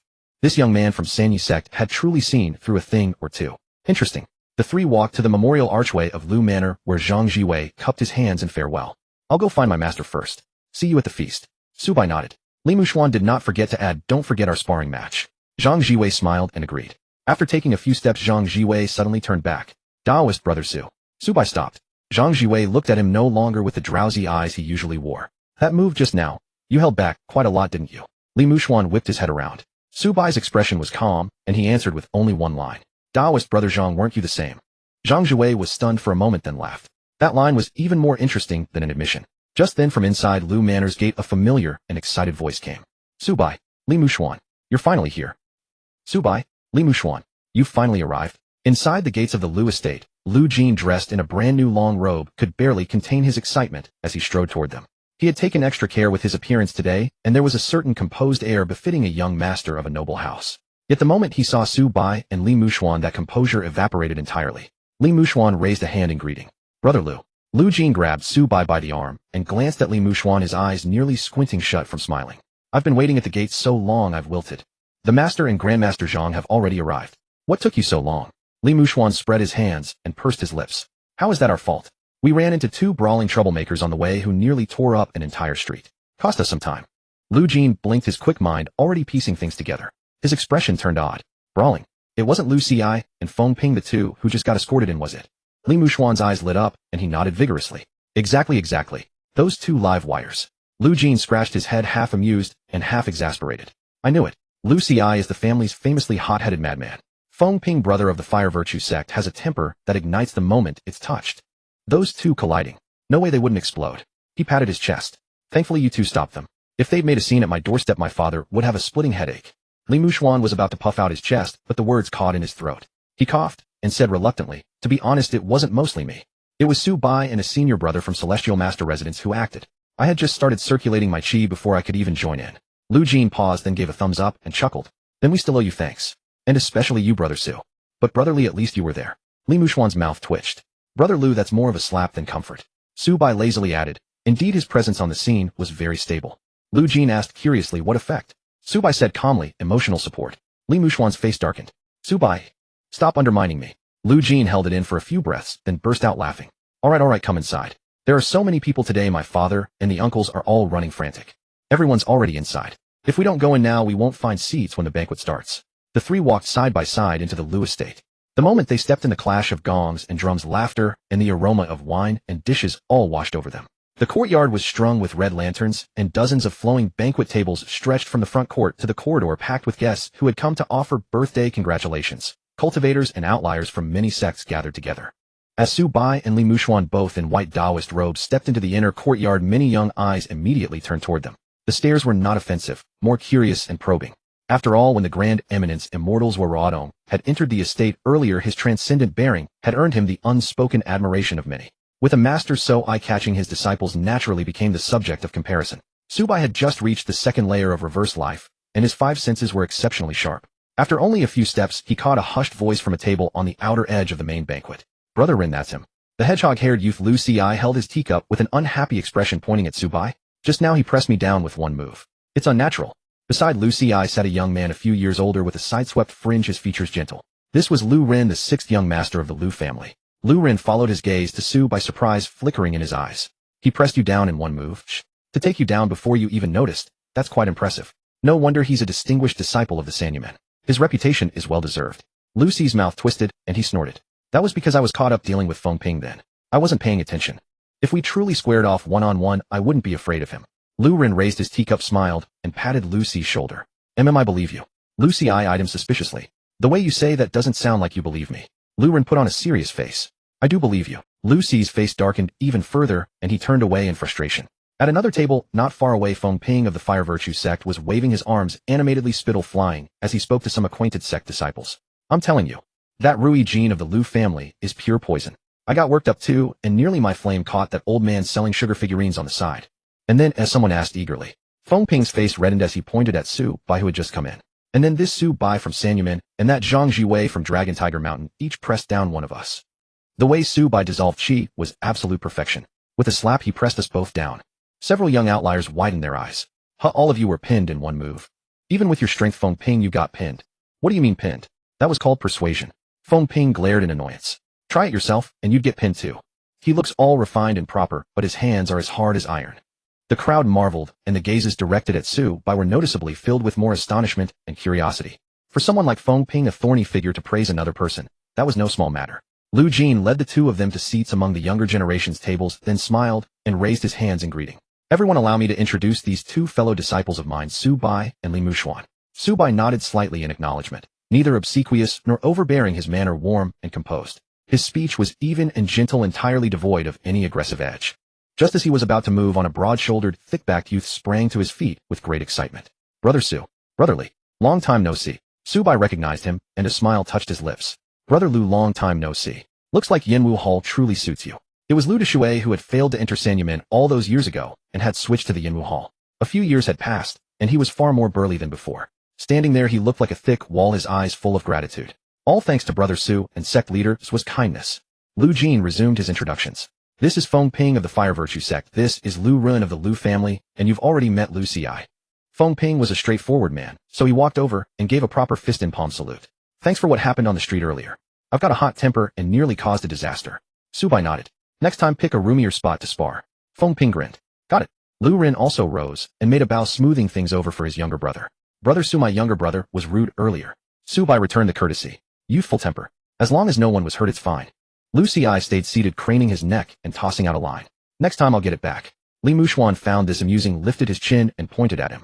You want to challenge Su Bai? Get in line. Lu Ci looked at him. What line? Li Muxuan pointed to himself. I've been in line for years. Lu Ci was silent a moment, then suddenly laughed. You're being pretty honest. Li Muxuan's face stiffened. It's because I'll win one day. Su Bai nodded from the side. His specialty is unrelenting persistence. Everyone at the table burst into laughter. At that moment, a chubby young man squeezed through the crowd, holding a wine cup, his round face packed with smiles. It was none other than the young master of the Wang family, Wang Ai. Brother Su Bai, brotherly in honor and honor. Wang Ai rushed up to Su Bai and gave a thumbs up. I just heard from Feng Ping. Among those our age who can suppress Lu Ci apart from his sixth brother Lu Ren, I've never heard of anyone else.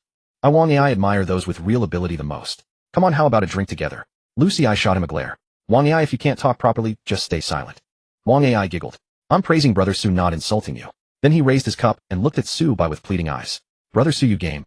Su Bai glanced at the wine cup. Since today was old Master Lu's birthday banquet, declining too thoroughly would spoil the mood. He picked up the cup with a faint smile. Then I'll have one. Cheers. One cup down. A flush quickly crept across Su Bai's face, and his gaze seemed to loosen slightly. He let out an almost imperceptible hiccup.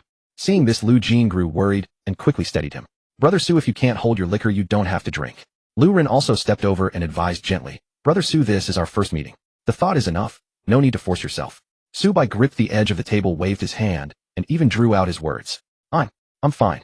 Everyone's happy today. Let's keep drinking. Li Muxuan stared at Su Bai, who swayed twice, and his eyes suddenly lit up. Normally Su Bai dominated him in sparring and crushed him in lessons. But the sight of that red-faced, thick-necked appearance today couldn't be an act, could it? This was his chance. He promptly grabbed a big cup of wine, squeezed up beside Su Bai, and beamed with extraordinary brightness. Brother Su, we've been fellow disciples for years. You've always looked after me on the mountain. Now that it's a grand celebration at Brother Lu's house, surely you'll have a few more cups with me. Bottoms up. Su Bai raised his head in a daze, his trembling hand holding up the cup. All right. Down. After the second cup, Su Bai swayed even more violently, half his body nearly collapsing onto the table. Li Muxuan's heart raced with wild joy. This round, he had it in the bag. He immediately waved to Lu Ci. Lu Ci, you weren't convinced earlier on the street, right? If you've got the guts, let's settle it at the drinking table. Lu Ci had been nursing his anger, and now he strode over with a jug in hand. Drink then. Whoever's scared is a coward. Su Bai, these 3 cups are my toast to you. Su Bai laboriously raised his hand, fingers trembling and missing the cup several times until Lu Jin finally helped guide it to him.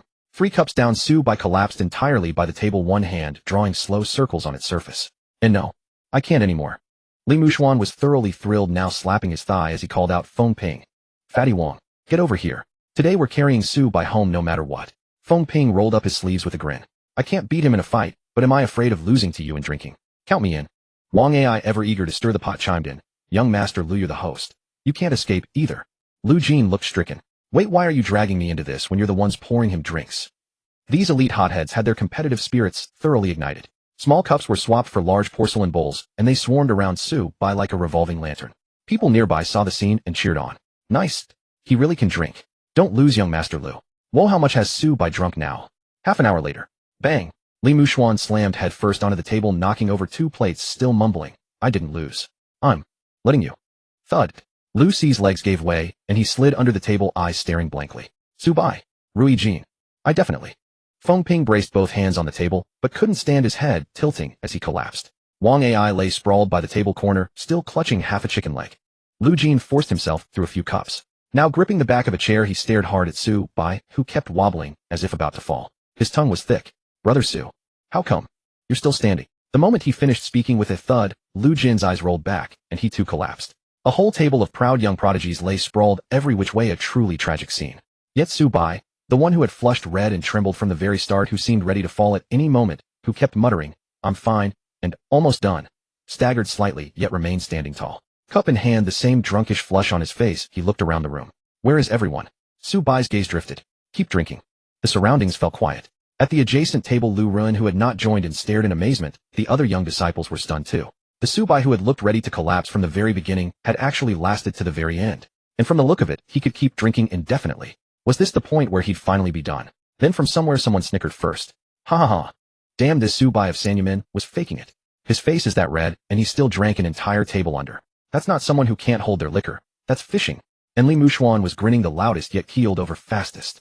Wang Ai, still not entirely dead to the world on the floor, heard the commotion, struggled to lift his head, and pointed a trembling finger at Su Bai. Su Bai, you're just too devilishly sly. Then with a smack he powered down completely. Seeing no one left to fight, Su Bai finally revealed a faint wicked smile at the corner of his mouth.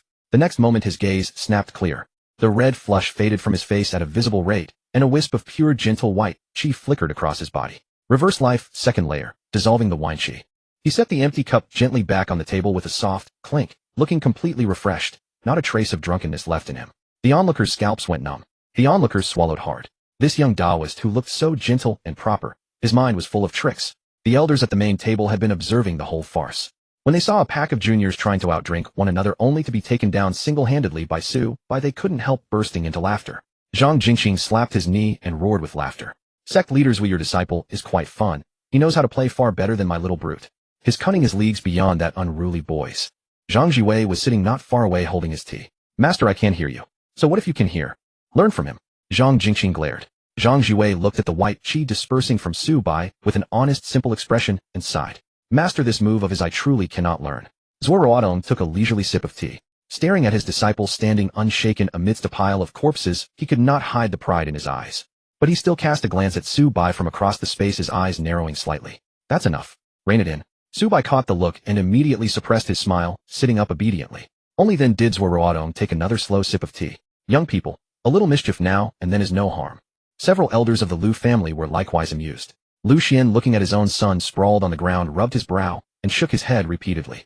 As everyone chatted and laughed, a middle-aged man in ornate robes, dignified and composed, suddenly set down his wine cup. It was the head of the Wang family, Wang Ai's father. The Wang family head tapped lightly on the table, his gaze sweeping over the young outliers sprawled across the scene, then resting on the composed Su Bai. He spoke to Lu Xian with a smile. Brother Lu, now that all the families are gathered, drinking alone is rather dull. These children are always praised to the skies by their own clans, and today all of us elders happen to be present. How about letting the younger generation give us a demonstration? Su Bai sat at the table watching the young prodigies sprawled haphazardly across the floor as he leisurely twirled an empty teacup in his hands. At the main table the atmosphere was heating up. Wang Cheng, the head of the Wang family, flushed with drink, turned to look at Lu Xian with a smile. Pointing at the cluster of young people on the floor, he began to speak. Brother Lu, it's rare that families have gathered like this today. Drinking alone seems rather dull, doesn't it? Everyone in our circle knows that the Lu family's young disciples are exceptional talents with excellent discipline and steady methods. Especially your Lu Jin, who was accepted as a disciple by the immortal of Dang. His abilities must be truly remarkable. Why don't we set up a platform tomorrow and let the juniors spar with each other? It would add some excitement to the elders' birthday celebration. What do you say, Lu? The head of the Lu family, Lu Xing, nodded in agreement. Wang speaks reason. Old Lu, my two sons have no idea how big the sky is, especially that rascal Lu Ci. He thinks he's the greatest under heaven. Tomorrow would be the perfect opportunity to let them learn from young Master Lu and witness what true abilities look like among their peers. Lu Xian listened, his brow furrowing slightly. The words sounded like praise for the Lu family, but if the juniors actually fought, neither victory nor defeat would look good. He turned to look at Zuo Ruotong. Elders, well, what do you think? Would the children's sparring harm our harmony? Zuo Ruotong cradled his teacup, a faint smile playing on his lips. Mr. Lu, I don't see any problem with it. It's just children's play, a chance for them to exchange pointers and test each other. That would be quite beneficial. Zuo Ruotong had already been calculating this in his heart. Even if Wang Cheng hadn't suggested it, he would have raised it eventually. He had brought Su Bai down the mountain specifically to find a peer who could dent Su Bai's excessively smooth arrogance. Lu Xian saw that Zuo Ruotong had agreed, then turned to look toward the Dragon Tiger Mountain contingent. Heavenly Master, what do you think? Zhang Zhiwei stroked his beard, a strange gleam flickering in his eyes. This does sound rather interesting. I have no objections. Since the elders had set the tone, the matter was settled. Cheers erupted among the assembled guests. Even though the young people lay sprawled on the floor, some struggling to regain consciousness, someone still managed to croak out a good. After several rounds of drinks, Zhang Zhiwei rose from his seat and turned to Zuo Ruotong and Lu Xian. Mr. Lu, elders, would you step aside with me for a word? The two men rose without hesitation. The three slipped away from the banquet, walking toward the grove behind Lu Manor. Su Bai sat at the juniors' table, lazily sipping tea. Lu Jin, Li Muxuan, Lu Ci, Feng Ping, Wang Ai. All of them had passed out completely. He glanced toward where the three elders had departed and immediately understood. It was probably about tomorrow's martial demonstration. Su Bai lowered his gaze to look at Lu Jin slumped over the table's edge and couldn't help but let out a chuckle. Lu Jin, oh Lu Jin, you're about to experience the greatest humiliation of your life. Don't worry, I can mock you about this forever. In high spirits, he poured himself another cup of tea. Zhang Zhiwei stopped in his tracks and turned back to look at Lu Xian and Zuo Ruotong, his expression rather conflicted. Gentlemen, I won't hide the truth from you. My first reason for coming was to offer birthday congratulations to old Master Lu. The second matter, well, I'm not quite sure how to bring it up. Lu Xian quickly said, Heavenly Master, there's no need for such formality. Just speak plainly. If it's within the Lu family's power, we won't refuse. Zuo Ruotong also nodded. Please speak, Heavenly Master. Zhang Zhiwei let out a long sigh. I brought a disciple down the mountain for travel this time. My purpose was to find a peer of exceptional caliber outside, who could give him a proper lesson on my behalf. When Mr. Wang just now proposed having the juniors demonstrate their skills, I saw there were indeed quite a few capable young fighters present. This seems like the perfect opportunity. At these words, both Lu Xian and Zuo Ruotong were taken aback. Lu Xian wore a puzzled expression. Heavenly Master, what exactly are you playing at here? What's the meaning of this? Zhang Zhiwei sighed again, his face full of distress. I won't hide it from you two. My disciples' studies have all been quite excellent except in certain protective techniques of our sect. Zuo Ruotong heard this and wore an expression of sudden understanding. There are some shortcomings. Zhang Zhiwei waved his hand repeatedly, his expression growing even heavier. Not at all. It's quite the opposite. He's somewhat too strong. The grove fell utterly silent. Lu Xian and Zuo Ruotong were momentarily speechless. Too strong. What kind of reason was that? Zhang Zhiwei shook his head helplessly. That boy's cultivation path has been too smooth. He's never encountered any real obstacles. I'm worried this troublemaker will become arrogant and complacent. I've tried to guide him several times already. But he agrees to be modest and accommodating, then turns around and does exactly as he pleases. Words are the weakest weapon. I have no choice but to find someone to properly knock some sense into him. After hearing this, Lu Xian couldn't help but burst out laughing. Huh. Heavenly Master, is that all? This is an internal matter of your own sect. Why not just handle it directly in the mountains? Do you need to go outside to find an outsider? Zhang Zhiwei forced a bitter smile, reaching up to rub his brow. Mr. Lu, you don't know the whole story. To put it simply, the fellow disciples of his generation in our sect have all been knocked around by him already. Now there's no one on the mountain who can best him among his peers. Surely you don't expect us elders to make a move ourselves.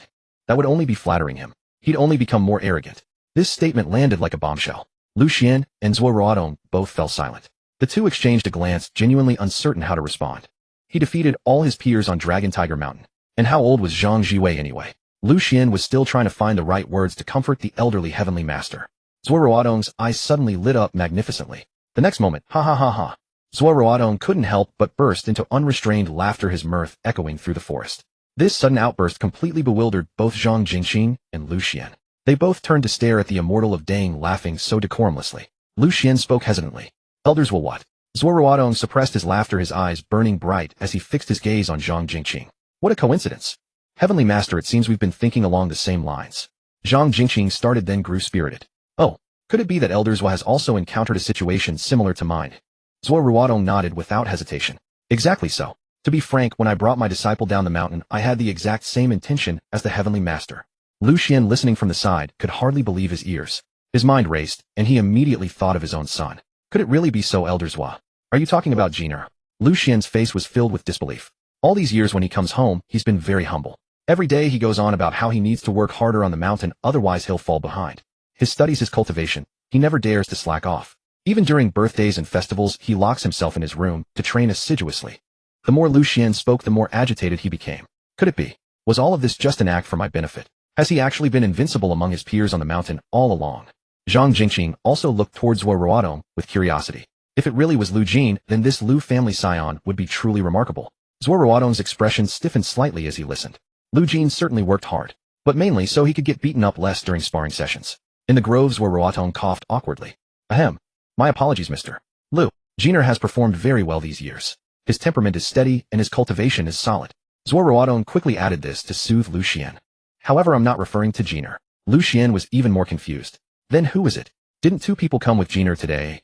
Zhang Zhiwei rubbed his beard and an image immediately surfaced in his mind. A composed youth who had drunk an entire table under the table. Elders, what? You wouldn't be referring to that Su Bai who never gets drunk, would you?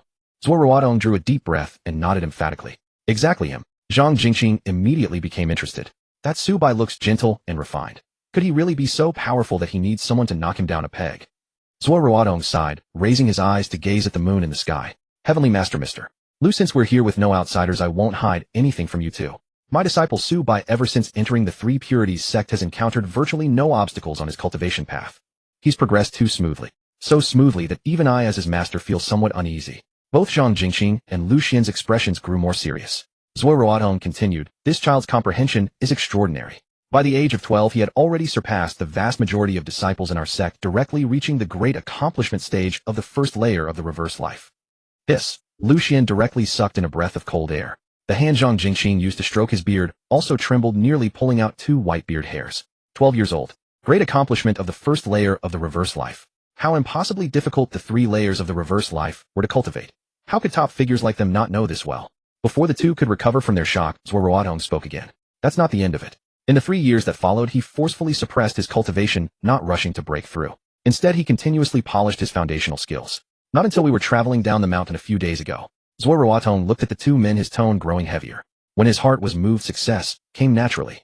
He has just broken through the threshold of the 2nd layer of the reverse life. Absolute silence filled the grove. Hiss. Lu Xian sucked in another sharp breath, his eyes bulging wide. Disregarding the pain, he blurted out, the 2nd layer of the reverse life? In the woods behind the manor, Lu Xian finally failed to hold back his voice. The 2nd stage of the reverse life art. Startled night birds burst into the air, wings flapping wildly. Lu Xian rubbed his tingling scalp, his face full of disbelief. Zhang Zhiwei was stunned too. His hand twitched, and he accidentally yanked out a white whisker. The pain made his eye twitch, but he couldn't be bothered with it. He stared at Zuo Ruotong for a long while, and only after confirming that the other man wasn't joking did he slowly draw a breath. 15, and already at the 2nd level of the reverse life, art Zhang Zhiwei set his tone, turning heavy. Sect Masters, your Sanyi sect is about to produce a true immortal seedling. Zuo Ruotong's expression was calm, yet his voice carried pride he couldn't hide. He broke through only a few days ago. It's just that the boy's foundation is a little more solid and his disposition is steady enough. Zhang Zhiwei's mouth twitched. That's what you call steady. In the entire world of extraordinary beings, not many would dare to be this steady. Lu Xian finally returned to his senses, his expression complicated. Only now did he understand why Lu Jin, every time he came home, looked as if he had been chased by someone and locked himself in his room to train as if his life depended on it. So this was the mountain that had been pressing down on him all along. No wonder Jiner never dares to stop, Lu Xian said with a bitter smile. This isn't chasing his fellow disciples. This is running forward while carrying a mountain on his back. After the brief shock and sighs of emotion, Zhang Zhiwei slapped his thigh hard. The worried look on his face instantly brightened and his eyes gleamed. Good. Wonderful. Zhang Zhiwei stared at Zuo Ruotong with excitement. Sect Masters, with this is a drowsy man finding a pillow. We couldn't have thought more alike. Your disciple has had things too easy, he needs to be tempered. Mine has been on too smooth a road as well, and he's due for a reckoning. Tomorrow's martial showcase is the perfect chance to let the 2 of them collide. Zuo Ruotong's lips curled upward. The 2 supreme grandmasters of the esoteric tradition exchanged knowing smiles, and the atmosphere instantly became as warm as could be. I couldn't agree more. Zhang Zhiwei stroked his beard. If my wayward disciple wins, consider it a lesson from me to your beloved disciple, letting him know there is always a sky above the sky. Zuo Ruotong took over slowly, and if Su Bai wins, it will count as the celestial master's magnanimity, giving this little disciple of mine a chance to make his name. Once the laughter faded, Zuo Ruotong turned to Lu Xian, a note of concern in his voice. Mr. Lu, the 2 of us have already settled this between ourselves, but I wonder, would it be convenient on your end? After all, this is old Master Lu's 80th birthday. By rights, Jiner should be the one to shine in front of everyone. If we outsiders go barging in and stealing his limelight, wouldn't that be overstepping our bounds? Lu Xian quickly waved his hands. Sect Masters has thought too little of my Lu family. Fame is an empty thing. What matters most is what Jiner can see and learn. With that, he laughed as well. Besides, I'd like to see what happens when Su Bai, whom Jiner talks about every day, runs into a top disciple of the Celestial Master's mansion. But he paused, then added, still I need to ask the old master. For his 80th birthday, I can't go making arrangements on my own as a junior. Zhang Zhiwei laughed out loud, stroking his beard and teasing him. Hey Mr. Lu, you're being a little too cautious as the head of the Lu family. Lu Xian spread his hands with a wry smile. The Celestial Master is making fun of me. As a son, I really can't stand up to him either. The 3 of them settled the matter and headed back to the banquet. In the distance, Su Bai was holding a cup of tea. Seeing Zhang Zhiwei laugh happily, Zuo Ruotong looked gentle, and Lu Xian wore such a complicated expression he already knew what was going on. Tomorrow's martial showcase was all but settled. The thought that Lu Jin would probably suffer a bit tomorrow made Su Bai almost unable to stop his lips from curling. Of course, he also wanted to trade a few moves with Zhang Zhiwei. Zhang Zhiwei at this age was absolutely the peer most worth testing himself against. But this was after all Lu Manor. Lu Jin was the host. When someone should take the spotlight, Lu Jin ought to go first. Su Bai looked up and happened to see Zhang Zhiwei on the Celestial Master's side, also raising his teacup and looking over. Their eyes met. Zhang Zhiwei grinned, looking as honest as could be. Su Bai nodded. Good, there would be some excitement tomorrow. The banquet gradually dispersed. The younger generation had been almost completely wiped out. Not many were still conscious. Lu Jin was still face down on the table. Li Muxuan was too. Lu Ci had slid halfway under the table. Feng Ping hugged an empty wine jar and mumbled another round, and Wang Ai slept soundly, still clutching the half-eaten drumstick in his hand. The Lu servants nimbly carried these corpses away one by one to the guest rooms. Su Bai, holding the collar of the dead drunk Li Muxuan with one hand, followed Zuo Ruotong into a secluded little courtyard. Once inside, Su Bai casually tossed Li Muxuan onto the bed. Li Muxuan, his face red, turned over, hugged the quilt, and slurred indistinctly, "Su Bai, just you wait. Sooner or later I'll beat you." Expressionlessly, Su Bai pulled off his shoes and draped the quilt over him. "You've been saying that for 7 years." Li Muxuan didn't answer and fell completely dead asleep. Zuo Ruotong sat down in a chair, took a sip of tea, and let his gaze rest on Su Bai. He was thinking to himself that he absolutely must not tell Su Bai directly that he planned to let him taste frustration. The boy was too clever.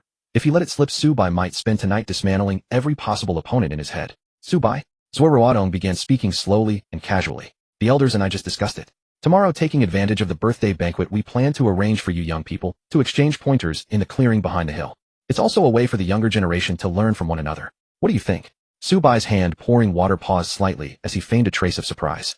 "Is that so? That sounds great. This is the Lu family's home ground, and Old Master Lu will be watching. Tomorrow we need to stay sharp. This is exactly the time to let Lu Jin show what he can do. His cultivation has been quite good all these years. If he can display it in front of his peers, it'll also bring credit to the Lu family." Zuo Ruotong nearly choked on his tea. He stared blankly at Su Bai, utterly helpless. What was wrong with this kid? Any ordinary youth hearing such a chance to make a name would have had his eyes shining by now. But Su Bai, of course, had to make his first priority, pushing Lu Jin forward. This was nothing like a hot-blooded, impetuous 15-year-old. You should act your age. Back when Zuo Ruotong was 15, he had been arrogant without limit. If a passing dog so much as looked at him, he would walk over and slap it. He wished everyone in the world knew the name Zuo Ruotong. Yet Su Bai's heart was as steady as an old man who had lived 8 decades. Was he truly indifferent to fame and profit? Or did he simply not take any of his peers seriously? The more Zuo Ruotong thought about it, the more he felt it wouldn't do. How could a 15-year-old be this composed? He had to make the boy understand that there was always someone stronger. Zuo Ruotong put down his teacup and was just about to say a few more words of guidance, when he looked up, the words caught in his throat. Su Bai had already washed up, changed into clean clothes, taken off his shoes and socks, and sat cross-legged on the bed. His hands rested naturally on his knees. "Master, I'm going to cultivate. You should rest early too." The words had just fallen when Su Bai's eyes closed gently. In the space of a blink or a breath, his presence sank completely still, and a thread of pure light flickered faintly over the surface of his body. He had entered a meditative trance. The speed was absurdly fast. There was neither excitement nor tension, not even a hint of anticipation for tomorrow's bout. Zuo Ruotong stood there, mouth open, silent for a long time. In the end, he could only sigh and audibly push the door open and walk out of the room. Sometimes when a disciple was too excellent and too worry-free, being the master was a tremendous torment. The next morning, Lu Manor was busy early. After hearing Lu Xian's report the night before, the old master was not at all displeased. His spirits were even higher than the previous evening. While the elders of the various sects accompanied the old master at breakfast, he sat in the seat of honor, struck the ground once with his cane, and made the decision on the spot. "Good. A sparring exhibition is great." The old master laughed heartily. "How boring is a birthday spent only listening to opera and drinking? Watching these young ones show their skills is better than any opera. If anyone's afraid it'll scare this old bag of bones, there's no need." Hearing the old master's enthusiasm, the elders of every sect perked up as well. Wang Chang was the first to agree cheerfully. "If the old master has the interest, then we naturally have to add to the festivities." Lu Sheng's eyes turned somber, and he nodded. "Perfect. Let my little brats learn how high the heavens are and how thick the earth is, instead of only causing trouble on the streets." The elder of the Huada sect said bluntly, "Feng Ping nearly made trouble yesterday. Today is a good day to make him behave properly in the ring." The parties quickly reached an agreement, passing unanimously. Meanwhile, in the small courtyard of the guest quarters, Li Muxuan woke up, clutching his aching, splitting head. As soon as he got outside and heard the Lu family servants passing on the message that the younger generation would be sparring behind the hill today, his eyes instantly brightened and his hangover cleared away 70%. "Great." Li Muxuan smacked his palm excitedly. "Finally, I have a legitimate excuse to fight. Today is the day I, Li Muxuan, really show off my skills and win face for our Senyi sect." Muttering to himself, he had already begun figuring out in his head who would be the most convenient to punch first. Su Bai walked in from outside carrying a wash basin, slapped Li Muxuan on the shoulder, and pressed his excitement right back down. "Drop it," Su Bai said with a sideways glance. "Get this straight, this is Lu Manor, and today's birthday is for Old Master Lu. If anyone should show off, it should be Lu Jin first. What are you, an outside guest, flaunting yourself for? Trying to steal the show?" Li Muxuan stiffened, opened his mouth, clicked his tongue, and thought it over. There really was some truth to it. "You're right. I drank too much last night, and my brain hasn't caught up. Li Muxuan slapped his forehead. Then remembering something he abruptly turned and stared at Su by grinding his teeth. Speaking of drinking, kid, you're a real piece of work. When you sat down at the table yesterday, your face was bright red, and you trembled so much you couldn't even steady your cup. I thought you'd collapse after one sip. So what happened? You single-handedly knocked out the entire table. Then you sat there like nothing was wrong, drinking tea and asking people to keep going. Su Bai wrung out a towel while looking at him with total innocence. I really was close to being drunk yesterday. Li Muxuan gave a cold laugh and rolled his eyes hard. Sure, keep playing innocent. See if I believe you. Just then Lu Jin walked in from outside the courtyard gate, rubbing his temples and still looking pale. Su Bai, Li Muxuan, have you eaten yet? Everyone is waiting outside. Let's go to the back hill outside the town together. Lu Jin approached, looked at Su Bai's fresh, energetic face, and wore a complicated expression. After holding back for a long time, he finally managed. Brother Su, I never thought you could hold your liquor like that. You hit it well. Su Bai casually laid the towel on the edge of the wash basin and continued his act of modesty. Lu Jin, you've got the wrong idea. I really can't drink much. Yesterday, if you'd forced even one more cup on me, I'd definitely have gone down. I'm not lying. Lu Jin blinked, half believing. Really? Li Muxuan slapped a hand over his face and wailed with bitter regret. Lu Jin, wake up. Don't believe his lies. Even the air he breathes out can't be trusted. The group finished breakfast, made a racket as they left the courtyard, and followed the Lu servants toward the back hill outside town. On the Bluestone Road outside, the young elites from the other sects who had been drinking together last night also gathered. After one great bender, these geniuses, none of whom had been willing to concede to another, found their distance much closer. The broad, sturdy Lu Desui hurried over, his face full of admiration. Brother Su, your cultivation is formidable, but your drinking is terrifying. I'm completely convinced. Then the Lu brothers also came over. Lu Run was as gentle as ever, but Lu Ci had two obvious dark circles and a rather gloomy expression. Lu Ci stiffly stuck out his neck and stared at Su Bai. What happened at the drinking table last night doesn't count. I was drunk. I wasn't in good form. Li Muxuan laughed. I would have thought you won if you hadn't said anything. You went down even before I did. Okay. Lu Ren smiled and tried to mediate. Brother Ci, a loss is a loss. There's nothing shameful about losing at a drinking table. I didn't lose. I just wasn't in good form. Lu Ci remained stubborn as a mule. Su Bai nodded calmly with perfect understanding. I get it. Everyone present last night was in bad form. Lu Ci's expression eased a little. He thought, well, at least this guy knew how to talk. The next moment Su Bai added, without any expression except me. Lu Ci. Lu Ren couldn't help it and burst out laughing. Lu Ci's face darkened like the bottom of a wok. Before they had gone far, Wang Ai, still fighting a hangover, trotted over and shouted, Brother Su, you were really unfair last night. I thought you were about to pass out, but after all of us collapsed, you were still asking if we wanted another round. Feng Ping also came squeezing over from the Huota sect, slapping his forehead in exasperation. Fatty Wang at least still had a drumstick. When I woke up this morning, my senior brother asked how much I'd drunk. I said I didn't know, and he said he saw me hugging a wine jar and sleeping all night. I've completely lost face. The people around them burst into laughter. Then Guan Shihua, the chubby young woman of the northeastern shaman lineage who had just established her altar, also came over, pouting as she stared at Su Bai. Su Bai, are all Sanyi sect disciples this full of tricks? Yesterday, I didn't even summon my spirit guides, and you still managed to talk me into 3 bowls of wine. Su Bai cupped his fists and beamed. You flatter me. Mostly everyone was kind enough to play along. Half an hour later, walking and chatting all the way, they finally reached an open clearing behind the town. The trees around were sparse and the ground was level. The Lu servants had been extremely efficient. They had long since marked out a huge sparring circle in the middle of the clearing with wooden stakes and red ropes. Under the shade of the trees on one side, 2 rows of armchairs were set out. The elders of the various sects took their seats in order of status. Naturally, the central seats belonged to Old Master Lu and the family head Lu Xian. On the Old Master's left sat Zhang Zhiwei of the Celestial Master's Mansion. On Lu Xian's right sat Zuo Ruotong, the Dang Immortal of the Sanyi sect. With these 2 great masters of the esoteric path seated there, no one dared take them lightly, even without a word. Further to both sides sat the masters of renowned chi-refining clans, such as Wang Cheng of the Wang family and Lu Sheng of the Lu family, as well as celebrated old experts from other sects. The formation was grand and carried immense weight. Old Master Lu sat in his armchair, cane in hand, beaming at the vigorous young people in the field, and spoke in a loud voice. Good. Wonderful. This old man is happy today. Since we've agreed this is a friendly sparring exhibition, you young people don't need to be restrained. Stop when the point is made. Show your real skills and get started. Let this old man feast his eyes. The arena quieted at once. Everyone exchanged looks, sizing one another up, and for a while no one wanted to be the first to stick their head out. Su Bai and Li Muxuan stood at the very edge, cooling off under a big tree. Li Muxuan saw that no one was moving and muttered, no one's going up. Then I'll. Su Bai pressed down on his shoulder. Li Muxuan turned his head. You're stopping me again. What did I say last night? Asked Su Bai. Li Muxuan gritted his teeth. Lu family's home turf. Lu Jin should be the one to perform. Seems your memory has recovered pretty well. Su Bai nodded in satisfaction. Lu Jin was standing nearby, not knowing whether to laugh or cry. Don't push me up so high. I never said I'd go first. You don't have to be first, Su Bai said. He looked at Lu Jin with a half smile. You just need to be ready to be called on. Lu Jin was startled. Who would call me? Before Su Bai could answer, someone had already stepped into the arena. It was a figure in a neat cyan long robe holding a sheathed long sword upside down in his hand. He walked to the center of the arena, his expression solemn, and first clasped his fists and bowed toward the main viewing area. Old Master Lu respected seniors. Then he turned, swept his eyes over the surrounding peers, and cleared his throat. I am Lin Zifeng of Flowing Cloud Sword. Allow me to offer a humble brick to draw out a jade. Today I'll start the ball rolling and make a show of myself for everyone. Under the big tree, Su Bai leaned against the trunk with his arms crossed. He watched that very familiar unlucky fellow in the center of the arena, and the curve of his smile grew wider and wider. Lin Zifeng of Flowing Cloud Sword. Wasn't he the swordsman who a few days ago on the main road in the rain had rescued the bandits from his shadow soldiers? He hadn't expected they had come as well. A glint of mischief flashed through Su Bai's eyes. Interesting. Everyone's gaze fell upon the center of the arena. Lin Zifeng gripped the hilt of his sword and drew it from the sheath. Without wasting a word, he flicked his wrist, and swordlight unfurled before them. Now witness the Flowing Cloud Sword. As the words left his mouth, he leaped upward, his body astonishingly light and agile.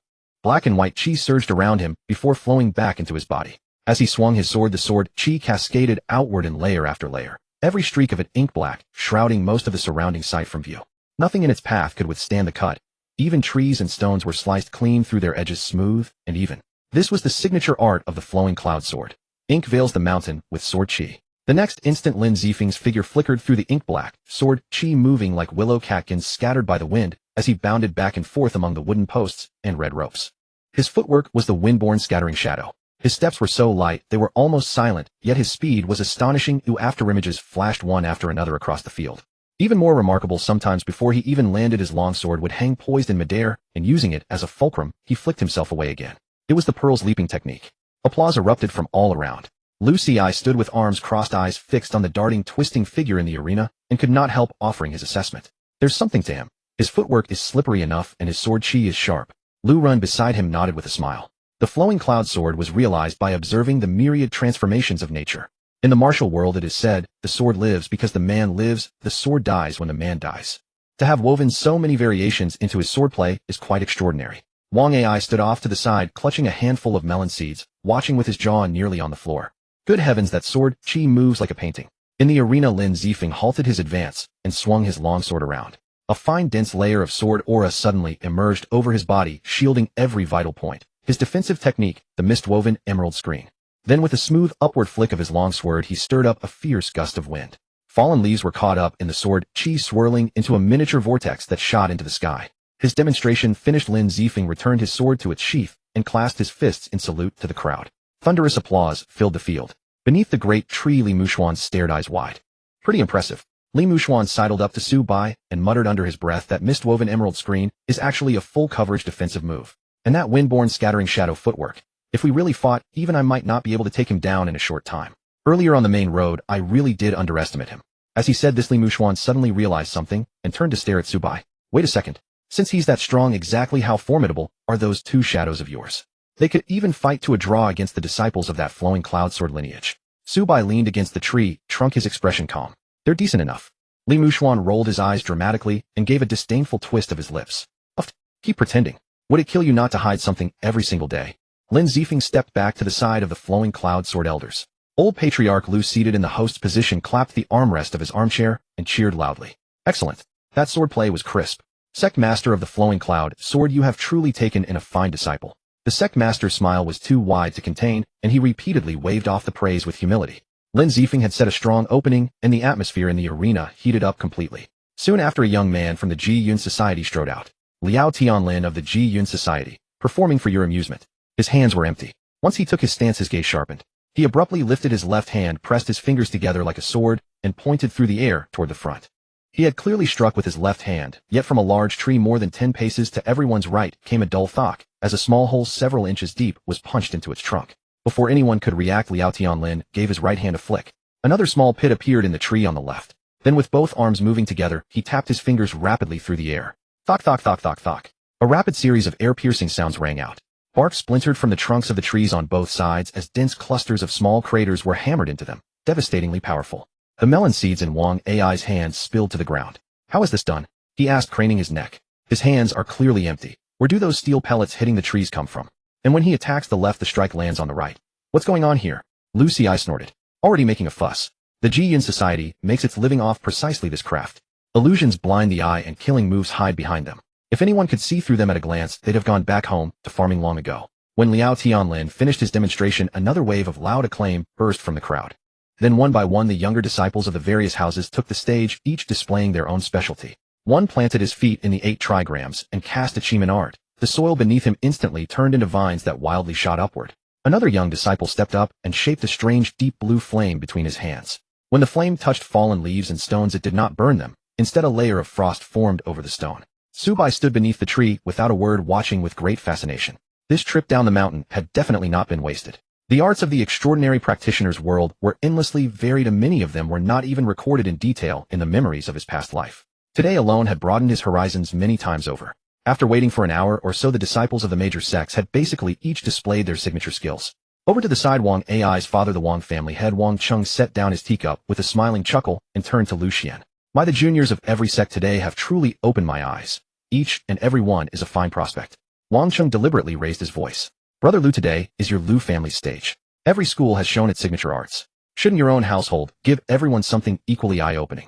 As soon as the words left his mouth, the gaze of the entire gathering shifted to Lu Xian. Lu Xian smiled and nodded, rose to his feet, and turned his eyes toward where his son stood. "Jiner, since the elders are so generous, go up and demonstrate a little, and let these renowned seniors offer you some guidance." Hearing his name called, Lu Jin immediately straightened his robes. "Yes, father."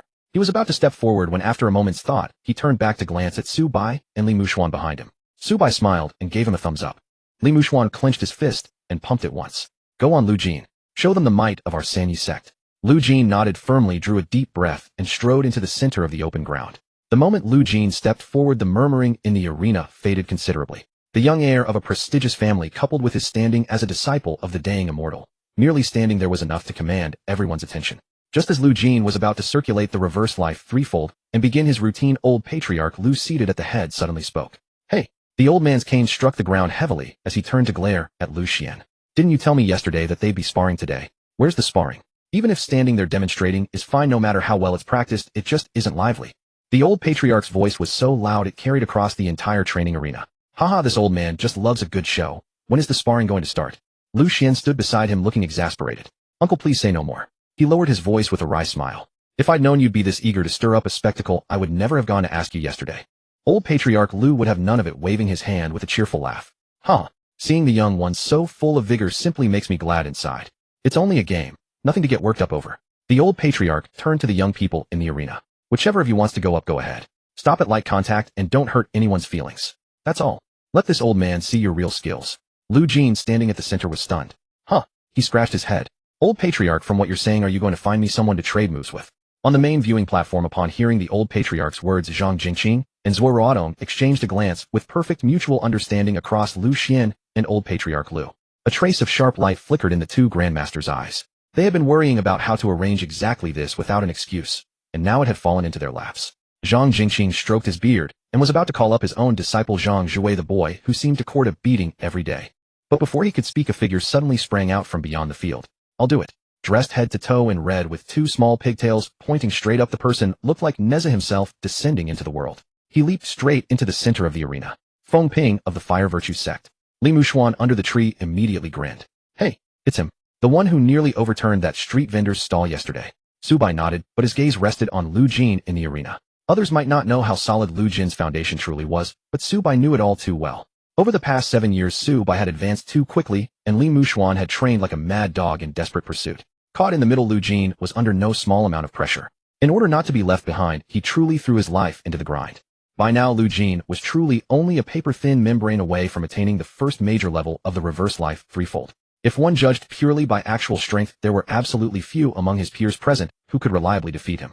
Even if Lu Ren himself stepped in, one of the twin gems of the Lu family, the elder brother of Lu Ci and the Lu family's sixth son, facing Lu Jin's profound reverse life foundation, he could not gain the upper hand in a short time.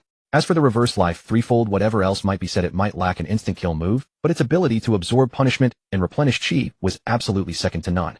Indeed, no sooner had Feng Ping and Lu Jin exchanged blows than the shape of the fight became clear. Feng Ping had a fierce temper, but he also knew that today was a happy occasion for the Lu family, so he did not unleash his fire. He relied purely on fists and feet. Lu Jin stood his ground, without retreating a single step, pure white chi flames flaring up around him instantly. Reverse life threefold. The two clashed and exchanged blows. After only a few moves, Lu Jin expelled his white qi and most of the protective qi on Feng Ping's body scattered at once. Stop, stop, stop. Feng Ping reacted quickly. Seeing he could not break through the defense, he leapt backward and raised both hands high. Can't break through. Your tortoiseshell is too tough. Feng Ping rubbed his shoulder and conceded generously. Young Master Lu is formidable. I yield. Lu Jin smiled and withdrew his hands, clasping his fists in polite salute. One exchange had settled the contest. Cheers erupted from all around. As soon as Feng Ping stepped back, Lu Deshui's sturdy broad figure strode into the arena. Lu Deshui bowed deeply towards Zuo Ruotong on the viewing platform, then turned to Lu Jin and clasped his fists. When I was young, I was honored to receive the guidance of Sect Master Zuo. Since today is the Lu family's birthday celebration, I'd like to test the Sanyi sect's techniques against young Master Lu. Lu Jin had a very good impression of Lu Deshui and smiled as he took up his stance.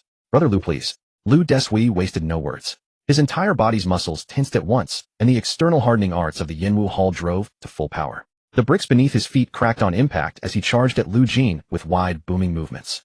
Boom. The two collided head-on. Lu Deshui's fists were heavy with raw power, and his Bejiquan techniques were ferocious beyond measure. But Lu Jin's reverse life, white qi, was far too dense. He redirected the force and neutralized the momentum in a single seamless motion, absorbing Lu Deshui's entire assault, while remaining just as agile and nimble as ever. The two traded more than a dozen rounds in the center of the field, the sound of fists and feet colliding dull, yet ringing.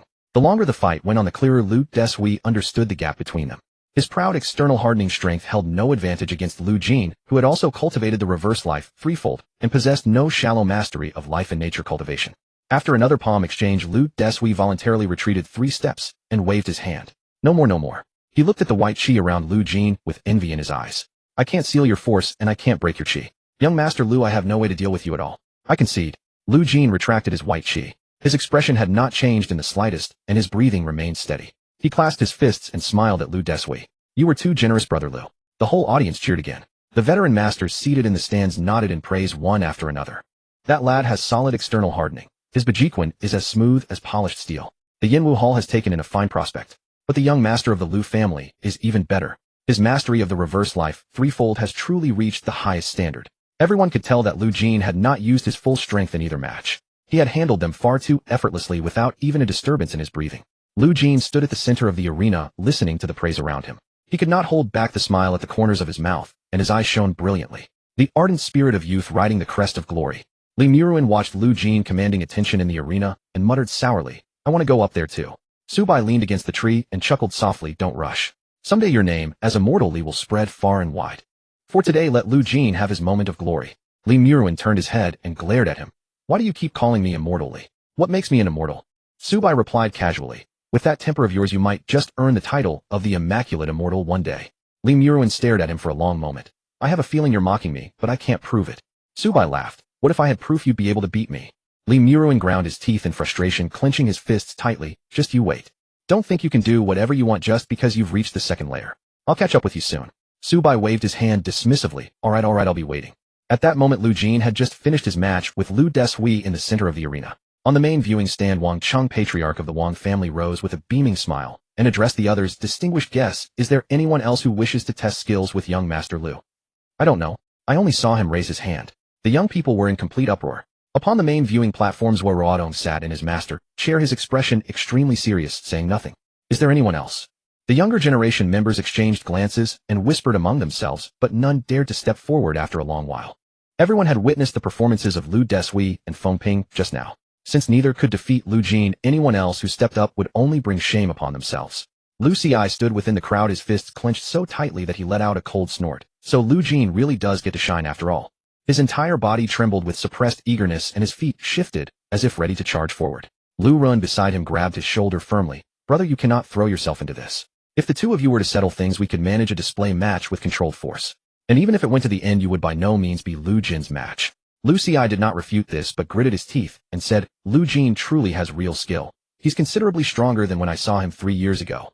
I may not be able to defeat him, but brother, why don't you step up? If they walk back to their seats like this today, Lu Jin will steal the spotlight entirely. Lu Rin shook his head, utterly calm, knowing that changes nothing. Today belongs to the Lu family. We need not rush to steal their limelight. Besides, the 4 families have always stood on equal footing. Perhaps there are indeed those among us who could give Lu Jin a close match. It would be fine if disciples from other sects came forward for friendly exchanges, but if children from the other 3 families were the ones to humble him, that would change the nature of things entirely. Lu Ren paused, his gaze turning toward Lu Jin on the field. Furthermore, even if I were to enter the fray, unless I could drain Lu Jin of all his strength, I would have no means to defeat him. Lu Ci froze, turning to stare at his elder brother in utter disbelief. What? Even you have no confidence? Lu Ren smiled faintly and acknowledged openly, this is precisely the effect of the reverse life triple realm technique. Enhanced strength and physique along with rapid recovery. I might be able to suppress Lu Jin through technique, but defeating him quickly, that would be exceedingly difficult.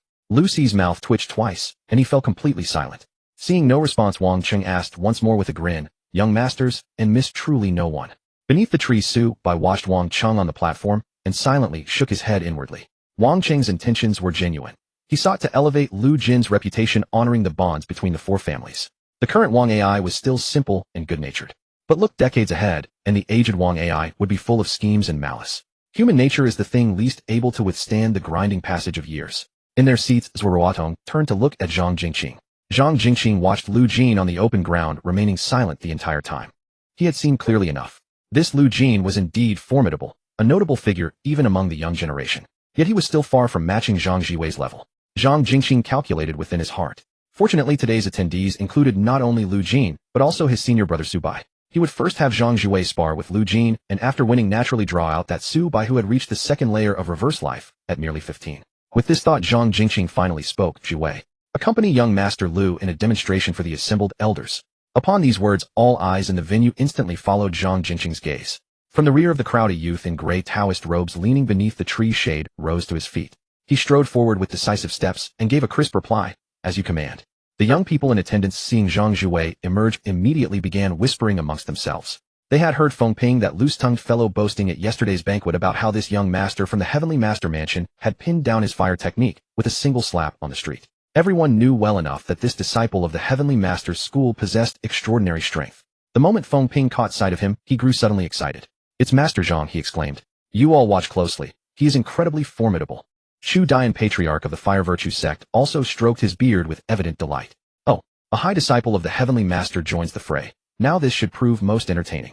In the center of the arena, Lu Jin's heart gave a sudden lurch as he spotted Zhang Zhiwei approaching. He had heard from Su Bai and Li Muruan about what transpired on the streets the day before. This disciple of the Heavenly Master before him was certainly no ordinary person. At that moment, Zhang Zhiwei spoke again from the viewing stand. Young Master Lu, allow this old teacher's foolish disciple Zhang Zhiwei to walk a few exchanges with you.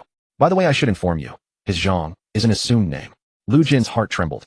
An assumed name. A name granted by the Heavenly Master. This person was potentially the one destined to inherit the Heavenly Master's mantle. No wonder he had earned senior brother Su's approval. As Zhang Zhiwei drew nearer, Lu Jin, noting the man's stature which towered noticeably above ordinary folk, could not help but ask, Heavenly Master, is this one truly my contemporary?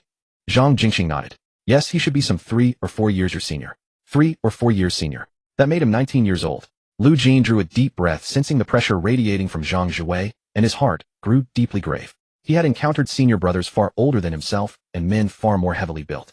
Yet facing Zhang Zhiwei, he found himself experiencing the same sensation he had felt before Su Bai. He was no match. He was the challenger. This was only the second time in his life he had felt such absolute oppression from someone of his own generation.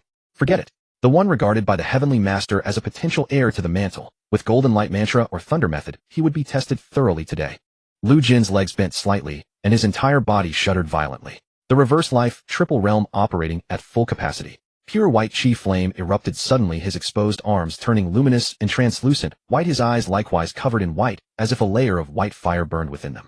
Beneath the tree, Su Bai watched Lu Jin in the arena and shook his head inwardly. Lu Jin's cultivation still fell short of reaching the end of the first layer. He could not yet achieve perfect flesh and skin transformation. Li Muruan beside him spoke his assessment outright. Lu Jin has not yet reached the end of the first layer, but he is not far off. With his current hardness, he should be able to give Zhang Zhiwei a proper match, yes. It would be perfect. Let me see just how formidable the Heavenly Master's school truly is. Su Bai replied blandly. Then you may find yourself disappointed. Li Muruan uttered an ah and turned to look at Su Bai. What do you mean? Su Bai gazed toward the arena. You will see shortly. In the center of the arena, Lu Jin's momentum had already reached its peak. He shouted loudly, Senior Brother Zhang, I'm coming. Before his words had even faded, Lu Jin's entire body shot forward like a white cannonball, carrying overwhelmingly powerful kinetic force, charging straight toward Zhang Zhiwei. All those present held their breath, eyes unblinking, awaiting the spectacular confrontation between young Master Lu of the Lu family and the Heavenly Master's high disciple. But that spectacular scene never came to pass. The very next instant, just as Lu Jin was halfway through his charge, Zhang Zhiwei casually rolled up his sleeve. His figure vanished from its original position in an instant. The onlookers could only feel a blur before their eyes. Slap. A sharply crisp sound of flesh striking flesh exploded through the arena. Zhang Zhiwei had appeared directly before Lu Jin, delivering a solid palm strike right to his face. His wrist gave a sharp twist, and he smoothly shifted to one side, lightly evading the forward momentum of Lu Jin's charge. Lu Jin's body continued surging ahead, but his expression had instantly gone blank with bewilderment, his footing growing unsteady as he staggered forward 2 steps. The white chi flame rising from his body along with the white fire in his eyes had begun to waver and totter under that single palm strike. Yet seemingly unwilling to accept defeat, the white chi flame on Lu Jin's body flickered erratically. Zhang Zhiwei turned his head in surprise, having presumed his force had been too great, never expecting Lu Jin to still be holding on. This was most unexpected. However, Zhang Zhiwei made no further move, merely standing still. Lu Jin gritted his teeth, attempting to stabilize his reverse life state, but the white chi upon his body swayed a few more times before ultimately dissipating entirely. The reverse life had been forcibly interrupted. He took 2 more stumbling steps forward, his legs giving way, and he dropped to one knee with a thud, unable to recover for a long while. The entire venue fell deathly silent. After several heartbeats, startled exclamations erupted like a thunderclap. Li Muruan's eyes bulged wider than bronze bells, and he blurted out, "What the hell? Can it really be done like that?" Within the crowd, Lu Xi stood utterly stunned, stammering, "Brother, did you see that? It ended like that." Lu Ren beside him nodded emphatically, his expression grave beyond measure, letting out a low, solemn. Those around them, Wang Ai, Lu Deshui, Feng Ping, Guan Shihua, Lin Zifeng, and the others, all wore expressions as though they had seen ghosts. What just happened? Is it over? What on earth occurred just now? How did it end so suddenly? He had seen, with perfect clarity, that palm strike from Zhang Zhiwei was no mere facial slap. It used extraordinarily refined force to directly shake Lu Jin's upper dantian, rendering him unable to maintain the reverse life triple realm. This high disciple of the Heavenly Master had actually shattered the reverse life state through such an inconceivable method. Impressive. Young Lu was already quite outstanding. Yet compared to Zhang Zhiwei, the gap remained far too obvious. But perhaps this was for the best. With someone like Zhang Zhiwei present, perhaps he might truly be able to humble that overly confident young Su. At this thought, Zuo Ruotong immediately turned his head, gazing towards Su Bai standing beneath the tree with eager expectation. He anticipated seeing shock, gravity, or perhaps a battle-ready expression on Su Bai's face. But the moment he clearly perceived Su Bai's countenance, Zuo Ruotong froze completely. Su Bai's face showed absolutely no surprise whatsoever. His arms crossed over his chest, far from being intimidated, he instead shook his head and sighed softly, his eyes radiating a rather conspicuous sentiment of regret. Zuo Ruotong was dumbfounded. This child was not unable to comprehend what he had witnessed. What was he regretting? Could it be that he found Zhang Zhiwei's output insufficient, that he hadn't seen enough? Zuo Ruotong froze for a moment. Staring at the undisguised regret on the young man's face beneath the tree, realization dawned on him. This child had not failed to understand. On the contrary, he had seen it all. Young Su was only regretting that he hadn't had enough of the show. The training arena remained deathly silent. Zhang Zhiwei's single palm strike had cleanly dispersed Lu Jin's inverse life state and left every young disciple present utterly bewildered. On the main viewing stand, Heavenly Master Zhang Zhiwei watched the arena. His eyelid twitched violently, and he cursed inwardly, just as I thought. His old face could no longer take it. He shot to his feet, pointed at the center of the arena, slapped his thigh with booming force, and roared, "You wicked beast." The shout carried such power that the people around him felt their ears ring. Zhang Zhiwei at the center of the arena flinched, his shoulders jolting. He was so practiced at this that he didn't even hesitate. His knees went soft, and with a plunk he dropped hard onto both knees, head hanging low, an apology executed with perfect fluidity. "Master, I was wrong." The entire audience was left speechless. Feng Ping blinked and asked, "Is this how the Heavenly Master Mansion usually disciplines its disciples?" Wang Ai's melon seeds spilled to the ground. He was so fierce just now, but now he kneels way too fast. Seeing this, Zuo Ruotong and Lu Xian hurriedly stepped in to smooth things over. "Oh, Heavenly Master, there's no need to be angry. Young people sparring is normal, it's easy to miss holding back. Please sit down, sit down." Zhang Jingqing's face darkened. He pointed at Zhang Zhiwei and scolded, "I asked you to exchange a couple of moves with young Master Lu, and the moment you stepped up you went all out.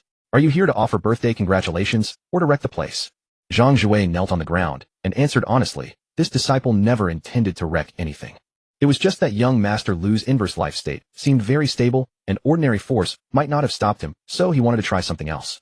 While the old masters were interceding, Lu Jin, who had been on one knee in the center of the arena, finally managed to catch his breath. He slowly climbed up from the ground. His ordinarily handsome fair face was now scrunched up, nose red and eyes full of mist, golden beans of tears about to fall. But this kid's bones were impossibly hard. He forced his chin up and shouted through gritted teeth, "Heavenly Master, please don't blame Senior Brother Zhang." Lu Jin sniffled, his voice thick with nasality. I haven't taken it to heart at all. Truly not at all. Lu Jin, I haven't taken any of it to heart. That aggrieved look of holding back tears while feigning magnanimity smashed the solemn, murderous atmosphere to pieces. The entire arena was quiet for a moment. The next instant a roar of laughter exploded. Guan Shihua laughed so hard she slapped her thighs while Lu Xi clutched his stomach, pointed at Lu Jin and laughed until he could hardly breathe. Beneath the great tree, Li Mushuan laughed the loudest. Huh, Lu Jin, you call this not taking it to heart? Your tears have already fallen. Lu Jin's face flushed crimson in an instant. He whipped his head around Li Mushuan. Shut up. Leaning against the tree trunk, Su Bai shook his head regretfully. What a pity. What a pity I can't preserve it. What a precious scene it is. Li Mushuan's mouth twitched, and he muttered softly. You're ruthless, brother Su. You really are a mean one. Being embarrassed in public was one thing, but to have someone record it. Lu Jin overheard and nearly broke character. Su Bai grinned. After his laughter faded, Li Mushuan's expression grew tense. But if that slap had landed on my face, I reckon I'd have gone down on the spot. I told you yesterday, Su Bai said calmly, you can't beat him. That move just now wasn't simply a slap to the face. He jarred his upper dantian and immediately stopped Lu Jin from maintaining his inverse life state. So he saw through the crucial point of inverse life. At least part of it. Su Bai nodded. This Zhang Zhiwei is definitely the top figure of the younger generation in our circle right now. Li Mushuan looked at him with a strange expression. You reached the second level at 15, and you're saying someone else is strong. Who's the real monster? On the field, old Master Lu was laughing so hard, he could barely straighten his back. He pounded the ground with his cane, tears flying from laughter. Oh, my precious little one. His face has already been slapped swollen, and he's still stubbornly holding on, damn it. Ha! Old Master Lu, my precious boy, is still holding on, damn it. Lu Jin was so ashamed and furious, he wished he could crawl into a crack in the ground. He wiped hard at the tears swirling in his eyes. Fortunately, years of being crushed by Su Bai had hardened him. He forced his back straight, assumed the bearing of a noble scion, and declared loudly, Senior brother Zhang has superb skill, and I concede defeat. But today it's because I'm outmatched, not because the inverse life of my Sanyi sect is weak. Hearing this, Zhang Zhiwei honestly lifted his head and nodded with deep agreement. Of course, young Master Lu. The threefold inverse life truly is formidable, I just had the upper hand.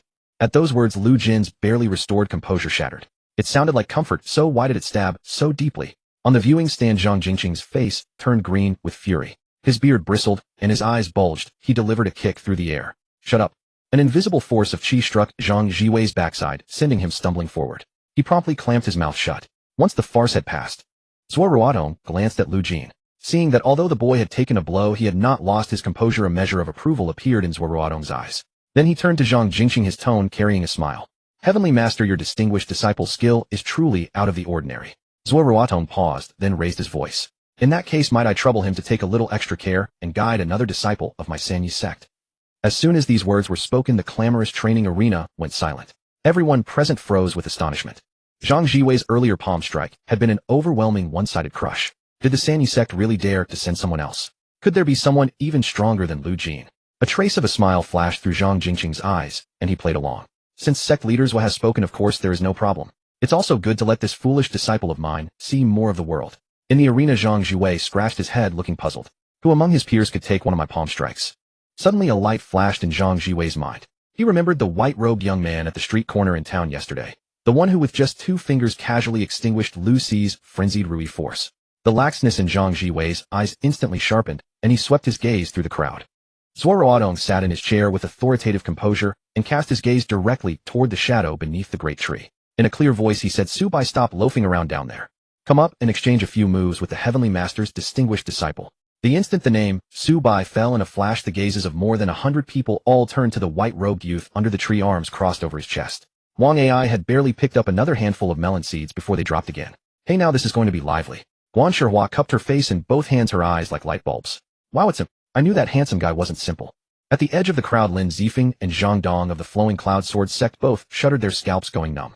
Their minds were filled with that night on the high road. The eerie black shadow whose superb, death-defying techniques had pressed down on them with enormous pressure. Lu Desui of the Yanwu Hall craned his neck, eyes full of anticipation. Lu Xi took a fierce step forward, fists clenched tightly. Good. I want to see just how tough this Su Bai really is. Lu Ren held his brother's shoulder, his expression grave. If even sect leaders will personally names him, it seems this Su Bai is no ordinary man. Under the gaze of the crowd, Su Bai heard his master's call and raised an eyebrow slightly. He hadn't expected Zuo Ruotong to call on him. Very well. He looked at Zhang Zhiwei with a slight curl at the corner of his mouth. Might as well see just how high the very top of this younger generation stands. As soon as he took a step, Li Mushuan transformed into the #1 hype man, his face flushed as he bellowed at the top of his lungs, Brother Su.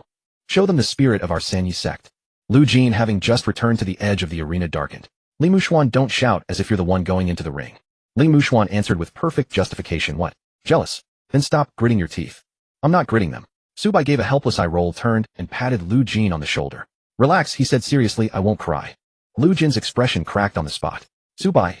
A wave of suppressed laughter rose from the onlookers again. Su Bai walked over the fallen leaves to the center of the arena and stopped about 10 meters away from Zhang Zhiwei. Before the two had even made a move, a heavy suffocating pressure had already spread through the air. The younger disciples with lower cultivation around the edge of the arena found their breathing growing tight. The laziness on Zhang Zhiwei's face vanished completely. His eyes glinting, he clasped his fists. Zhang Zhiwei of the Heavenly Master Mansion. Su Bai let both arms hang naturally. Su Bai of the Sanyi sect. Please give me your guidance, Brother Su.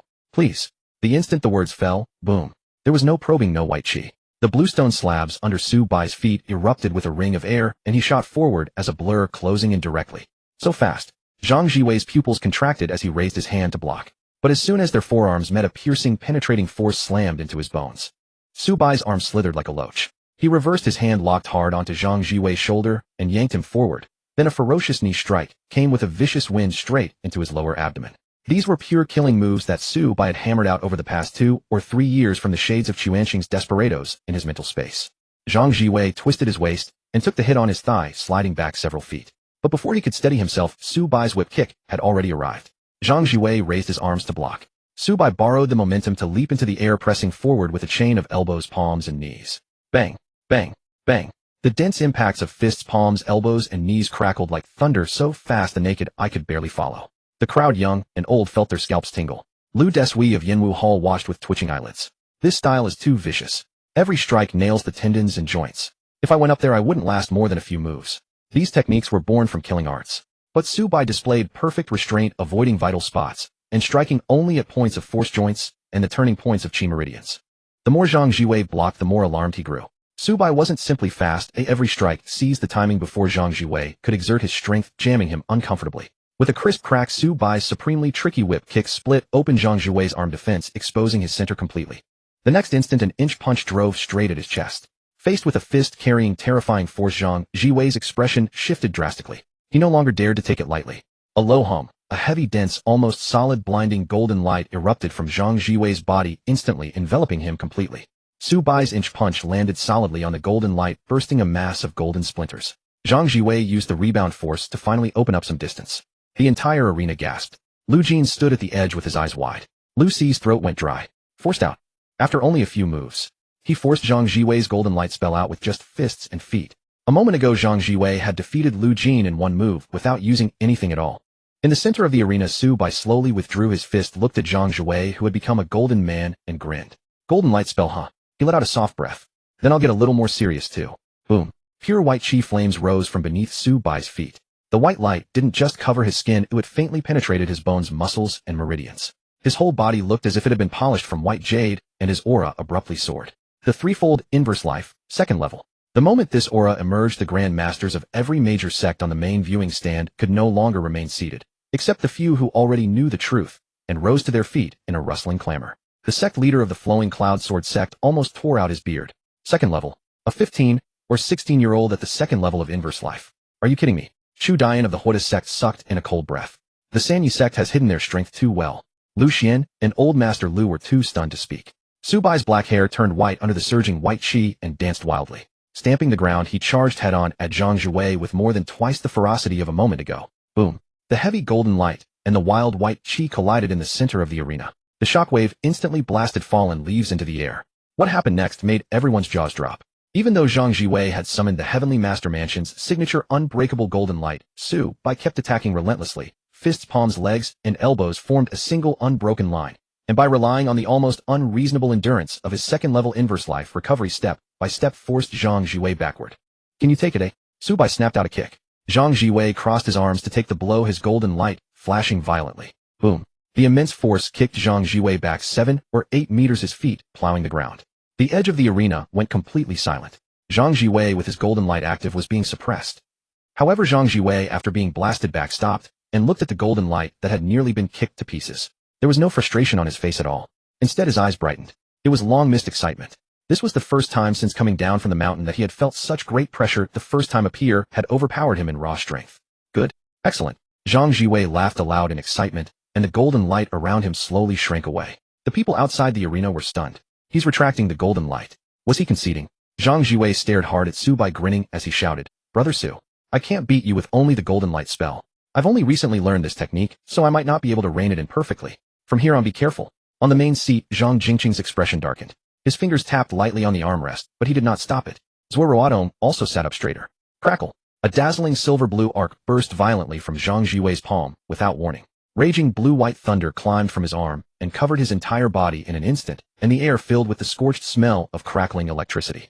The Heavenly Master Mansion's secret art, the Yang 5 Thunder art. The young people at the edge of the arena all changed expression. Zuo Ruotong and Zhang Jingqing raised their hands at almost the same time, using 2 streams of invisible qi to suppress the scattered aftermath and shield the crowd behind them.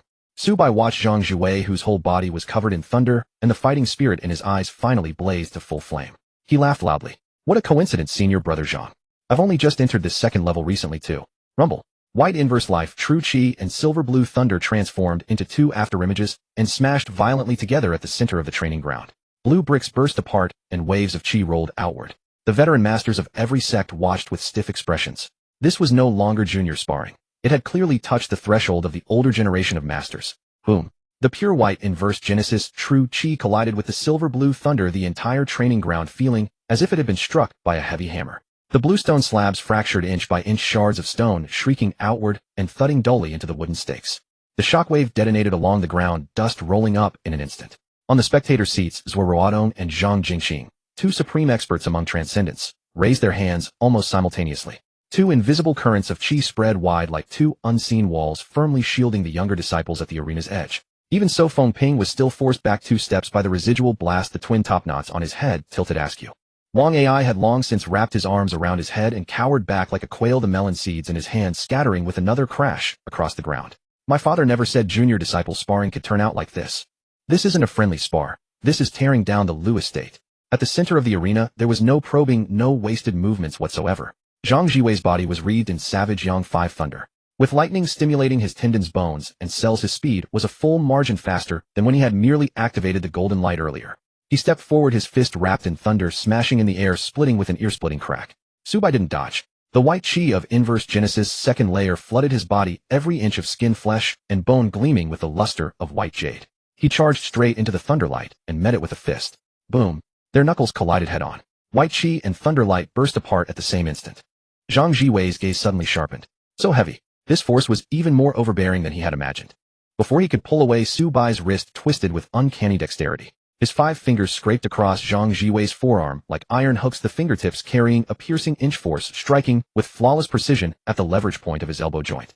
Zhang Zhiwei reacted with lightning quickness. His battle instinct, tempered through 1,000 refinements, made him drop his shoulder with a jerk. Thunder qi exploded down his arm, forcibly deflecting Su Bai's finger force half an inch off course. He grinned. "Brother Su, aren't your hands a bit too vicious?" "Senior brother Zhang, a spar is a spar, but don't get distracted." Su Bai's tone was so calm it was unsettling.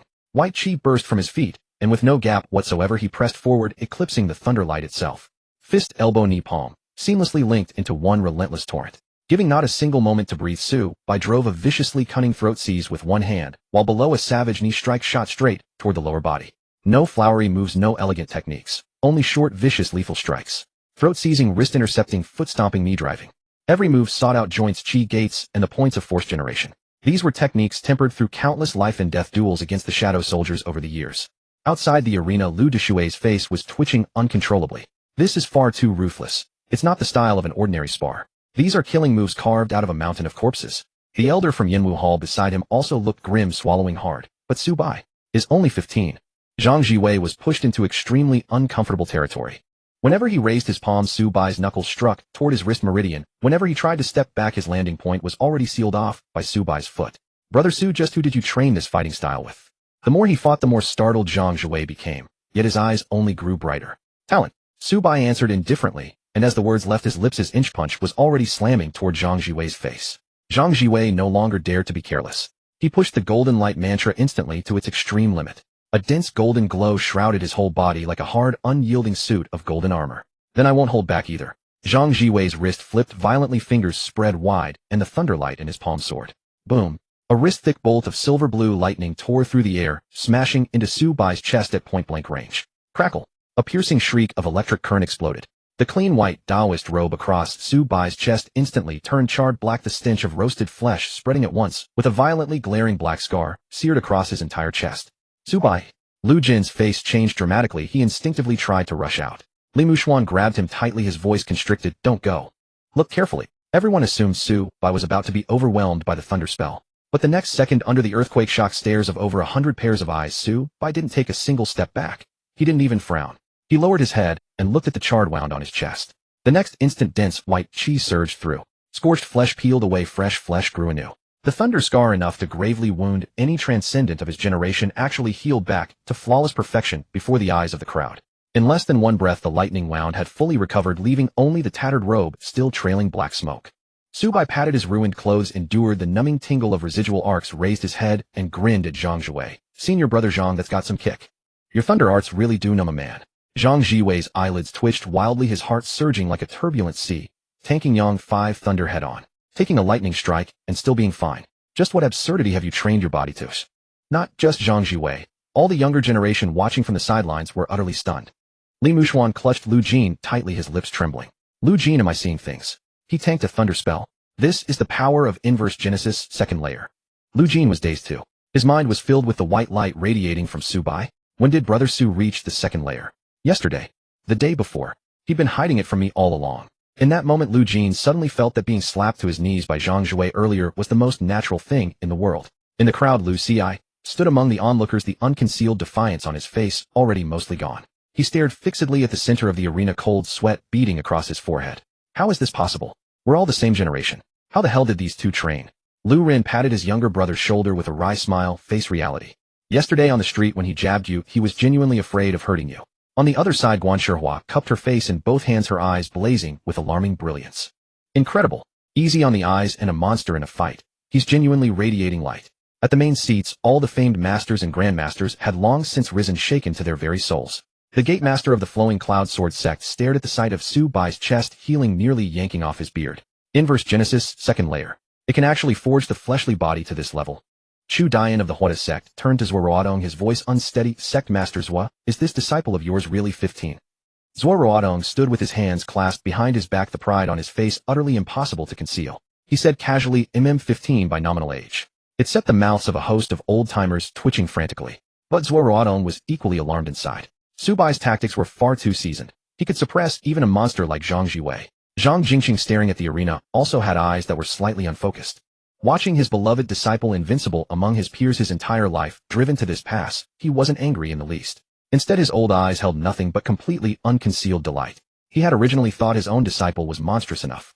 Who knew Sanyumen had hidden away someone even more twisted? This kid from Sanyumen is too bizarre. Such terrifying cultivation of nature and vitality. Such ferocious means. The more Zhang Jingqing watched, the more envious he grew. He couldn't help leaning close to Zuo Ruotong and lowering his voice. Sect Master Zuo, is your disciple usually quite tired back at Sanyumen?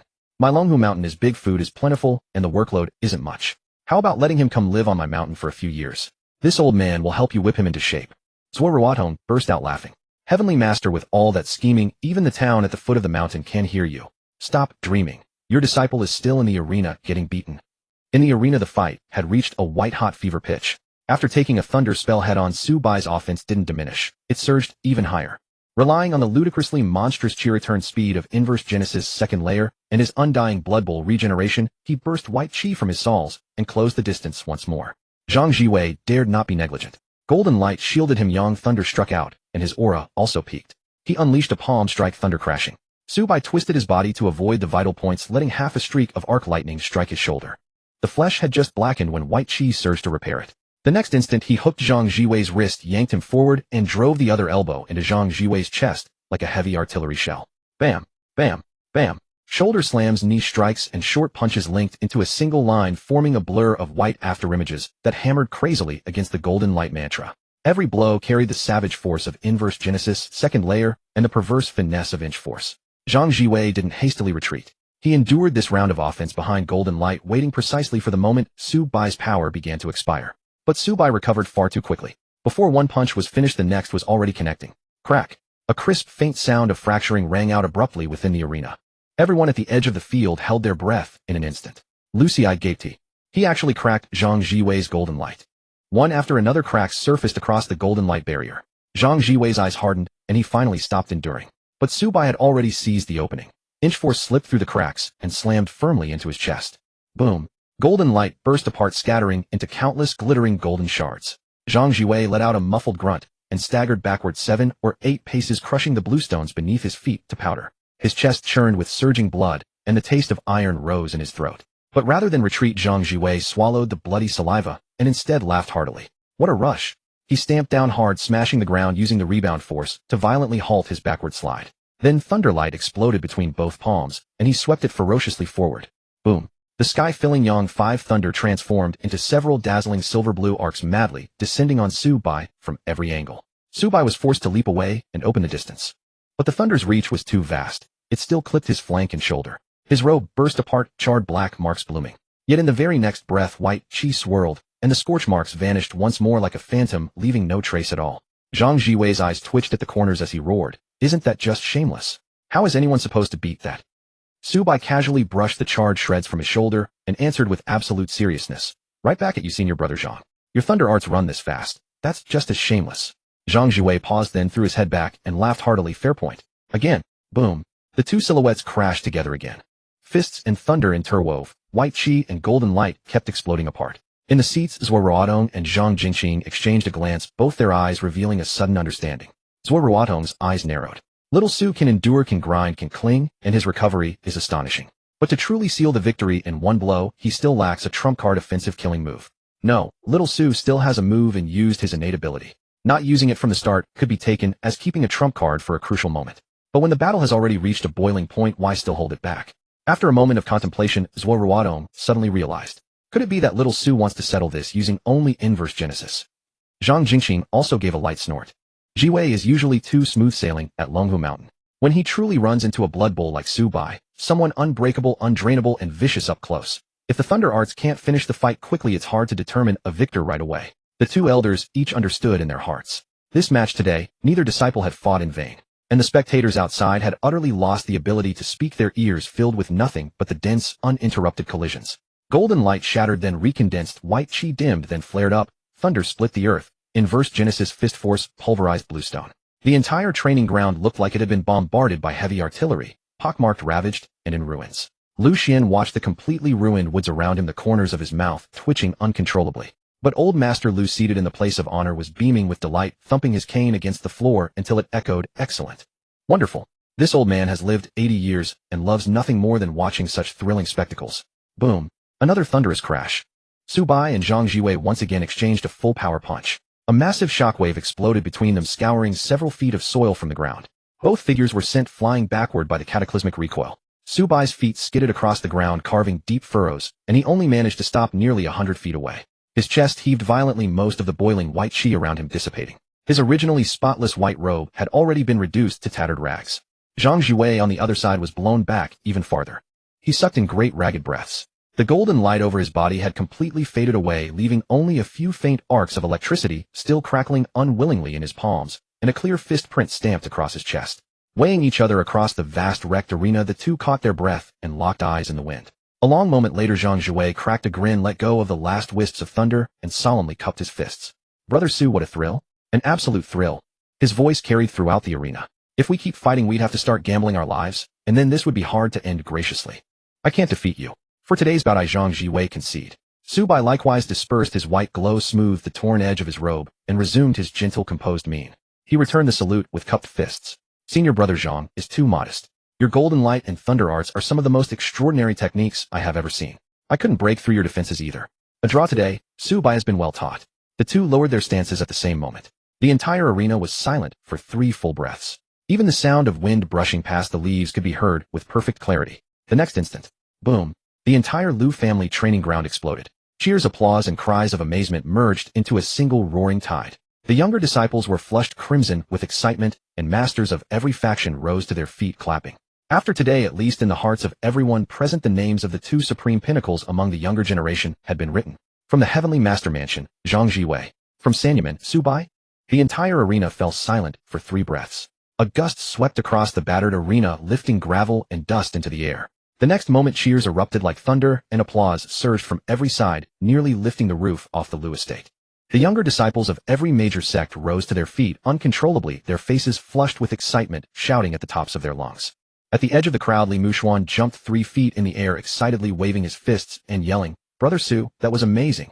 Damn amazing." Lu Jin stood nearby, his face brimming with pride. The matter of being slapped into tears by Zhang Zhiwei earlier was already tossed to the winds. "Brother Su, well fought. You didn't disgrace our Sanyi sect." This was the pride of their Sanyi sect. Li Mushuan turned his head with a sly grin. Lu Jin not feeling wrong now. Lu Jin's face darkened. "Li Mushuan, if you mention that again, I'll really fight you." Li Mushuan dodged aside, his tongue equally sharp. "Fight me for what? Go and fight Zhang Zhiwei then. It's just a slap." "You." Lu Jin was so furious he nearly lost his composure. On the other side of the arena, Lu Ci stared at Su Bai in the center of the arena, tattered robes but undiminished bearing, then glanced at Zhang Zhiwei, whose thunderous glow had fully faded, and swallowed hard. He turned his head, fixing Lu Ren beside him with a blazing stare. "Brother, you saw that? These 2 monsters are the ones I will catch up to from now on. I swear sooner or later I will surpass them." Lu Ren watched his brother, whose fighting spirit had rekindled, with eyes full of both comfort and helplessness. He raised a hand and patted Lu Ci on the shoulder. "Good, you have ambition. Then you'll have to put in real hard work, little brother." Wang Ai hugged his melon seeds and rolled his eyes. "Lu Ci, are you still asleep? That thunder art and white chi. How are you supposed to catch up to that with your head, eh?" Lu Ci shot a glare and pointed right at Wang Ai's nose. "You fat fool. Stop being a sour grape. At least I dare to admit it. You don't even have the guts to stand there and take a punch." Wang Ai cracked a melon seed and snorted. "I'm not stupid. Why should a man fight monsters?" Lu Ci sneered. "That's exactly why you'll stay like this for the rest of your life. Hey, you're asking for it, aren't you?" Wang Ai was choked speechless, his face red, and the two were about to claw at each other again. Lu Ren quickly cut in between, pulling back his younger brother, who was like a mad dog. Not far away, Lu Desui stared blankly at the shattered bluestone pit in the arena, envy filling his eyes. So this is the reverse life trinity.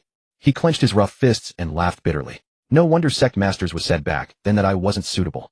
Such immortal-like arts truly require a destiny I do not have." Beside him, an elder of the Yinwu Hall glanced at him and said in a low, reassuring voice, "Dishi, don't belittle yourself. The Sanyi sect has the way of the Sanyi sect, and the Yinwu Hall has the fist of the Yinwu Hall." Lu Desui snapped back to attention and immediately lowered his head to heed the teaching, though his gaze still couldn't help stealing towards Su Bai. At the edge of the crowd, Guan Shihua cupped her burning cheeks with both hands, her eyes dazzlingly bright, fixed on Su Bai's upright figure in the arena. Even with his Taoist robe torn and scorched black, that calm, composed, and lucidly steady temperament of his was simply impossible to hide. "Xiaodia, I'm done for, I'm done for." Guan Shihua pulled at Tian Xiaodia's sleeve, her voice drifting. "I think I've fallen in love. Not only is he good-looking, he can fight like that. Too amazing." Tian Xiaodai was also flushed, completely unlike her usual cool self. She instinctively shook off Guan Shihua's hand and muttered with her lip between her teeth, "Never mind, you Huar. I think I have a crush too." Guan Shihua whipped her head around. "Xiaodai." The two girls' gazes collided in midair, thick with gunpowder. Guan Shihua gritted her teeth. "We've grown up together since childhood." Tian Xiaodai blushed and retorted, "But matters of the heart can't be decided by who came first, right? I can't help it either." Their once unbreakable sisterly bond instantly showed a clear crack at that moment. A nearby female disciple watched wide-eyed and quietly retreated 2 steps, afraid of being caught in the aftershock of shattered friendship. In the center of the arena, dust slowly settled. Su Bai and Zhang Zhiwei looked at each other, and both laughed at the same time, saluting each other with cupped fists. The youthful spirit and mutual admiration of 2 young men was displayed in full at this moment. "Brother Su, this bout was exhilarating," Zhang Zhiwei said with a grin. Su Bai nodded. "Me too. Your golden light and thunder art senior brother Zhang truly live up to their reputation." At that moment, Zuo Ruotong and Zhang Jingxing walked into the arena side by side. Zhang Jingxing pulled a long, stern face and spoke first. "You insolent disciple. Where did you go wrong?" Zhang Zhiwei looked at Su Bai, then at the mess across the ground, and lowered his head honestly. "Master, your disciple was wrong. It's wrong to have beaten the Lu family's arena into this state." Lu Xian, listening nearby, gave a sharp twitch at the corner of his mouth. Was that the real issue? The old master Lu, however, was so pleased that he banged his cane on the ground. "Well fought. If the arena is damaged, we'll rebuild it. This old man got a great show today." After hearing this, Zhang Jingxing's face became even darker. Zuo Ruotong ignored that side and only looked at Su Bai, asking gently, "Little Su, after this match, do you know where your weakness is?" Su Bai lowered his head respectfully and spoke honestly. "I do." Reporting to master after the exchange with Taoist brother Zhang, this disciple gained great insight. He glanced at Zhang Zhiwei and said seriously, "This disciple relied on the fast chi recovery and deep foundation of the second stage of reverse life to drag out the fight. But in terms of breaching defenses in a single strike and instantly deciding victory, I cannot match your Yang 5 Thunder Taoist brother Zhang." Zuo Ruotong nodded with satisfaction. This disciple had been too smooth on the mountain. To have a solid collision today and gain such understanding meant the trip was not in vain. Beside them, Zhang Jingxing turned to his beloved disciple. "What about you? If it were any other time, Zhang Zhiwei would have smiled mischievously and brushed it off. But now on Zhang Zhiwei's normally carefree face was unprecedented seriousness. Master Taoist Brother Su's cultivation of life is incredibly formidable, unfathomably deep. Zhang Zhiwei clenched his fists hard. This fight made me see clearly that my golden light is hard enough, but when he pressed close and kept attacking, cracks still appeared. The thunder art is fierce, but if it can't settle the duel in one hit, the cost is too high. Zhang Zhiwei raised his head, his eyes filled with a hunger for cultivation. Master, I no longer have the slightest desire to roam around and enjoy the scenery. All I want now is to hurry back to Longhu Mountain and go into seclusion to truly digest everything I gained from today. Zhang Jingxing felt immensely pleased, the corners of his mouth nearly impossible to hold down.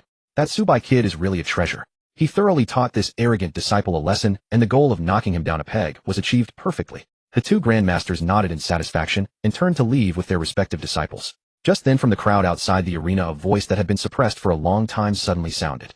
Subai, why didn't you use those shadow puppets?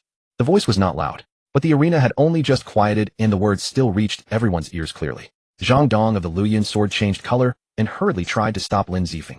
Junior brother, don't talk nonsense. But it was already too late. Zhang Zhiwei stopped in his tracks and whipped around. What shadow puppets?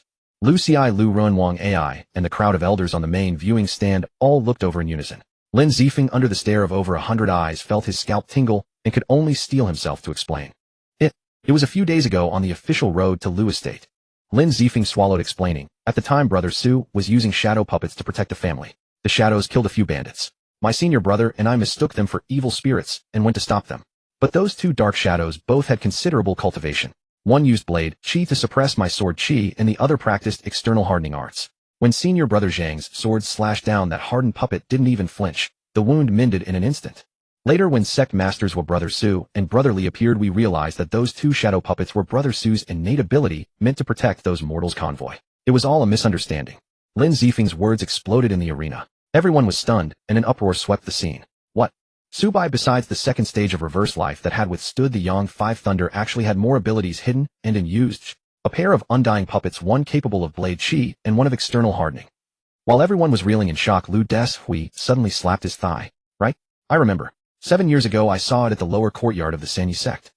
Brother Subai could make dark shadows stand up and do chores. Those shadows could even split firewood and fetch water. Split firewood. Fetch water. At 8 years old, the way everyone looked at Subai fundamentally changed. At 15, being at the second stage of reverse life, and withstanding the Yang 5 Thunder was already outrageous. And yet he was also an innate ability user with 2 combat-ready shadows hidden at his side. Zhang Zhiwei was also stunned. He stared at Subai, rapidly calculating in his mind. Subai hadn't even used his innate abilities, relying solely on reverse life. He had pushed me into a corner. What if halfway through the fight 2 strange puppets that could suppress the Luoyuan sword disciples had risen from the ground at his feet? 3 against 1.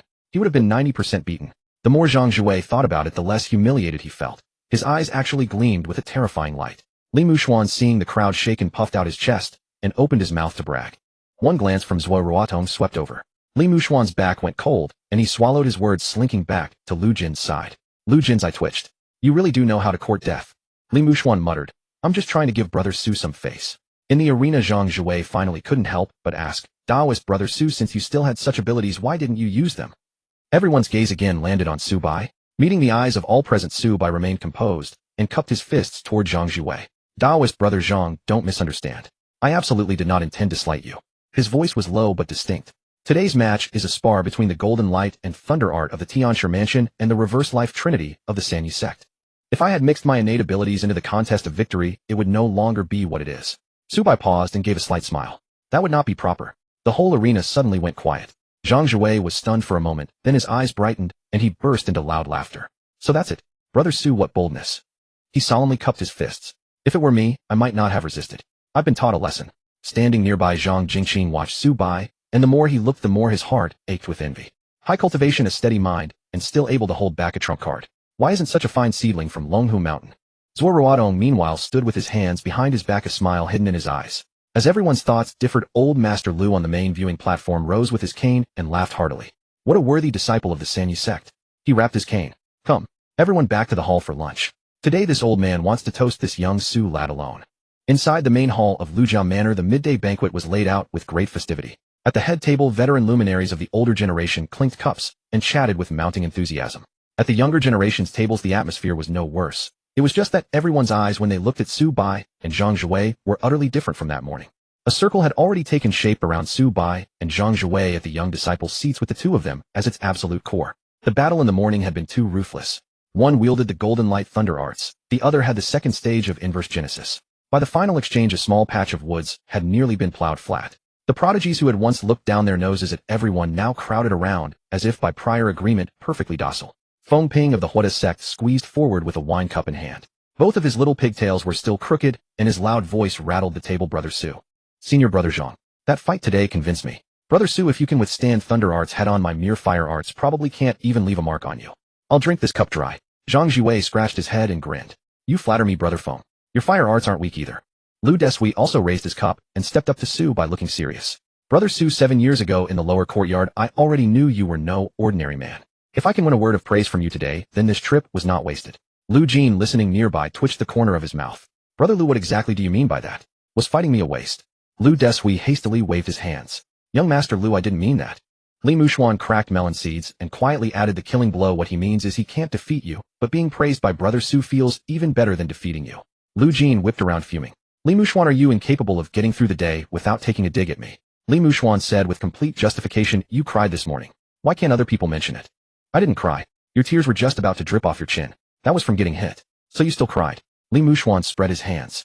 The entire table dissolved into laughter. Just then Guan Shihua and Tian Xiaodai came over with cups of fruit wine. Guan Shihua looked at Su Bai with bright, glistening eyes while Tian Xiaodai stood beside her, the backs of her ears somewhat red. Su Bai stood up and raised his teacup instead of wine. You two ladies are too polite. I am still regulating my qi, so I will use tea in place of wine. Li Mushuan immediately undercut him. Don't believe a word he says. Last night, it was him alone who drank an entire table of young heroes under. Su Bai shot him a glance and said calmly, rumor. Lu Jin gritted his teeth. Still putting on an act. When I woke up, my head nearly split open. Su Bai said seriously, that means your tolerance for liquor is poor. Lu Jin was instantly left speechless. Guan Shihua couldn't hold in her laugh, and Tian Xiaodai lowered her head as her shoulders gave a little shake. Lu Xi walked over from outside the crowd, wine cup in hand. He was usually eccentric and irascible, but at this moment he was thoroughly restrained. Even Wang Ai paused his melon seed cracking when he saw it. Brother Su, Senior Brother Zhang. Lu Xi held his cup up with propriety and a very serious tone. I have been too short-sighted in the past. Today's bout truly opened my eyes. Thank you, Brother Su, for going easy on me on the street yesterday. This cup is mine. Please drink as you like. Su Bai touched his teacup to Lu Xi's and said evenly, Brother Lu, next time you move, look around first so you don't hurt the innocent. At any other time, anyone who spoke to Lu Xi like that would have seen him flip his temper on the spot. But this time he only pulled a grin. Fine, I've got it. Wang Ai clicked his tongue from the side.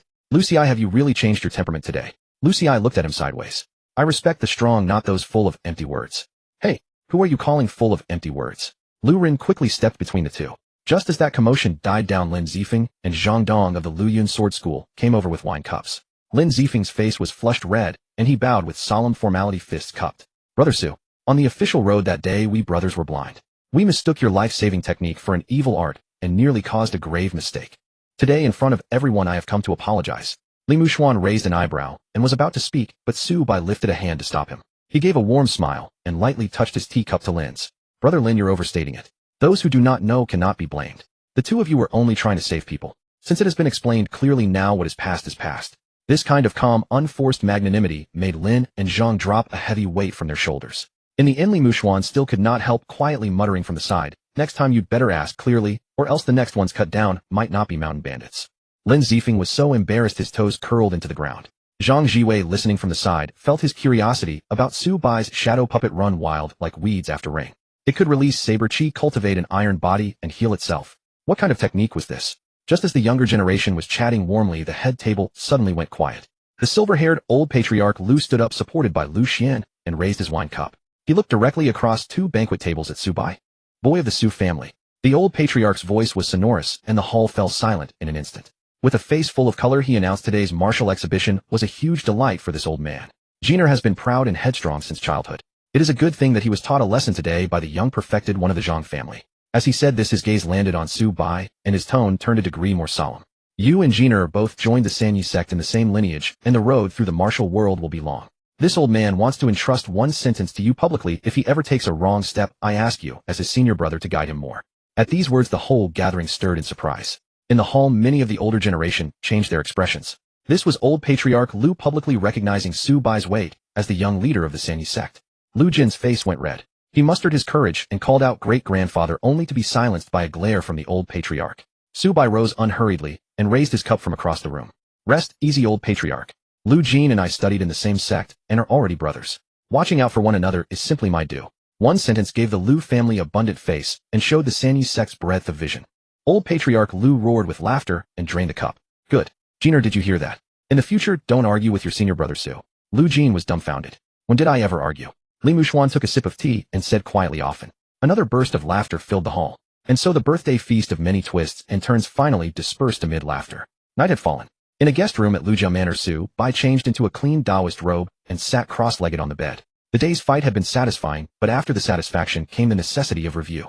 Zhang Zhiwei's golden light was thick and heavy, and his Yang 5 thunder was explosive. In pure offense, it was indeed superior to Su Bai's current second stage of inverse genesis. Especially the scorching, searing, boiling heat of the Yang thunder. Su Bai still felt a faint pain inside him, even now. Su Bai could endure, could outlast, could drag the battle on until the other's chi began to fail. But if he truly ran into an old generation master relying on mere fists and recovery, would still leave him half a breath short. What he lacked was a killing move that could settle the matter in one stroke. Su Bai lowered his head and looked at the shadow on the floor. If he had used 2 shadow soldiers during the day, what would the outcome have been? There was no suspense in the answer: absolute victory. The shadow soldiers were unafraid of injury. The body-forged shadow was highly defensive, and with limitless recovery, it could charge straight at Zhang Zhiwei, cling tightly to him, and withstand the thunder arts. The saber-wielding shadow hacked at the weak points of the golden light mantra from the flank. With wind-chasing saber chi, Su Bai himself would press from the front with the second stage of inverse genesis. 3 against 1 and 2 of them did not know pain. Under those circumstances, no matter how ferocious Zhang Zhiwei's Yang thunder was, no matter how unyielding his golden light, it would be torn open and drained dry within a short time. A clean, decisive defeat. But a hypothetical was still a hypothetical, and Su Bai had drawn the line clearly in his heart. Today was a showcase contest between the Celestial Master Mansion and the Sanyi sect. If he summoned the shadows just to win, the meaning would have become tainted. His mind sank into the shadow space. The 2 shadow soldiers sat cross-legged with their eyes shut, like emotionless machines cultivating without rest through every hour of the day. The saber wielder's saber chi had grown more condensed. The body-forged shadow's flesh had grown thicker as well. As long as Su Bai's true chi never ceased, they were immortal and indestructible. Among my peers, no one can defeat me in single combat anymore. Su Bai's expression was calm. This was not arrogance, but confidence based on an absolute comparison of strength. Unless a member of the older generation stepped in, he was already unmatched among his peers. Just as Su Bai was sinking into a settled state of mind, several very light knocks broke the silence. Su Bai rose and opened the door. Outside stood Zuo Ruotong, his expression somewhat odd, as if he wanted to laugh, but was forcibly holding it back. Xiao Su, tidy yourself up a little, and come with your master for a walk. Su Bai was slightly stunned. Master, where are we going in the middle of the night? Zuo Ruotong shook his head. That boy Zhang Zhiwei has something to see you about. Celestial Master Zhang just came knocking on the door, saying his disciple was tossing and turning in his room, unable to sleep, and insisted on coming to see you. Looking for me. Filled with suspicion, Su Bai followed his master through the covered corridors and arrived at a secluded grove at the back hill. The moment he entered the grove, he saw Zhang Jingqing standing there with his hands behind his back, his face black as a wok. As for Zhang Zhiwei, the whole of him was curled into a ball, crouching on a tree branch to the side. The instant he saw Su Bai, his eyes lit up. Su Bai approached and cupped his fists. Greetings, Celestial Master. Senior Brother Zhang. What business do you have with me in the dead of night? If you didn't get your fill of fighting this afternoon, I'll be glad to accompany you tomorrow. Zhang Zhiwei jumped down from the tree. He scratched his head, a rare gesture, opened his mouth, but was too embarrassed to squeeze out a single word for a long while. Zhang Jingqing saw this, and his temper instantly broke. He strode over and landed a heavy kick on Zhang Zhiwei's backside. Speak. It's the middle of the night, and you skip dinner and sleep begging this old man to bring you to see him. Now he's here, and you've turned mute. Zhang Zhiwei staggered from the kick, steadied himself, and coughed twice. Zuo Ruotong joked from the side, Celestial Master, it is a good thing for a young man to have a mind that seeks the Tao. Zhang Jingqing gave a cold snort. Sect masters would don't talk as if your back doesn't hurt. If your disciple dragged you out in the dead of night to peek at someone's hidden ace, would you be so calm? Zhang Zhiwei took a deep breath, stowed away his usual indolence, and looked at Su Bai with complete seriousness. Brother Su. His tone was sincere, but his eyes were bright enough to startle. After listening to that brother of the Luyun Sword School this afternoon, my heart has been like weeds overgrowing. I couldn't sleep at all. He put his palms together and gave Su Bai a bow. I know the rules of dueling. During the day, in an occasion like that, you couldn't casually use other techniques. But now it's the middle of the night. No outsiders are in the woods, and we're not competing for victory or defeat. Zhang Zhiwei lifted his head, his eyes filled with curiosity that could no longer be suppressed. Brother Su, would you be willing to go to the trouble and let me see with my own eyes just what kind of divine skill that shadow puppet of yours is? At this, Su Bai looked at the utterly shameless Longhu Mountain disciple before him, who was as eager as if starving and thirsty, raised an eyebrow, and let out a single highly surprised syllable from his throat. Huh. Off. Su Bai first let out a single slightly surprised syllable. looking at Zhang Zhiwei, whose face was full of eager anticipation, then at Zhang Jingqing beside him with a dark expression, and Zuo Ruotong, who was barely suppressing a smile, he could not help but laugh out loud. Brother Zhiwei, you roused the heavenly master and my own master in the dead of night just for this, eh? Zhang Zhiwei scratched the back of his head and chuckled sheepishly. Brother Su, I know that's your trump card. I have no other intention coming here at this hour. My heart simply felt like a cat was scratching it. Don't worry, I won't breathe a single word of it to anyone. Su Bai shook his head, his tone unruffled. Brother Zhiwei, you jest. It doesn't matter whether it's a trump card or not. It's merely a technique. And I've never heard that a technique becomes useless in actual combat just because it has been known beforehand. Zhang Zhiwei was taken aback, then burst into laughter and slapped his thigh. Splendid. I knew you wouldn't care about such trifles, Brother Su. Zhang Jingqing, listening nearby, was speechless and held his forehead. When his own disciple got shameless, it was truly hard to watch. Zuo Ruotong nodded with a smile with added gratification in his eyes. Su Bai's words struck a chord in his heart. Since when did a true expert rely on hiding his tricks to win?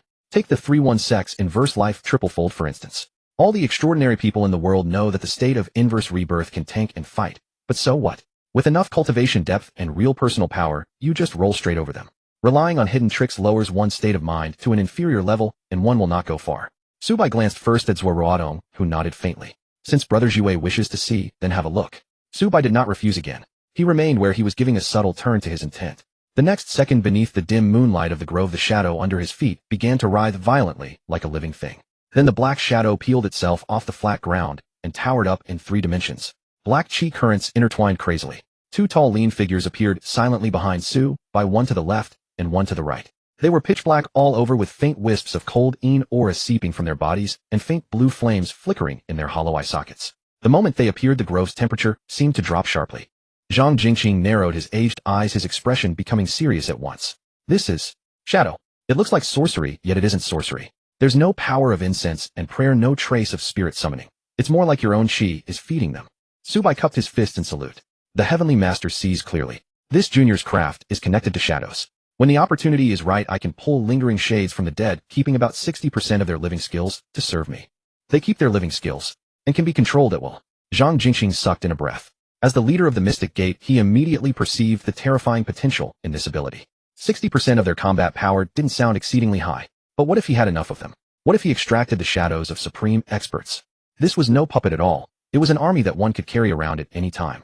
Zhang Zhiwei watched from the side, his eyes going wide, and he couldn't help rubbing his hands together. Brother Su, can I exchange a few moves with these 2 shadows? Su Bai nodded and generously moved half a step aside. Brother Zhiwei, go ahead. Still, please be careful. These 2 were evil men of Chuanxing in life, ruthless and vicious. Now that they've become shadows, they only know orders and do not hold back. Understood.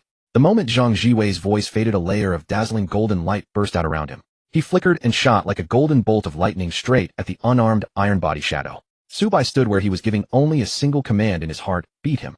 The blue flames in the 2 shadows' eye sockets flashed fiercely. No superfluous movements. The iron body shadow stamped heavily forward, blocking the front. Facing Zhang Zhiwei's blow, wrapped in golden light and powerful enough to split rocks, it neither dodged nor avoided, even thrusting out its chest. Bang! A dull, massive boom exploded in the grove. Zhang Zhiwei's punch landed fully on the iron body shadow's chest. The immense force knocked the iron body shadow back 5 or 6 steps, and the black mass on its chest was slightly dented. But what was eerie? Not only did the iron body shadow not collapse, its actions didn't pause at all. The moment it steadied itself, countless black chi streams pulled at the dented chest, and it healed back in the blink of an eye. Zhang Zhiwei raised an eyebrow. No pain, or simply no weak points. Before he could withdraw his attack, the blade-wielding shadow had already slipped in like a ghost from the other side. Dense black, killing aura coiled around the blade. With a flick of the wrist, it was Chun Tzu's signature move from life, wind-chasing blade. Shwa shwa shwa. 3 sharp, black blade chi darted in a triangular formation toward Zhang Zhiwei's throat, heart, and lower body. So fast. Zhang Zhiwei's scalp tightened. He sharply retreated half a step and pushed his golden light to the limit. Scree. The blade chi slashed onto the dense golden light, making a grating sound that set one's teeth on edge. The dense golden light was chipped into fine golden dust, and faint cracks began to appear.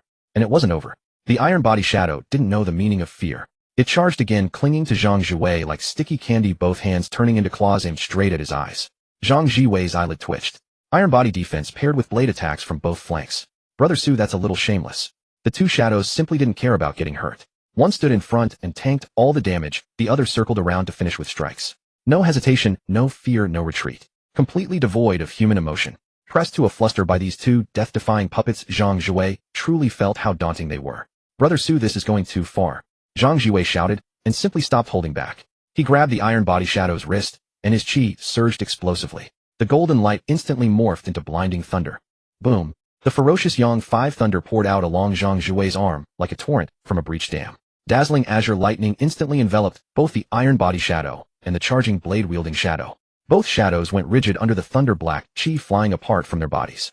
Zhang Zhiwei took the chance to step in. Fists clenched wreathed in thunder and golden light, he slammed down on their heads, left and right, with savage force. Bang! Bang! 2 detonations. The heads of the iron body shadow and the blade-wielding shadow burst like watermelons scattering into black mist. The 2 headless remnants toppled limply dissolved into shadows. Zhang Zhiwei shook his numb wrist and was about to speak. Phew. Brother Su, your shadows are awfully tough. It's only because they met my thunder arts. If it had been somebody else, they would have drained him dry. Holy shit. Before he could finish grandstanding, Zhang Zhiwei's eyes nearly popped from their sockets.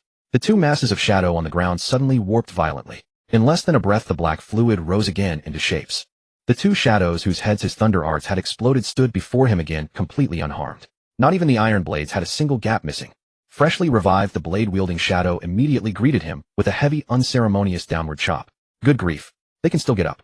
Zhang Zhiwei's face changed.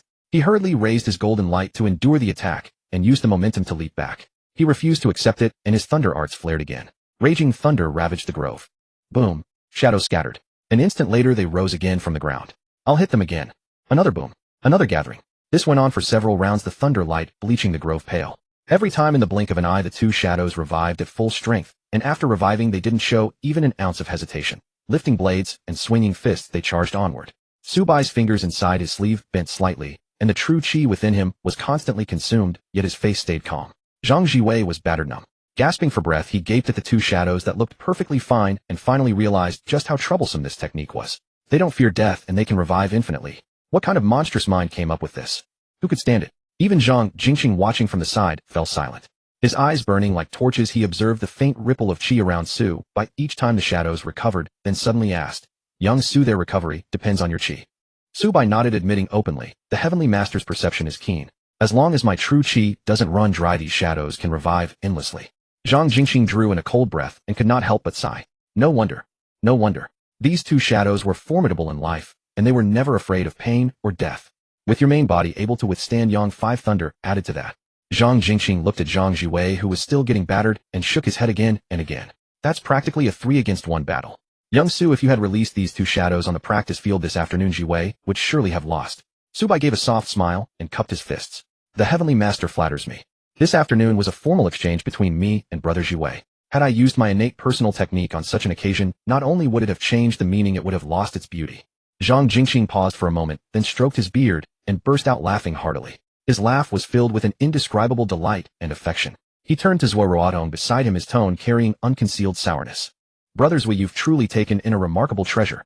He pointed at Su Bai and sighed. This young man's cultivation is ridiculously high, his disposition is frighteningly good, and more importantly, he even talks so well. Not like my cursed disciple who can infuriate a person to death the moment he opens his mouth. Zhang Zhiwei grew angrier the more he spoke. Half jokingly, half seriously, he leaned towards Zuo Ruotong. Brothers, well, let's negotiate. Are you interested in swapping disciples with me? I'll pawn that stupid Zhang disciple off to you, and you let me take young Su back to Mount Longhu. He'll be the next Heavenly Master. Zhang Zhiwei, who was ahead dodging blade aura and almost got hit, hurriedly shouted, Master, who would send their disciple away in the middle of the night. Zuo Ruotong laughed happily and proudly waved his hand. Brother Zhang, you jest. I wouldn't dare make that deal. Besides, I can't bear to part with him either. In the forest, Zhang Zhiwei once again repelled the 2 shadows with thunder arts, then leapt backward and called out, Enough, Brother Su. I'm done fighting. Su Bai's thought stirred, and the 2 shadows stopped at once. They turned their hollow eyes looking at him, then knelt on one knee and respectfully gave a grand salute. Their bodies then sank rapidly into 2 black fluids, soundlessly retreating beneath Su Bai's feet, as if they had never appeared at all. The forest returned to deathly silence. Zhang Zhiwei walked over, rubbing his sore wrist. Zhang Zhiwei snorted coldly and shot him a glance. How was it the Mount Longhu disciple who insisted on seeing the trump card at midnight? Zhang Zhiwei forced a wry smile, walked to Su Bai, and seriously cupped his fists. Brother Su, this style of yours, I can't break it for now. He said this frankly without the least unwillingness. Overpowering them isn't hard, or what's hard is that they have no end. And the blade-wielding shadow attacks viciously. After just a few slashes, my golden light can't sustain the endless drain. He took a deep breath, looking at Su Bai with even more serious eyes than during the day. If you had released these 2 shadows when I fought you this afternoon, I couldn't have lasted long under your hands. Brother Su, thank you for holding back today. Su Bai smiled and clapped Zhang Zhiwei on the shoulder. Brother Zhiwei, you flatter me. In a true life-and-death fight your thunder arts would not have been so constrained. Zhang Zhiwei chuckled, a fanatical glow rekindling in his eyes. Once I return, I'm going to enter a death seclusion. I'll find a way to break this unreasonable shadow style of yours. He looked fixedly at Su Bai and said solemnly, when we meet again, neither of us holds back. We'll fight to our heart's content. Su Bai looked back and nodded with a smile. All right.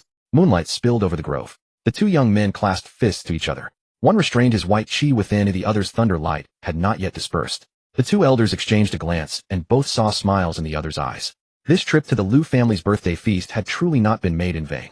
After the sparring in the woods came to an end, everyone returned to their quarters. Before they had rested long, dawn barely touched the horizon when activity began stirring outside the Liu family manor.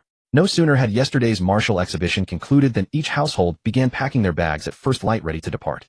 At the courtyard gate, Zhang Jingqing raised a hand and rapped Zhang Zhiwei on the back of the head. What are you still crouching for? Didn't you get enough of a show last night? Zhang Zhiwei rubbed his head and grinned. I've seen enough, but I haven't fought enough. Zhang Jingqing glared, his old eyes sharp. Stop your nonsense. Go back and enter closed-door cultivation. If you keep thinking about Su Bai's two shadows, I'll shatter your golden light incantation first. Zhang Zhiwei, immediately sobered, turned to Su Bai and cupped his fist with a grin. Brother Su, next time we meet, let's have a proper fight. Su Bai smiled. Fine. If you want to see the shadows again, say so in advance. I'll have them warm up first. Zhang Zhiwei's eyes lit up. Excellent. Now that's what I like to hear. Zhang Jingqing's mouth twitched, and he kicked him straight down the steps. Get back there. Watching the master and disciple walk off bickering, Su Bai couldn't help but smile. Zuo Ruotong stood nearby, eyes tinged with amusement. Old brother Zhang, take care on the road. Zhang Jingqing snorted and looked back. Younger brothers would don't gloat too soon. With disciples this outstanding, you'll have plenty of headaches ahead. Zuo Ruotong gave a faint smile. Then I suppose I'll simply have to do a bit more worrying. Zhang Jingqing's cheek twitched. He glanced at Su Bai again, then lowered his voice. Little Su, don't hide that shadow trick for too long. When chaos truly comes, you can hide it for a moment, but not forever. Keep yourself safe. Su Bai's smile faded, and he nodded solemnly. Heavenly Master, rest assured I know what I'm doing. After Zhang Jingqing and Zhang Zhiwei had gone far into the distance, the woods fell completely silent. Zuo Ruotong walked with his hands behind his back, slowly treading over fallen leaves and leading Su Bai toward the guest courtyard. Little Su. Master. After seeing Longhu Mountain's golden light incantation and thunder method yesterday, have you formed some ideas? Zuo Ruotong asked without looking back. Su Bai nodded, speaking frankly. I do.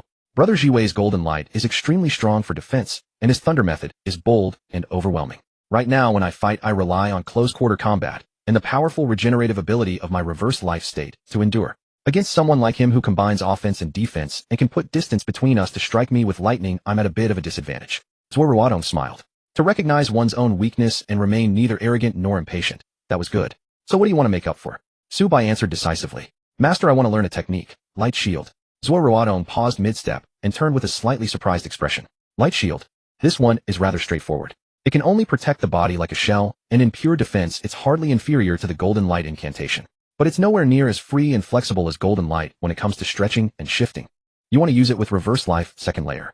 Su Bai nodded openly. The recovery speed of reverse life second layer is far greater than the first. If I add a layer of light shield on the outside, anyone trying to hit me first has to break through the light shield, then my body, and in the end, I can still recover. That raises my margin for error to the max. The corner of Zuo Ruotong's eye twitched. What kind of turtle tactic is this? Just taking hits won't do. If you only defend and never attack, it isn't enough in the end. What else do you want to learn? Su Bai said, air-splitting palm. Zuo Ruotong laughed in exasperation. You think for all that time, and all you asked me for are these two ordinary techniques. The Sanyi sect isn't lacking in exquisite arts. Su Bai said, matter-of-factly, exquisite arts take time. Light shield and air-splitting palm may be ordinary, but as long as you have enough true chi, overwhelming force can still work miracles. Right now with my reverse life, second layer chi is the last thing I lack. Su Bai had his own plan. Those two shadow soldiers couldn't learn Sanyi sect techniques, they could only quietly cultivate the methods they used in life. Light shield and air-splitting palm perfectly filled the final piece of his puzzle, the one that covered his lack of defense and shortage of attack. Zuo Ruotong thought about it, and couldn't find a flaw. When one's cultivation reaches a certain level, even a flying petal or a plucked leaf can wound an enemy. Techniques become secondary. Fine. These two arts aren't secret techniques, they're suitable for you two to use right now. On the way back, I'll find a quiet place and teach you. Thank you, Master.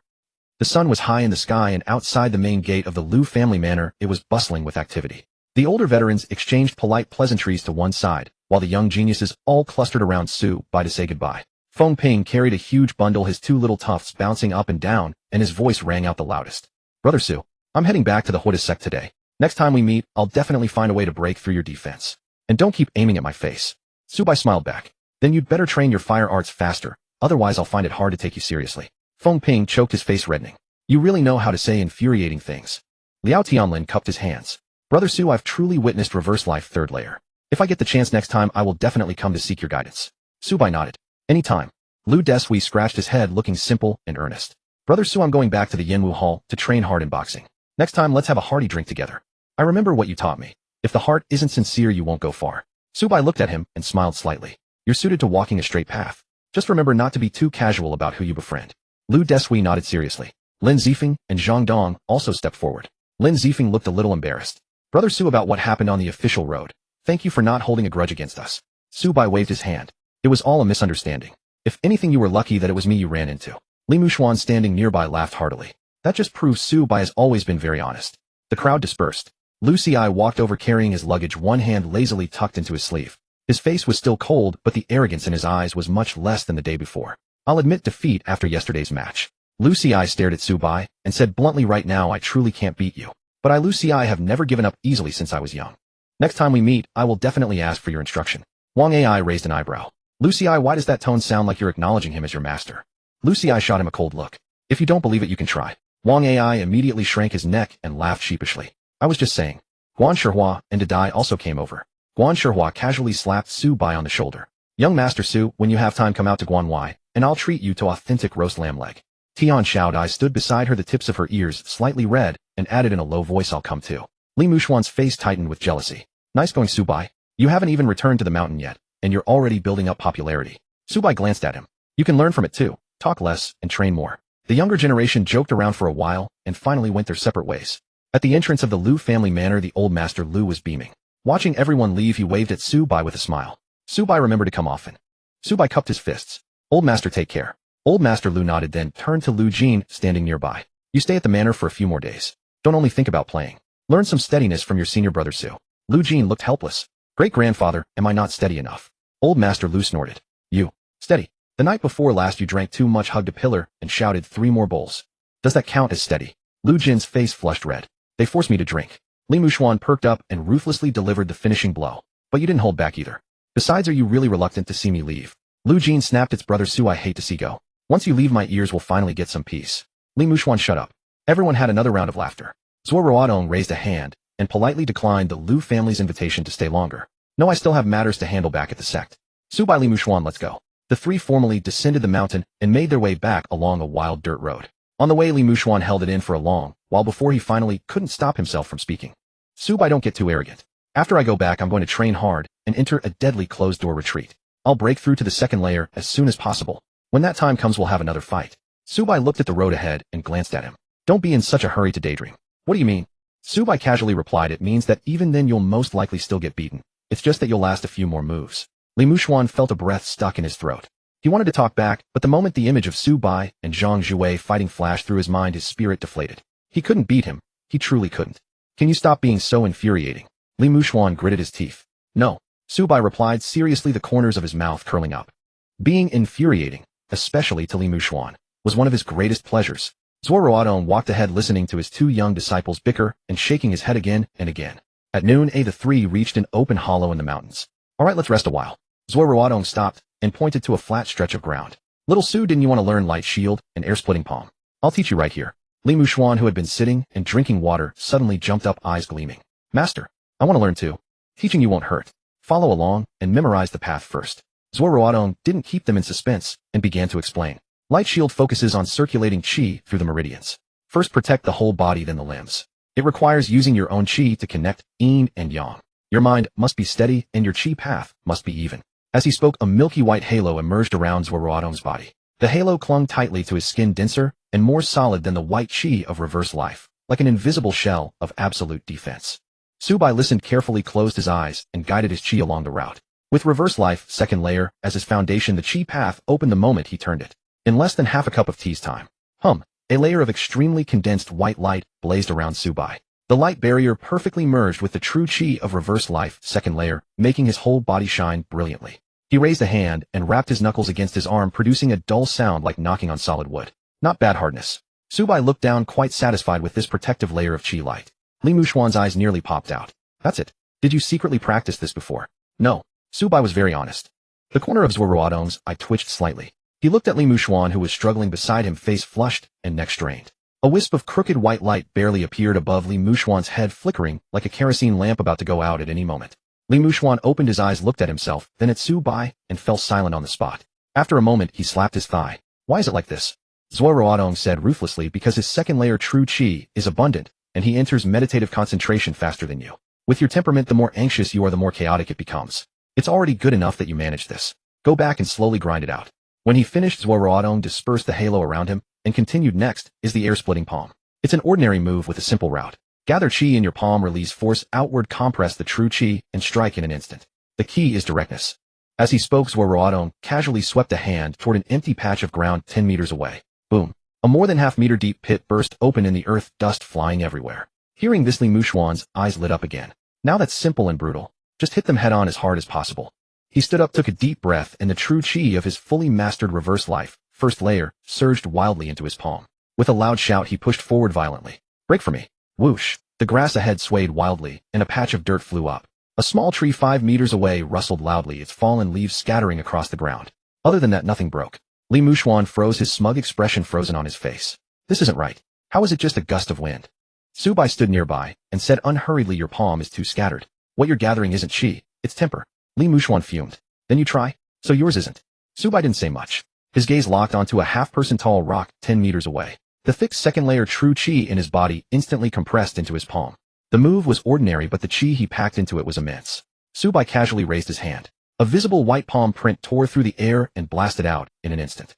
Boom. A deep palm mark was struck into the rock on the spot, and broken stone fragments flew more than 10 meters.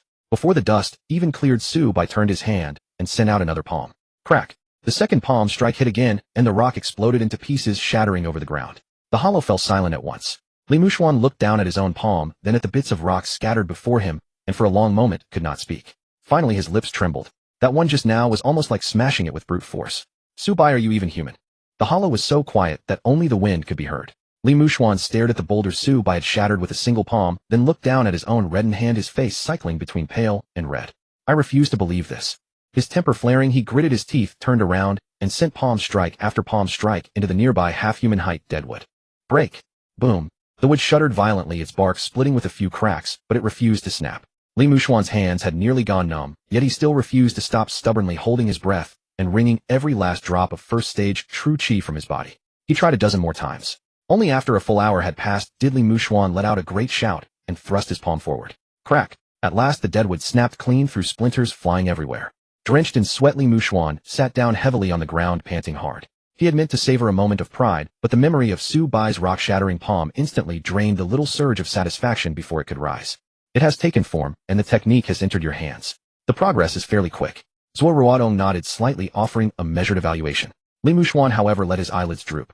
But the gap is too vast. Su Bai smashed a stone to powder with one strike, and here I am splitting firewood. Su Bai walked over and patted him on the shoulder, his tone surprisingly earnest. Don't rush. What you've done is already not bad. Among your peers you'd be counted as outstanding. Just as Li Muxuan started to relax, Su Bai added, but compared to me it really is still a bit lacking. There's still a wall between a genius and a monster. Accept that fact first, then slowly close the gap later. Li Muxuan. He drew a deep breath and stared at Su Bai through gritted teeth. Brother Su, you really know how to comfort people. Thanks a lot. Su Bai accepted it, as his due, smiling slightly. You're welcome. Watching the two disciples bicker, Zuo Ruotong couldn't help but laugh and shake his head. These two children, one quiet, one restless, complemented each other well. Just then Su Bai reached into the pocket of his Taoist robe and pulled out a somewhat coarse wooden token carved with a glaring tooth character. This was the very object they had taken from the gang of human traffickers on the train. Su Bai held the token, his fingertip gently tracing its rough edge, his gaze gradually turning heavy. Zuo Ruotong stopped smiling and asked, Little Su, are you still brooding over those human traffickers from the train? Yes. Su Bai looked up, his eyes calm, yet carrying a hint of coldness. Master, that group is vicious and ruthless, and the Xuanxing are involved. The force behind this token must be considerable. They specifically abduct and sell children with chi meridians. If we don't wipe this evil out at the root, this disciple's heart won't be at ease, and my thoughts will never be clear. The moment Li Muxuan heard this, his eyes lit up. He scrambled to his feet, thumped his chest, and shouted, Master. I agree too. Those beasts did something utterly inhuman. They could even bring themselves to kill children that young. If we just let them go, I won't sleep soundly at night. Let's smash them to pieces. Zuo Ruotong looked at his two disciples, both bristling with murderous intent. Instead of refusing outright, he pondered for a moment. That's true. Zuo Ruotong nodded slightly, his tone calm, yet brooking no argument. Little Su, you have already stepped into the second stage of niching life reversal. Search your peers, and you will hardly find an opponent. Little Li has also reached great completion in the first stage, he lacks only an opportunity to break through. Keeping you two cooped up on the mountain working behind closed doors is no way to grow. You two must walk through the chaos of this era and experience it yourselves before you can truly settle the life and nature cultivation within you. It's time for you to train out in the world. Su Bai and Li Mushuan were both stunned. They had expected to have to argue their case, but never imagined Zuo Ruotong would agree so readily. Master, you're really letting us go. Li Mushuan was so excited he nearly jumped. What? If you don't want to go, then come back to the mountain with me. Zuo Ruotong gave him a sidelong glance. Going. Not back to the mountain yet. Li Mushuan quickly shut his mouth. Zuo Ruotong's expression turned serious and he warned. These human traffickers are vicious and ruthless, and all of them have cultivation. In all likelihood it involves those evil doers of the Quanxing. They follow no rules and their actions are sure to be cunning and secretive. Once you leave the mountain, be careful in everything. Do not act rashly. With only this wooden token in hand, trying to find a needle in this chaotic world is impossible. He paused, then raised his hand and pointed at Su Bai. First go find the Jianghu Inn. That place specializes in selling information, and its storefronts are mostly hidden inside inns and taverns. Once you have solid intelligence, then it won't be too late to act. The Jianghu Inn. Su Bai committed the name to memory, put away the wooden token, and clasped his hands. This disciple understands. Please rest assured, master. Zuo Ruotong turned to Li Mushuan, whose face was still brimming with excitement. Little Li, this disciple is here. There is one rule for this training expedition. Zuo Ruotong spoke calmly. All actions are to follow Little Su's lead. When trouble arises, listen to him more. Do not make decisions on your own. Understood? The smile on Li Mushuan's face instantly froze, and his head drooped. He pouted, Master, why? We entered at the same time after all. Zuo Ruotong looked up at him. In cultivation, can you beat him? No, I can't. And in steadiness, do you have his composure? Li Mushuan fell silent. He knew Su Bai's mind was sharper than his own, so he agreed with reluctance. Understood, master. I'll listen to him. Seeing Li Mushuan yield, Zuo Ruotong smiled and shook his head. He reached inside his robe, pulled out a bulging heavy cloth pouch, and tossed it directly to Su Bai. Su Bai reached out and caught at his wrist, dipping slightly as the silver dollars inside clinked with a crisp sound. The pouch was filled with silver dollars, by the weight at least 100 or more. Commissioning the Jianghu Inn to buy intelligence will cost no small amount of silver. Keep this money with you. You'll need it for expenses and bribes along the way. Zuo Ruotong instructed. Su Bai was taken aback. Master, if you give us all the money, what will you do on your way back to the mountain? Zuo Ruotong waved a hand and scolded with a smile, worry about yourself. I've kept enough travel money for myself. I know the road back better than you two, so I won't starve. Since it's still early, hurry down the mountain. Leave early and return soon. Got it. Take care, master. Su Bai and Li Mushuan each stepped back in unison and bowed deeply. Then they turned and hurried along the hollow's path toward the main road. Zuo Ruotong stood where he was, a gentle breeze stirring his snow-white Taoist robe. Watching his two disciples walk away side by side, a rare flicker of reluctance and worry passed through the eyes of this grand fullness immortal. He had watched both children grow up, yet a young eagle must eventually leave its nest. Without experiencing true bloody storms, how could they ever hold down this man-eating world? Fortunately, these two disciples, one with an astonishingly steady mind and formidable methods, would most likely not go seriously wrong with Su by anchoring them. Quanxing. Zuo Ruotong narrowed his eyes and murmured softly. Then he turned, transformed into a streak of white chi, and vanished from the spot. On the dirt road to the large town, Li Mushuan was like a bird finally released from its cage, chattering the entire way. Su Bai, are you listening? This time it's a real proper training trip. Once we take care of business, how about we go look around Beiping? Or Tianjin would work too. I've heard there are tons of foreign goods there. Also, when we run into the Quanxing evildoers, the ringleader is yours, but leave the other small fry to me for practice. For once, Su Bai didn't make a cutting remark. Away from the austere environment of the Sanyi sect, the signs of human life along the road, wheelbarrows, vendors' cries, and farmers hurrying past, unexpectedly lightened his mood. Ever since he had crossed into this world, he had either been meditating on the mountain or burying himself in books at the school below it. This was the first time he truly stood like a living person in the smoke and bustle of a chaotic era, watching the human world. The two soon entered a thriving large town. Shops lined both sides of the streets, rickshaws darted back and forth, and the cries of vendors selling candied hawthorns and sundries rose one after another. Li Mushuan was completely dazzled. He was about to dash toward a steaming steam bun shop by the roadside when Su Bai grabbed him. Business first. I know I'm just looking, Li Mushuan insisted. Su Bai rolled his eyes. Do you take an intelligence organization for a cabbage stall in a market? An outfit like the inn usually uses the busiest taverns and inns as cover to hide from prying eyes. Come on, let's head to the most prosperous part of town. The two strolled along, relying on observation and inquiry. After the better part of an hour, they finally located the liveliest street in town. At last, Su Bai stopped before a 3-story inn hung with red lanterns. He looked up, and the plaque read, Huibin Tower. Activating the five senses of his niching second stage, Zhou Bai swept his gaze over the two waiters greeting guests at the entrance. Their foundations were extremely stable, their breathing long and deep, and there were faint traces of qi flowing within their bodies. Using extraordinary individuals as waiters, that was unmistakably a hidden sentinel post.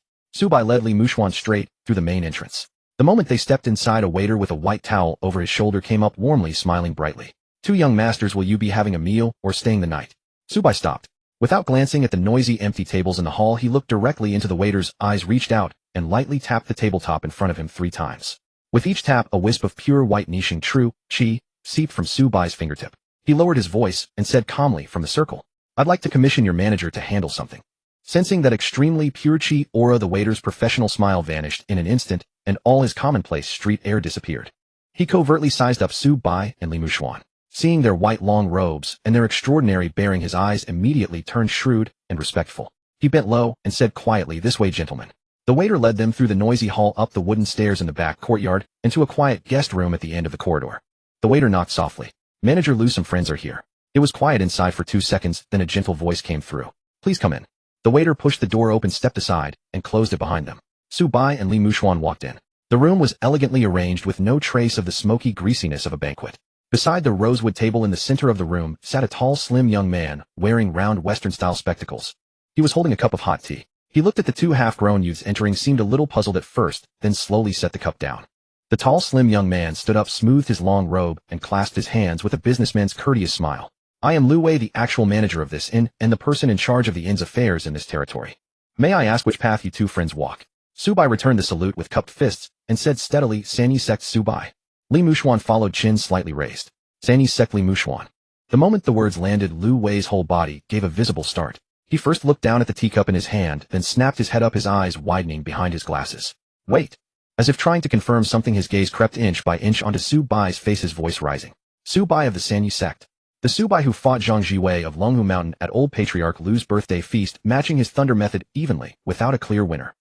After a brief lapse in composure, Lu Wei quickly regained his bearings. Setting his teacup down steadily, he swept his gaze over Zhou Bai and Li Muxuan. The surprise on his face gradually receded, replaced once more by the genial smile of a seasoned businessman. Zhou Bai looked at him, one eyebrow slightly raised. "Shopkeeper Lu, you're remarkably well informed. An incident that happened only yesterday has already reached your ears today." Lu Wei pushed up his round-rimmed glasses, walked over to the table with a smile, picked up the teapot, and personally poured a cup of hot tea for each of them. He slid the cups in front of them and sat back down. "Besides, we at the Jianghu post have long had Zhang Zhiwei of Longhu Mountain on our radar. The Celestial Master Residence guards him strictly, and he rarely descends the mountain, so intelligence on him is hard to come by. But the more reclusive someone is, the more attention is warranted once he makes a move." At that, Lu Wei turned to Zhou Bai, his tone turning more serious. "What I didn't expect, though, was that a figure like you, Brother Zhou, should emerge out of nowhere at the Lu family patriarch's birthday banquet. If our Jianghu post were unaware of someone who could match Zhang Zhiwei evenly in thunder magic, we might as well take down our signboard." This shopkeeper Lu was young, yet his words were slick and polished. In a few deft sentences, he had silently showcased the post's capability, while also closing the distance between them. Li Muxuan pulled out a chair and plopped down, propping his elbows on the table. He picked up his teacup, blew on it, and his eyes brightened. "Interesting, huh? Shopkeeper Lu, since you're so well informed, and even have intel on Zhang Zhiwei, why not share some?" Lu Wei chuckled. "Information about that distinguished disciple of the Celestial Master Residence doesn't come cheap." Li Muxuan grinned. "Then tell us something free." Lu Wei took no offense, lightly tapping his fingers twice on the table. "Free. Truly crucial intelligence can't be given away for nothing, but there is one tidbit that's worth a listen for entertainment." Li Muxuan perked up immediately. "Go on." Lu Wei lowered his voice. "About 6 or 7 years ago, the old Heavenly Master once took Zhang Zhiwei to the Tang sect in the Sichuan region. Officially it was for exchange, but in reality," he paused, an enigmatic smile on his face, "it was basically a challenge to their doorstep."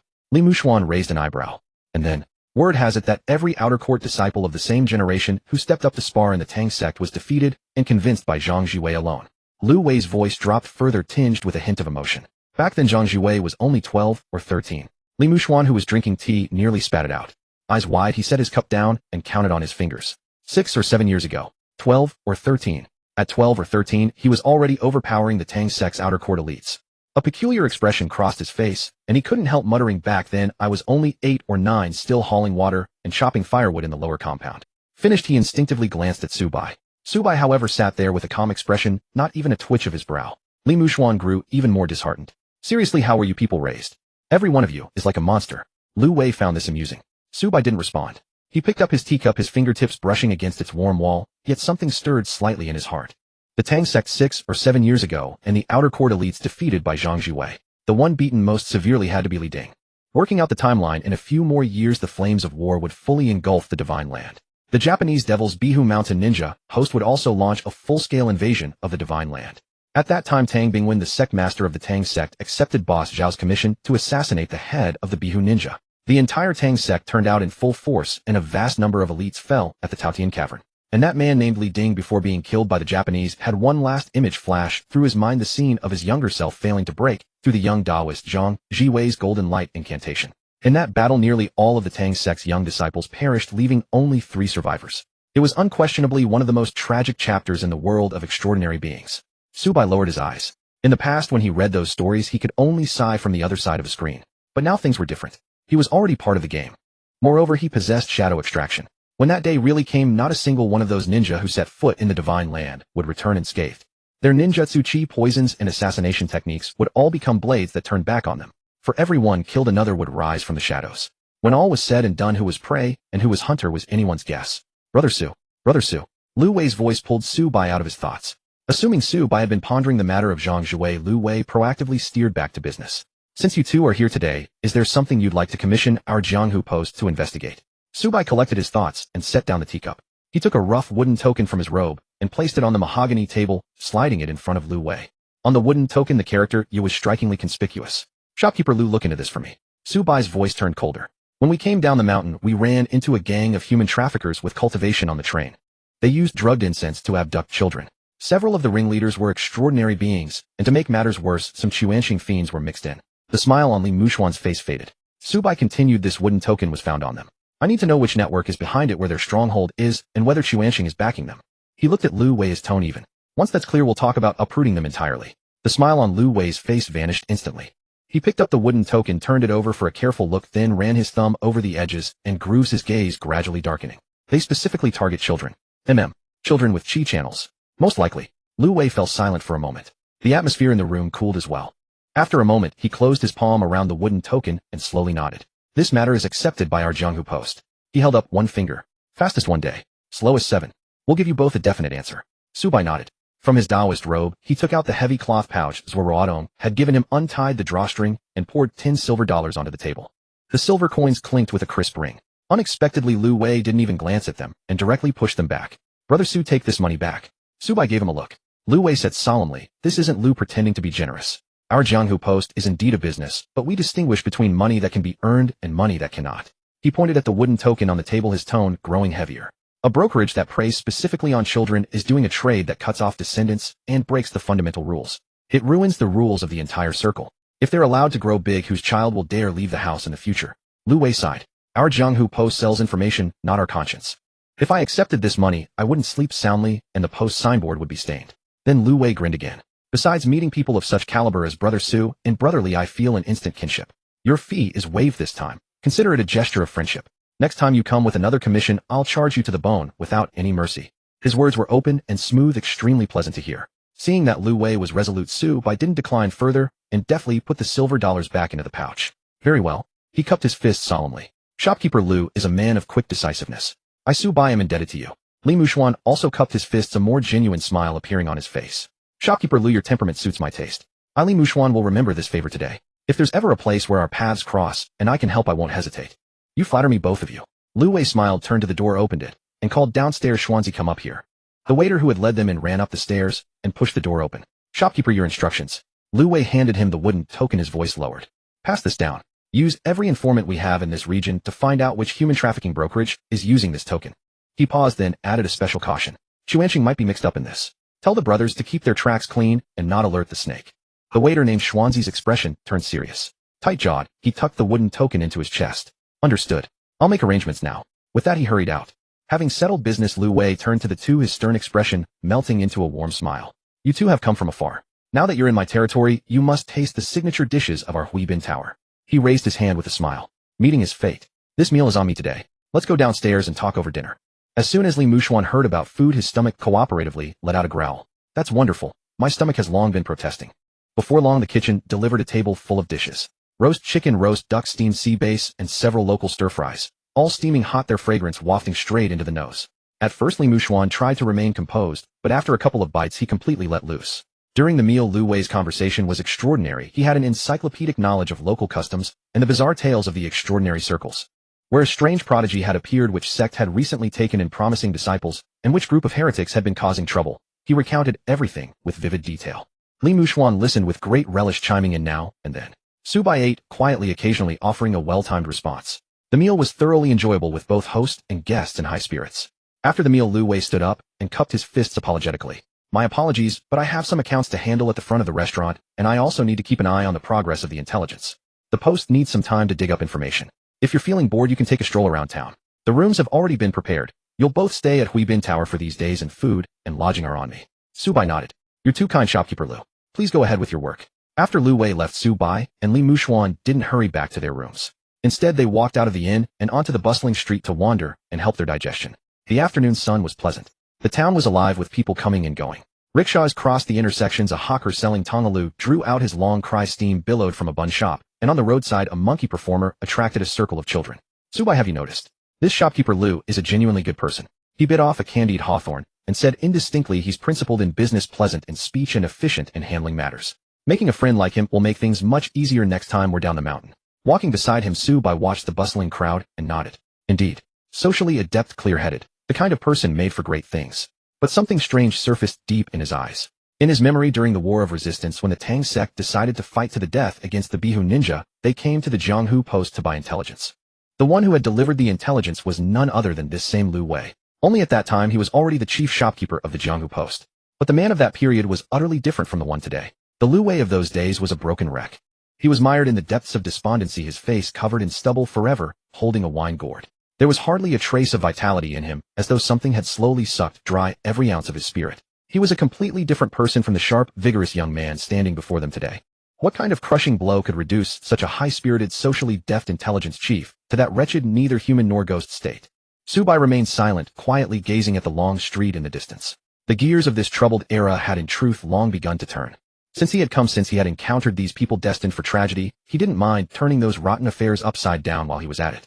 As for those who had reached out their hands, kill them, extract their shadows. Whether chopping firewood or slaying enemies, they would rise and repay the debts of their sins. Inside the guest room of the Huibin Inn, 5 days had slipped by in the blink of an eye. Li Mushuan paced back and forth across the room, the soles of his feet grinding the wooden floorboards into creaks. He walked over to the table, seized the teacup, and gulped down a mouthful of cold tea, then set it back down with a heavy thud. It's already the 5th day? Is manager Lu's little and even reliable? Every extra day those traffickers drag the children around is another day of suffering for the children. Are we just going to sit here and wait?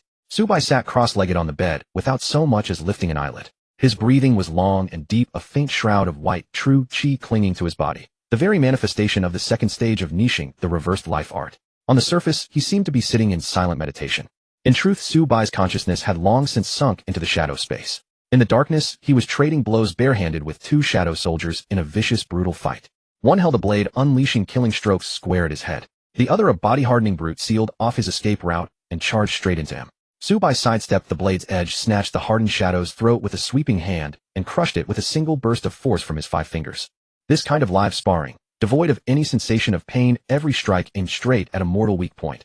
He had not paused for a single instant over those 5 days. His close combat killing techniques had skyrocketed to monstrous heights through that absurd crucible. Li Mushuan eyed his impervious, unflappable demeanor and was about to speak again. Knock, knock, knock. 3 feather-soft taps sounded from outside the door. 2 long, 1 short. That's the inn signal. Su Bai's eyes snapped open in an instant, a glint of sharp light flashing deep within them. The door swung open and Lu Wei strode in. He looked unlike the composed figure of the past few days. His long gown was slightly wrinkled, and his gold-rimmed spectacles were still misted with the dampness of the night wind. Lu Wei turned, locked the door behind him, walked to the table, and uttered 4 words in a low, grave voice. I found it. Li Mushuan shot to his feet from the chair, fists clenched so tight they trembled. Where? Lu Wei drew a piece of parchment from his sleeve and smoothed it out on the table. On it was an extraordinarily intricate map of the Northern Railway network. Lu Wei reached out and tapped the character Ya, tooth, on the wooden marker. This is not the mark of a single brokerage house. It's the secret signal of an entire network. His finger traced along the railway line, sweeping northward until it landed heavily on a red dot upon the map. Those children you intercepted on the train, their final destination is Yuzhou. Lu Wei looked up at Su Bai, his expression solemn. Brother Su, the waters at Yuzhou run deep.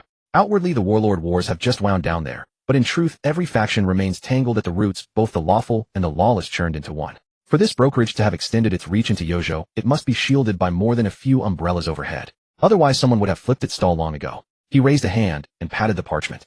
I've already had our brothers from the Yin network in Yuzhou plant hidden sentinels. Once you reach the place, seek out our people first. Whatever you need, just ask. Subai rolled off the bed, smoothed his white Taoist robe, walked to the table, and clasped his fists in salute. Thank you, Manager Liu. I'll remember this debt of gratitude. He spoke with crisp finality, without a trace of dragging hesitation. Then he turned to Li Mushuan. Gather your gear. We leave now.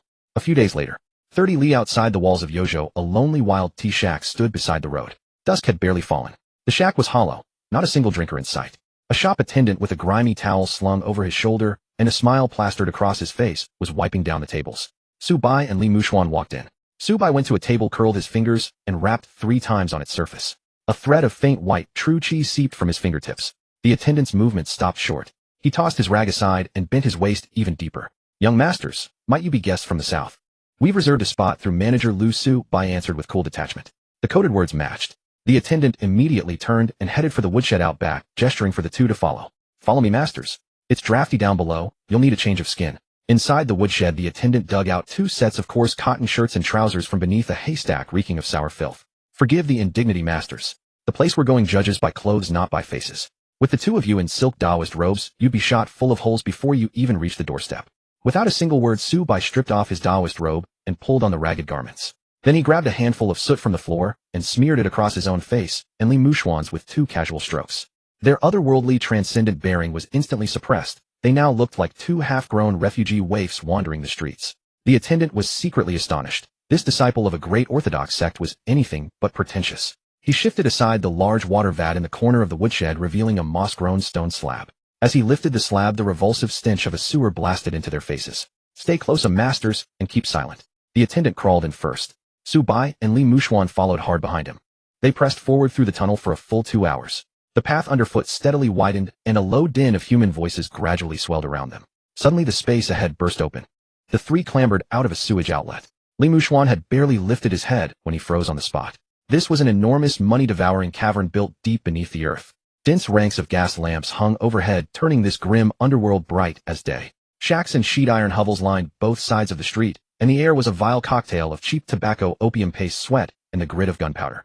Crate after crate of German Mausers and Hanyang-made rifles lay piled carelessly along the roadside. The crowd held every kind of person imaginable. Slick-haired compradors, uniformed private soldiers, Japanese in wooden clogs, and grim-eyed men in black, patrolling the streets, submachine guns held at the ready with rounds chambered.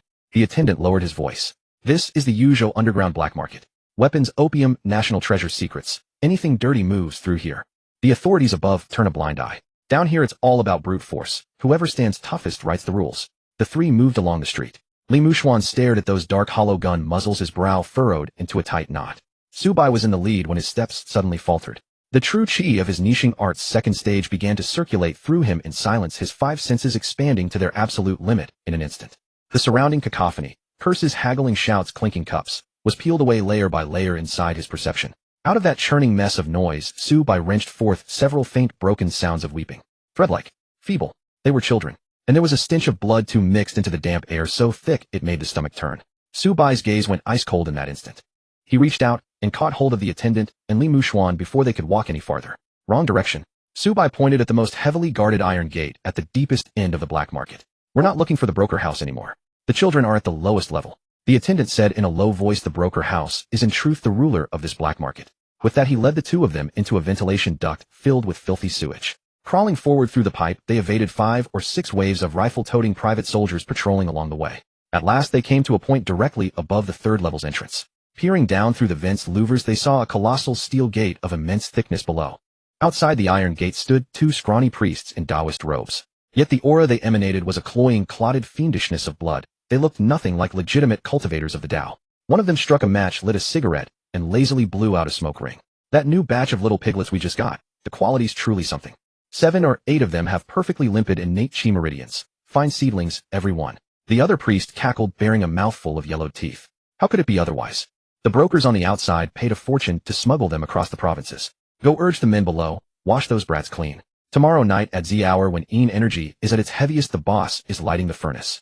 At these words Li Mushuan's breath caught in his throat, and the veins on the backs of his hands stood out one by one. The attendant said grimly, "Masters, the one who rules this black market keeps a pack of Chuanxing fiend cultivators on a fat payroll. Their leader is called Old Ghost Shui. He's said to command a blasphemous art of refining elixirs from human flesh. They hunt down these children with innate chi meridians, not to work them as slaves, but to use them as medicine primers." The attendant swallowed hard, his eyes burning with barely contained fury. They drain the children's blood dry, extract every strand of their innate chi, then stuff bones and flesh alike into the alchemy furnace to forge their accursed pills. Li Mushuan's eyes went bloodshot in a flash, his teeth grinding nearly to dust. Those beasts. The attendant clenched his fists and spat. Of those demon pills, a portion is used by these fiends to deepen their cultivation, a portion is reserved for the black market's upper echelon to stretch their lifespans, and the greater half of the rest gets packaged as so-called miraculous Eastern medicine. Those warlords, high officials, and foreign compradors pay for them with crate after crate of gold. They devour the flesh and blood of the living to ransom their own lives. This black market grew so enormous. More than half of it is propped up by this ruthless, soul-exterminating trade. A suffocating tomb-like silence slowly unfurled through the ventilation duct. Li Mushuan's chest heaved violently. At last he could bear it no longer. The pure white true chi of his niching art's third stage burst uncontrollably from his pores, swelling the coarse cloth of his short robes until they bulged outward. He lunged to smash the vent apart with a kick and charged straight down to kill. When a pale hand hard as refined steel clamped down upon his shoulder like an iron bolt, Li Mushuan could not move an inch. He turned his head and stared hard at Subai's. Subai's face was utterly expressionless. Not even the faintest shade of superfluous anger could be seen. But the shadow beneath his feet had already begun to churn like a pot at a rolling boil. Pitch-black darkness raced wildly across the narrow pipe walls, stretching and clawing in every direction. Two towering, gaunt shadow soldiers slowly straightened up from the depths of the darkness. Pale blue flames kindled in their eye sockets, and their bone-chilling murderous intent instantly dragged the temperature of the air down by several degrees. Subai looked down at the iron gate below, his composure terrifying in its stillness. Brotherly, quiet. He withdrew his hand, the wisp of white chi at his fingertips sinking silently back into his sleeve. No matter how many warlords, how many foreigners, how many Chuanxing there are in there. Subai raised his eyes slightly, his voice calm, yet cold as a knife's edge. Tonight, not a single one leaves alive. Subai pressed down on Li Mushuan's shoulder, his gaze coldly fixed on the iron door below. The moment the waiter saw the surging black shadow beneath Subai's feet, his eyes nearly popped out of their sockets. He hastily lowered his voice and urged, "Sir, please don't do anything rash. Our inn has already spread the word and is contacting the righteous sects nearby. Once everyone's gathered, we'll wipe out this black market in one fell swoop." Subai turned his head, his eyes as placid as an ancient well. "How long until everyone's assembled?" The waiter swallowed hard and raised 3 fingers at the very fastest. "At least 3 days. Li Mushuan nearly lost his composure upon hearing that, and hissed under his breath, 3 days. 3 days? By then those children would have been refined into pills long ago. The waiter grimaced and waved his hands in desperation. "Young Masterly, it's not that we're cowards. You haven't seen the force that's down there. The man running this black market keeps about 50 hired private soldiers under him. Every last one carries a German Mauser rifle. Their firepower is ferocious. And then there's Old Ghost Shui and his crowd. He himself is a top-tier master with 5 or 6 Chuanxing heretics under his command. No matter how formidable a transcendence abilities are, can flesh and blood really withstand a volley from 50-odd rapid-fire rifles lined up to mow you down?" At that, Subai withdrew the hand resting on Li Mushuan's shoulder. Rifles. That truly was a problem. In the present-day world of transcendence, aside from that tiny handful of top-tier old monsters, most transcendents can only yield ground when faced with standard military firearms, let alone being trapped in an underground fortification with more than 50 guns, all firing at once. But wait, 3 days. Absolutely impossible. Subai spoke coolly. "I need the topographical map of this underground black market along with intel on the defensive deployment of all its personnel. Can you get them for me right now?" The waiter was stunned. Looking into Subai's eyes, which were devoid of the slightest warmth, he knew he could no longer dissuade him. "You too, this is..." The waiter gritted his teeth. "Follow me. The base maps are in the outpost above." The 3 of them retreated back through the ventilation ducts the way they had come. On the way back, they passed through several different underground areas. Subai walked ahead in silence. To the left were crates of contraband opium paste with over a dozen emaciated addicts lying on the ground convulsing. To the right were iron cages holding women, their eyes vacant and their bodies covered with bruises. Piled in the corners were national treasures and antiques. All kinds of illicit filth that could never see the light of day were witnessed by the 2 of them. Li Mushuan walked behind, his fists clenched so tight that his nails dug deep into his palms. Subai's footsteps remained steady, though his breathing had grown heavier. An hour later, the 3 returned to a secluded restaurant above ground. This was the inn's hidden stronghold in the area. The waiter ran to the back hall, brought out the shopkeeper from the front counter, and quietly recounted the situation. The shopkeeper's expression changed drastically at the news, and he looked at Subai and Li Mushuan in shock. "You 2 young masters of the Sanyi sect, this is gambling with your lives." The shopkeeper strode forward, speaking urgently. "The black market below is an ironclad fortress. There are only 2 of you. How could you possibly defeat that many guns? Going there is nothing but throwing your lives away. Zubai shook his head, his tone calm, yet brooking no argument. Rest assured, shopkeeper. I'm not going there to die. I know exactly what I'm doing. If the matter truly proves impossible, we'll naturally retreat. But those children, I must save them today. Li Muxuan stood at the side, chin lifted slightly. Shopkeeper, spare me the nonsense. Just bring out the map. A man of the Sanyi sect is no coward. The shopkeeper looked at the two youths before him, barely 15 or 16, and found himself at a loss for words. He let out a long sigh, a flicker of respect passing through his eyes. That you two young masters possess such patriotic, chivalrous hearts. I deeply admire you. The shopkeeper turned and walked into the inner room. After a moment, he emerged with a yellow paper parcel and handed it to Zubai. This is the detailed map of the black market along with intelligence on the troublesome figures within. It's all in here. Zubai accepted the parcel and nodded his thanks. Much obliged. With that, Zubai turned and left with Li Muxuan following directly behind. Watching their backs disappear into the night, the shopkeeper sighed and shook his head. Truly the disciples of the daying immortal, such daring. The shopkeeper abruptly spun toward the waiter and issued stern orders. Don't just stand there. Send more men with urgent dispatches at once. Have the surrounding sects hurry over. Let's hope those two young masters can hold out until then. The waiter nodded hastily and ran out. In the wilderness outside the city stood a ruined temple.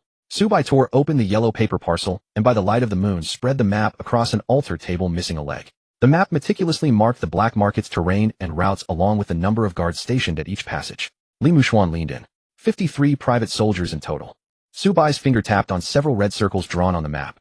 Every one of them carries a rifle. Here and here, a Maxim heavy machine gun is placed at the warehouse passage entrance. Li Muxuan sucked in a sharp breath and let out a curse. Damn, it's locked down tight. They even got their hands on a heavy machine gun. Zubai flipped to the next page of the intelligence file. The man in charge of this place is Chen Junjie. In his 40s, not a transcendent, but cruel and ruthless at heart. Zubai's gaze swept over the names listed on the page. The real trouble is these Chuanqing. Old Ghost Shui excels in a skill called bone-corrupting black sand. The slightest touch of it against skin and flesh will dissolve them clean away. Under him are 5 Chuanqing heretics. Big Blade Wang Wu, grounded in external martial arts. Venomous Scorpion Sun Yang, her hidden weapons laced with poison. Shadowless Leg, Old Zhao, a master of close quarters combat. And 2 more who wield flying knives. Zubai finished reading and set the papers down. With the timing of the guard rotations factored in, the entire black market security could almost be called impenetrable. Li Muxuan's brows knit into a tight knot. Zubai, is this really feasible? If we're pinned down in the tunnels by that heavy machine gun, even the triple inverse Genesis won't withstand a hail of bullets. Zubai stared at the map, his gaze cold and piercing. It can't. He extended his index finger and pressed it against an exhaust vent on the outer edge of the map. Tonight we split up. Zubai looked at Li Muxuan and laid out the plan. You enter from this opening on the perimeter and stir up some commotion. Your main job is to draw the attention of those private soldiers and pull their fire toward you. Remember, don't fight them head on. Ideally, take out a hidden sentry, first grab a rifle, and keep them running circles with guerrilla tactics. Li Muxuan raised an eyebrow and grinned broadly. Steal a gun and play guerrilla? That's a job I know well. If I can't when I run, I'll lead them around like dogs on a leash. Zubai shot him a glance, but didn't call him out over the fact that he'd spent years chopping firewood on the mountain, yet had never once touched a real gun. He tapped the ground lightly with his toe, and in an instant the shadow beneath his feet stretched and swelled like a living creature. A hardened shadow creature radiating black, baleful energy rose soundlessly from the ground, looming beside Li Muxuan like an enormous dark iron pagoda. Don't play the hero, Zubai said. This shadow will stick with you. Bullets can't pierce it. If heavy firepower really sinks its teeth into you, let it take the bullets from the front. Even if it's shattered to pieces, I can restore it in an instant. But you have only one life. Don't throw it away. Your task is merely to hold them off. Li Muxuan stared at the monster before him, whose eye sockets burned with pale blue cold flames. His Adam's apple bobbed, yet in that moment his heart was filled with confidence. Zubai's finger moved to the conspicuous skull mark at the center of the map, the core zone where the alchemy chamber stood and the children were held. I'll cut straight in through the internal air exchange duct. Zubai's voice was as cold as frost. The riflemen are yours. Old Ghost Shui and those 5 Chuanqing, all mine. Fine. Li Muxuan gritted his teeth. You be careful, don't get yourself killed down there. Zubai nodded slightly, the black shadow beneath his feet churning endlessly like boiling water. Rest easy, Zubai said in a soft voice. Tonight King Yama calls the roll. 3 in the morning. Outside the ventilation shaft of the underground black market, the night wind seeped through the cracks in the walls, cold as a blade. Zubai and Li Muxuan had donned tight black combat uniforms, their faces smeared with mud and ash, their inherent Taoist aura entirely suppressed. Li Muxuan glanced back at the towering shadowy figure resembling a black pagoda, a flicker of unease stirring within him. Yet upon contemplating the task ahead, that discomfort was swiftly swallowed by excitement. Zubai, I'll draw fire from the outside in the time it takes to burn one incense stick. Li Muxuan whispered, his wrist flicking as a dagger slid seamlessly into his palm. The moment the commotion starts, you move in. Su Bai nodded, his expression as calm as if he were discussing something utterly mundane. Same as before. Do not engage them head on. Fight a guerrilla war. Survival comes first. Li Mushuan grinned. Don't worry, I'm not stupid. Watch your own back. I'd rather not have to collect your remains. Noted. The two exchanged a glance and immediately split up. Li Mushuan, accompanied by his formidable shadow construct, slunk along the peripheral darkness of the black market, hunting for the concealed sentries, brandishing automatic rifles. Su Bai meanwhile crouched low and moved like a weightless specter, slipping directly into the core zone of the black market via the ventilation ducts. At the same time, deep within the black market, in an exceedingly luxurious private room, a gramophone played a mournful southern melody, the air thick with the scent of cigars, liquor, and an indistinct cloying fragrance of powder. Chen Junjie, the manager of the black market, sat sprawled across a leather sofa, his arm draped around a woman in a high-slit qipao. She possessed a captivating figure, yet her face was utterly devoid of color, her gaze fixed and vacant, incapable of forming even a forced smile. Chen Junjie exhaled a plume of smoke, his eyes fixed on the old man across from him. The man was in his late 50s or early 60s, his hair salt and pepper and frame as gaunt as a bamboo pole, clad in an oddly mismatched Taoist robe. It was Shui Laogui. Shui Laogui also held a plump woman in his arms, his withered fingers brazenly wandering over her body without restraint. Her eyes were red-rimmed, tears welling but refusing to fall as she bit down hard on her lips, daring not even to whimper. Taoist Shui. Chen Junjie tapped the ash from his cigarette, a sly fox-like grin spreading across his face. How much longer until this batch of primordial pills is ready? The marshals and foreign gentlemen above are pressing for them heavily. Shui Laogui let out a grotesque cackle, revealing a mouth full of yellowed, blackened teeth. He squeezed the woman in his arms with sudden force, causing her to flinch in agony, her face draining of color. Why the rush, boss Chen? Shui Laogui leisurely took a sip of wine. Alchemy demands precise timing and controlled heat. He licked his lips, his gaze dripping with chilling malice. The newly delivered stock needs time to acclimate. Wait until midnight tomorrow, when energy peaks, the blood is easiest to extract and chi flows most smoothly. Shui Laogui leaned in closer, his voice dropping to a whisper. Only then will the pills forged be potent enough. What do those masters above truly seek? Nothing more than vitality, cultivation, life extension, and replenishing their depleted reserves. A single pill can cure any ailment, or so they believe.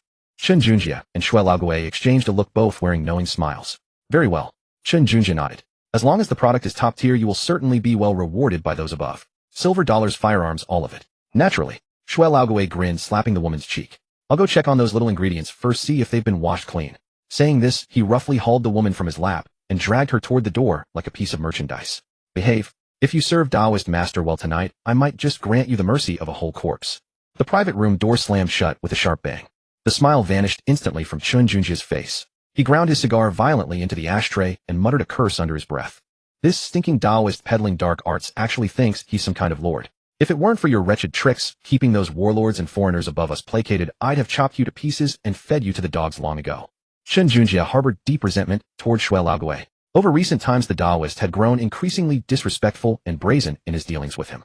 Yet he could not afford to openly sever ties with Shui Laogui just yet, so he endured it. Growing angrier by the moment, he turned his gaze toward the qipao-clad woman huddled in the sofa corner, feigning composure. Come here. The woman trembled but steeled her nerves and crawled over. Chen Junjie seized her hair in a brutal grip and shoved her down onto the sofa, cursing low.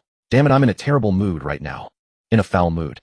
Meanwhile, Shui Laogui, still clutching the woman, slowly made his way to the warehouse, located beneath the core zone.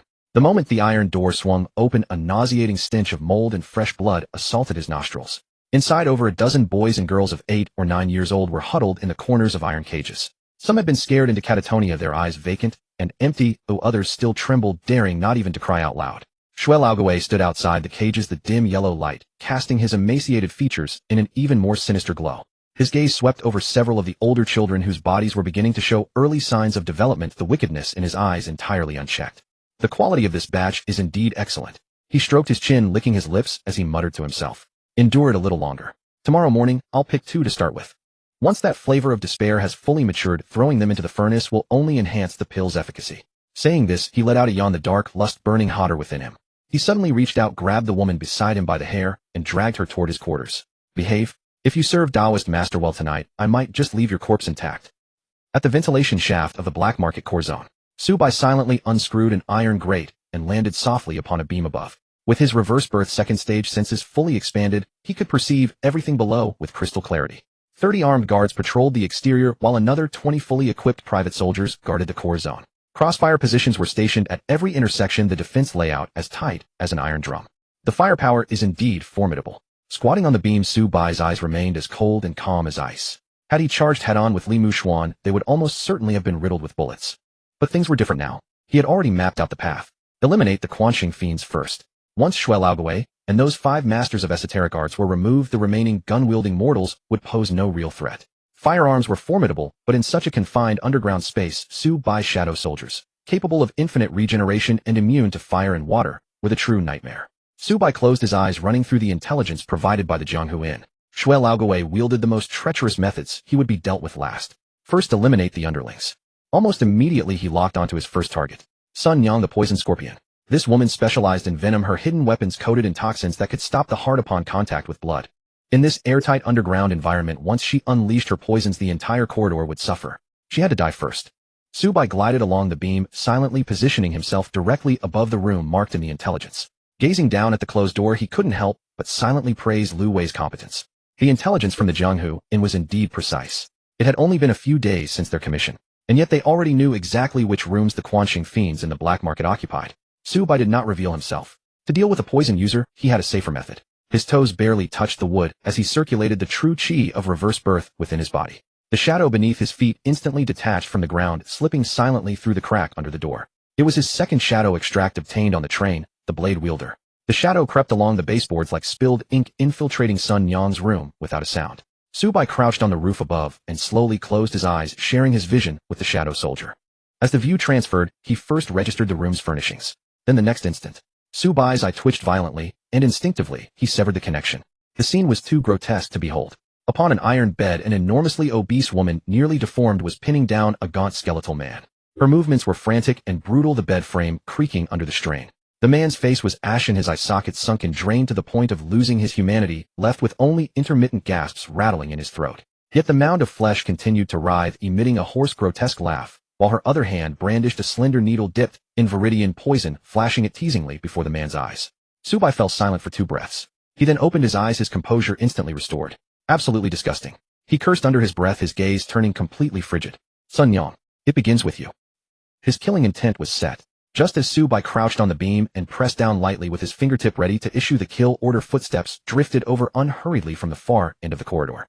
The knife-wielding shadow that had silently crept to the bedside halted instantly. The cold blade had just been raised, still half an inch from the back of Sun Yang's neck. Someone else. Su Bai's eyes flickered. He did not strike right away, but continued watching the door through the shadow's vision. His goal tonight was to save someone. The 50-odd rifles on the outer perimeter had not yet been thrown into chaos, and Li Mushuan had not started drawing them off. If he exposed himself now, it would add too many variables for the child. After a few breaths, a plain-looking man in his 30s pushed the door open and swaggered in without even bothering to knock.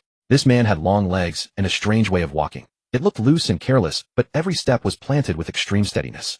A glimmer of realization flashed through Su Bai's eyes. Old Zhao of the Shadowless Leg, full name Zhao Erniu. The name in the intelligence dossier matched at once. Perfect timing. Buy one get one free. Saves me hunting you down one by one. The corner of Su Bai's mouth twitched. When Zhao Erniu saw Sun Yang, that mountain of flesh on the bed, he showed no surprise at all. Instead, he frowned impatiently and urged, "Aren't you done yet? I've been waiting outside till my blood is up, and here you are still horsing around." Sun Yang gave a greasy chuckle, the thick flesh of her face squeezing together unpleasantly. "Oh, can't wait anymore. Fine." With that, she grabbed the drained, skinny man beneath her and tossed him into the corner of the bed like a torn burlap sack. The man was convulsing all over, nothing but skin and bones, with only shallow breaths going in and none coming out. He no longer resembled a human being. Zhao Erniu glanced at the living corpse on the ground and asked casually, "Not killing him?" "Kill him? What a waste. Keep him around to recover, and he can be used again next time. Men with young essence and good health are hard to come by these days." Sun Yang rolled her eyes. "Nag, nag, nag. Trying to rush me to death." Su Bai's gaze turned completely cold. Using people to refine pills. Using people to harvest vitality. These creatures truly did not deserve to live. Zhao Erniu curled his lip, too eager to wait. "Fine, hurry up and change back. Seeing you in that pig-like state, I can't bring myself to touch you. If you're disgusted, then don't touch me." Sun Yang gave a cold snort, but she did stop. Her hands abruptly formed a seal. A strange purple true chi suddenly surged from her dantian and engulfed her mountain-like body in an instant. Her bones crackled and her flesh gave off a grating, teeth-aching sound of contraction and friction. After a few breaths, the purple chi withdrew back into her body. The fat, ugly mountain of flesh was gone, replaced by a slim, voluptuous woman with a bewitchingly seductive face. Even more absurd, the woman was now standing stark naked in the center of the room. If Su Bai had not seen it with his own eyes, even he might have been fooled by this vicious technique of harvesting yang to nourish yin. Zhao Erniu's eyes lit up at the doorway. Like a lustful fool, he swallowed hard and pounced on her, his hands immediately starting to roam. Sun Yang, this skill of yours is really something. It's just that your form before the transformation was too ugly. If you always looked like this, I'd come every day. Now you're getting picky, Zhao Erniu. Sun Yang's eyes were as seductive as silk. She slapped the man across the chest. Hurry up. You interrupted me just now. I haven't had my fill yet. Coming. Zhao Erniu snickered, scooped Sun Yang up in his arms, and eagerly tumbled onto the big bed. Watching from the beam above, Su Bai mentally calculated where Sun Yang had hidden her poison needles, at the head of the bed, under the pillow, and between her fingernails, while using the shadow to watch a high-definition live sex show, unable to resist commenting to himself. The wheelbarrow modified version. That flexibility is impressive. Guanyin sitting on Lotus can be played like that. Who said the ancients were conservative? They've got more moves than modern people. Quips aside, Su Bai's killing intent had already become as cold as an abyss. These two Chuanqing fiends had ended up in the same room. Perfect. He would butcher them both tonight. Just as the bed began to creak, two muffled explosions suddenly sounded from outside. Boom, boom. Immediately after, piercing iron whistles tore through the entire underground black market, and dense rifle fire crackled like beans popping in a wok. Intruders. The west vent. Someone's broken in. Fire. Open fire. Watch out. He took the gun. What is that thing? Why won't it die? Monster. Amid the terrified screams and hail of bullets, an extremely arrogant, punchable voice drifted over. Don't just shoot it. You useless trash. Think a gun makes you tough. Come on, hit me. Hey, you missed, mad. Hearing this, Su Bai's eyelid twitched. Brother Li's mouth truly was a master at drawing aggro. Since the outer perimeter's firepower was pinned down, it was time to clear out the core zone. Sun Yang and Zhao Erniu abruptly stopped, both turning their heads toward the window. What's going on out there? Sun Yang's expression changed. Zhao Erniu was equally exasperated. He rolled out of bed. Don't worry about it. Probably another reckless thief who doesn't value his life. Security here is airtight. There are dozens of foreign rifles outside, not to mention old ghost Shui keeping watch and warlords backing him. Who would dare actually raise a ruckus?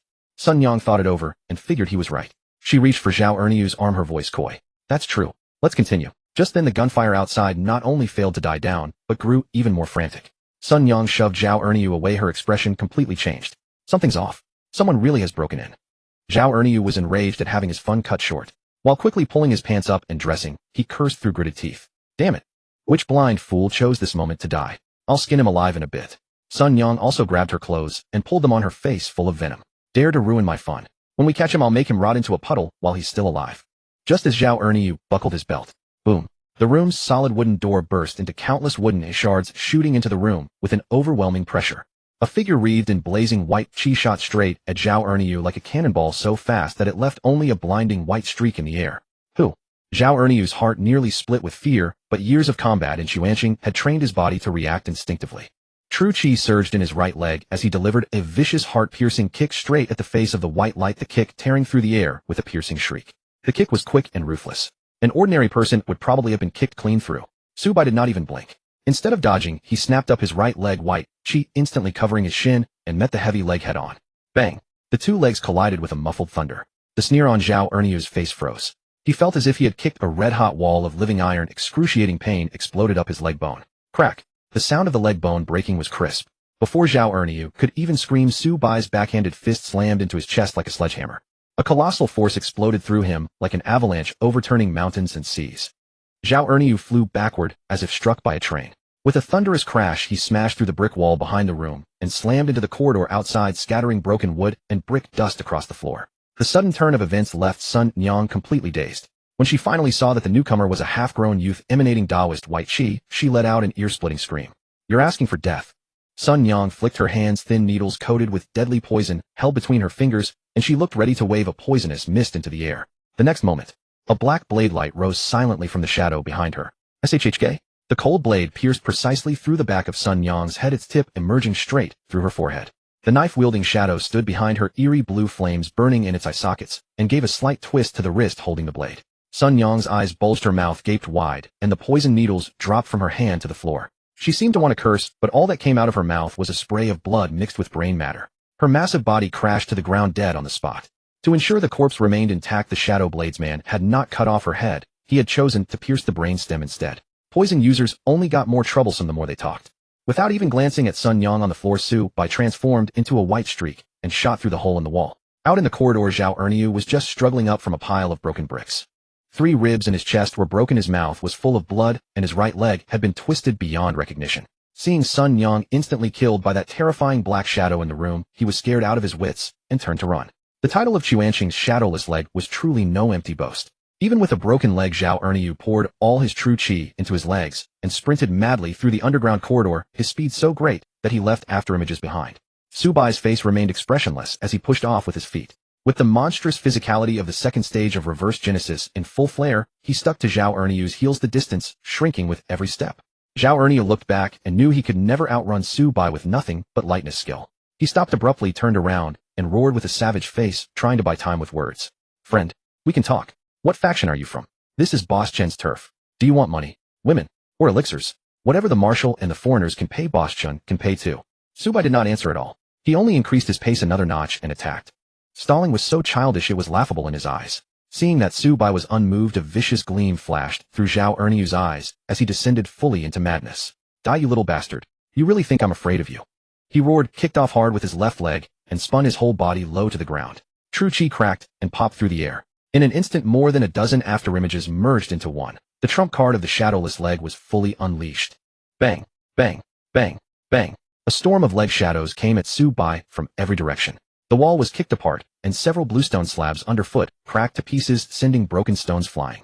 Su Bai's eyes were cold as he instantly unleashed the superhuman senses of the second stage of reverse genesis. The dizzying storm of leg shadows became extremely slow in his sight. The flow of qi through the meridians and the real or feigned muscle movements were all clear at a glance. Before your left leg strikes, your shoulder dips first, Su Bai suddenly said calmly. Zhao Erniu's heart shuddered, as if he had seen a ghost. The next instant, Su Bai made no defensive move at all. He simply reached into the dense wall of leg shadows. Slap. His 5 fingers locked precisely onto Zhao Erniu's right ankle like iron pincers. The storm of leg shadows collapsed instantly. Terror flooded Zhao Erniu's face as he struggled to pull his leg free, only to find Su Bai's hand utterly motionless. You? Su Bai stared into Zhao Erniu's eyes and raised his left hand high. In his palm, white, true qi compressed madly. Air-splitting palm. Boom. From half a foot away, the palms slammed viciously against Zhao Erniu's chest. The savage compressed true qi pierced through his chest in an instant and exploded inside his heart. Zhao Erniu's eyeballs bulged suddenly as a huge mouthful of blood mixed with organ fragments sprayed out. His body crashed heavily into the wall behind him like a torn sack. He collapsed limply to the ground, staring at the half-grown youth whose strength was terrifying beyond human measure, blood still surging from his mouth. You? Exactly. Who are you? Su Bai walked over to him, looking down from above, his tone so calm it carried no emotion at all. Su Bai of the Sanyi sect. Zhao Erniu's eyes flew open wide. The Sanyi sect? Why would the Sanyi sect suddenly appear here? He would never get the answer even in death. His head lolled to one side. Zhao Erniu died on the spot, unwilling to close his eyes. Su Bai withdrew his hand and brushed the dust from his sleeve. He bent down, grabbed Zhao Erniu by the ankle, and dragged him back into the ruined room like a dead dog. Thud. Zhao Erniu's body was flung heavily beside Sun Yang's. A man and a woman, 2 masters of Qianxing. One had used poison with sinister skill and harvested yang to nourish Innate. The other had been terrifyingly fast with the shadowless leg. The reason Su Bai had chosen to use the air-splitting palm to burst the heart and a long blade to pierce the brain stem was to keep the 2 corpses as physically intact as possible. After all, the higher the integrity of the corpse, the higher the success rate in extracting the shadow, and the more stable the resulting combat strength. Looking at the 2 fresh corpses still carrying lingering warmth on the floor, Su Bai took a deep breath. The reverse genesis true qi inside him whirled wildly, interlacing with the shadow power awakened in him from birth. The temperature in the room plummeted. The shadow beneath Su Bai's feet spread in an instant, covering the corpses of Zhao Erniu and Sun Yang like boiling ink. He stared into that churning blackness and spoke slowly. His voice echoed through the blood-reeking room, icily cold and majestic. Stand up. Stand up. Su Bai's voice fell in the room, thick with the stench of blood, cold and utterly flat. The seething black shadow abruptly sank, and 2 twisted figures rose from the corpses of Zhao Erniu and Sun Yang. They were pitch black all over, with cold blue flames leaping in their eye sockets. Su Bai closed his eyes and sensed carefully. The 2 shadows he had just extracted were locked at 70% of their living strength. Zhao Erniu's shadowless kick was still usable, and Sun Yang's purple poison qi was still there too. Su Bai sank his mind into the depths of his consciousness. He could feel that his soul was carrying these 2 shadows, taking up only the tiniest bit of space.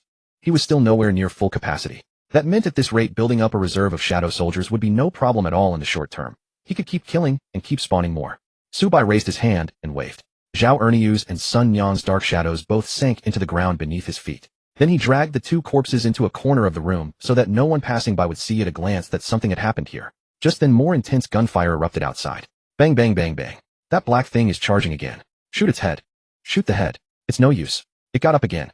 Then came Li Mushuan's infuriatingly cocky laughter. Can't hit me. Still can't hit me. You bunch of trash, shoot about as well as you do with your eyes closed. Oh, getting angry now? Come Come and chase me if you can. The corner of Su Bai's eye twitched. The ironclad shadow was outside guarding him, so for the moment Li Muxuan was safe. But if Brother Li's mouth could be refined into a martial art, it would probably count as a peerless Jianghu technique. Su Bai took out the defense map given to him by the Jianghu Inn and glanced at it. In the core zone besides Old Ghost Shui, there were 3 Chuanqing experts. The nearest was Big Blade Wang Wu. Su Bai put away the map, turned, and headed for the eastern warehouse. The east side of the underground black market. In a broad warehouse stacked with wooden crates and iron cages, a burly man with a shaved head and a face full of hard flesh sat drinking at a table. One shoulder was bare, his shirt hanging open at the chest to reveal a tuft of chest hair. A thick-backed 9-ring saber leaned beside him. Half a jar of strong liquor remained unfinished on the table, and the roast chicken had been gnawed down to 1/2. Gunfire was in chaos outside, but he did not move his ass even an inch. He only cursed, "Damn it. Can't even stop a 2-bit thief who broke in. That useless bunch Chinjunja keeps." A black market enforcer beside him went pale.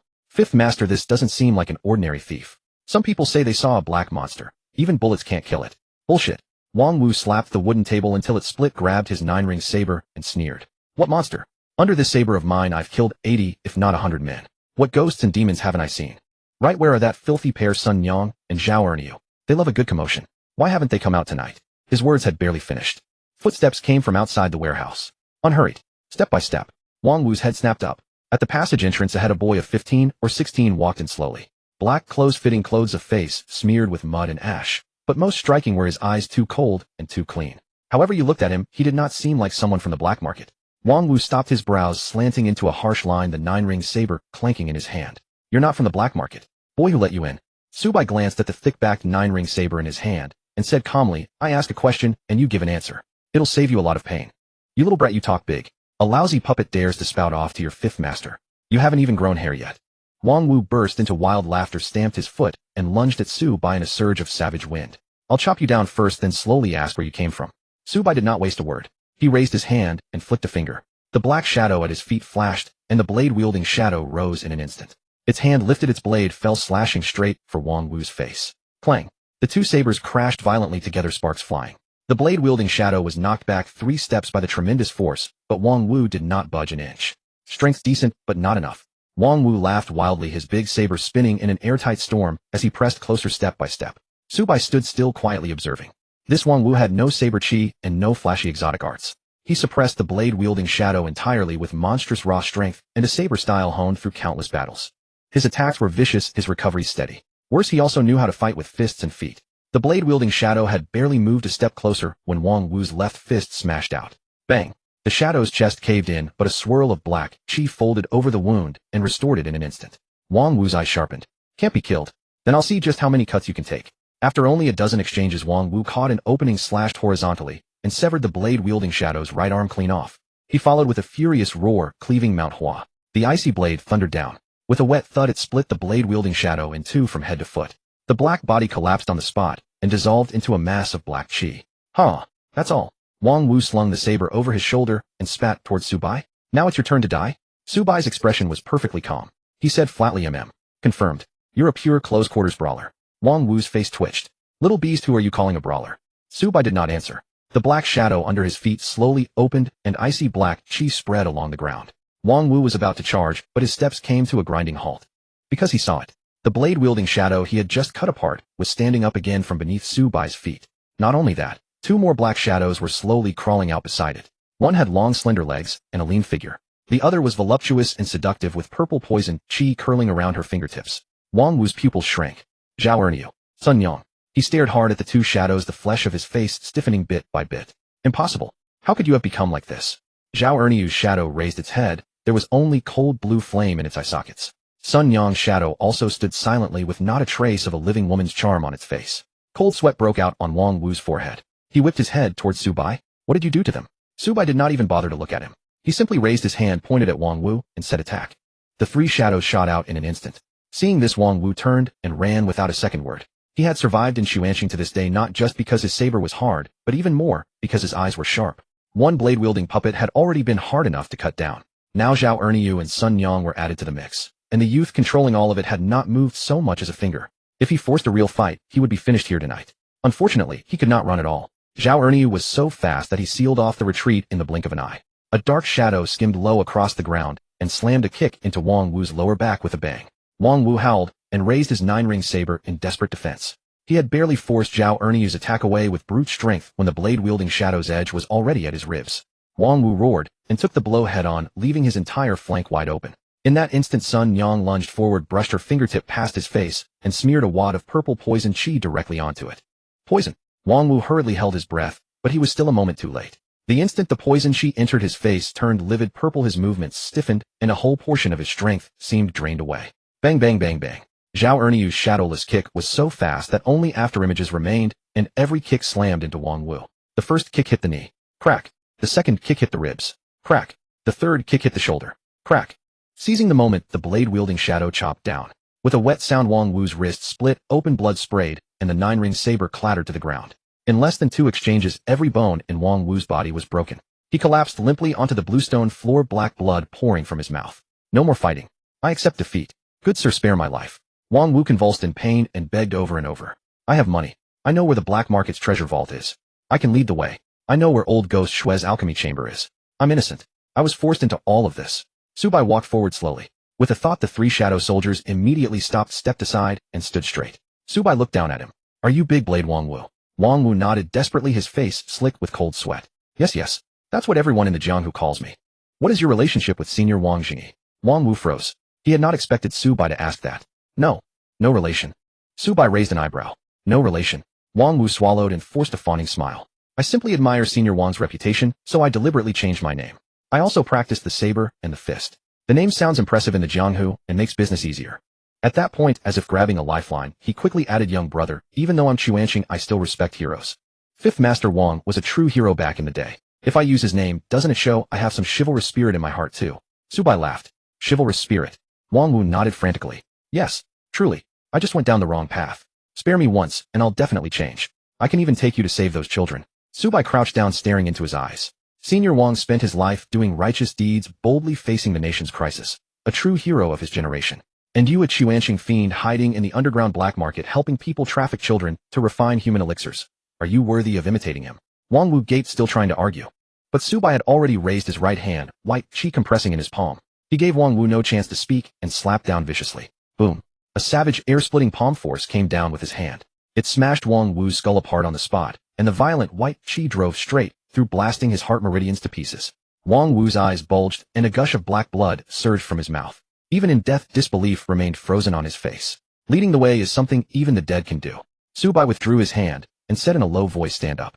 A burly, blade-wielding dark shadow slowly rose from beneath Wang Wu's corpse. It carried a black, thick-backed saber and stood tall, its oppressive presence clearly stronger than Zhao Erniyu's or Sun Yang's. Su Bai sensed it and nodded. Not bad. Wang Wu's character was rotten to the core, but his strength was real. In one-on-one combat, none of the shadows under Su Bai's command could probably beat him for sure. Too bad Jianghu slaughter was not an arena match.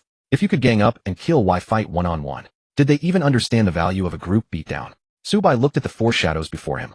The blade-wielding swordsman Shadowless Kick, Zhao Erniyu, Poison Scorpion Sun Yang, and Big Blade Wang Wu. 4 black shadows stood in a row, their cold blue eye flames burning in unison. Only now did Su Bai finally have a faint sense of a legion. It was still small, but it already had its first form. He chuckled softly. Having numbers really is convenient. And group fights really are satisfying. Drawing the 4 shadows back beneath his feet, Su Bai pulled out the map, confirmed his bearings, and turned toward the deepest part of the black market's core zone. There were still 2 brothers who used throwing knives. They had to be wiped out cleanly. In the corridor connecting the black market's outer perimeter to its core zone, 2 men in gray short jackets were walking briskly outward. The elder brother Song Sha had a thin face and long narrow eyes. The younger brother Song Quan was slightly shorter, with a perpetual smile at the corner of his mouth and a shiftless air. Both wore leather pouches at their waists. The pouches were packed densely with throwing knives. Song Quan the younger tossed a knife in his hand and said with a grin, brother, it's pretty lively outside. That gunfire has turned into chaos. Song Sha's face was cold. Doesn't matter. This is turf protected by the big warlords and the foreigners. Whoever comes here dies. But we can go over and join in, grab a kill for fun. Song Quan chuckled. Actually, I kinda want to play with that slut Sun Yang. That dangerous woman. Better not touch her. As he spoke, Song Sha's footsteps suddenly stopped. He looked ahead. Song Quan stopped too. The 2 raised their eyes at the same time toward the end of the corridor. There a youth was walking out, unhurriedly blocking their path. Black clothes fitting clothes, a face smeared with mud, and ash, no weapon on his person. Song Sha's eyes turned fierce. Without a word, he flicked his wrist. Xing. A throwing knife tore through the air and flew straight for the center of Su Bai's brow with no warning at all.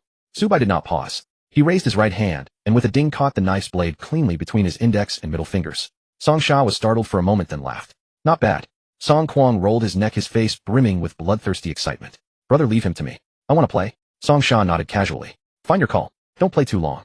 Song Quan swept both hands across his waist, filling the gaps between his fingers with gleaming throwing knives. Swaggering toward Su Bai with a cruel smile, he said, Kid, that catch just now was pretty slick. Today Grandpa will teach you what worse than death.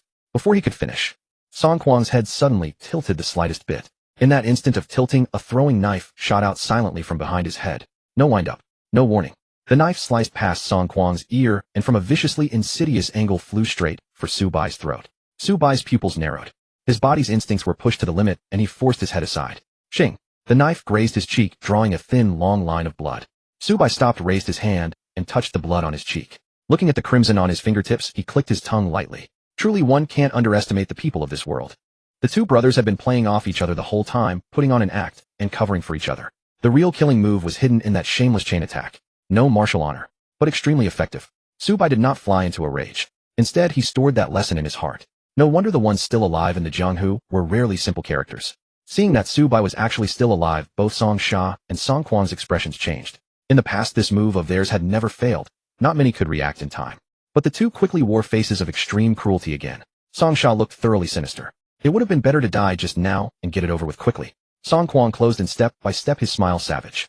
Now the only thing left for you is to be tortured to death by us brothers. Facing the concealed weapons in their hands, Su Bai lowered the hand he had been using to wipe his blood. That's exactly what I wanted to say to the two of you. The moment the words fell, a violent explosion of white true qi erupted from Su Bai's body. His skin gradually turned pale. The bloody gash on his cheek, scoured by reverse life true qi, healed at extreme speed and left not a single trace in the blink of an eye. Reverse life state activate. Song Sha's smile froze instantly. The threefold reverse life. Song Quan took half a step back, his voice twisted out of shape. Someone from the Sanyi sect. Under the stunned gazes of the two, who were shocked into doubting their very existence, the black shadow beneath Su Bai's feet spread wildly. For shadow soldiers, radiating terrifying pressure rose from the darkness at the same time. The blade-wielding shadowless kick, Zhao Erniu, Poison Scorpion Sun Yang, and Big Blade Wang Wu stood in a row of cold blue eye flames in the corridor, completely sealing off the passage. Song Sha's smile vanished completely. Song Quan's pupils contracted, his voice going tight. Wang Wu, Zhao Erniu, Sun Yang. Su Bai stood at the center of the four great shadows, his eyes cold to the extreme. Now you can only be tortured to death. Go. Su Bai's voice echoed down the corridor, ice cold. No sooner had the words left his lips than four dark shadows swept past him, sealing the passage completely. The blade-wielding shadow hung its knife low, melting into the gloom like a corpse. Zhao Erniu's shadow crouched, slightly coiled to spring out at any moment. Sun Yang's shadow twitched its 10 fingers, letting wisps of purple poison qi drip from the fingertips. At the very front stood the shadow of Big Blade Wang Wu. His towering frame carried a thick-backed saber, filling half the corridor with sheer bulk. Song Quan stared at the four things before him, his face twitching violently. Brother, that's Wang Wu and Zhao Erniu. His voice cracked, shaking beyond control. And the one beside them is Sun Yang. How could they all turn into these ghosts? Song Sha's face was iron gray. He thrust both hands into the leather pouches at his waist. Forget whatever evil arts he's using. Kill that brat from the Sanyi sect first, he snarled through his teeth. The instant the words fell, both brothers moved at once. Song Sha raised his left hand, and 3 flying knives slid out along his sleeve. Song Quan spread both hands, releasing 6 cold gleams. Whiz. A dozen flying knives tore through the air in an instant. Their blades were coated with gray-white true qi, and once airborne refused to fly in straight lines, carving out arcs in the air. 2 of them curved around Wang Wu's massive body and flew at Su Bai's eyes from the flanks. Dodge. Song Quan bared a vicious grin. You were pretty good at catching them earlier, weren't you? Su Bai remained where he was, not even lifting an eyelid. He simply waved a hand. In an instant, the 4 shadows moved. Wang Wu's shadow took 1 step forward and swung the 9-ring saber horizontally in front of it. Clang, clang, clang. The 3 knives were smacked away, slamming into the wall in a burst of sparks. The blade-wielding shadow dropped low and swept its blade upward from the ground, slicing 2 more down. The fastest was Zhao Erniu's shadow. With a flicker of afterimages, it charged straight into the net of flying knives. Uft, uft. 2 knives pierced through its knee and lower abdomen. The 3rd knife shuddered in midair, wrenched by true qi. It veered, and with a squelch stabbed into the right eye socket of Zhao Erniu's shadow, burying to the hilt. Meanwhile, Sun Yang's shadow interlaced its fingers, its poison qi about to coil around the last 2 knives. But the Song brothers' technique was extremely slippery. The blades tilted, curved around the purple qi, and nailed precisely into the blade-wielding shadow's temple and throat. All critical points. Got them. Song Quan's eyes lit up, and he laughed. Their heads are stabbed through. Let's see how you... The laughter stopped dead. There was no scream, and the monsters in front of him did not fall. They had not even slowed down by half a beat. The blade-wielding shadow tilted its head. Black mist churned and writhed in the wounds, squeezing the knife stuck in its throat and temple out. Clink clink. The knives fell to the floor. Zhao Erniu's shadow was even more straightforward. It reached up, pulled the knife out of its eye socket, and tossed it away. The black chi in the socket swirled twice and instantly restored the eye to normal. Then, still carrying its forward momentum, it lifted a leg and kicked straight at Song Quang's heart. What the hell kind of monster is this? Song Quang shrieked, rolling sloppily on the floor to barely get out of the way. As he scrambled back, he bellowed curses. Zhao Erniu, you were already annoying alive, and you're even more disgusting dead. His wrist flicked, and 4 more flying knives shot toward the wall. Ting ting ting. The flying knives rebounded off the wall, drawn by true chi into bizarre arcs, and pierced into the back of Zhao Erniu's shadow neck. Zhao Erniu's shadow did not even dodge. It took the 2 knives coldly and whipped its right leg around. Bang! The kick hit Song Quang's back square. Song Quang screamed and staggered forward several meters. Song Sha seized the opening, twisted his hand back, and flung a short knife into Zhao Erniu's brow, forcing it half a step back. But on the other side, Wang Wu's shadow was already pressing in. Boom! The 9-ring saber chopped down, splitting a frightful crack in the blue stones. Broken chips of rock flew up and stung Song Sha's face. The blade-wielding shadow glided out of the dark and swept its long saber across. Song Quang, drenched in cold sweat, twisted his waist hard to dodge. The blade grazed his chest, slicing through his clothes and leaving a long bloody gash. Brother, these things don't have any vital spots. Song Quang was panicking. Fall back. Song Sha could see it too. Flying knife assassins feared being pinned down at close range. All they had to do was keep their distance and grind slowly, and they could grind any opponent to death. But the problem was that these shadows were not afraid of a war of attrition. They felt no pain, had no fatal spots, and even wounds healed in an instant. The brothers both pulled out a few special knives and smashed them into the ground. The blast wave that erupted briefly forced Wang Wu and Zhao Erniu back. Using the chance, the 2 turned and sprinted down the corridor without looking back. Su Bai followed unhurriedly. The pure white true chi of the second stage of Nixing, the reverse life art, flowed steadily through his body. He watched the 2 men running ahead and flinging knives back as they fled, lost in thought. The brothers really did have outstanding accuracy and skill. Their flying knives could be steered by true chi to change direction in midair. Any ordinary practitioner unlucky enough to meet them would be done in by a dirty trick. Too bad for them that they had run into shadows with no physical form. As long as Su Bai's true chi did not dry up, these shadows could revive endlessly. Su Bai's gaze landed on the bulging leather pouches at their waists. A ranged unit like them was exactly what he needed to fill the weakness in his current army setup. Before long, the 2 men retreated to the end of the corridor. Behind them was a locked iron gate. No escape route remained. What's the point of running? Song Quang spat out a mouthful of bloody saliva. This cramped passage won't let us use our moves properly. Song Sha clenched his teeth. Then fight to the death. He reached both hands into his pouches and flicked his wrists in rapid succession. In the next second, over 20 flying knives came at them like a downpour. The first wave charged down the middle with brute force. The second wave struck from the sides by bouncing off the walls. The third wave slid along the floor, cutting at ankles. Threads of true chi crossed every direction and nearly turned the whole corridor into a net. Wang Wu's shadow stood at the front, carrying its big saber as it advanced with huge strides. Its chest, shoulder, and neck were run through one after another. Sun Yang's shadow was riddled with several see-through holes. The blade-wielding shadow's left shoulder was pinned, and its movement faltered. But only for a moment. The black chi rolled, and the knives stuck in their bodies were pushed out bit by bit, like foreign matter clattering to the floor. The wounds closed in a blink. Wang Wu's shadow trod over the knives everywhere and advanced. One step, another, like a black wall that could not be pushed over. Song Quang's scalp went numb, and he screamed in collapse. Even when Wang Wu was alive, he wasn't this tough. Because dead men are far more obedient. Su Bai answered flatly, and raised his left hand slightly. White light flashed in his palm. Air-splitting palm. Boom. True chi compressed to the extreme, crossed several meters, and slammed into the space in front of Song Quan. Song Quan could only cross his arms to meet it. The violent palm force exploded past his shoulder. Bang! Half of his shoulder collapsed on the spot, and his whole body was thrown against the iron gate like a torn cloth sack, spitting out a mouthful of blood. Second brother. Song Sha's eyes were bloodshot. He bit through his tongue and sprayed a mouthful of vital blood onto his throwing knife. The true chi on the blade instantly blazed scarlet. 100 knife return kill. Song Quan was crazed with desperation too. Gritting his teeth against the pain of broken bones, he shook out every remaining knife from his pouch. 40 or 50 flying knives hung in midair. Guided by true chi, they transformed in an instant into a sky full of cold lights, chopping and slicing in a converging kill. From above, from below, from left and right. 3 knives were especially vicious. They slipped past Wang Wu's shadow at the ankles, rounded the blade-wielding shadow, and sped straight toward Su Bai's throat, heart, and brow. Su Bai did not move. His white chi-covered hand swept once, knocking 2 knives away with 2 clangs. The last one went straight for his brow. He did not even turn his head. He simply lifted 2 fingers and thrust them forward. Ding! The blade was caught solidly between his fingers, stopping half an inch before his brow. Song Sha's face went white. Song Quan's lips quivered as he stared at Su Bai. Impossible. The corridor was filled with crisp sounds of metal hitting the floor. The knives on the 4 shadows lay scattered on the floor. Severed arms were reconnected by black chi-u joints stabbed through began to move again. Their steps did not pause even once. Only 2 paces separated them from the brothers. Song Quang's hand went to his waist out of habit. His fingertips touched only the bottom of the deflated pouch. Empty. He froze, looked at the scrap metal on the floor, then at the enormous black shadows within arm's reach, and his voice became tearful. Brother, I'm out of knives.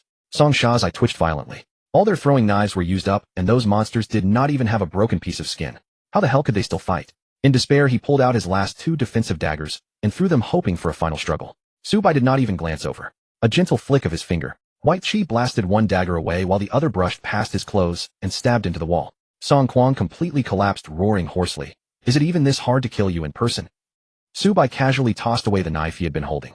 You can't break through my niching, and you can't exhaust my shadows. He walked slowly forward. Out of moves. Then I'll see you in the next life.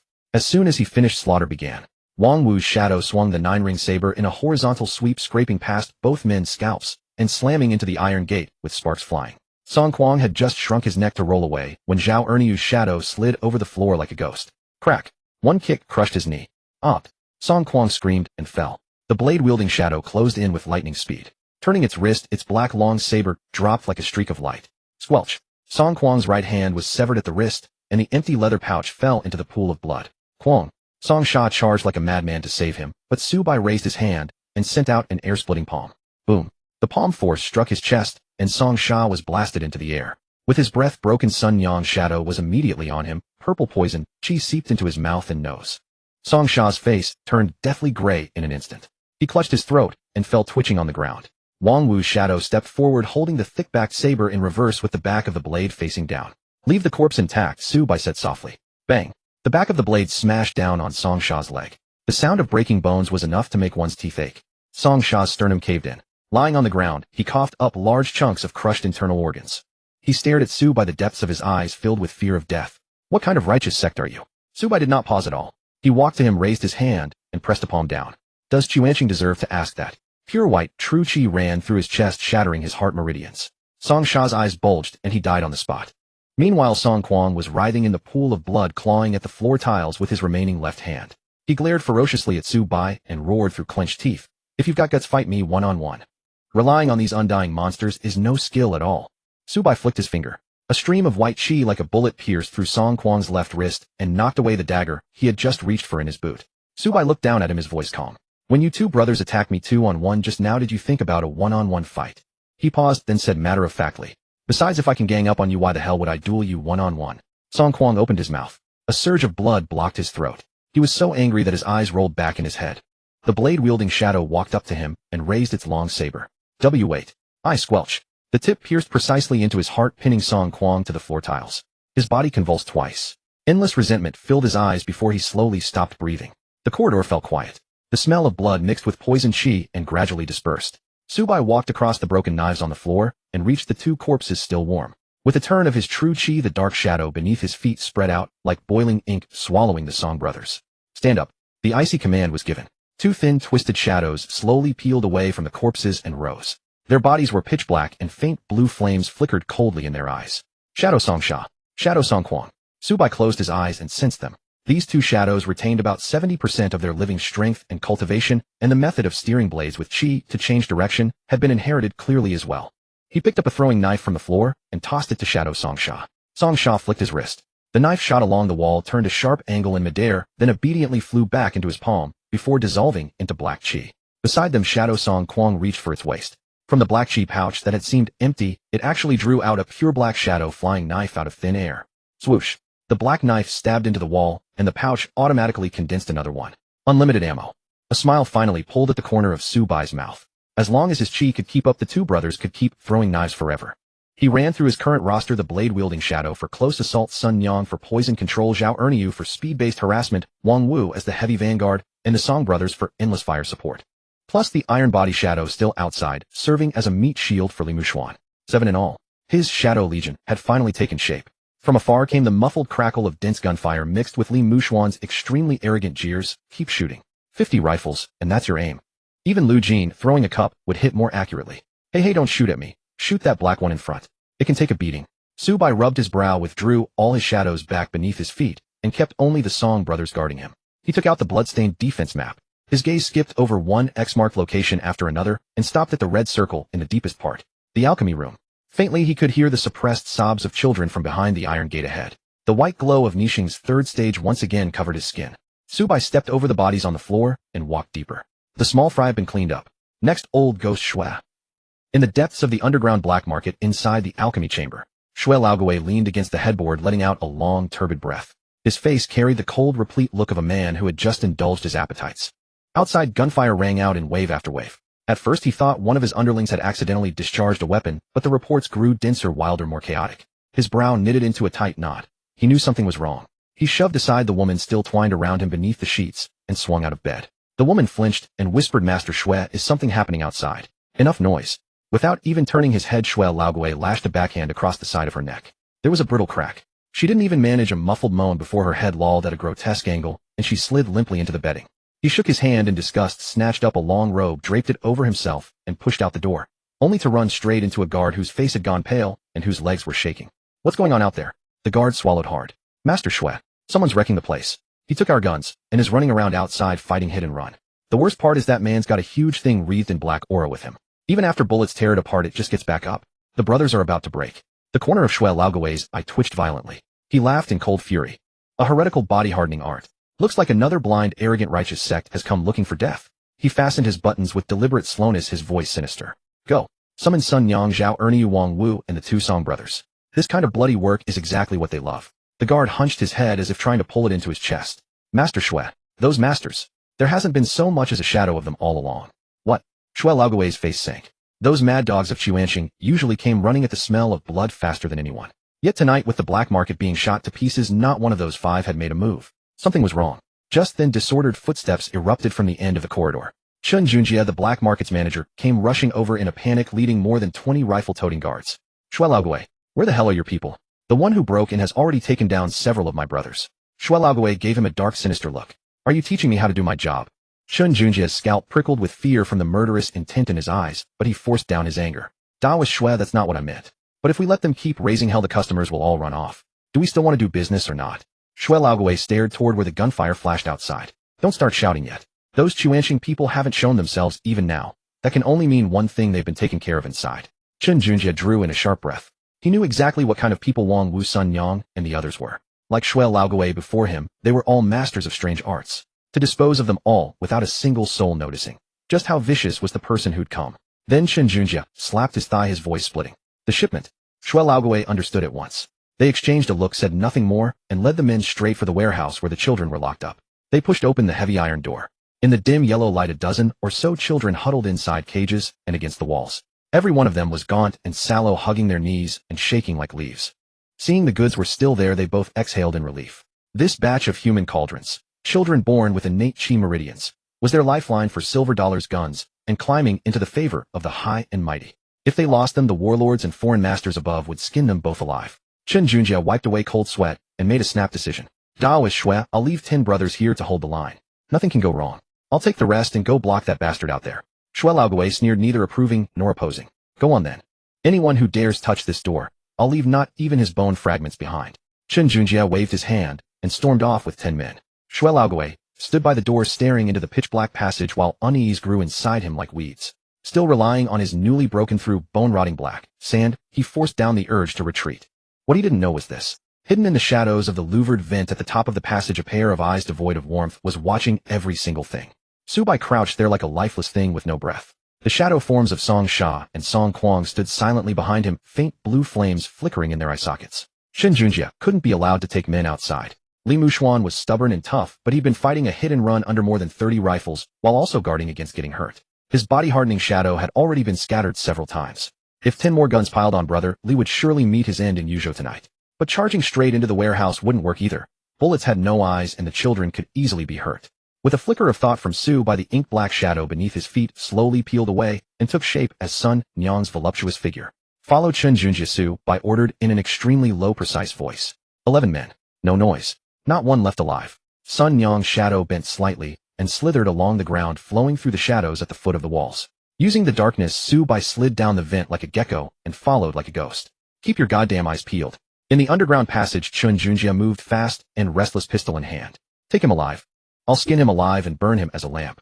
Before the words died down, he suddenly sniffed. What's that smell? So sweet. A nearby guard carrying a rifle sniffed twice as well. His brow had barely furrowed before his face turned from white to green. In the air, the sickly sweet stomach-turning stench abruptly detonated. Thump. Cough. Cough, cough. There was no gunfire, no screaming.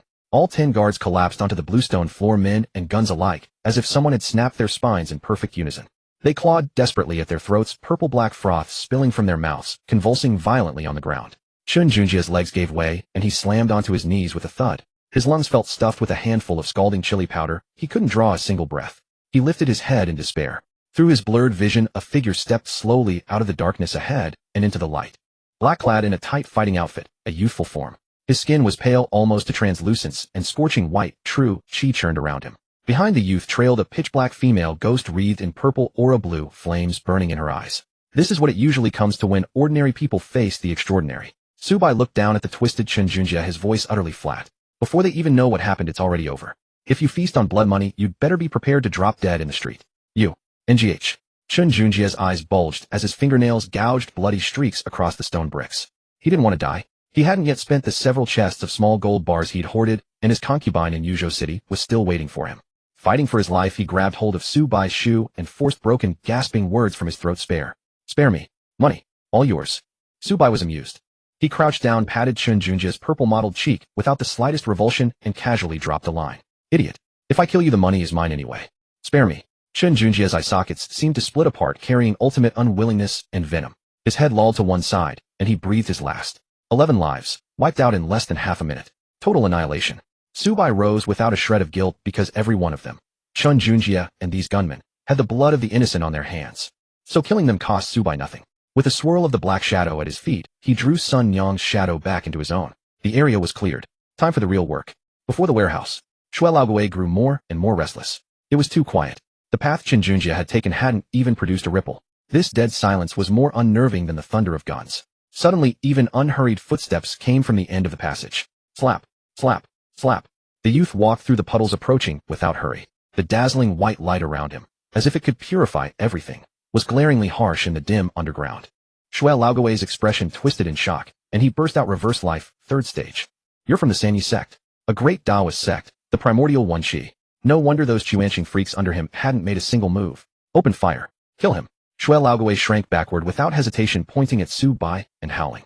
10 Thompson submachine guns raised at once. An ear-splitting roar of gunfire exploded inside the sealed underground passage. 10 tongues of flames spat out, bleaching the tunnel stark white. A dense storm of metal swept towards Subai's face like an iron broom. Almost the instant they pulled the triggers, Subai's foot slid, and white chi solidified beneath him. Light escape. A chi light shield rose, and the youth transformed into an untraceable white afterimage weaving sinuously along the wall. Bullets burst against the stone, sending chips and sparks flying. Subai stopped short in a firing blind spot, pressed his left hand into the void, and blinding white light exploded from his palm. Boom. The air-splitting palm force crashed into the crowd like an invisible cannonball. The 2 gunmen at the front didn't even have time to grunt. Their chests caved in with ghastly palm prints, and tremendous force hurled them into the iron door, blood spraying from their mouths. Without pausing, Subai left an afterimage and delivered 2 more clean, decisive palm strikes. Crack, crack. The 2 gunmen's necks shattered in midair, and they collapsed limply. The remaining 6 were scared completely out of their minds. They couldn't even see how the boy was killing them, just like Shui Laoguei and his fellow sect members behind them. You useless trash. Seeing the situation collapse, Shui Laoguei cursed and flung his withered hands outward. Sanyi sect, well, taste my skill. A dense cloud of rank, stinking black sand surged out with his true chi like a black poison rain pouring down over Subai's head. Bone-rotting black sand. Subai's brow twitched. He reacted in a flash, pushed his protective light escape ward to its limit, and twisted sharply aside. Hiss, hiss, hiss. A few grains he couldn't dodge struck the light ward. The thick white glow that normally withstood blades was suddenly eaten into holes as if oil had been thrown onto blazing fire. Even the reverse life, true chi, at Subai's shoulder was gnawed cleanly away in a small patch.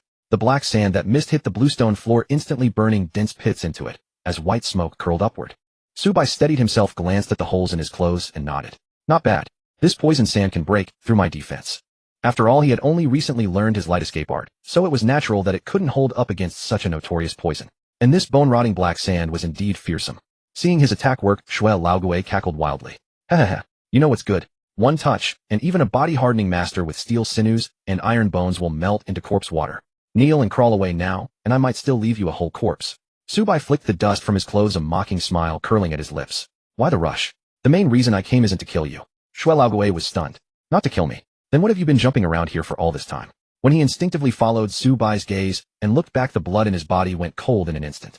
At some unknown moment, the remaining 6 rifle-toting guards had already fallen in unison. In each one's brow and throat a jet-black throwing knife was embedded. 2 gaunt dark figures still poised as if they had just thrown the blades had melted into the blind spots by the door. Even more despairing, a towering giant's shadow massive as an iron pagoda had somehow already crept to the warehouse gate. Boom. Wang Wu's shadow kicked open the heavy iron door and strode inside. Right behind him, Zhao Erniu and the blade-wielding shadow slipped in like ghosts. Instantly, the children's terrified screams burst out from within. Don't be afraid. Subai's voice carried into the warehouse, laced with a thread of calming true qi. No lengthy speeches. No useless reassurance. Inside, Wang Wu's shadow ignored whether the children were willing. With one huge scooping hand, he tucked a little one under each arm. Zhao Erniu's shadow hoisted 2 older children onto his shoulders and without a heartbeat of hesitation sprinted for the escape route. The blade-wielding shadow guarded both flanks tightly. The Song brothers' shadows held the line at the door, black knives hovering at their fingertips. Rescue. That wasn't the word. This was an efficient extraction. Shui Laoguai's eyes were completely bloodshot. My goods. Put them down. Insane with fury, he activated his true qi like a madman and charged recklessly into the passage after them. Boom. A figure wrapped in pure white flame cut between them like a phantom. Subai's opening move was a devastating air-splitting palm, forcing Shui Laoguai to grind to a halt and roll backward in panic. Subai flexed his wrist and planted himself firmly in front of him. I told you, what's the hurry? Your opponent is me. You little bastard.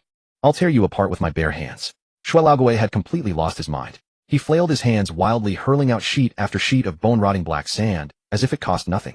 Subai refused to engage him head-on. Relying on the terrifying speed granted by the second stage of reverse life, he twisted and wove through the narrow passage, occasionally flinging air-splitting palm force to cut off Shui Laoguai's pursuit. His task was to stall. Only once the shadows had carried the children far away would it be time to settle the full score. After a few exchanges, the children were long gone from the deep passage. Shui Laoguai stamped his feet in fury. He knew. The goods were gone, and he was finished. He glared at Subai and shrieked like a wrathful ghost. You've cut off my livelihood. Do you know who wanted those children? The Grand Marshal of Yuzhou. The masters of the foreign firms.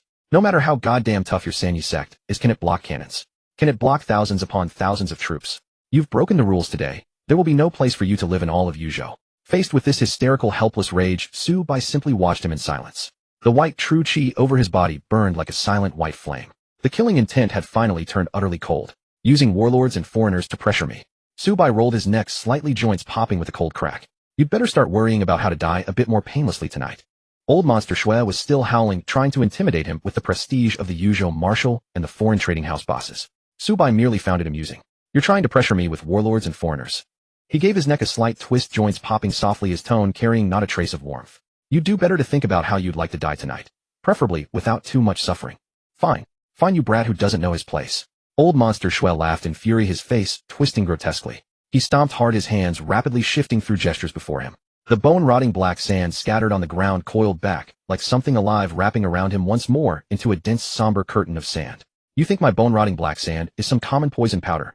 That just disperses once tossed out. Old Monster Shui spread his arms, and the black sand split into 3 streams. One surged straight forward to kill. One hugged the wall to circle behind.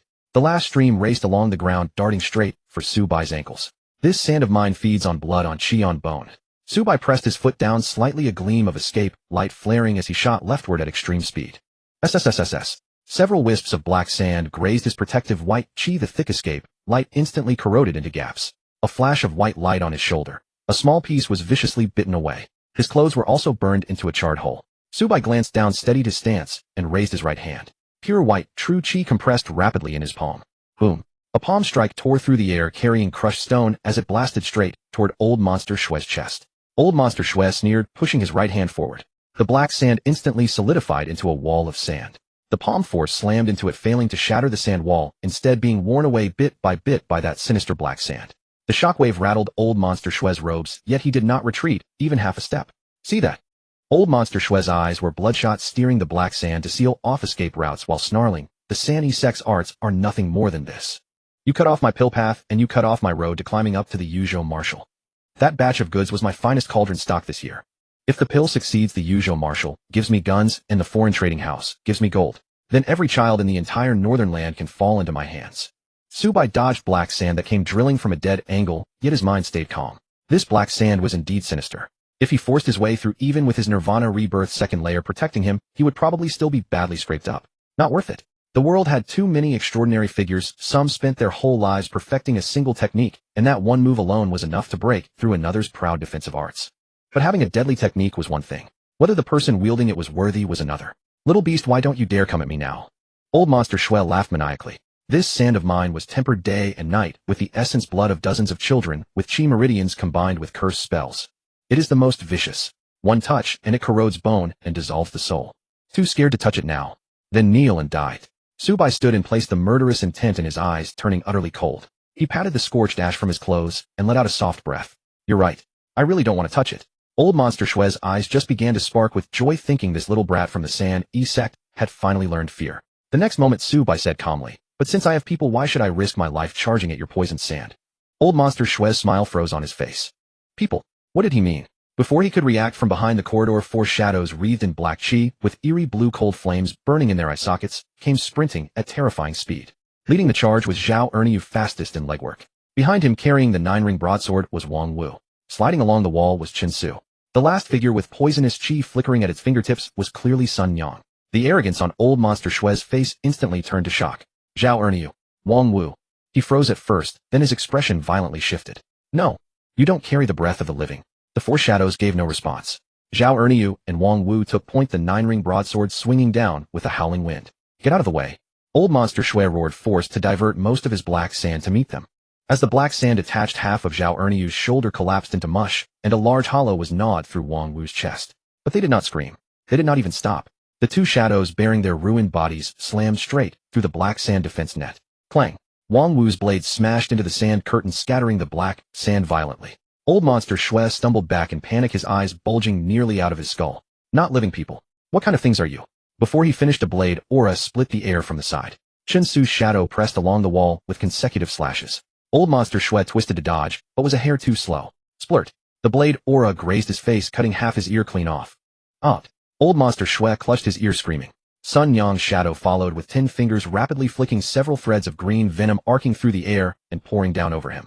Old Monster Xue, frantic and furious, planted both hands on the ground and swept up black sand to block desperately. The black sand and venom collided, emitting choking white smoke.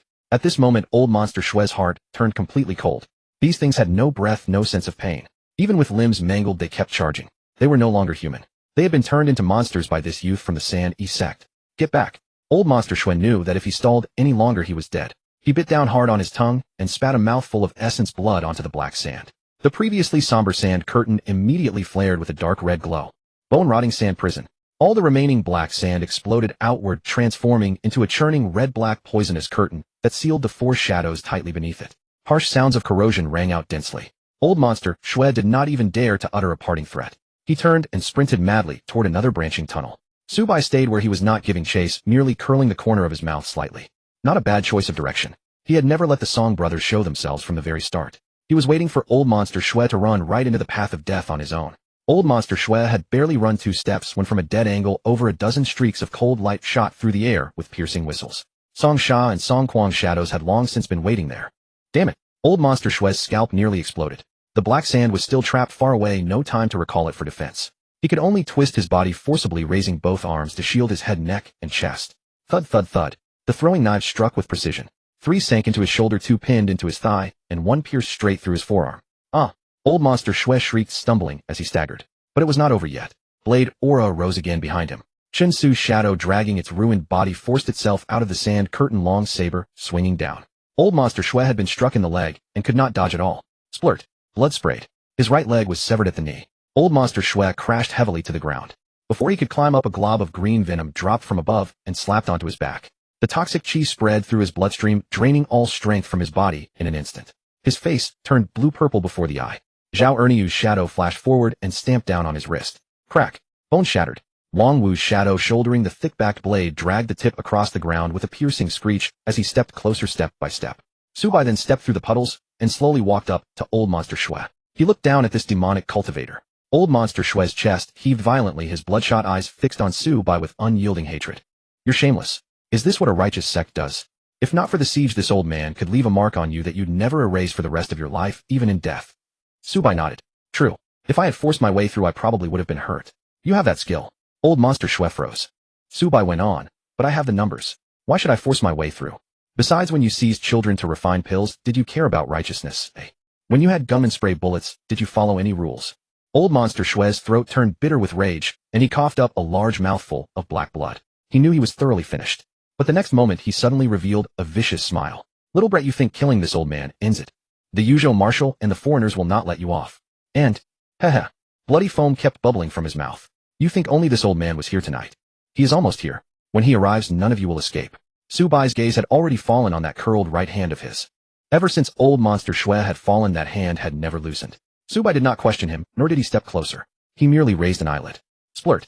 Wang Wu's shadow stepped forward, thrusting the thick-backed blade down, violently piercing straight through old monster Xue's heart and nailing him to the brick floor. Old monster Xue's eyes instantly bulged, pupils contracting sharply. You? He raised his head with difficulty, squeezing broken sounds from his throat. Why didn't you ask me who that one is? Subai looked at him, then suddenly smiled. You fool. Would I give you a chance to strike back? Old monster Xue, face full of venom and resentment, tilted his head and breathed his last. The corridor fell quiet. Zhao Erniu's shadow crouched down and pried open old monster Xue's hand, which was clenched dead tight. In the palm was hidden a small, highly condensed lump of dark red, bone-rotting black sand. The moment Zhao Erniu's fingertip touched it, the black cheese sizzled, and half a finger was instantly dissolved.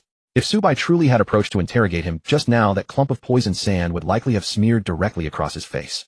Subai stared coldly at the corpse. No matter who comes, they all die. Inside his body, true chi circulated, and the shadow beneath his feet spread out like boiling ink. Now serve me. Stand up. 1 breath. 2 breaths. 3 breaths. Nothing happened. Subai frowned slightly. Failure. This was the first time extracting a shadow had failed. His gaze swept across the ground and stopped at the severed right leg lying a few steps away, the one Shun Su had hacked off. An incomplete corpse also affects the extraction. Subai raised a hand. Shun Su's shadow walked over, picked up the severed leg, and placed it back against the stump on old monster Xue's body. This time the shadow beneath the corpse began to twist violently, like the missing piece had finally been restored. Subai spoke again. Stand up. Whoosh, the shadow erupted. A gaunt, hunched, pitch-black silhouette slowly rose from old monster Xue's corpse. Its eye sockets flickered with eerie blue cold flames, and a thin ring of black sand circled around it. Then it knelt respectfully before Subai, lowering its head deeply. Subai closed his eyes to sense it. Old monster Xue's shadow retained 60 to 70% of its living strength. The bone-rotting black sand had diminished in power, yet its effect was still astonishing, still a first-rate vicious weapon. In addition, old monster Xue's mind had left behind quite a few evil pill formulas. Blood chi pill, bone-rotting pill, soul powder. All things crafted from human lives and poisons. Subai's eyes turned slightly cold. These formulas he would not refine. But the refining methods, medicinal guides, and chi paths he would remember. In the future, when encountering such evil cultivators, he could at least see through their tricks at a glance. He looked at the shadow of old monster Xue and said calmly, in the future, whoever dares to refine such things, use his own formulas to send him on his way. The shadow of old monster Xue lowered its head in absolute obedience. Just then, dense gunfire rumbled from the outskirts of the black market. Mixed in was Li Mushuan's booming, spirited cursing. Come on. So many of you, and you still can't catch one of me. Hey, don't hit the face. Brother Su, if you don't get here soon, I really can't hold out much longer. I've cursed so much my throat's about to catch fire. Subai's eyelid twitched. The children had already been sent by shadows to a relatively safe spot deep in the tunnel. But old monster Xue's dying words, he is almost here, were definitely not without foundation. That so-called, that one, had most likely already cut in from the outer perimeter. And Li Mushuan was right now in the most dangerous line of fire. To make things worse, the armored shadow had once again collapsed and revived, clearly drained of too much true chi by concentrated gunfire. Subai wasted no more time. He raised a hand and swept, withdrawing all 5 shadows. Old monster Xue, Wang Wu, Zhao Erniu's son Yang, and Qin Su, into the darkness beneath his feet. Carrying too many shadows while hurrying would only slow coordination. The Song brothers could seal off paths at range, making them ideal as close protection. So he kept only the 2 flying knife shadows, Song Sha and Song Quan, at his sides. The next instant, a flash of white chi flickered around Subai. The escape light beneath his feet solidified into substance. His entire form became a swift white blur, skimming across the puddles as he raced toward the black market entrance. Rat-a-tat-tat. Gunfire erupted at the edge of the Yuzhou black market. Bullets raked across the bluestone wall, chips and debris hammering down over Li Mushuan. Behind the bend of the passage, Li Mushuan kept his neck hunched, low, chest heaving violently as he gasped like a broken bellows. His clothes had long been shredded into rags by stone chips, a graze cut across his shoulder, blood dripping down his arm. His reverse life, white chi, flickered and dimmed, clearly on the verge of giving out. Damn! Gritting his teeth, he leaned half his body out of cover, raised the submachine gun he had seized, and sprayed the direction of the flashing muzzles with a wild burst. Rat-a-tat-tat. One gunman across the way failed to dodge and was dropped on the spot. The rest reacted quickly and immediately opened fire to suppress him. Bullets came pouring in like rain, blasting chips off the corner and peppering Li Muxuan's face. He ducked back behind cover. Click, click, clack. He pulled the trigger again, but the chamber only gave back a hollow click. Damn it, out of bullets again. Furiously, Li Muxuan slammed the empty gun on the ground and spat a mouthful of blood-flecked spittle thick with dust. These gunslinging bastards are a real pain. Their cultivation is nothing to speak of, but they've got plenty of nerve. And what's worse, every last one of them carries a foreign gun. This was already the second gun he had taken from them. The previous one he had dragged back from beside two gunmen's corpses while using the Honglian Shadow as cover. If it hadn't been for the Honglian Shadow, Zuo Ruotong had left him, which burst out in time and took a whole volley of bullets with the iron shirt, he'd probably be chatting with his ancestors by now. At that moment, the towering dark figure slipped back into the shadow at his feet, ready to save his life at any moment. Li Muxuan wiped the sweat from his face and listened to the gunfire growing more chaotic in the distance. His expression was ugly, but his eyes grew more ruthless by the second. Why is there still no movement from Brother Zuo? And not a single Chuanxing evildoer from the intelligence report has shown their face. He gave a start, then his eyes suddenly lit up. Brother Zuo must have blocked them inside and killed them. At that thought, the corner of his mouth almost curved into a grin, then promptly fell again. He knew he could never match Zuo Bai's command of the overall situation. But right now this gap had to be nailed shut. Zuo Bai was inside saving the children and killing Chuanxing. He could not let those gunmen outside rush in and add to the chaos. No, those scum outside absolutely cannot be allowed back to cause trouble for Brother Zuo. Li Muxuan took a deep breath and the reverse life, white chi, surged up from his body once more. Li Muxuan. Usually Brother Zuo beats you until you're a sorry grandson. You can't really be a coward today, can you? As the words fell, he kicked hard off the ground with both feet. Propelled by an eruption of true chi, he shot out close to the side wall. He scaled the surface with lightness, moving silently until he was above the middle of a half-broken beam. A few gunmen across the way had just poked their heads out when they saw a white blur drop from above. Up there. Your grandpa is right here. Li Muxuan bellowed, both hands wreathed in pure white true chi, striking left and right at the same time. Bang! Bang! Two precise knife-hand blows landed on the back of one gunman's neck and the chest of another. One fell with a shattered neck bone, the other with a caved-in chest. Neither even had time to raise his gun before collapsing to the ground. He's behind us. The remaining gunman blanched in terror and spun around. Li Muxuan gave them no chance. He hit the ground and rolled with the momentum, snatching up the submachine gun from the floor. Rolling over, dropping to one knee, sweeping the muzzle across. He clamped down on the trigger. Rat-a-tat-tat. Fire roared from the muzzle. Two more gunmen took bullets to the chest and collapsed screaming into the pool of blood. Hell yeah. Li Muxuan had barely let out the single word before his expression changed. The formation was indeed in chaos. But the remaining 11 gunmen had all turned toward him, eyes red, dark, gun muzzles lined up in perfect unison. Shit! Li Muxuan shifted his feet, ready to lunge for the dead angle by the wall. But at that instant a sudden change came over the field. He only felt the air around him turn suddenly heavy. It was not merely pressure. Rather, all sense of up, down, left, and right had gone haywire.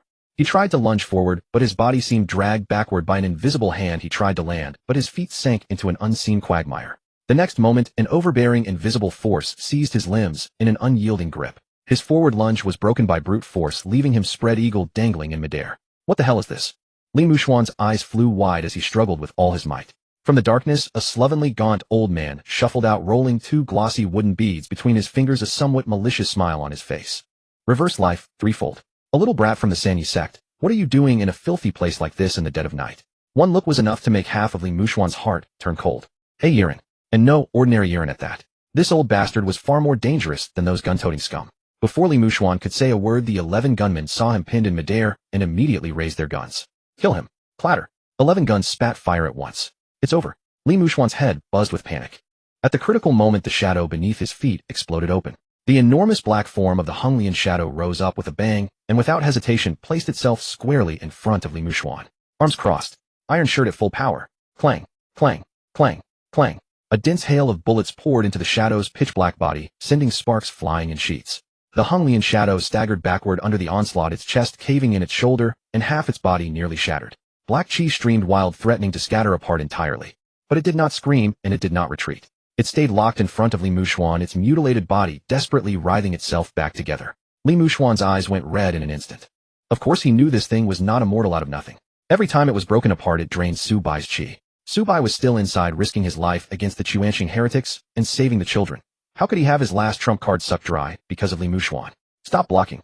Get back. Blazing with fury, Li Muxuan whipped his head around and cursed at the slovenly old man. You old bastard. If you've got the guts, let me go. Gritting his teeth against the torment of bones being crushed, he forced every last bit of reverse life, true chi, into his right hand and pressed it into the air. Cleaving air palm. Boom. A streak of white palm force tore through the invisible binding and shot straight for the old man's face. Wang Yaozu didn't even raise an eyelid. The wooden beads in his hand gave a slight turn.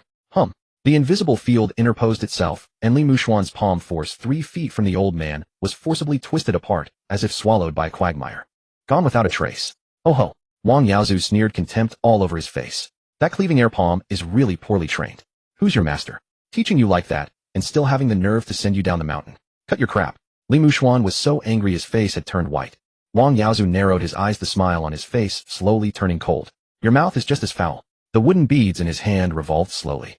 This business in Yojo, I never meant to get too deeply involved. But since I've taken their payment, I can't let you righteous sect folk walk out of here alive. At that a dark gleam flashed in his eyes. And what's more, a man of the Sanyi sect. Dying here is just as well. Let me see whether that old monster Zuo Ruotong will have a sore heart when one of his disciples dies. Li Mushuan let out a roar and drove reverse life with everything he had trying to break free. Let go. I'll fight you one-on-one. Still thinking of running. Wang Yaozu turned his wrist and pressed his fingers down. The invisible force field in midair abruptly tightened. Li Mushuan's throat tightened. He felt as if every bone in his body was about to be crushed, and he could not move at all. Ahead, the Honglian shadow had finally been pushed to its limit by gunfire. Black Chi staggering and on the verge of breaking apart. The 11-gun muzzles shifted toward him again. Clenching his teeth, Li Mushuan forced a hoarse roar from his throat. Brother Su, if you don't get here, damn you, I really can't hold out any longer. The moment the words left his mouth was whiz whiz whiz. From deep in the dark passage came a piercing shriek of blades cutting through air. Over a dozen pitch-black flying daggers tore apart the murky gloom and swept in like a violent storm. The daggers traced eerie arcs in midair and instantly split into 2 streams. One half shot straight for Wang Yaozu's vital points. The other half curved around Li Mushuan and locked dead onto the 11 gunmen. Swish swish swish. Blood sprayed. Before the gunmen could react, daggers struck brows and throats. 7 or 8 of them dropped without even a whimper. The few remaining gunmen were scared clean out of their wits and turned to flee with wild shrieks. Ghosts. But they had barely run 2 steps when a curvaceous dark figure flashed along the wall out of the shadow on the ground. Sun Yang's shadow twitched her 10 fingers. A cloying, acrid cloud of purple chi spread noiselessly through the air. The gunmen had barely taken a breath before their bodies locked rigid, their faces went from white to livid, and white foam gushed from their mouths and noses. Thud, thud. The men pitched into the pooled blood and did not move again. The peripheral riffraff was cleared in an instant. On the other side, flying daggers. Wang Yaozu's eyes hardened. With a sharp spin of the wooden beads in his hand, the invisible field of the reversed 8 directions spread out fully before him. Ding ding ding. The several black daggers aimed at him slammed hard against the unseen wall, were forcibly deflected, and after embedding into the stone dissolved into black chi. Wang Yaozu looked toward the source of the daggers, alarmed and uncertain. This technique. Those were not the flying daggers of a living person. Almost at the same moment, a dazzling pure white figure shot out from the end of the passage. A flash of movement light flickered beneath his feet. The white blur left a trailing afterimage. Subai did not smash head-on into Wang Yaozu's field, instead he cut through the thinnest gap along its edge. His arm shot out, grabbed Li Mushuan by the scruff of the neck, and yanked him straight out of midair. The next moment the two of them landed steadily more than a dozen paces away. Li Mushuan's legs buckled, and he nearly fell to his knees, panting like a broken bellows. He looked up at Subai, and his eyes lit up at once. Brother Su, you finally made it. Subai did not answer immediately. First he swept a glance over Li Mushuan. Shoulder wound. Exhaustion. True chi nearly depleted. But he was still alive. Then he looked at the Honglian shadow's broken body. Along the way it had been blown to pieces many times by gunfire, and every time it had drained Subai's true chi. Subai's gaze turned utterly cold. The moment Wang Yaozu recognized who had come, his eyelid twitched. In his mind the image surfaced of that child beneath the opera stage in Jinan long ago, watching him coldly as he toyed with his wooden beads. So it's you. Wang Yaozu stared at Subai, and suddenly smiled.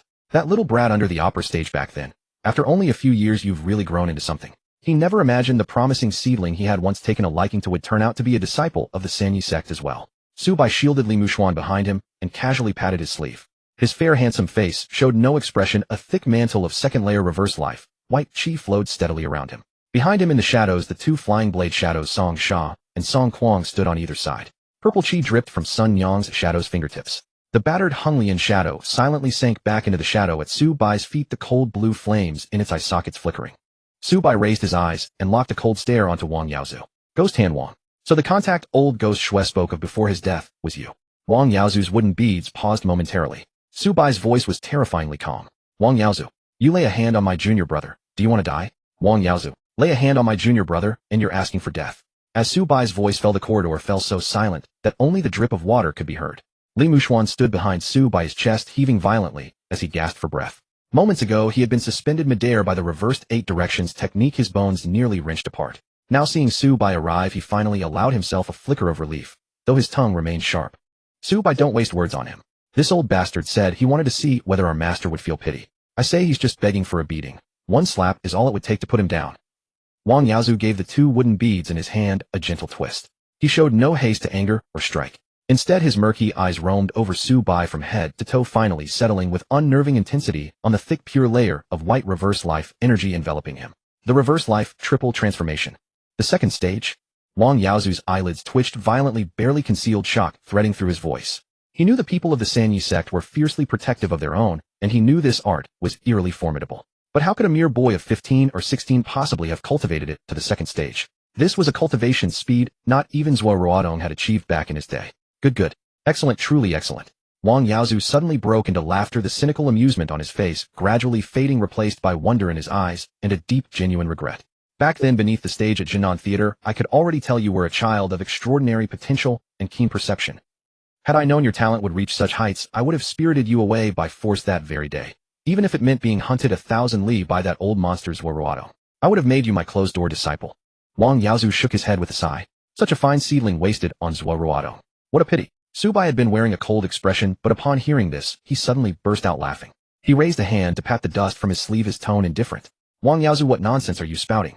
Your reversed 8 directions does have some merit. Enough to found a sect of your own in the world of the extraordinary. But you dare compare it to our Sanyi sect's reverse life triple transformation. You're nowhere near. Li Mushuan, who had been leaning against the wall catching his breath, instantly perked up. Exactly. You shriveled old coot, what nerve do you have to compare yourself to our master? Have you no self-awareness at all? A faint twitch tugged at the corner of Wang Yaozu's eye as his gaze settled on the bedraggled Li Mushuan. You little whelp. He stroked his chin, speaking slowly. Your mouth is insufferable and you act like a reckless hothead with no sense of measure. Utterly detestable. Still you rather appeal to me. Li Mushuan's laughter cut off abruptly, and the next moment he exploded like someone whose tail had been stepped on. Who's got a connection with you? Dogs would have a connection with you. I'm a proper disciple of the Sanyi sect. What the hell would I have to do with an old freak of the Chuanxing like you? Hearing this, Su Bai turned his head with a strange expression and glanced at him. Li Mushuan, unnerved by the look, shrank his neck. Su Bai, why are you staring at me? Su Bai shook his head. Nothing. You curse pretty well. He had simply recalled that in the original thread of fate, Li Mushuan was indeed fated to share a tangled bond with Wang Yaozu. Now this lad stood behind him, cursing with more venom than anyone. The sheer contrast was almost absurd. But as long as he was here, the Chuanxing would never take a single person from the Sanyi sect. Su Bai turned his gaze back to Wang Yaozu. He drew a deep breath and took half a step back. The reverse life white energy on his shoulders suddenly flickered violently, twice its light dimming considerably, as if his aura had become extremely unstable. Even his breathing turned rapid and heavy, and a few beads of cold sweat oozed from his forehead at just the right moment. Wang Yaozu, are you really going to fight us? Su Bai stared ahead, his tone carrying a hint of hurried concession. Old Ghost Shui is already dead, and everyone inside was killed by me. My mission tonight was to rescue the children and slaughter the heretical cultivators who refine pills. If you leave now, I won't bother chasing you. Today's business simply never happened. At these words, not only Wang Yaozu, but even Li Mushuan behind him was stunned. Li Mushuan whipped his head towards Su Bai, believing that Su Bai had truly exhausted too much of his strength. After all, the burly shadow had been shattered multiple times by gunfire, and Su Bai had slaughtered his way into the core zone. The shadows behind them were clearly all Chuanxing fiends slain by Su Bai. With such an intense battle, no matter how strong Su Bai was, depletion was inevitable. Not to mention that Su Bai had only just entered the second stage. He gritted his teeth and whispered, Su Bai, maybe we should just forget it. This old bastard really is troublesome. I can still hold on for a while longer. Don't push yourself. Wang Yaozu had also clearly caught the flicker of Su Bai's shoulder and the low murmur of Li Mushuan. The wooden beads spun rapidly in his hand, as his gaze swept back and forth between the two, a profound darkness flickering deep within his eyes. He was genuinely tempted. An exhausted prodigy at the second stage of the reverse life triple transformation, and a severely wounded disciple of the Sanyi sect. If both died here, it would be a devastating blow to Zuo Ruotong. However, Wang Yaozu's gaze passed over Su Bai and landed on the shadows behind him.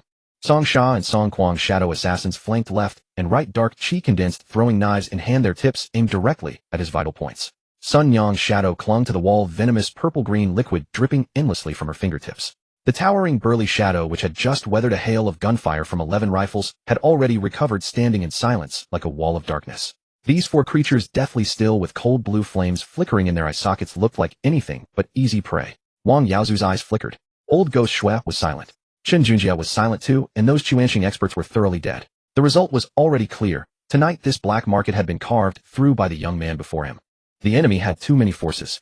If those four death-defying shadows charged at once in a desperate clash, even if Su Bai staked his life in the fight, Wang Yaozu might win, but only by shedding a layer of skin. Risk his life for a few dead comrades. Not worth it. The Chuanqing prided itself on following one's whims, not on dying for loyalty. Since that waste-old ghost Shui is already dead, and this place has been destroyed by you lot. Wang Yaozu tucked away his wooden beads, a cynical smile returning to his face, his tone calm. Then I naturally have no reason to fight you. Until we meet again, little disciples of the Sanyi sect. With that he turned and left without the slightest hesitation. Su Bai stood in place, utterly dumbfounded. What the hell? He's actually leaving. He lowered his head to look at the deliberately dimmed white energy, then glanced back at the vigilant shadows of Song Sha Song, Kuang Sun Yang, and the burly shadow. Every single one of them was more unsettling than the last, radiating maximum deterrent force. The corner of Su Bai's mouth twitched. He had been too hasty. Moments ago, anxious to save Li Mushuan, he had summoned all four of them to bolster his presence. With those four monstrosities standing behind him, who would possibly believe he was running low on strength? Next time he went fishing, he'd have to tuck his enforcers back into the shadows first. How the hell was he supposed to feign weakness like this? In truth, the true qi within Su Bai's body was so abundant, it was practically spilling over. The shadow extraction mechanism was almost shameless, summoning shadows, and having them use skills cost him no qi at all. Only when a shadow was shattered and reconstituted would it drain his qi. And every time true qi was fully infused, the shadow instantly reset to full health and full power. At his current state, he could revive every shadow in perfect condition dozens of times over. He deliberately feigned exhaustion for one reason alone. He had been coveting Wang Yaozu's body for a long time.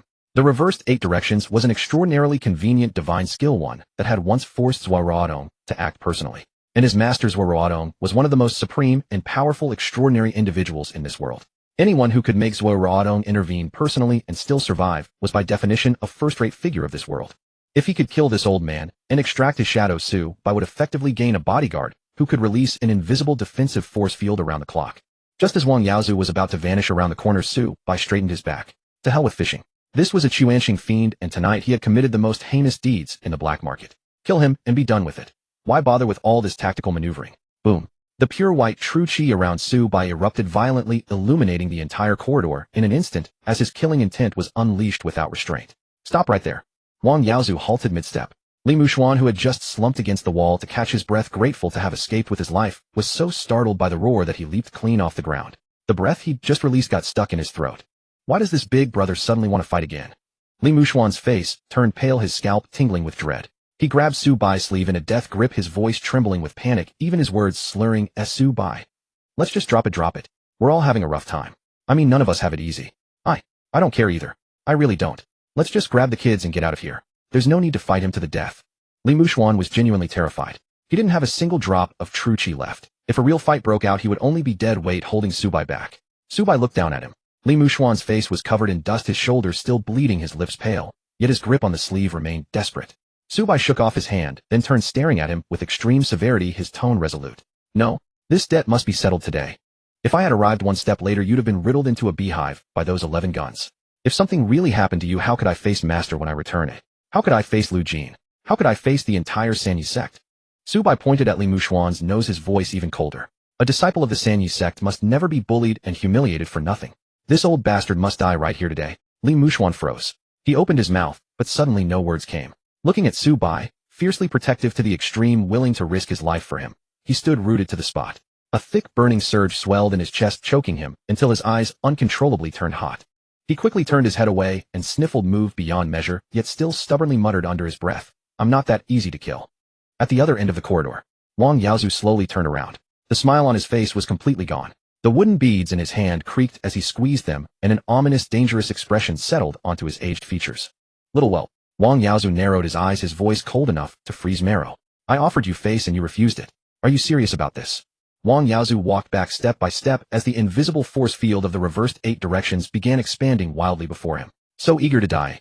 Before he even finished speaking, a trail of pure white thunder split the air. Su Bai didn't bother responding. A burst of light exploded beneath his feet as he crossed over 10 meters in an instant. His pale face was utterly expressionless. His right fist, wrapped in violent reverse life, true qi at its absolute peak, smashed through the air as the thick white energy crushed toward Wang Yaozu's face. Die, you bastard. Boom. The passing of his fist tore a piercing sonic boom through the air. Wang Yaozu's pupils contracted sharply. He had never expected a 15-year-old boy to move with such terrifying speed. Wang Yaozu's pupils contracted sharply, utterly unable to anticipate that a 15-year-old youth could move with such terrifying speed. That punch wreathed in the ferocious white chi of the second level of Innate Sheng came crashing down, almost grazing his face. Reverse the 8 directions.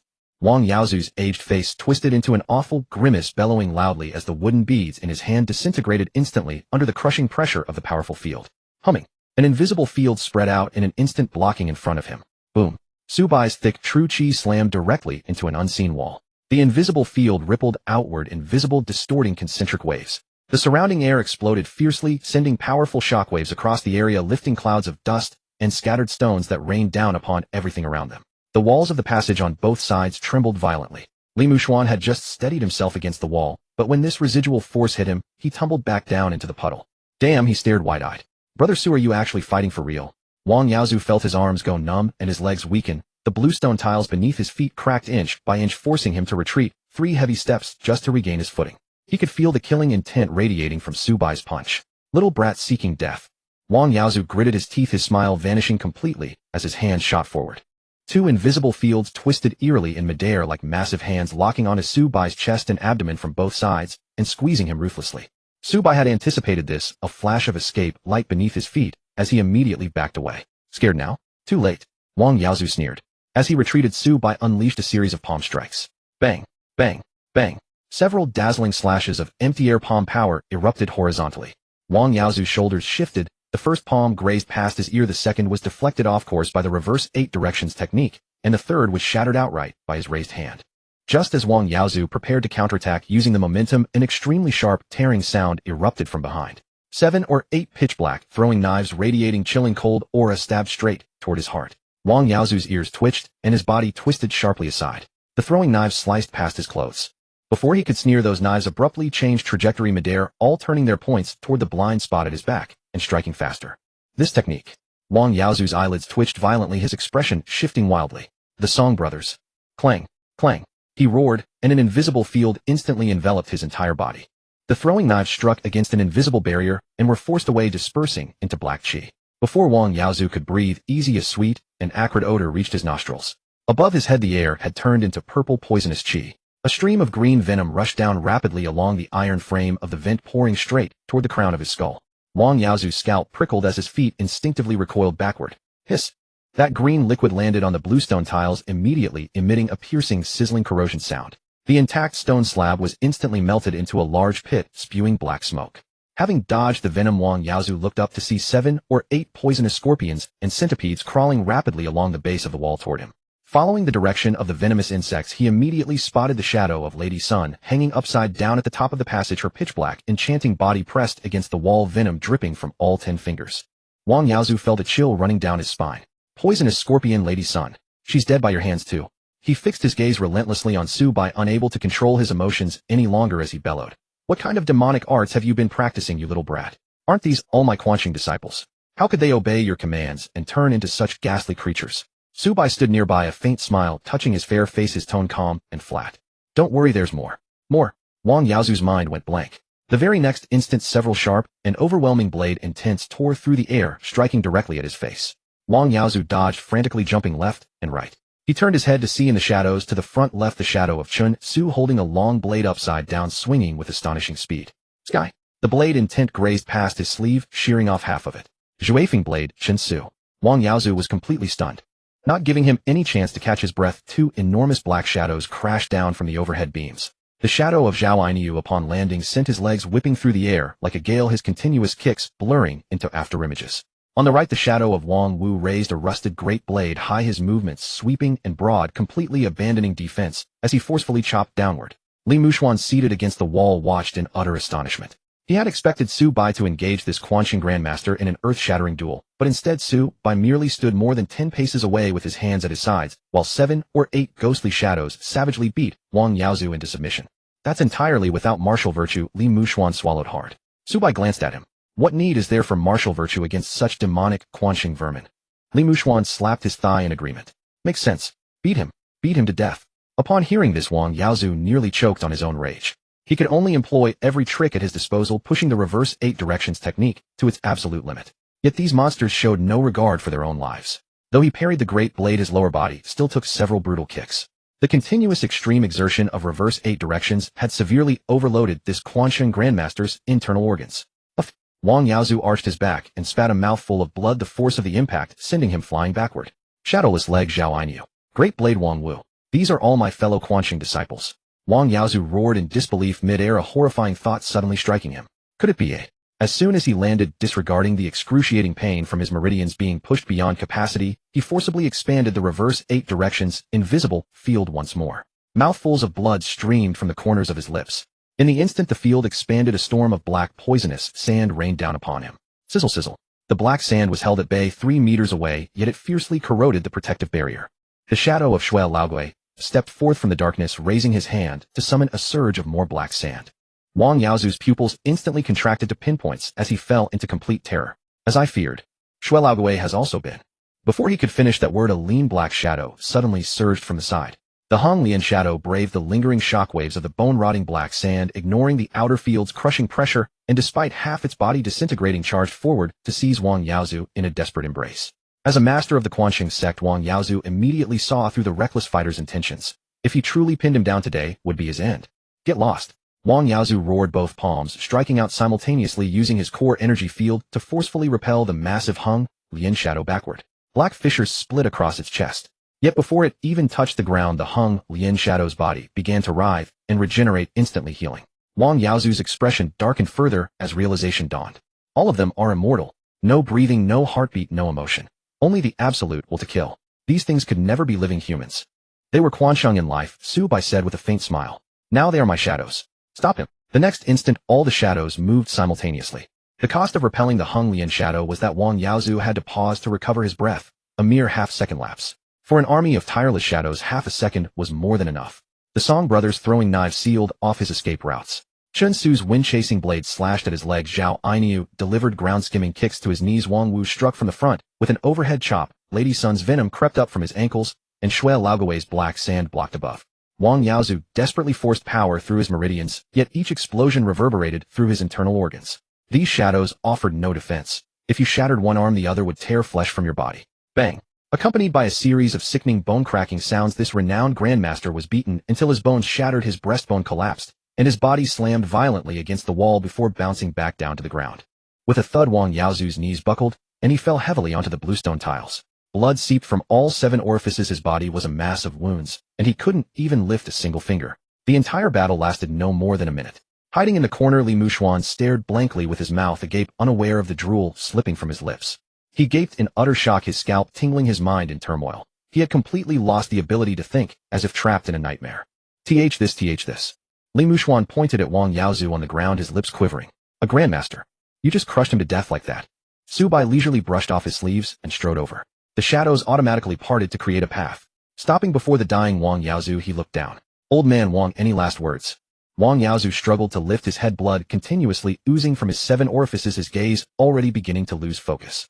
What a pity. Such a terrible pity. If you hadn't joined the Sandman sect, but rather had joined my Quanxing. Wang Yaozu spat blood foam, his eyes filled not with hatred, but regret. He suddenly began to laugh in a manic, unhinged manner, his voice, wheezing like wind through broken pipes, sending chills through the air. If that had been the case, you little brat, you would have become every person in this world's nightmare. Gaga. Cough cough. But, what a pity. Cough cough cough. Su Bai stood before him, his expression unchanged. Facing such provocation or curse, not a single ripple stirred within his heart. Are those your final words? Su Bai asked calmly. Wang Yaozu parted his blood-stained lips in a grin, chuckling low. Boy, to die at your hands.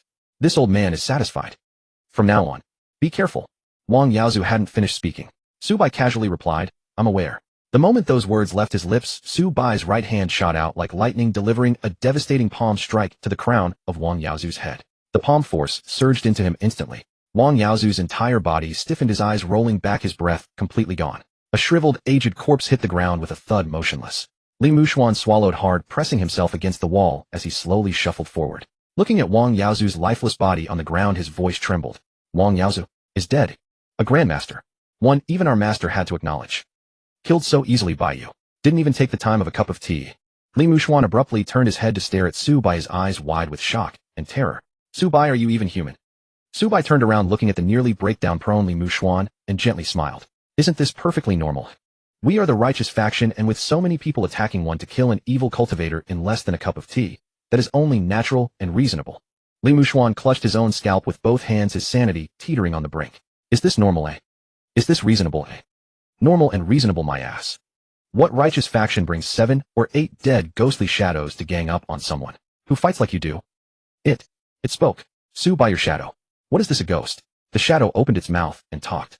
In the cold, damp passage, Li Mushuan pressed his whole body against the wall, his trembling finger pointing at the gaunt black shadow kneeling before Su Bai. The voice was hoarse and rasping, carrying an indescribable fervor. It was unmistakably Wang Yaozu, the Chuanxing Grandmaster who had died only moments ago. Su Bai ignored the startled Li Mushuan. He stepped forward and looked down at the shadowy Wang Yaozu before him. His gaze was calm, but he was also somewhat surprised inside. Previously, the shadows he had extracted, whether Sun Yang the Song brothers or the body-hardening fiend, had all been like tireless killing machines. They obeyed orders absolutely and retained the skills they had in life, yet they showed no independent intelligence and never spoke. Wang Yaozu, however, was different. Su Bai quickly formed a judgment. An ordinary extraordinary shadow retained only instinct, qi, and techniques. But Wang Yaozu had been a grandmaster-level figure in life, and his soul was far stronger than that of an ordinary extraordinary. After extraction, he had retained complete memories, and could even answer in speech. This meant the ceiling of shadow extraction had risen another notch. Su Bai looked at the black shadow kneeling on the ground, and asked, do you still have your memories from life? Shadow Wang Yaozu slammed his head into the ground in a kowtow. The cold blue flames in his eye sockets leaped violently, and his voice was hoarse, yet nearly fanatical in its devotion to answer, my master. Yes, I do. I remember everything. Li Mushuan's mouth hung even wider, and his voice jumped. You do? Wait, you really do? Su Bai continued, what is it that you remember? Shadow Wang Yaozu kept his head low and answered without a moment's hesitation, I remember seeing my master at the Jinan opera stage. I remember Zuo Ruotong sparing my life 3 times. I remember the secrets of cultivating inverted 8 directions, and I remember old ghost Shui asking me to come and provide support. I remember all of it. At that he suddenly raised his head, his tone full of reverence. In life, I was blind as a dog, daring to offend my master, and even to bear murderous intent toward my master's fellow disciples. I deserved 1,000 deaths. Thank you, master, for killing me with your own hand. You granted me the chance to return to Shadow, to wash away the sins of my former life, and to die fighting for you from now on. For this kindness, this subordinate will never forget it. The passage fell silent. Li Mushuan pressed against the wall, forcing down a hard swallow that produced a clear gulp from his throat. What had he just heard? This old Chuanxing fiend not only remembered everything from his life, but was actually grateful to Su Bai for being killed. No, Wang Yaozu, that is not what you were saying just now. Li Mushuan's mouth twitched madly. A moment ago you were calling us little kids and acting like you were second only to heaven itself. Now why are you kneeling so readily? Shadow Wang Yaozu turned his head to look at him. The cold blue light in his eyes flickered as he said in a stern, icy tone, in life, I was ignorant, who after death my heart is clear. Those who offend my master deserve death. My master killed well. Li Mushuan was completely stunned. He looked at Su Bai as if he were a monster. Brother Su, isn't this ability of yours a little too terrifying? You kill someone, pull out his shadow, and make him thank you with utter devotion. What difference is there between this and resurrection? What frightened him was not that Su Bai would harm him. He was simply realizing for the first time that what his fellow disciple held in his hands was enough to keep the entire community of extraordinary people awake at night. Su Bai's expression did not change. The difference is huge. He has memories and abilities, but no possibility of choosing to betray me. This is not resurrection. This is belonging. Li Mushuan rubbed his arms, feeling unsettled. Stop it. Right now I think you're scarier than the Chuanxing. Su Bai glanced at him. I saved you. Li Mushuan immediately straightened his shoulders. I mean, scary as it is, it's definitely righteous. Su Bai could not be bothered to banter with him. He looked again at Shadow Wang Yaozu. Can you still use inverted 8 directions? Shadow Wang Yaozu immediately raised his right hand. To be of use to my master is this subordinate's honor. An invisible field spread out from his palm.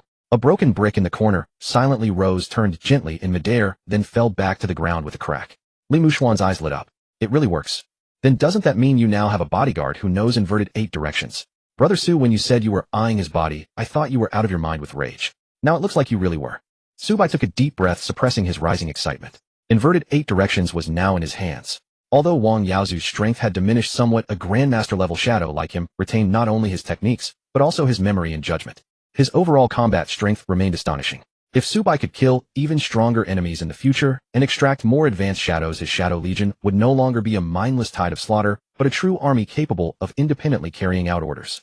A faint strange gleam flickered in Su Bai's eyes. If that art of binding spirits and commanding generals truly burst upon the world as it had in his memory, it still might not be able to suppress the path he had taken. Enough. Get up. Su Bai willed it, and the shadow beneath his feet spread outward like ink. Shadow Wang Yaozu lowered his head in acknowledgement. His form gradually dispersed into black mist, and along with the other shadows sank into the dark under Su Bai's feet. Moments later the passage returned to silence.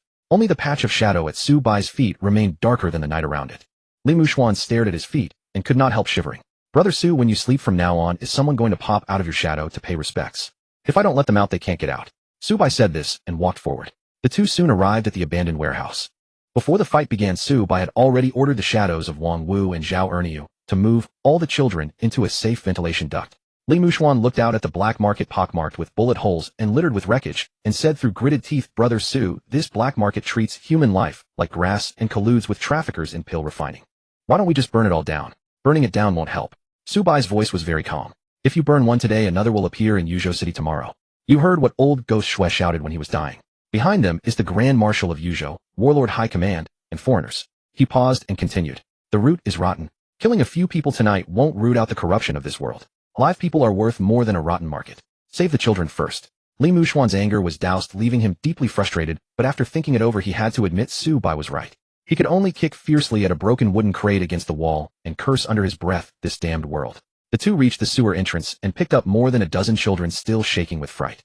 Seeing Su Bai return, a boy who was a little older asked in a trembling voice, Big brother, are all the bad guys dead? Su Bai softened his voice. They're dead. You're safe for now. Tears spilled from the boy's eyes. A little girl beside him timidly pulled at Li Muxuan's sleeve. My little brother can't walk. In the corner, a boy of 5 or 6 was pale in the face, not yet fully awake. Li Muxuan did not waste a word. He bent down, lifted the boy onto his back, and said through gritted teeth, I'll carry him. Stop arguing.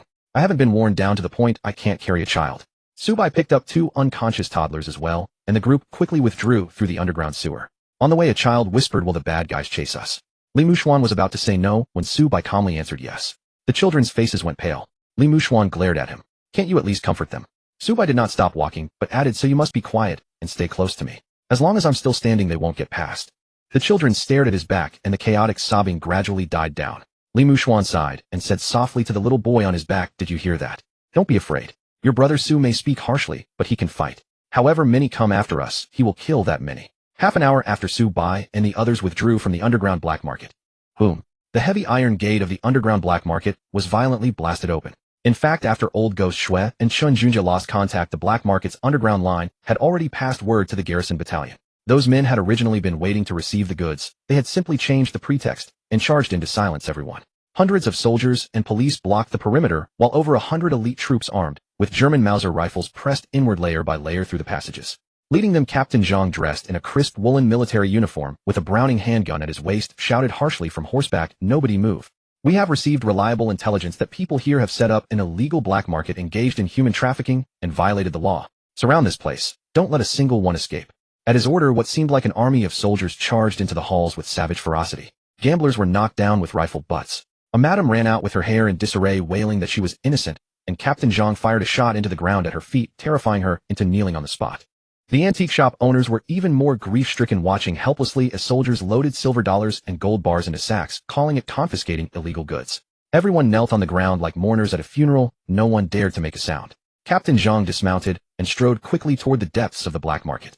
As soon as he entered the core passage, he drew in a sharp breath. Corpses were everywhere. Old Ghost Shui of the Chuanxing lay with his limbs severed. The Song brothers of the Flying Dagger Society were sprawled dead in the corridor. Chun Junjia and dozens of elite gunmen had died in 100 gruesome ways. Blood covered the walls and floor, and the air still carried the stench of poison and blood. Bring me whoever is still in charge. 2 soldiers quickly dragged in the black market second in command and threw him onto the blood-soaked flagstones like a dead dog. Captain Zhang pressed his pistol to the man's forehead and demanded, talk. What the hell happened? How did Chun Junjia die? Were dozens of guns nothing but firewood? The second in command was so terrified that his trousers were soaked. He kowtowed and begged. Only 2 people came. A kid in black and a kid in white, half-grown children. They know sorcery. With a flash of white light, people vanished, and the black shadow couldn't be cut or shot. They fought their way in, and we couldn't hold them back. Captain Zhang's pupils shrank. Zhang Hu, adepts with strange powers. He grabbed the man by the collar, blue veins bulging on his forehead. I don't care how Chun Junjia died. What about the children? What about the goods in the warehouse? They were all rescued. Worthless. Captain Zhang delivered a slap that left the second-in-command's mouth full of blood, yet a chill settled in his own heart. Those children were the materials the Grand Marshal used to refine the origin elixir to prolong his life. If this crime against heaven and reason were exposed, not only would the common people turn against him, even morale in the Grand Marshal's own army would collapse. Rival warlords would never let this opportunity go. They could make issue of it tomorrow. There was absolutely no way any witnesses could be allowed to live. Captain Zhang suddenly stepped back and raised his voice as if speaking for the soldiers behind him to hear. Did you all hear that? This man admitted it himself. Chen Junjie set up a black market, sold children and refined pills to kill people. It was all they're doing. The second-in-command's face went ashen as he instantly realized what the captain intended. No, it wasn't me. The pill refining was clearly your Grand Marshal's. Bang! The gunshot exploded. The second-in-command's head blossomed into a spray of blood, and he fell dead with his eyes wide open. Captain Zhang unhurriedly blew from the muzzle, then turned and ordered the trafficker, had it coming. Tear this place apart and confiscate everything. Immediately send men to seal off all 4 gates of Yuzhou City. Don't let even a fly out. He paused, his voice turning colder. I will return to report to the Grand Marshal. A dozen or so minutes later in the Yuzhou Grand Marshal's residence. Crack! A loud resounding slap landed on Captain Zhang's face. The Grand Marshal of Yuzhou, wearing silk pajamas, had a face full of savage flesh. In a fury, he kicked over a chair. Idiots. A bunch of goddamn idiots. He was not saddened by the people who had died. He was afraid. If word of the pill refining got out, he, the Grand Marshal of Yuzhou, might be dragged down from his position tomorrow. The common people would hate him, his subordinates would fear him, and rival warlords would seize the chance to swallow him. Marshal, the city gates have been closed, Captain Zhang said, head bowed, one side of his face swollen high. They have more than a dozen children with them. They can't be fast. Seal the city for me. The Grand Marshal of Yuzhou, his eyes bloodshot, roared hysterically, impose martial law on the whole city and search every home. Stick to the claim that they are the escaped accomplices of the traffickers.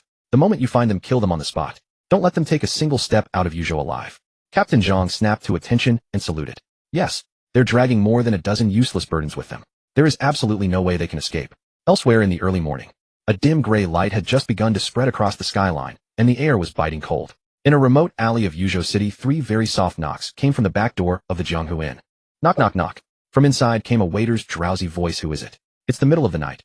Even if you want to borrow a lamp, you should check the hour. The bolt slid open. The waiter had barely stuck his head out when his voice caught in his throat. Outside stood Su Bai and Li Mushuan, calm, heavy with the stench of blood and gunpowder, their clothes soiled with filthy water.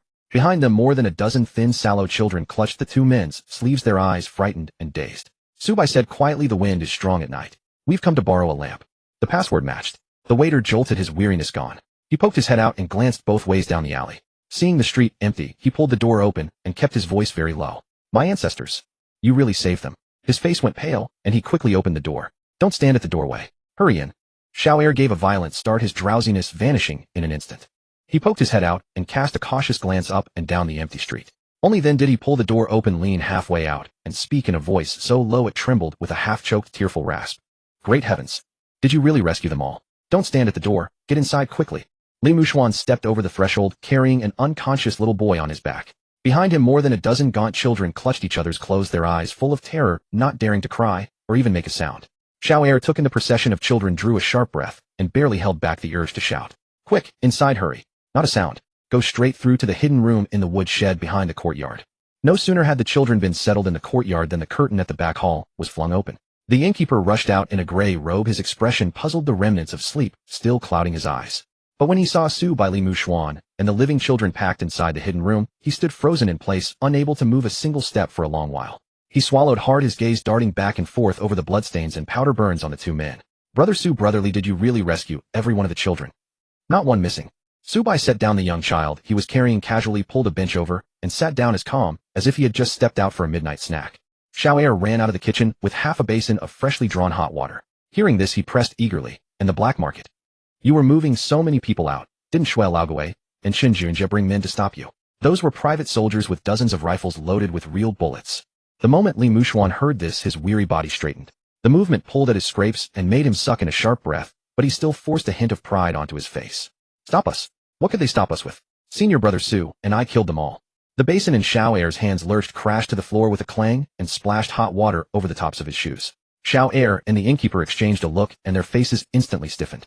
K killed them all. The innkeeper's voice shot up, completely abandoning his usual composure as he stared at the 2 men like they were ghosts. All dead. Su Bai nodded, poured himself a cup of tea, and moistened his throat. Qin Junjie, the black market steward, is dead. And that Shui Laoguei is dead. As for the other 5. Li Mushuan suddenly perked up and took over. Sun Yang's poisonous art, Zhao Erniu's shadowless kicks, Big Blade, Wang Wu's monstrous strength, and the Song brothers throwing knives that could curve mid-flight.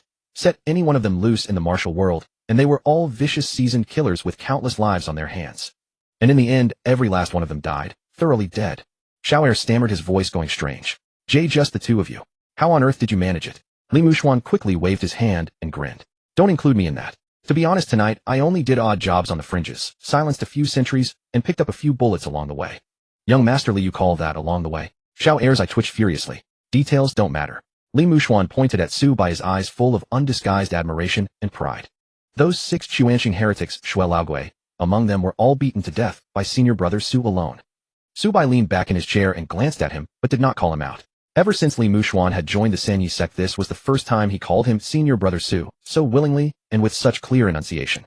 It seemed this night's battle had thoroughly won him over. And that's not the most frightening part. Li Muxuan lowered his voice and dropped the bombshell one word at a time. Not just those 6. Later, right when we were about to leave the Chuanqing's hired reinforcement, Ghost Hand Wang Yaozu jumped out too. And guess what happened? Senior brother Su pinned him against the wall and beat him to death on the spot. Boom. At the name, Wang Yaozu, the innkeeper's scalp went tight with terror, and he staggered under his own feet. Xiao Er rushed over and steadied him firmly. Wang Yaozu. The innkeeper's face was a mask of horror, his lips trembling. That Chuanqing master, the one who cultivated the 8 directions reversal to a peerless level A. And he was beaten to death by you, young Master Su. Su Bai casually murmured, and just a Chuanqing heretic. Killed is killed. For a moment the room went silent. The innkeeper stared at Su Bai's impossibly young face as wave after wave of shock surged through him. This was no newly initiated young disciple of the Sanyi sect. This was unmistakably a master of the mystic arts. Don't dwell on the dead. Su Bai rapped the wooden table, snapping everyone out of their shock, then pointed toward the hidden room. The living are what matter most now. These children are frightened. We need to move them out of the city as quickly as possible so they can go home to their parents early. A little girl huddled in the corner. Hearing this, she timidly asked, Big brother, can we still go home? Will the bad people chase us again? Su Bai crouched down and handed her a clean cloth. You can go home. The bad people will chase you, but they won't catch you. As long as you follow my instructions, you'll live. The innkeeper suddenly came back to himself, rubbed his face hard to suppress his pounding heart, and nodded emphatically. Young Master Su is right. This is no time to be stunned. The 2 of you have already taken down a Chuanqing Grandmaster and dozens of rifles. You flattened the deadliest obstacles. If I can't handle the rest of the cleanup, then I might as well find a rope and hang myself. With that, he turned to Xiao Er, speaking rapidly, his hands already working. Go. Open the hidden cellar in the back courtyard. Split the children into 3 groups, dress them in coarse cloth, smear coal ash all over them, and make sure nobody can tell they came from the black market. Old Ma, get the inn's secret merchant caravan pass. The innkeeper's voice dropped to an extremely grave hush. Yuzhou City is warlord territory. You smash the black market alchemy furnaces and cut off the marshal's lifeline. They will never let you off. The children have to leave, and you 2 must leave immediately too. Prepare 2 broken down coal carts for hiding people, and use 2 manure carts and 1 vegetable cart as cover. Li Muxuan had just taken a bite of the meat bun Xiao Er brought over and nearly spat it out. Manure carts. The dirtier the safer. Su Bai drained the bowl of hot congee in one breath, and said seriously, follow the innkeeper's arrangement. Get the children out safely. That's what matters. A stick of incense later, the first faint light of dawn spread across the sky. The hidden rear door of the inn opened silently. 3 coal carts with secret compartments built into their bottoms, 2 reeking manure carts, and 1 vegetable cart crept slowly into the remote back alleys. The children were stuffed into the hidden compartments and beneath the vegetable crates. Su Bai and Li Muxuan had also changed into tattered short coats full of holes. Li Muxuan wore a broken cap on his head, his face smeared with 2 handfuls of soot from Xiao Er, and had to pinch his nose as he sat beside the manure cart, looking for all the world like a fleeing refugee. Counting on the brief window when the morning market had just opened and the city guards had not yet received the order for a full lockdown, the convoy edged toward the city gate. The soldiers at the gate, still groggy with sleep, turned green at the sight of the ridiculously reeking carts. Xiao Er led the mule forward with easy familiarity, pressed a heap of silver dollars and a few copper coins into the guard's hand, and put on a fawning smile. Officer, I'm hauling fertilizer and coal to the estates outside the city. If I miss the deadline, my boss will skin me alive. Do you want to lift the covers and search the load? The soldier frowned and scanned the carts twice. His nose was filled with an overpowering stench, his face almost contorted, and he waved them on while stumbling backward. Search my ass. Get the hell out. This stink is killing me. The wheels ground over the stone slabs of the gate, and they slipped through without incident. Li Muxuan, sitting by the manure cart, did not dare curse under his breath until the convoy was outside the city. I've never felt so humiliated in my life. Su Bai glanced at him. As long as we got out alive. Less than half a quarter of an hour after they left the city, urgent bronze gongs suddenly rang out from the direction of Yuzhou City behind them. Then a deafening crash rang out as the huge city gates were slammed shut. Seal the city. By the marshal's order. Lock down all 4 gates. Hunt down the kidnappers' accomplices. Flooding the streets came waves of fully armed soldiers and police, their bayonets flashing in the light as they began an insane house-to-house search. The shops that had just opened all shrank back inside. Breakfast vendors did not even dare gather up their woks. Cart drivers at the roadside stopped dead. The whole city of Yuzhou felt as if an invisible hand was strangling it by the throat. Meanwhile, in front of the broken earth god temple in the wasteland west of the city, several of the inn's secret contacts were already waiting. The children were helped down from the carts one by one. The agents worked nimbly, carrying them off into the woods. Before leaving, the oldest boy suddenly turned back, dropped to his knees with a thud, and bowed down to kowtow to Su Bai. Thank you, big brother. I've memorized it. Your name is Su Bai and the older brother is Li Mushuan. The other children followed and knelt down one after another. Even the youngest copied the kowtow. Su Bai reached out and helped him up, saying with a smile, no need to kneel. Go home and live well. Watching the secret contacts send the children away in groups, Li Mushuan wiped the black ash from his face and said in a low voice, Brother Su, what if the warlord leads his troops after us? Su Bai's gaze hardened slightly, and he spat out 3 words. If they chase, then kill. At the same time, inside the main hall of the Yuzhou marshal's residence, porcelain vases and teapots were smashed to the ground one after another, shards of ceramic flying everywhere. The marshal in silk pajamas had bloodshot eyes. His fleshy face quivered violently with fury as he screamed hoarsely, idiots. A bunch of idiots. He wasn't heartbroken over the dead. He was afraid. If news of the black market alchemy ever spread, not only would the common people resent him, even his own subordinates would panic. Not to mention rival warlords seizing the chance to kick him while he was down. Marshal, the gates were sealed one step too late. Captain Zhang knelt at the very front, blood still trickling from his forehead. There must have been accomplices inside the city. They definitely mingled with the morning market's delivery carts and slipped out. The marshal grabbed the heavy brass ashtray off the table and hurled it at Captain Zhang's head. Accomplices? Then goddamn investigate. Dig out who those 2 thieves really are. I'll personally lead the army and level their mountain stronghold. Captain Zhang, ignoring the blood on his head, spoke so hastily that his voice shook. Marshal, you must not marshal. These people are no ordinary thieves. They are strange adepts who move like phantoms and use unearthly arts. If you really send the army after them, they might not stand against your rifles and cannons, but they'll definitely go into hiding. And if you don't wipe them out completely, they'll scale the walls into your residence to assassinate you in the dead of night. Will you ever be able to sleep in peace again? The marshal's fingers around his pistol stiffened. In a flash, the gruesome corpses in the black market surfaced in his mind, and a cold sweat broke out on his back. The phrase midnight assassination stabbed into his heart like a needle. He slowly withdrew his pistol, snorted coldly, and sank back into the old master's chair. Then tell me, are we just supposed to let it go? Captain Zhang let out a long breath and lowered his voice to offer his vicious plan. Marshal, to deal with men of the martial world, you must use the methods of the martial world. We can't find them easily, but we can pay other martial artists to kill them. I know of men who make exactly this their trade. As long as the silver is enough, they'll take any life you name. Let the martial world kill the martial world. No one will ever know. The marshal raised an eyebrow, his face finally easing, and a sinister smile crept to the corner of his mouth. Good. Money for the job. I'm leaving this to you. Even if you have to chase them to the ends of the earth, bring me back the heads of those 2 thieves. At noon, on the main road, 7 or 8 li outside Yuzhou City, 7 or 8 martial arts adepts in different attire were hurrying along. In the group were young men in short fighting clothes, middle-aged men in mandarin jackets, and an old man whose long robe had been washed pale. They were all disciples of righteous sects who had received the inn's urgent call for help and traveled through the night to provide support. At the very front, a tall, broad-shouldered man with a buzz cut stopped abruptly, his sharp eyes fixed on the distant city gate. The great city gate was tightly shut, machine guns mounted on the wall, and more than a dozen soldiers with rifles were conducting severe checks. 2 soldiers were holding someone down while searching the cargo on his cart. Officer, I really don't know. I just drove out early this morning to make deliveries. A middle-aged man in a long robe stepped forward with a grave expression. Brother Gao, by the looks of it, this is the highest level citywide martial law. Something major must have happened last night. There's no way we're getting into the city now. The buzzcut man called Brother Gao was none other than Gao Zhen. He took a long, deep look at the night soil cart driver being beaten, his brow furrowing slightly, then turned and led them away. Let's go. We won't force our way in. Gao Zhen strode quickly back down the road, his voice low. First, find the martial world's outpost outside the city and ask the innkeeper there what's going on. In the woods not far outside the city of Yuzhou, a band of righteous cultivators watched from afar the heavily guarded city gate, their expressions darkening with unease. Gao Zhen did not rush to force his way in. He raised a hand and pressed it down, leading the group into a desolate ditch beside the road. Half an hour later, all 7 or 8 of them had changed into tattered coarse cloth jackets, smeared their faces with dust, and even loosened their steps into a deliberately sloppy saunter. Gao Zhen suppressed the chi aura in his body, slumped his shoulders, and once he hoisted the firewood baskets, he truly looked like a country fellow who had run errands all his life to make a living. Bearing firewood baskets and pushing a broken manure cart packed with cabbages and potatoes reeking with a sharp stench, they lowered their heads and edged toward the city gate. The city gate was as tense as a war zone. Military police carrying Mauser rifles filled the area, their bayonets glistening on the muzzles. Citizens coming and going did not even dare to breathe heavily. A thuggish soldier came over with a rifle, frowned, and kicked the firewood basket at Gao Zhen's feet. Where are you from? Gao Zhen quickly bent over, a plain, honest smile piling up on his face. From Jiaojigu, outside the city, bringing fertilizer and hoping to trade for some food. You've had a hard day, sir. Please do us a favor. As he said this, his fingers flicked, and a few silver dollars were silently pressed into the soldier's palm.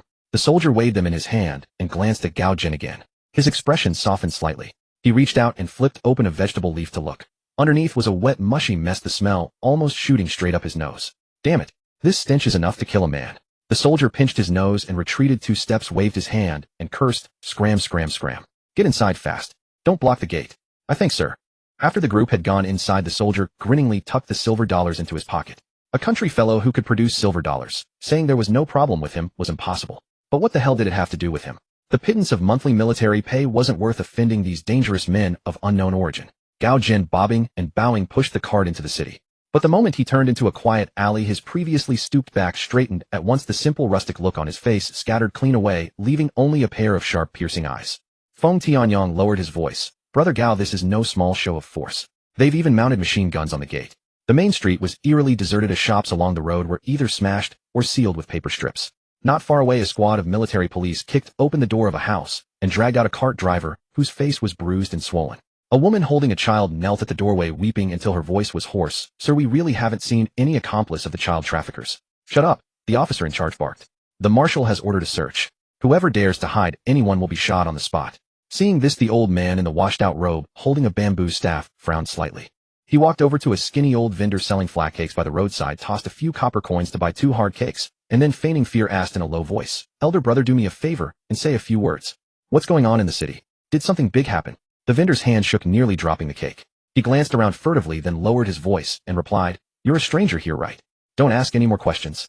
There was a major incident in the city last night. A gang of child traffickers was wiped out by the marshal at the underground black market, and the ringleader was shot dead on the spot." He then shrank his neck and dropped his voice even lower. "But who knows? A few remaining fish got away, and they took all the children with them. The marshal flew into a rage, and now the whole city is under martial law hunting for them." Hearing this, Feng Tianyong sneered coldly, his voice low but still burning with anger. "The more one covers it up, the more it shows. How could it be such a coincidence? I think it's more likely that the marshal's own dirty affairs were wrecked by someone, and he's now desperate to kill the witnesses." The vendor's face turned pale as ash in an instant, so frightened he nearly fell to the ground. He grabbed Feng Tianyong's sleeve, his voice trembling. "Oh, my little ancestor, mind your words. Mind your words. If the soldiers hear this, our heads will roll." With that, the vendor didn't even bother to collect the copper coins. He shouldered his empty carrying pole and slipped straight into the alley. Even after he was far off, he kept muttering, "If you want to die, don't drag me into it." I didn't hear anything. The old man watched him run away, then turned to cast a glance at Feng Tianyong, his tone turning grave. "Xiao Feng, we're here to rescue people. The city is a powder keg right now. Keep your words and actions in check. Don't stir up more trouble." This old man was none other than Qian Feng, a grandmaster of the Liangshan great shaman lineage. Feng Tianyong rubbed his crew cut a little sheepish. "Yes, master, I've got it." Gao Jin stood at the mouth of the alley, watching the military police patrolling the streets in the distance, and said in a low voice, "Something's off. If it were truly ordinary traffickers who took the children, the warlord wouldn't panic like this."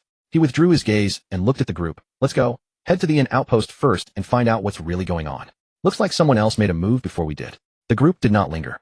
Avoiding the patrolling thugs, they twisted and turned through the alleys and soon arrived at a door bearing the sign, "Chin's Wine Shop." Pushing the door open, a few sparse customers sat at the square tables in the main hall. One squatted on a stool drinking bean soup, another kept his head down gnawing on a flat cake. When the newcomers came in, the customers merely swept a quick glance over them before lowering their heads again. Nobody wanted to provoke trouble at a time like this. Qian Feng strode up to the counter. Looking at the shopkeeper who was tallying accounts, he curled a finger and knocked once heavily, then twice lightly on the countertop. "Shopkeeper, the wind is strong at night. Lend us a lamp. We're here." At the code phrase, Chun Jiang, the innkeeper, abruptly stopped, the fingers moving across his abacus. He lifted his head and swept his gaze over Qian Feng, Gao Jin, Feng Tianyong, and the others. He immediately closed the ledger and came out from behind the counter. "The lamp is in the back courtyard. Everyone this way, please." Chun Jiang shot a meaningful glance at the waiter wiping tables, leaving him in front to deal with the guests. He then led the group through the back hall around the woodshed and pushed open a concealed door, entering a hidden underground chamber. The moment the door shut, the sounds from outside were completely sealed away. Chun Jiang did not speak at once. He first carefully checked the wall corners, the window cracks, and the beams. Only after confirming there was no one listening did he turn around, pour everyone a bowl of boiled water, and clasp his fists. "That you all rushed over through the night. Chun Jiang will remember this favor. But the situation is urgent now, so I'll skip the pleasantries." Gao Jin, the most straightforward of all, sat down with his legs spread wide. "Shopkeeper Chan," he asked without beating around the bush, "where are the children? They haven't fallen into the warlord's hands, have they? The children are all alive, not one missing. Our covert line already smuggled them out of the city last night." Chun Jiang offered this reassurance first. Just as everyone's expressions relaxed, he let out a wry smile. "But indeed, you came a step too late. Last night, the 2 young heroes of the Sanyumen, Su Bai and Li Mushuan, arrived first. They snuck into the black market overnight and took the people away." Those words made the chamber fall silent for a moment. Feng Tianyang's eyes widened. Disciples of the Sanyumen. Why did they act so early? That black market had dozens of guns standing guard. Weren't they afraid of alarming the enemy? Gao Jin also frowned deeply, a note of disapproval in his voice. If they truly barged in ahead of the reinforcements, that was far too reckless. With dozens of guns in the black market, if anything went wrong, both they and the children would have been finished. The other righteous cultivators also began murmuring among themselves. After all, they had traveled through the night precisely to avoid complications. But before they even arrived, 2 half-grown boys had already charged in. No matter how one looked at it, it hardly sounded like a prudent move. Chunjiang quickly waved his hands and said solemnly, "You've all misunderstood. The 2 young heroes weren't fighting over credit, and they didn't rush in on a whim. They were forced into a corner with no way out." Qian Feng stroked his beard and asked in a low voice, "Was there some hidden reason?" Chunjiang nodded heavily, a trace of lingering fear flashing in his eyes. "Last night, young hero, Su had the waiter lead him to reconnoiter the black market, and he just happened to intercept old Ghost Shue's planning. That old beast intended at the midnight hour tomorrow, when Yin energy was at its most dense, to cut open the bellies of all those children with Qi meridians, drain their blood, and refine it into demonic pills." At that, several people in the chamber changed color at once. Chunjiang looked at Gao Jin. "Elder Qian, young hero Gao, after you received our letter, by our calculations, even at the fastest you would need 3 days to assemble your people. If we had truly waited 3 days to move, those children would have been dead long ago." Feng Tianyang's face was grim, and he cursed in a low voice, "Beast." The irritation on Gao Jin's face also receded. After a moment of silence, he nodded. "If that's so, it truly couldn't wait. If I had been there, I would have had no choice but to risk a desperate fight either." He paused and asked, "But the black market was guarded by gunmen, and those Chuanxing evildoers after all. Those 2 really got the children out?" A complicated smile crept over Chunjiang's taut face, as if he still hadn't fully recovered from it. Young hero Su wasn't rash in the least. He was so steady it was terrifying. He first had the waiter lead him around to scope out the entrances, the ventilation pipes, the firing positions, and the lodgings and patrol routes of those Chuanxing evildoers. Chunjiang drank some water and continued. When the action started, he had young hero Li wage a guerrilla diversion on the periphery to draw their fire, while he himself struck straight into the core through the ventilation pipe. He killed the Chuanxing first, then rescued the children, and finally turned around to clear the battlefield. Gao Jin's eyes lit up. Such boldness. What was the result? Chunjiang looked around at everyone, his voice dropping a little. Chun Junjia, the black market's steward, is dead. So are dozens of elite gunmen. Everyone's breath caught. Chunjiang didn't stop there, adding, "More critically, old Ghost Shue's pack of Chuanxing evildoers. Not one of them escaped either." Feng Tianyang suddenly raised his head. "Old Ghost Shue. The Chuanxing one who refines evil methods and dark sorcery." "Yes." Chunjiang articulated every word. "Poison Scorpion Zissen Yang Zhao Ernie of Big Blade Wang Wu and the Song brothers. All dead." Several sharp intakes of breath sounded in the chamber. Any of these people placed in the Jianghu was no pushover. Their hands were stained with who knows how many lives.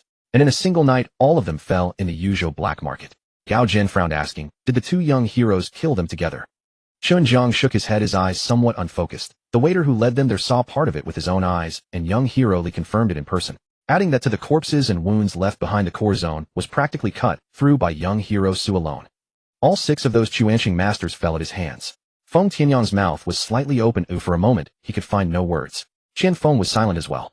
He knew the disciples of the Sanyumen were strong, but a 15-year-old boy cutting alone through the core of the black market and felling 6 Chuanxing evildoers in succession was no longer something the word genius could explain. Chunjiang drew a deep breath, as if he were finally about to reveal the most terrifying part, and it still isn't over. Gao Jin's heart suddenly jumped. "There's more." Chunjiang nodded. "Last night, after the black market's periphery was startled, the reinforcement expert old Ghost Shue had called and arrived. Young hero Su, after fighting his way out of the encirclement, crossed hands with that man without even catching his breath." "Reinforcement expert?" Feng Tianyang frowned. "Who?" Chunjiang looked at the group, his Adam's apple bobbing. "Ghost hand Wang Yaozu." Crash. The tea bowl in Gao Jin's hand slipped from his grip and hit the ground, shattering into pieces. Feng Tianyang's face changed too. He instinctively looked to Qian Feng. "Ghost hand Wang. That Wang Yaozu who mastered the 8 directions reversal to the point of perfection." The composure on Qian Feng's face finally broke a little. His fingers tightened, and he actually snapped off a strand of beard without seeming to notice. To the younger generation, the name Wang Yaozu might merely sound like a fierce menace. But to those who had trodden the martial world, he was a genuine Chuanxing luminary who had fought his way out from the older generation. The 8 directions reversal was uncanny and hard to defend against, and Wang Yaozu was notoriously slippery. To even force such a man back was no easy feat, let alone kill him. The chamber was so quiet it was frightening. Chunjiang looked at the dumbstruck group and finally voiced the last sentence. "The renowned Chuanxing luminary, the ghost hand Wang Yaozu, who had refined the 8 directions reversal into an unrivaled art under heaven." He paused, his voice sinking. "Was slain on the spot by the 15-year-old young hero Su Bai." After Chunjiang's words fell, silence descended upon the secret room. Several oil lamps swayed, gently casting flickering shadows that painted everyone's faces in shifting darkness and light. The renowned Grandmaster of Chuanxing Gui, Shou Wang Yaozu, who perfected the inversion techniques of Dejuan Bafang to peerless heights. Chen Jiang took a breath, his voice dropping low. He died last night at the hands of Su Bai of Sanmen's sect. Qianfeng's fingers tightened, suddenly snapping off a strand of beard without realizing it. Gui Shou Wang Yaozu. His eyes locked onto Chen Jiang, his expression rarely showing shock. Shopkeeper Chen, you cannot speak thus so casually. That old ghost was cunning beyond measure. Even if I had crossed paths with him, I could scarcely have ensured his capture. Chen Jiang nodded with a bitter smile, his countenance grave. Elder Qian, this matter is of grave import. How dare I speak recklessly? I have dispatched my covert operatives to investigate. Last night the warlords sealed off the black market and bodies were carried out in batches. Wang Yaozu's corpse was far too conspicuous. It now lies in the magistrate's morgue. His skull is shattered, he is dead beyond any doubt. The assembled guests exchanged glances, but no one spoke immediately.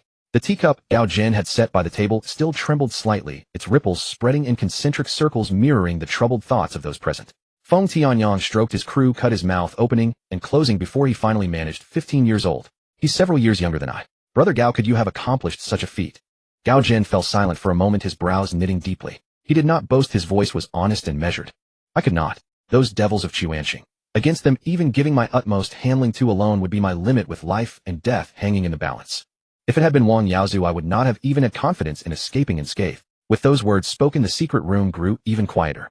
Everyone present knew Gao Jin's character well. He was upright, but never prone to empty boasts. When he said he could not, it meant truly impossible. Just as Feng Tianyang was about to ask another question, a sharp smack landed on the back of his head. Clutching his head, he turned around with a grievous expression. Master, why do you strike me again? Qian Feng glared at him, his tone sharp. Do you take Wang Yaozu for some street performer? That old wretch has survived to this day precisely because of his peerless De Zhuan Bafang technique. Had he truly wished to flee, few in the martial world could have intercepted him. As he spoke, Qian Feng's expression grew ever more solemn. He exhaled softly and whispered, Head Left Gate Guardian has truly hidden an extraordinary disciple. Shen Jiang raised his teacup and took a sip, smiling bitterly. Indeed. When I first received this intelligence, I too thought it some tale from a storyteller's stage. But this young hero Su has already matched Zhang Zhiwei of Longhu Mountain to a draw at the Patriarch's 80th birthday celebration at the Lu residence a while back. Feng Tianyang's eyes lit up immediately. I've heard of this. Zhang Zhiwei's golden light mantra and thunder techniques are terrifyingly powerful. One Zhang Zhiwei was enough to frighten anyone. Now Su Bai emerges as well. What has befallen this generation? Chen Jiang waved his hand and corrected him in a hushed tone. Young hero Feng, there is one more detail. During that battle at the Lu family banquet, young hero Su held back to show respect to the elders and to the Celestial Master's sect, employing only the third layer of an Aishang. He did not unleash his innate supernatural ability. Feng Tianyang instinctively leaned forward, his eyes brimming with curiosity. Then what exactly is his innate ability? Smack.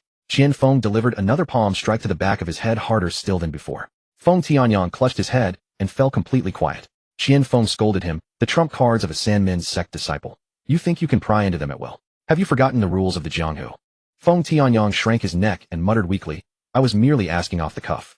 Chen Jiang bore him, no, ill will, merely lowering his voice further.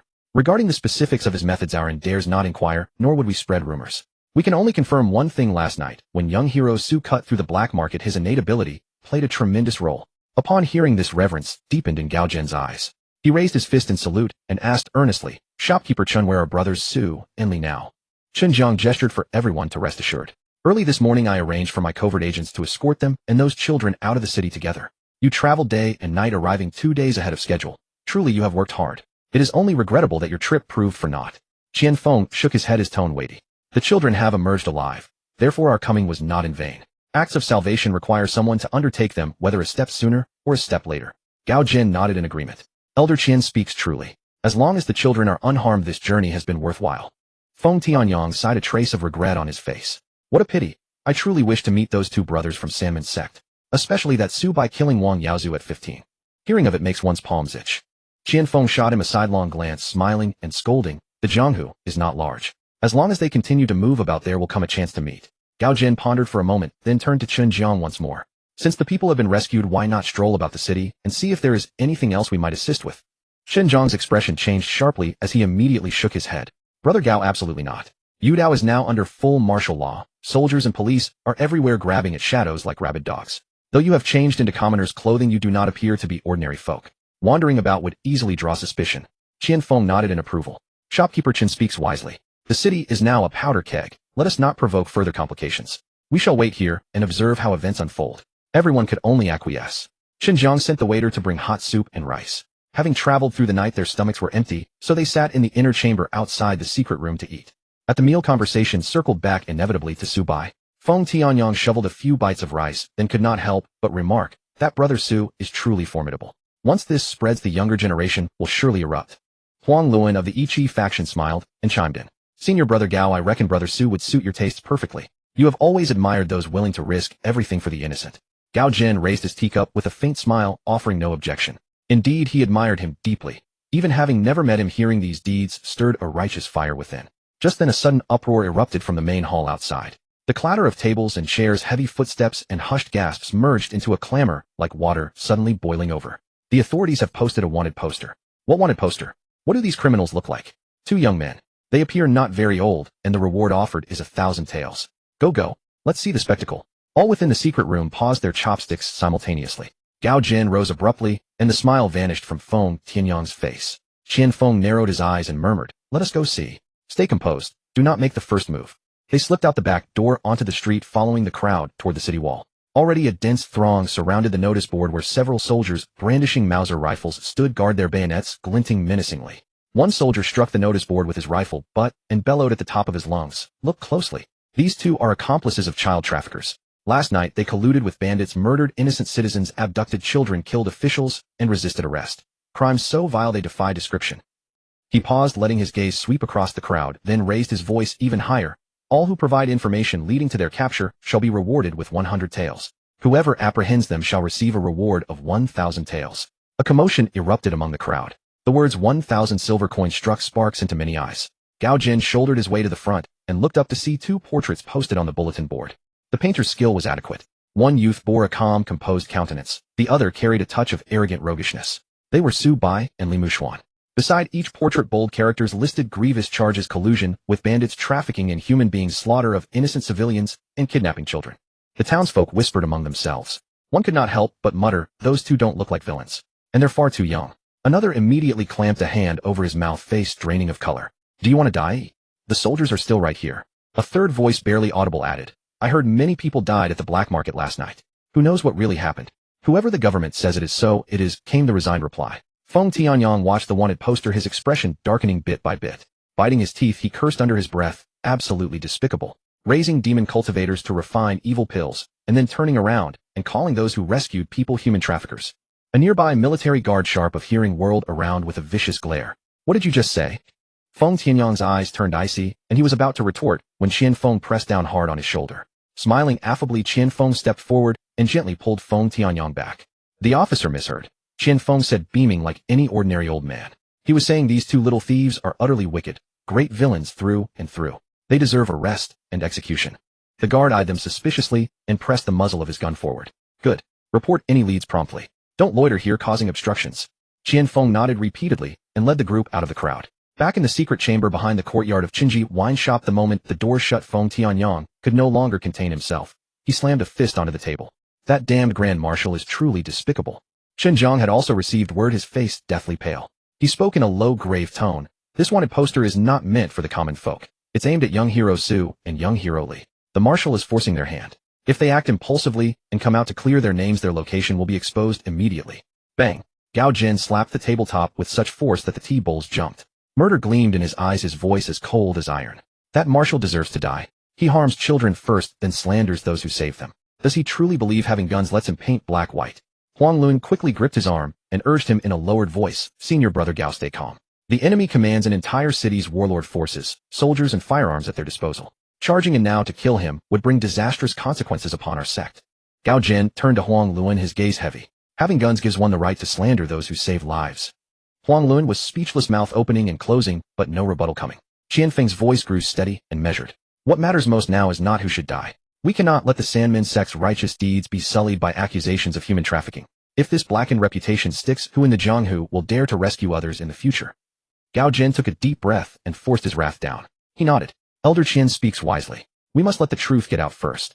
Feng Tianyang gritted his teeth and added, we cannot let that warlord twist right into wrong, turn rescuers into fugitives. If this world truly operates this way, then what is the point of cultivating qi and pursuing the Dao? Xinjiang clasped his hands and said, everyone rest assured. I will activate every covert network of our chain. Grand Marshal Yu Zhou may silence this city, but he cannot silence the entire Jianghu. Gao Zhen frowned. If we deliberately escalate this, might it endanger brothers, Su and Li? Once their identities and faces are fully exposed, could the warlord dispatch assassins? Qian Feng stroked his beard and analyzed coolly. Their identities could not have remained hidden for long anyway. The portraits are 6 parts likeness. Combined with the numerous witnesses last night, a mere inquiry within the Yiren circle will quickly reveal they are Sanmin sect disciples. He let out a cold sneer and gestured toward the door. But so what? Dares that marshal openly march troops against the Sanmin sect mountain stronghold. They have already left the city and escaped the most dangerous zone. The faster the truth spreads, the safer they become. Xinjiang nodded. Precisely. The warlord may shamelessly throw accusations, but he cannot afford to appear foolish to his own men. As long as the Jianghu knows young hero Su and young hero Li acted to rescue, any assassination attempt by the marshal will carry the weight of potential exposure. Gao Zhen slowly nodded, his voice grave. I understand.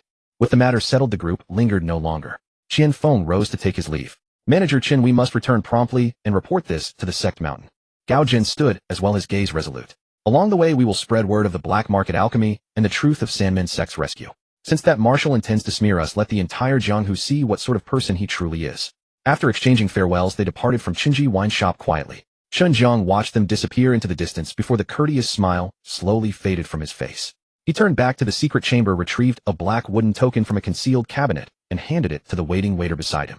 His eyes were chillingly cold. Activate the covert network. Every in-station around Yuzhou. Send this as far as possible. The waiter's expression hardened instantly. He spread paper and brush. Manager, how should the content read? Xinjiang spoke in a low, solemn tone. Record beneath Yuzhou lies an underground black market where children drawn from primordial qi veins are being used to refine evil pills. Warlord figures and foreign operatives are implicated.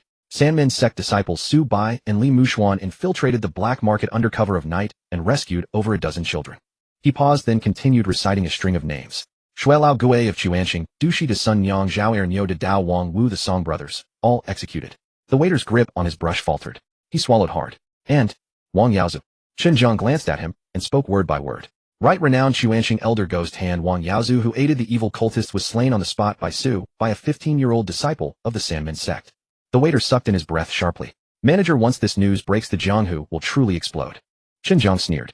Explode? That is precisely the point. Add one final line. The Grand Marshal's mansion in Yuzhou has inverted right and wrong, posted wanted posters, and slandered those who rescued lives. Request all regional instations disseminate the truth widely without error. That afternoon, covert operatives at several instations around Yuzhou moved simultaneously. Messenger pigeons launched from eaves, fast horses kicked up dust along the imperial roads, and porters, tea masters, boatmen, and in attendance all carried the same intelligence in different directions. The news fell like sparks into a stack of dry grass. Once scattered, it could not be contained. The following day, in a tea house at a remote market town, the storyteller had just brought down his awakening block when someone rushed in breathlessly. Have you heard? That's Su Bai from the Sanmin sect, the one who fought Zhang Zhiwei of Longhu Mountain to a draw at the Liu family banquet. Another patron immediately chimed in. How could I not have? Last night he stormed the Yuzhou underground black market and rescued all the children destined for alchemy. Alchemy? Using children for alchemy? What beast did such a thing? Shuelao Gui of the Chuanxing school, along with a gang of black market cultivators. I hear warlords and foreign operatives are pulling the strings behind the scenes. Filthy business. A bystander gasped. Shuelao Gui is dead. Shuelao Gui dying is nothing. The informer slammed the table, his voice trembling with barely contained excitement. Poison Scorpion's Sun Yang Zhao Niu de Dao Wang Wu, the Song brothers. All 6 Chuanxing masters slaughtered single-handedly by Su Bai. The tea house erupted. Some forgot to lift their tea bowls, staring blankly at the speaker. He's only 15, isn't he? When did the Sanmin sect produce such a prodigy? 15 years old, and he killed 6 Chuanxing masters. That's absurd. The man lowered his voice, but could not suppress his thrill. The most astonishing part is yet to come. Ghost Hand Wang Yaozu is dead too. The very Wang Yaozu whose inversive 8-directional technique was unmatched beneath the heavens. Even the storyteller on stage forgot to strike his awakening block. The tea house fell silent for an instant, then erupted thunderously. Wang Yaozu. Is this true? Ironclad intelligence from the Jianghu and networks. The body is even lying in the government morgue. And that Yuzhou marshal still posts wanted posters calling these heroic rescuers human traffickers. Huh, what utter shamelessness. The warlord who uses children for alchemy deserves to die. The Sanmin sect has truly enacted heavenly justice this time. The same discussions echoed through tea houses, restaurants, docks, and relay stations. Some were stunned by Su Bai's accomplishments, others cursed the Yuzhou marshal, and still others for the first time etched the name Sanmin sect's Su Bai into their memories. Within a single day, the truth of the Yuzhou black market crossed city walls and spread into surrounding provinces. The names Su Bai and Li Mushuan for the first time truly rose above the Lu family banquet and entered the ears of nearly half the ear in Jianghu. Once the news crossed the walls of Yozhou, the hidden network of the Jianghu Xiaozhan sprang into action, transmitting intelligence at a breathtaking speed. Tea houses, docks, post stations, taverns. Wherever hidden agents lurked, tremors rippled through. It took less than 2 days. The news that Su Bai, at merely 15 years old, had single-handedly torn through Yozhou's underground black market, slaying 6 top-tier Quanxing demons, and even slaying the veteran Quanxing master Ghost Hand, Wang Yaozu, on the spot, had now landed completely on the desks of the great masters at the apex of the paranormal world. Dragon Tiger, Mountain Tianshi Manor. The great hall was silent save for the mountain wind whispering through the forest beyond the windows. Zhang Zhiwei sat in the center, a freshly opened pigeon message clutched in his hand, the paper yellowed and dusty from its long journey. As he read the first paragraph, his brow lifted slightly. Refining evil pills with children. What audacity! Beside him, Zhang Zhiwei leaned lazily against a pillar, a blade of grass dangling from his lips.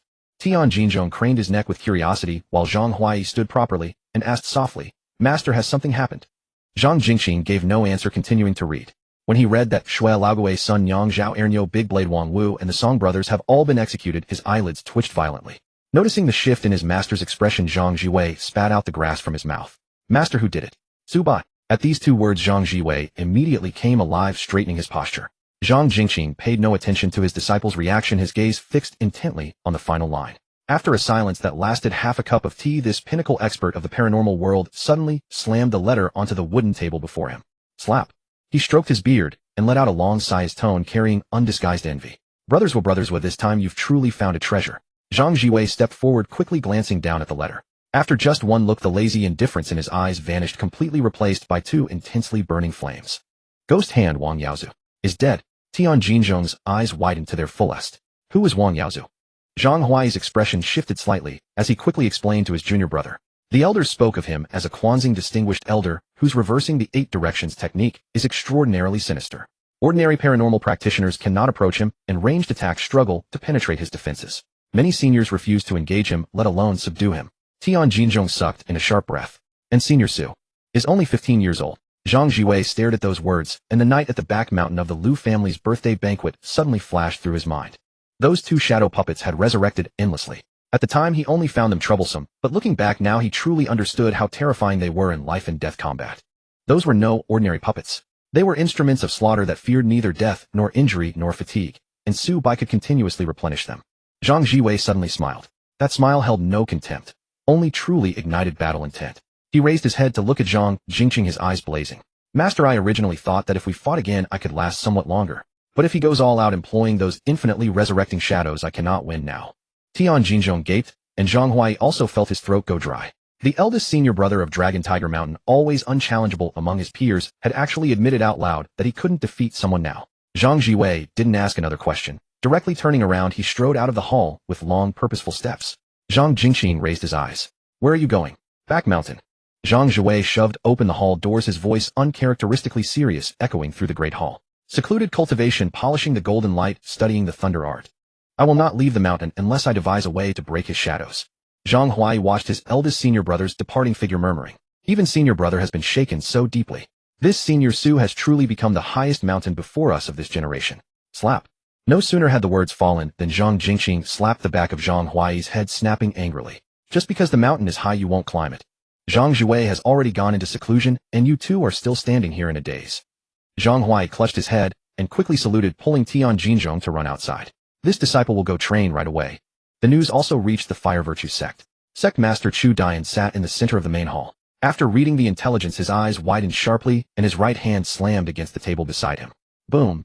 The entire solid wood table shattered with one slap, with splinters scattering everywhere. Chu Dian threw back his head with an earth-shaking roar of laughter. "Excellent! What a remarkable disciple of Sandman's sect!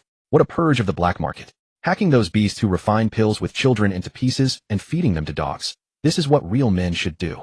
Feng Ping stood below, feeling the blood rush to his head. When he heard about refining pills with children, even just listening made his heart burn with rage. He let out a cry and spun to run. "Master, both Su Bro and Li Bro are out there in Yuzhou righting wrongs. I cannot fall behind either. I'm going down the mountain right now to find them and fight those warlords together." "Stop right there." Chu Dian vanished in a blur, his reverse palm wrapped in scorching heat, striking the back of Feng Ping's head, sending him tumbling forward and crashing to the ground. Feng Ping rubbed the back of his head as he stood up, his face full of indignation. "Master, why did you hit me? What chance do you have?" Your Su senior brother beat Wang Yaozu to death with his bare hands. If you encountered Wang Yaozu, you wouldn't even see how he moved, planning to go up there and be used as kindling. Feng Ping's face flushed red. He couldn't utter a single defiant word. But the fire in his eyes didn't die. It burned even fiercer. Without a word, he turned and rushed toward the back mountain training grounds. I'm going to the fire prison. Feng Ping gritted his teeth. This time I won't emerge unless I've cultivated the fire virtue qi to the point of rising golden fire. Chu Dian watched his disciple's determined back cursing brat with his lips, but his eyes were full of approving laughter. At this very moment, among the four families, the younger generation received an even greater shock. Inside the Wang family estate, family head Wang Cheng held the intelligence, his expression shifting repeatedly, heaving continuous exclamations. Wang Ai stood beside him, originally munching contentedly on a stick of bright red sugar-coated hawthorns. But when he heard Su Bai's ruthless record of slaying 6 demons consecutively and killing the master on the spot, his hand jerked in alarm. Clatter! The hawthorns fell onto the blue stone pavement. Wang Ai's lips trembled uncontrollably. His mind suddenly flashed back to the Lu family's birthday banquet, when he had led the charge in forcing Su Bai to drink, and Su Bai had been pretending drunk at the drinking table. Fortunately, they had only been drinking back then. If they had truly crossed the line. Wang Ai swallowed hard and asked in a small voice, "Father, this Su senior brother, is he really that amazing?" Wang Chen stroked Wang Ai's hair. "Indeed he is. In the future you must get much closer to your Su senior brother." The Lu family's martial training grounds. Lu Ci stood bare-chested before the weapon rack, gripping the intelligence so tightly that his knuckles had gone white and the paper crinkled from his grip. His resentment towards Su Bai had long since vanished, replaced by complete admiration and a berserk ferocious intensity. Lu Ci clenched his back molars, holding back for a long moment before finally erupting. "Killed Wang Yaozu. Badass. Absolutely goddamn badass." Lu Ren walked forward silently, his voice cold and hard. "Let's go, 7th brother. While he's 15 killing masters in Yojo, we're here hitting wooden posts like children playing house." Without another word, Lu Ci wiped the sweat from his face, immediately following his 6th brother Lu Ren toward the secret chamber, yelling without looking back, "Train. Whoever doesn't train is a grandson." The Lu family manor rear courtyard. Lu Xian placed the latest intelligence on the stone table. After old master Lu finished reading, he stroked his beard and burst into hearty laughter. "Excellent, excellent, excellent. Zuo Ruotong is fortunate, and so is the Lu family. These children truly are extraordinary." The laughter shook the old trees in the courtyard, sending leaves rustling down. But standing to the side, Lu Jin had his face locked tight, hands clenched at his sides, his eyes slightly reddened. His friends were facing guns and demons in Yojo's dire straits, while he himself lived comfortably under the Lu family's protective shade. This feeling was more agonizing than being slapped to his knees by Zhang Zhiwei. Lu Xian saw through his son's thoughts at a glance. He walked over and heavily clapped Lu Jin's shoulder. "Jin feeling miserable." Lu Jin bit his lip, hard, nodding vigorously. Lu Xian's tone turned sharp. "Then father will say something harsh. You'd be useless there. If you went now, you'd only distract Su Bai and Li Mushuan. Could you expect them to kill Quanxing while looking back to protect you?" The words cut to the bone. Lu Jin shuddered, tears swirling in his eyes, yet he forced them not to fall. Lu Xian pointed toward the back mountain training quarters, his voice easing slightly, yet still heavy. "But you're still young, there's time to catch up. Hold back those tears and go cultivate the reverse triple. Only when you're strong enough will you deserve to fight beside them in the future to take a blade for them." Lu Jin fiercely wiped his eyes, said nothing, and spun toward the training quarters. Old Master Lu cursed with a laugh. "That rascal finally knows to be in a hurry." He then picked up the letter, his gaze darkening. The boy struck decisively. "But cutting off the warlord's pills means the Yuzhou commander's retaliation will be severe. It'll depend on how Zuo Ruotong protects his own." "Little Xian. Uncle, deploy people. If they encounter danger, help them as needed." "Yes." Meanwhile, at the Sandman Sect's upper courtyard, a carrier pigeon landed on the wooden railing before the meditation chamber. Shui Yun detached the bamboo tube and opened it, his expression immediately freezing. Chongqing and Wu Gensheng crowded in to read. After just a few lines, the room fell utterly silent. They exchanged bewildered glances, as if someone had simultaneously clamped their throats. Sikong entered the courtyard and snatched the intelligence. When he saw those lines clearly, his hand couldn't help but tremble. How is this possible?" Sikong widened his eyes, his voice full of disbelief. "Even if little Su broke through to the second realm, who is Wang Yaozu? He was a Quanxing old demon from the same era as our sect master, with the reversing the 8 directions technique, divine and unpredictable. How could he be slain by a 15-year-old? Sikong took a deep breath and strode toward the meditation chamber, pushing open the door with the letter in hand.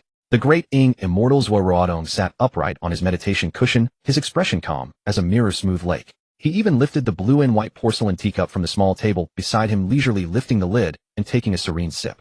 "What urgent matter?" "Brother, news from Yuzhou Xiaozhan." Sikong stepped forward, quickly handing over the note. Zuo Ruotong took the letter, his gaze falling upon it lightly. When he read the first lines about Su Bai rescuing the children, his expression remained unmoved. When he saw the 6 demons slain consecutively, his eyes stayed calm. But when his gaze finally fell on those final 9 characters, Ghost Hand Wang Yaozu slain on the spot, Crack! The blue and white porcelain teacup in Zuo Ruotong's hand shattered without warning. The fine porcelain cup crumbled to powder between his fingers, the scalding tea, not even reaching the ground before it was evaporated clean by the reverse true qi that surged within him. A deathly silence filled the meditation chamber. Xicheng's eyelids twitched violently. Shui Yun gulped hard at the porcelain powder on the floor. Zuo Ruotong slowly lowered his hand, his fingertips still dusted with porcelain particles. He tried to suppress the smile at the corner of his mouth, but ultimately couldn't hold it back in time. Shui Yun saw clearly, a flash of irrepressible delight in the sect master's eyes. 15 years old, slaying Wang Yaozu. This was his disciple. This was a disciple of Sanmen's sect. Zuo Ruotong was silent for a moment, then forced a calm tone to utter 4 words, well done. Sikong was stunned. Brother, that was Wang Yaozu. I know. The joy in Zuo Ruotong's eyes quickly faded, replaced by cold steel. He knew better than anyone the magnitude of trouble hidden behind this dazzling achievement. The Yuzhou black market destroyed the warlord's pill supply, cut off foreigners, losing profits, and the Quanxing losing a distinguished elder. Next, those people won't follow martial arts ethics. They'll do whatever it takes to crush Su Bai and Li Mushuan. Boom! Zuo Ruotong rose abruptly. The pure white, clear qi around him burst outward, shaking the chamber's doors and windows, the entire upper courtyard swept by a chilling gust. He strode out of the meditation chamber, his voice echoing across the upper courtyard. The Yuzhou black market has been destroyed, Quanxing and the Yuzhou warlord will surely act desperately. Xicheng, take people and guard the sect gates. Xicheng's expression sharpened. Zuo Ruotong continued. From today, Sanmen's sect closes the mountain for alert. All hidden sentries activate. Anyone who dares force entry will be treated as a Quanxing accomplice. Kill without mercy. Sikong asked urgently. Sect master, what about Su Bai and Li Mushuan? Zuo Ruotong flicked his sleeve, his form transforming into a blinding white light that shot into the sky. A cold, protective voice exploded through the air like thunder. I will personally go toward Yuzhou to meet them. Tell those outside. Quanxing warlords, whoever dares stretch out a hand on the road, I will chop off their hands. Several miles outside Yuzhou City on the dirt road, near Shaosong village, a few carts and donkey carts covered with worn straw mats trudged slowly forward. Wheels rolled over mud pits with dull creaks. The dozen-odd children on the carts huddled together, some clutching warm flatbreads, and nibbling at them, their eyes still carrying the terror of last night. Li Mushuan sat by the cart shaft dressed in coarse cloth clothes, yet the weariness and wounds on his face could not be hidden. He rubbed his sore arm and muttered under his breath, Brother Su, I finally get it now. Saving people really isn't just about being good at fighting. Su Bai walked beside the cart, his expression calm. You managed to survive last night. That's already decent. Li Mushuan's mouth twitched. That almost sounds like a compliment, but why does it sting so much? If not for ironclad Shadow blocking those dozen volleys of rifle fire for you, you'd have died at least 3 times. Su Bai cast him a sidelong glance. Li Mushuan's face darkened, and after holding back for a long while he said, Brother Su, could you just let me finish breathing through this? No. A few children listening to the 2 big brothers reeking of blood bicker finally relaxed their tense little faces a bit. A little boy of 7 or 8 poked his head out from behind the straw mat and asked timidly, Big brother, can we really go home? Li Mushuan opened his mouth, but didn't speak immediately. He instinctively looked at Su Bai. Su Bai stopped, lowered his head to look at the child. After a moment of silence he said, Yes. Finish your flatbread first. You'll need the strength to call out when you get back. The child's eyes reddened. Will my mother still be there? Su Bai didn't make an empty promise. He simply looked at him. I don't know, but I'll take you back so you can see with your own eyes. The words were not gentle, but as solid as a stone. The little boy clutched the flatbread tightly against his chest, tears dripping down one after another. Li Mushuan turned his face away, raised a hand to rub the tip of his nose, but kept up a tough front. What's there to cry about? We're almost home. Save your strength. You'll need it to call for your parents soon. A covert agent from the inn leading the way lowered his voice. Young hero Su, ahead is the boundary between Shaosong village and Yonglu village. 5 of these children are from nearby, and our people have already sent word ahead. The caravan moved forward a bit more. In the distance under the old locust tree at the village entrance, people had already gathered. Old folks leaning on canes, men with trembling hands, and women with eyes swollen from crying. As soon as the cart stopped, Su Bai lifted the torn straw mat. The moment a woman saw the little girl on the cart, she rushed over like a madwoman. Her steps faltered and she fell into the mud, then scrambled on hands and knees to the front of the cart. My girl. My girl. The little girl froze for a second, then burst into loud cries. Mother. The woman pulled the child tightly into her arms, her cries utterly heart-wrenching. Beside them a dark-skinned man spotted his son. His legs gave way, and he crawled forward on his knees. When he grabbed the boy, tears and mucus smeared all over his face. A white-haired old woman tottered forward. When she recognized her grandson, the cane in her hand dropped to the ground with a clatter. Her lips trembled for a long time, and at last she fell to her knees. Ancestors have shown their blessings. A living bodhisattva. That kneel was like opening a floodgate. The villagers at the entrance knelt in a wave, kowtowing to Su Bai and Li Mushuan. Thud, thud, thud. The dark-skinned man paid no attention to anything else, slamming his head heavily into the ground. After only a few knocks, his forehead broke open. Blood ran down the bridge of his nose, yet he seemed to feel no pain. Startled by the display, Li Mushuan hurriedly reached out to pull them up. Hey, don't kneel, don't kneel. We're not immortals. Why are you kowtowing to us? But as soon as he lifted one person up, another knelt back down. Li Mushuan watched the parents clutching their children and sobbing. His hand hung in midair, and all the wild defiant words he usually had suddenly stuck in his throat. He couldn't say a single word. Zubai stepped forward, grabbed the man by the collar with one hand, and lifted him straight off the ground. That's enough. You've expressed your gratitude, and you've kowtowed. Zubai released his hand, his voice steady. If you want to cry, go inside, shut the door, and cry there. The warlord in Yuzhou City is the one who took your children. Now that the children are back, they'll trace the leads eventually. The man's face turned pale, and his whole body trembled. Zubai pulled 10 silver dollars from his coat and pressed them into the man's hand. Then he looked at the covert agent from the inn. Are the travel permits and lodging arranged? The agent immediately nodded. All arranged. Our people in the neighboring counties will receive them. They'll lie low for 3 months. Food for the journey is also prepared. They won't have to fend for themselves. Only then did Zubai look at the crowd. Don't pack too much. Take money, valuables, and dry rations, then leave tonight. Head to the neighboring counties. Get as far away as you can. Don't come back to Yuzhou for a while. A middle-aged man looked agonized, his voice hoarse. Benefactor, what about our fields at home? Li Mushuan's temper flared at that. You're about to lose your lives, and you still care about the fields. Zubai raised a hand to stop him, then looked at the man. If the fields are gone, you can plant again. If you're gone, there's nothing left. The man's lips trembled violently. He looked down at the child in his arms, then at the silver dollars in his hand. Finally, he gave a fierce nod. Go. We'll leave tonight. The covert agents from the inn immediately scattered, each helping arrange routes for the families. Some went to fetch dry rations, others to lead away the donkeys, and others to notify relatives in neighboring villages. In no time, the village entrance was thrown into a flurry, but it was no longer the desperate chaos of before. Before she left, a little girl broke free from her mother's hand and ran up to Zubai. She opened her grubby little palm, revealing half a piece of dry, hard flatbread, and held it up high. Big brother, this is for you. Mother says we must thank those who saved our lives. Li Mushuan was taken aback. You should eat it yourself. Zubai looked down at the half flatbread, dusted with dirt, remained silent for a moment, then reached out and took it. He took a bite in front of the little girl. The bread was hard, tasted of earth, and scraped his throat as he swallowed. He nodded. Good. The little girl finally smiled and was carried away by her mother. Li Mushuan watched Zubai tuck the remaining half of the flatbread into his clothes, his voice much lower. Brother Su, if we'd arrived a day later, would these children have? Yes. Zubai did not avoid the question. Old Go Shui was already preparing to draw their blood ahead of time. That's why some people have to die. Li Mushuan took a deep breath, his fists slowly clenching. This time he did not argue. He only said in a low voice, I've got it. If they don't die, good people have no way to live. At that moment, the thunderous sound of urgent hooves kicked up dust. A covert agent from the inn came charging on a skinny horse. Before the horse had even stopped, he rolled off sweating and shoved a crumpled paper at Zubai. Something's wrong. This wanted poster was just put up in the nearby counties. Li Mushuan leaned in to look, and his face instantly flushed red. It was a wanted poster from the marshal's mansion of Yuzhou. It featured 2 portraits with several glaring lines beneath. Consorting with bandits, trafficking children, killing officials, resisting arrest, a heinous criminal. Reward 1,000 silver dollars. What a load of goddamn bullshit. Li Mushuan kicked a withered branch beside him and snapped it in 2. Last night we nearly got riddled with bullets saving people, and today we're the child traffickers. $1,000. They really think highly of us. He whirled around. Brother Su, don't stop me. I'm going back to Yuzhou right now to twist that marshal's dog head off and kick it like a ball. Zubai stood still, not even lifting his eyelids. He reached out, grabbed Li Mushuan by the back of the collar, and yanked the furious beast of a man back. What's the hurry? Zubai flicked the wanted poster, glanced at it, and curled his lips into a sneer. The drawing's mediocre. Li Mushuan's eyes bulged. Is this really the time to talk about the drawing? They're dumping all this filth on us, and you can stand for it. Zubai casually crumpled the poster. The marshal lost his men and his pills, and now he's searching high and low for us, but can't find a trace. Posting this is just to pressure you into jumping out and clearing your name. The moment you show your face, they'll have their machine guns trained on you. Li Mushuan gnashed his teeth. So we just watch. We just let them plaster these posters all over the streets. Zubai lifted his head toward the south. We can go take a look, but keep your temper in check. Half an hour later, inside Qingshan County Town. The foot of the city wall was packed with a crowd, packed so tightly they could barely move. 2 patrolmen carrying rifles stood beside the bulletin board, their bayonets glinting in the sunlight. Take a good look, one patrolman shouted, slamming his rifle butt against the board. These 2 conspired with bandits, trafficked children, and killed officials while resisting arrest. A reward of 100 silver coins for information, 1,000 for their capture.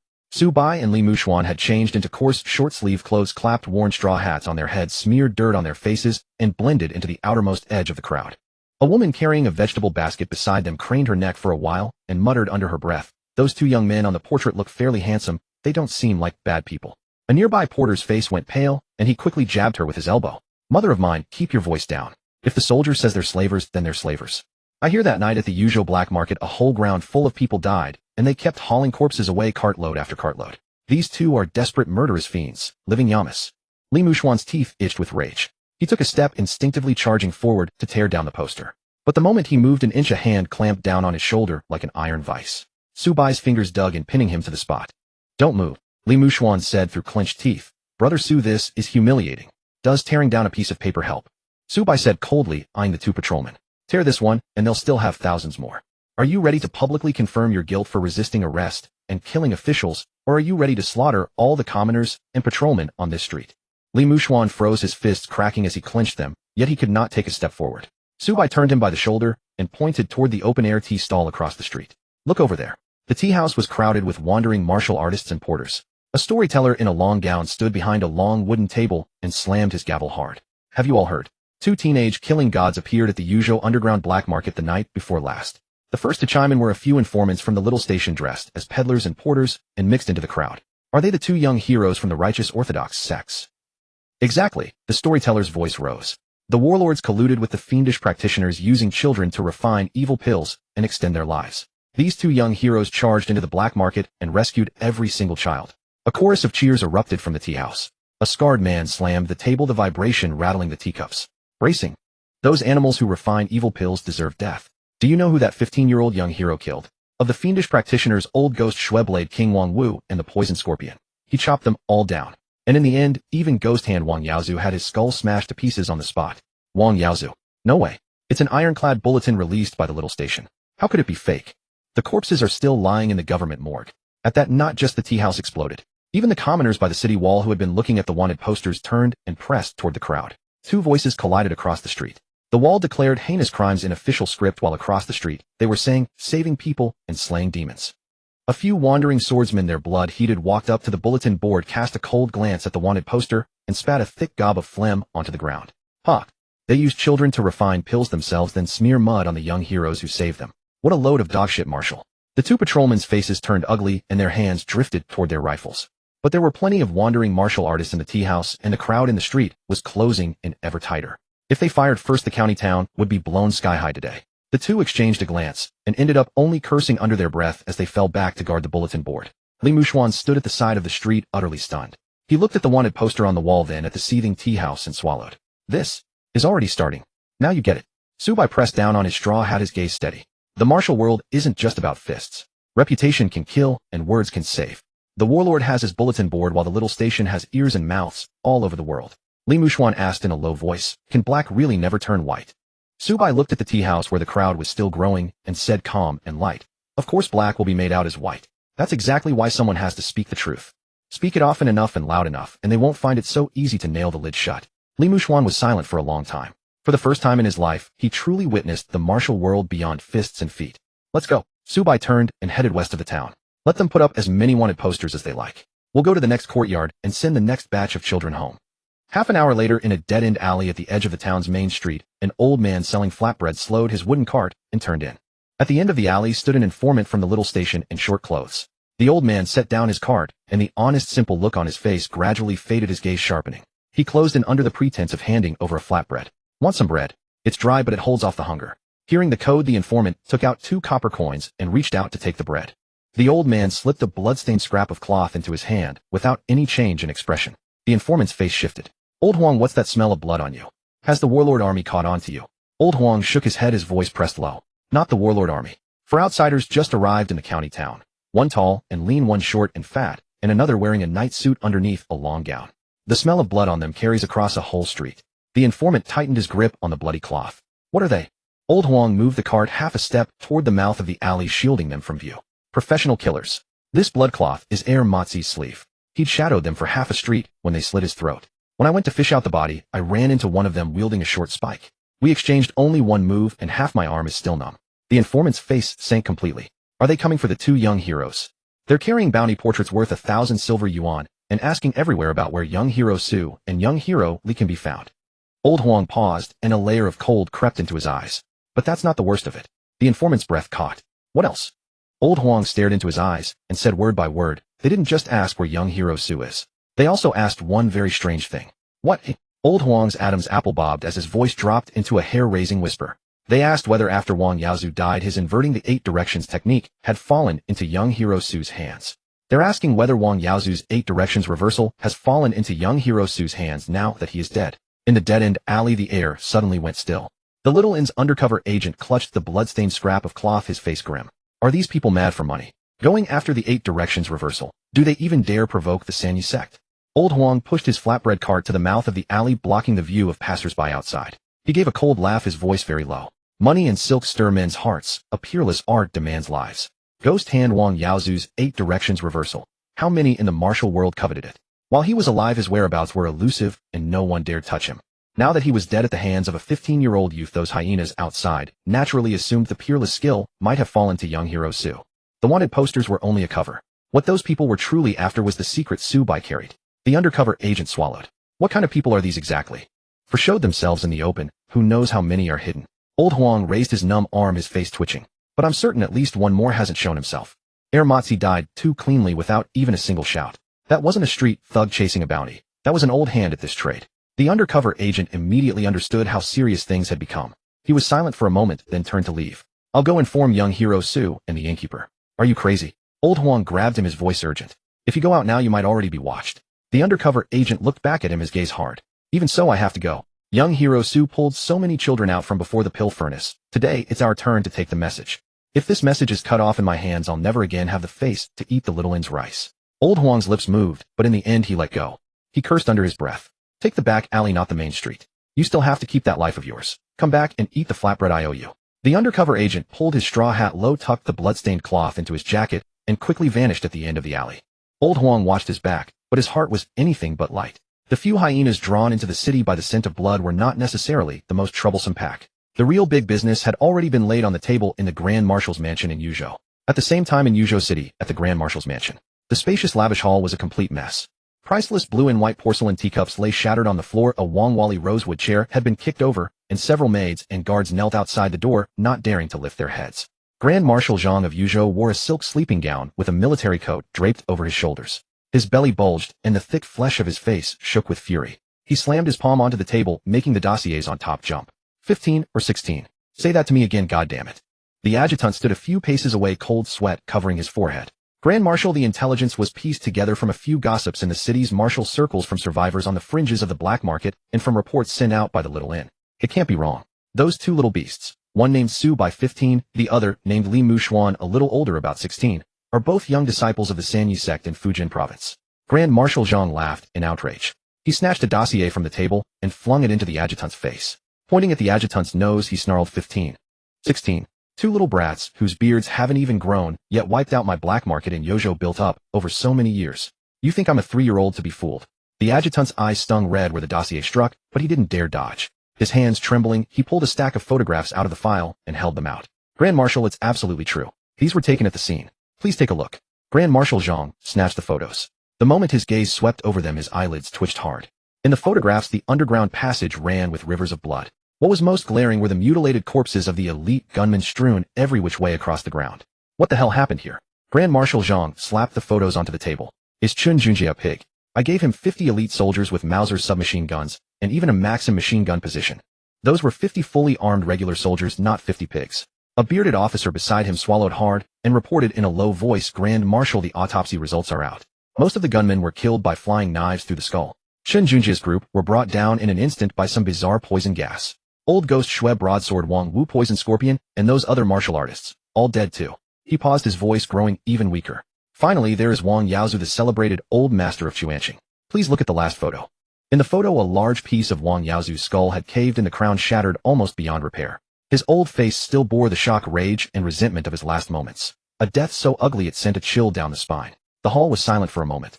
Grand Marshal Zhang had seen Wang Yaozu make his move once back then. That old fiend had shown off his 8 directions reversal. Within 30 feet, the rifles in several guardsmen's hands were bent by an invisible force. Outwardly, the Grand Marshal looked down on these extraordinary figures of the martial world, but in his heart, he had always been wary. Now the old devil was dead, his skull shattered by a 15-year-old boy. Grand Marshal Zhang stared at the photograph, his throat moving. His hand rose unconsciously and touched the top of his own skull. Only after he had touched it did he realize that everyone in the hall had lowered their heads, no one daring to look at him. His expression darkened, and he hurled the photograph back onto the table. Useless. All of you are useless. After cursing, he dropped back onto the sofa, the pain on his face impossible to hide. My pills. My business. The medicinal ingredients have all run away. The foreigners are still waiting for the shipment, and those old bastards up north are waiting for life-extending pills. What about my arms payment? When everything is counted, the loss is more than $1 million silver dollars. The more he thought, the angrier he became. He yanked the pistol from his waist and fired a shot at the ceiling with a bang. Bits of tile rained down, and several people in the hall shuddered. Pass my order. Sound assembly at the barracks. Mobilize the troops. Grand Marshal Zhang glared with bloodshot eyes and gnashed his teeth. Bring the artillery battalion along too. I'm going to march into Fujin and raze that goddamn Sanyi sect to the ground. The adjutants' faces all went white.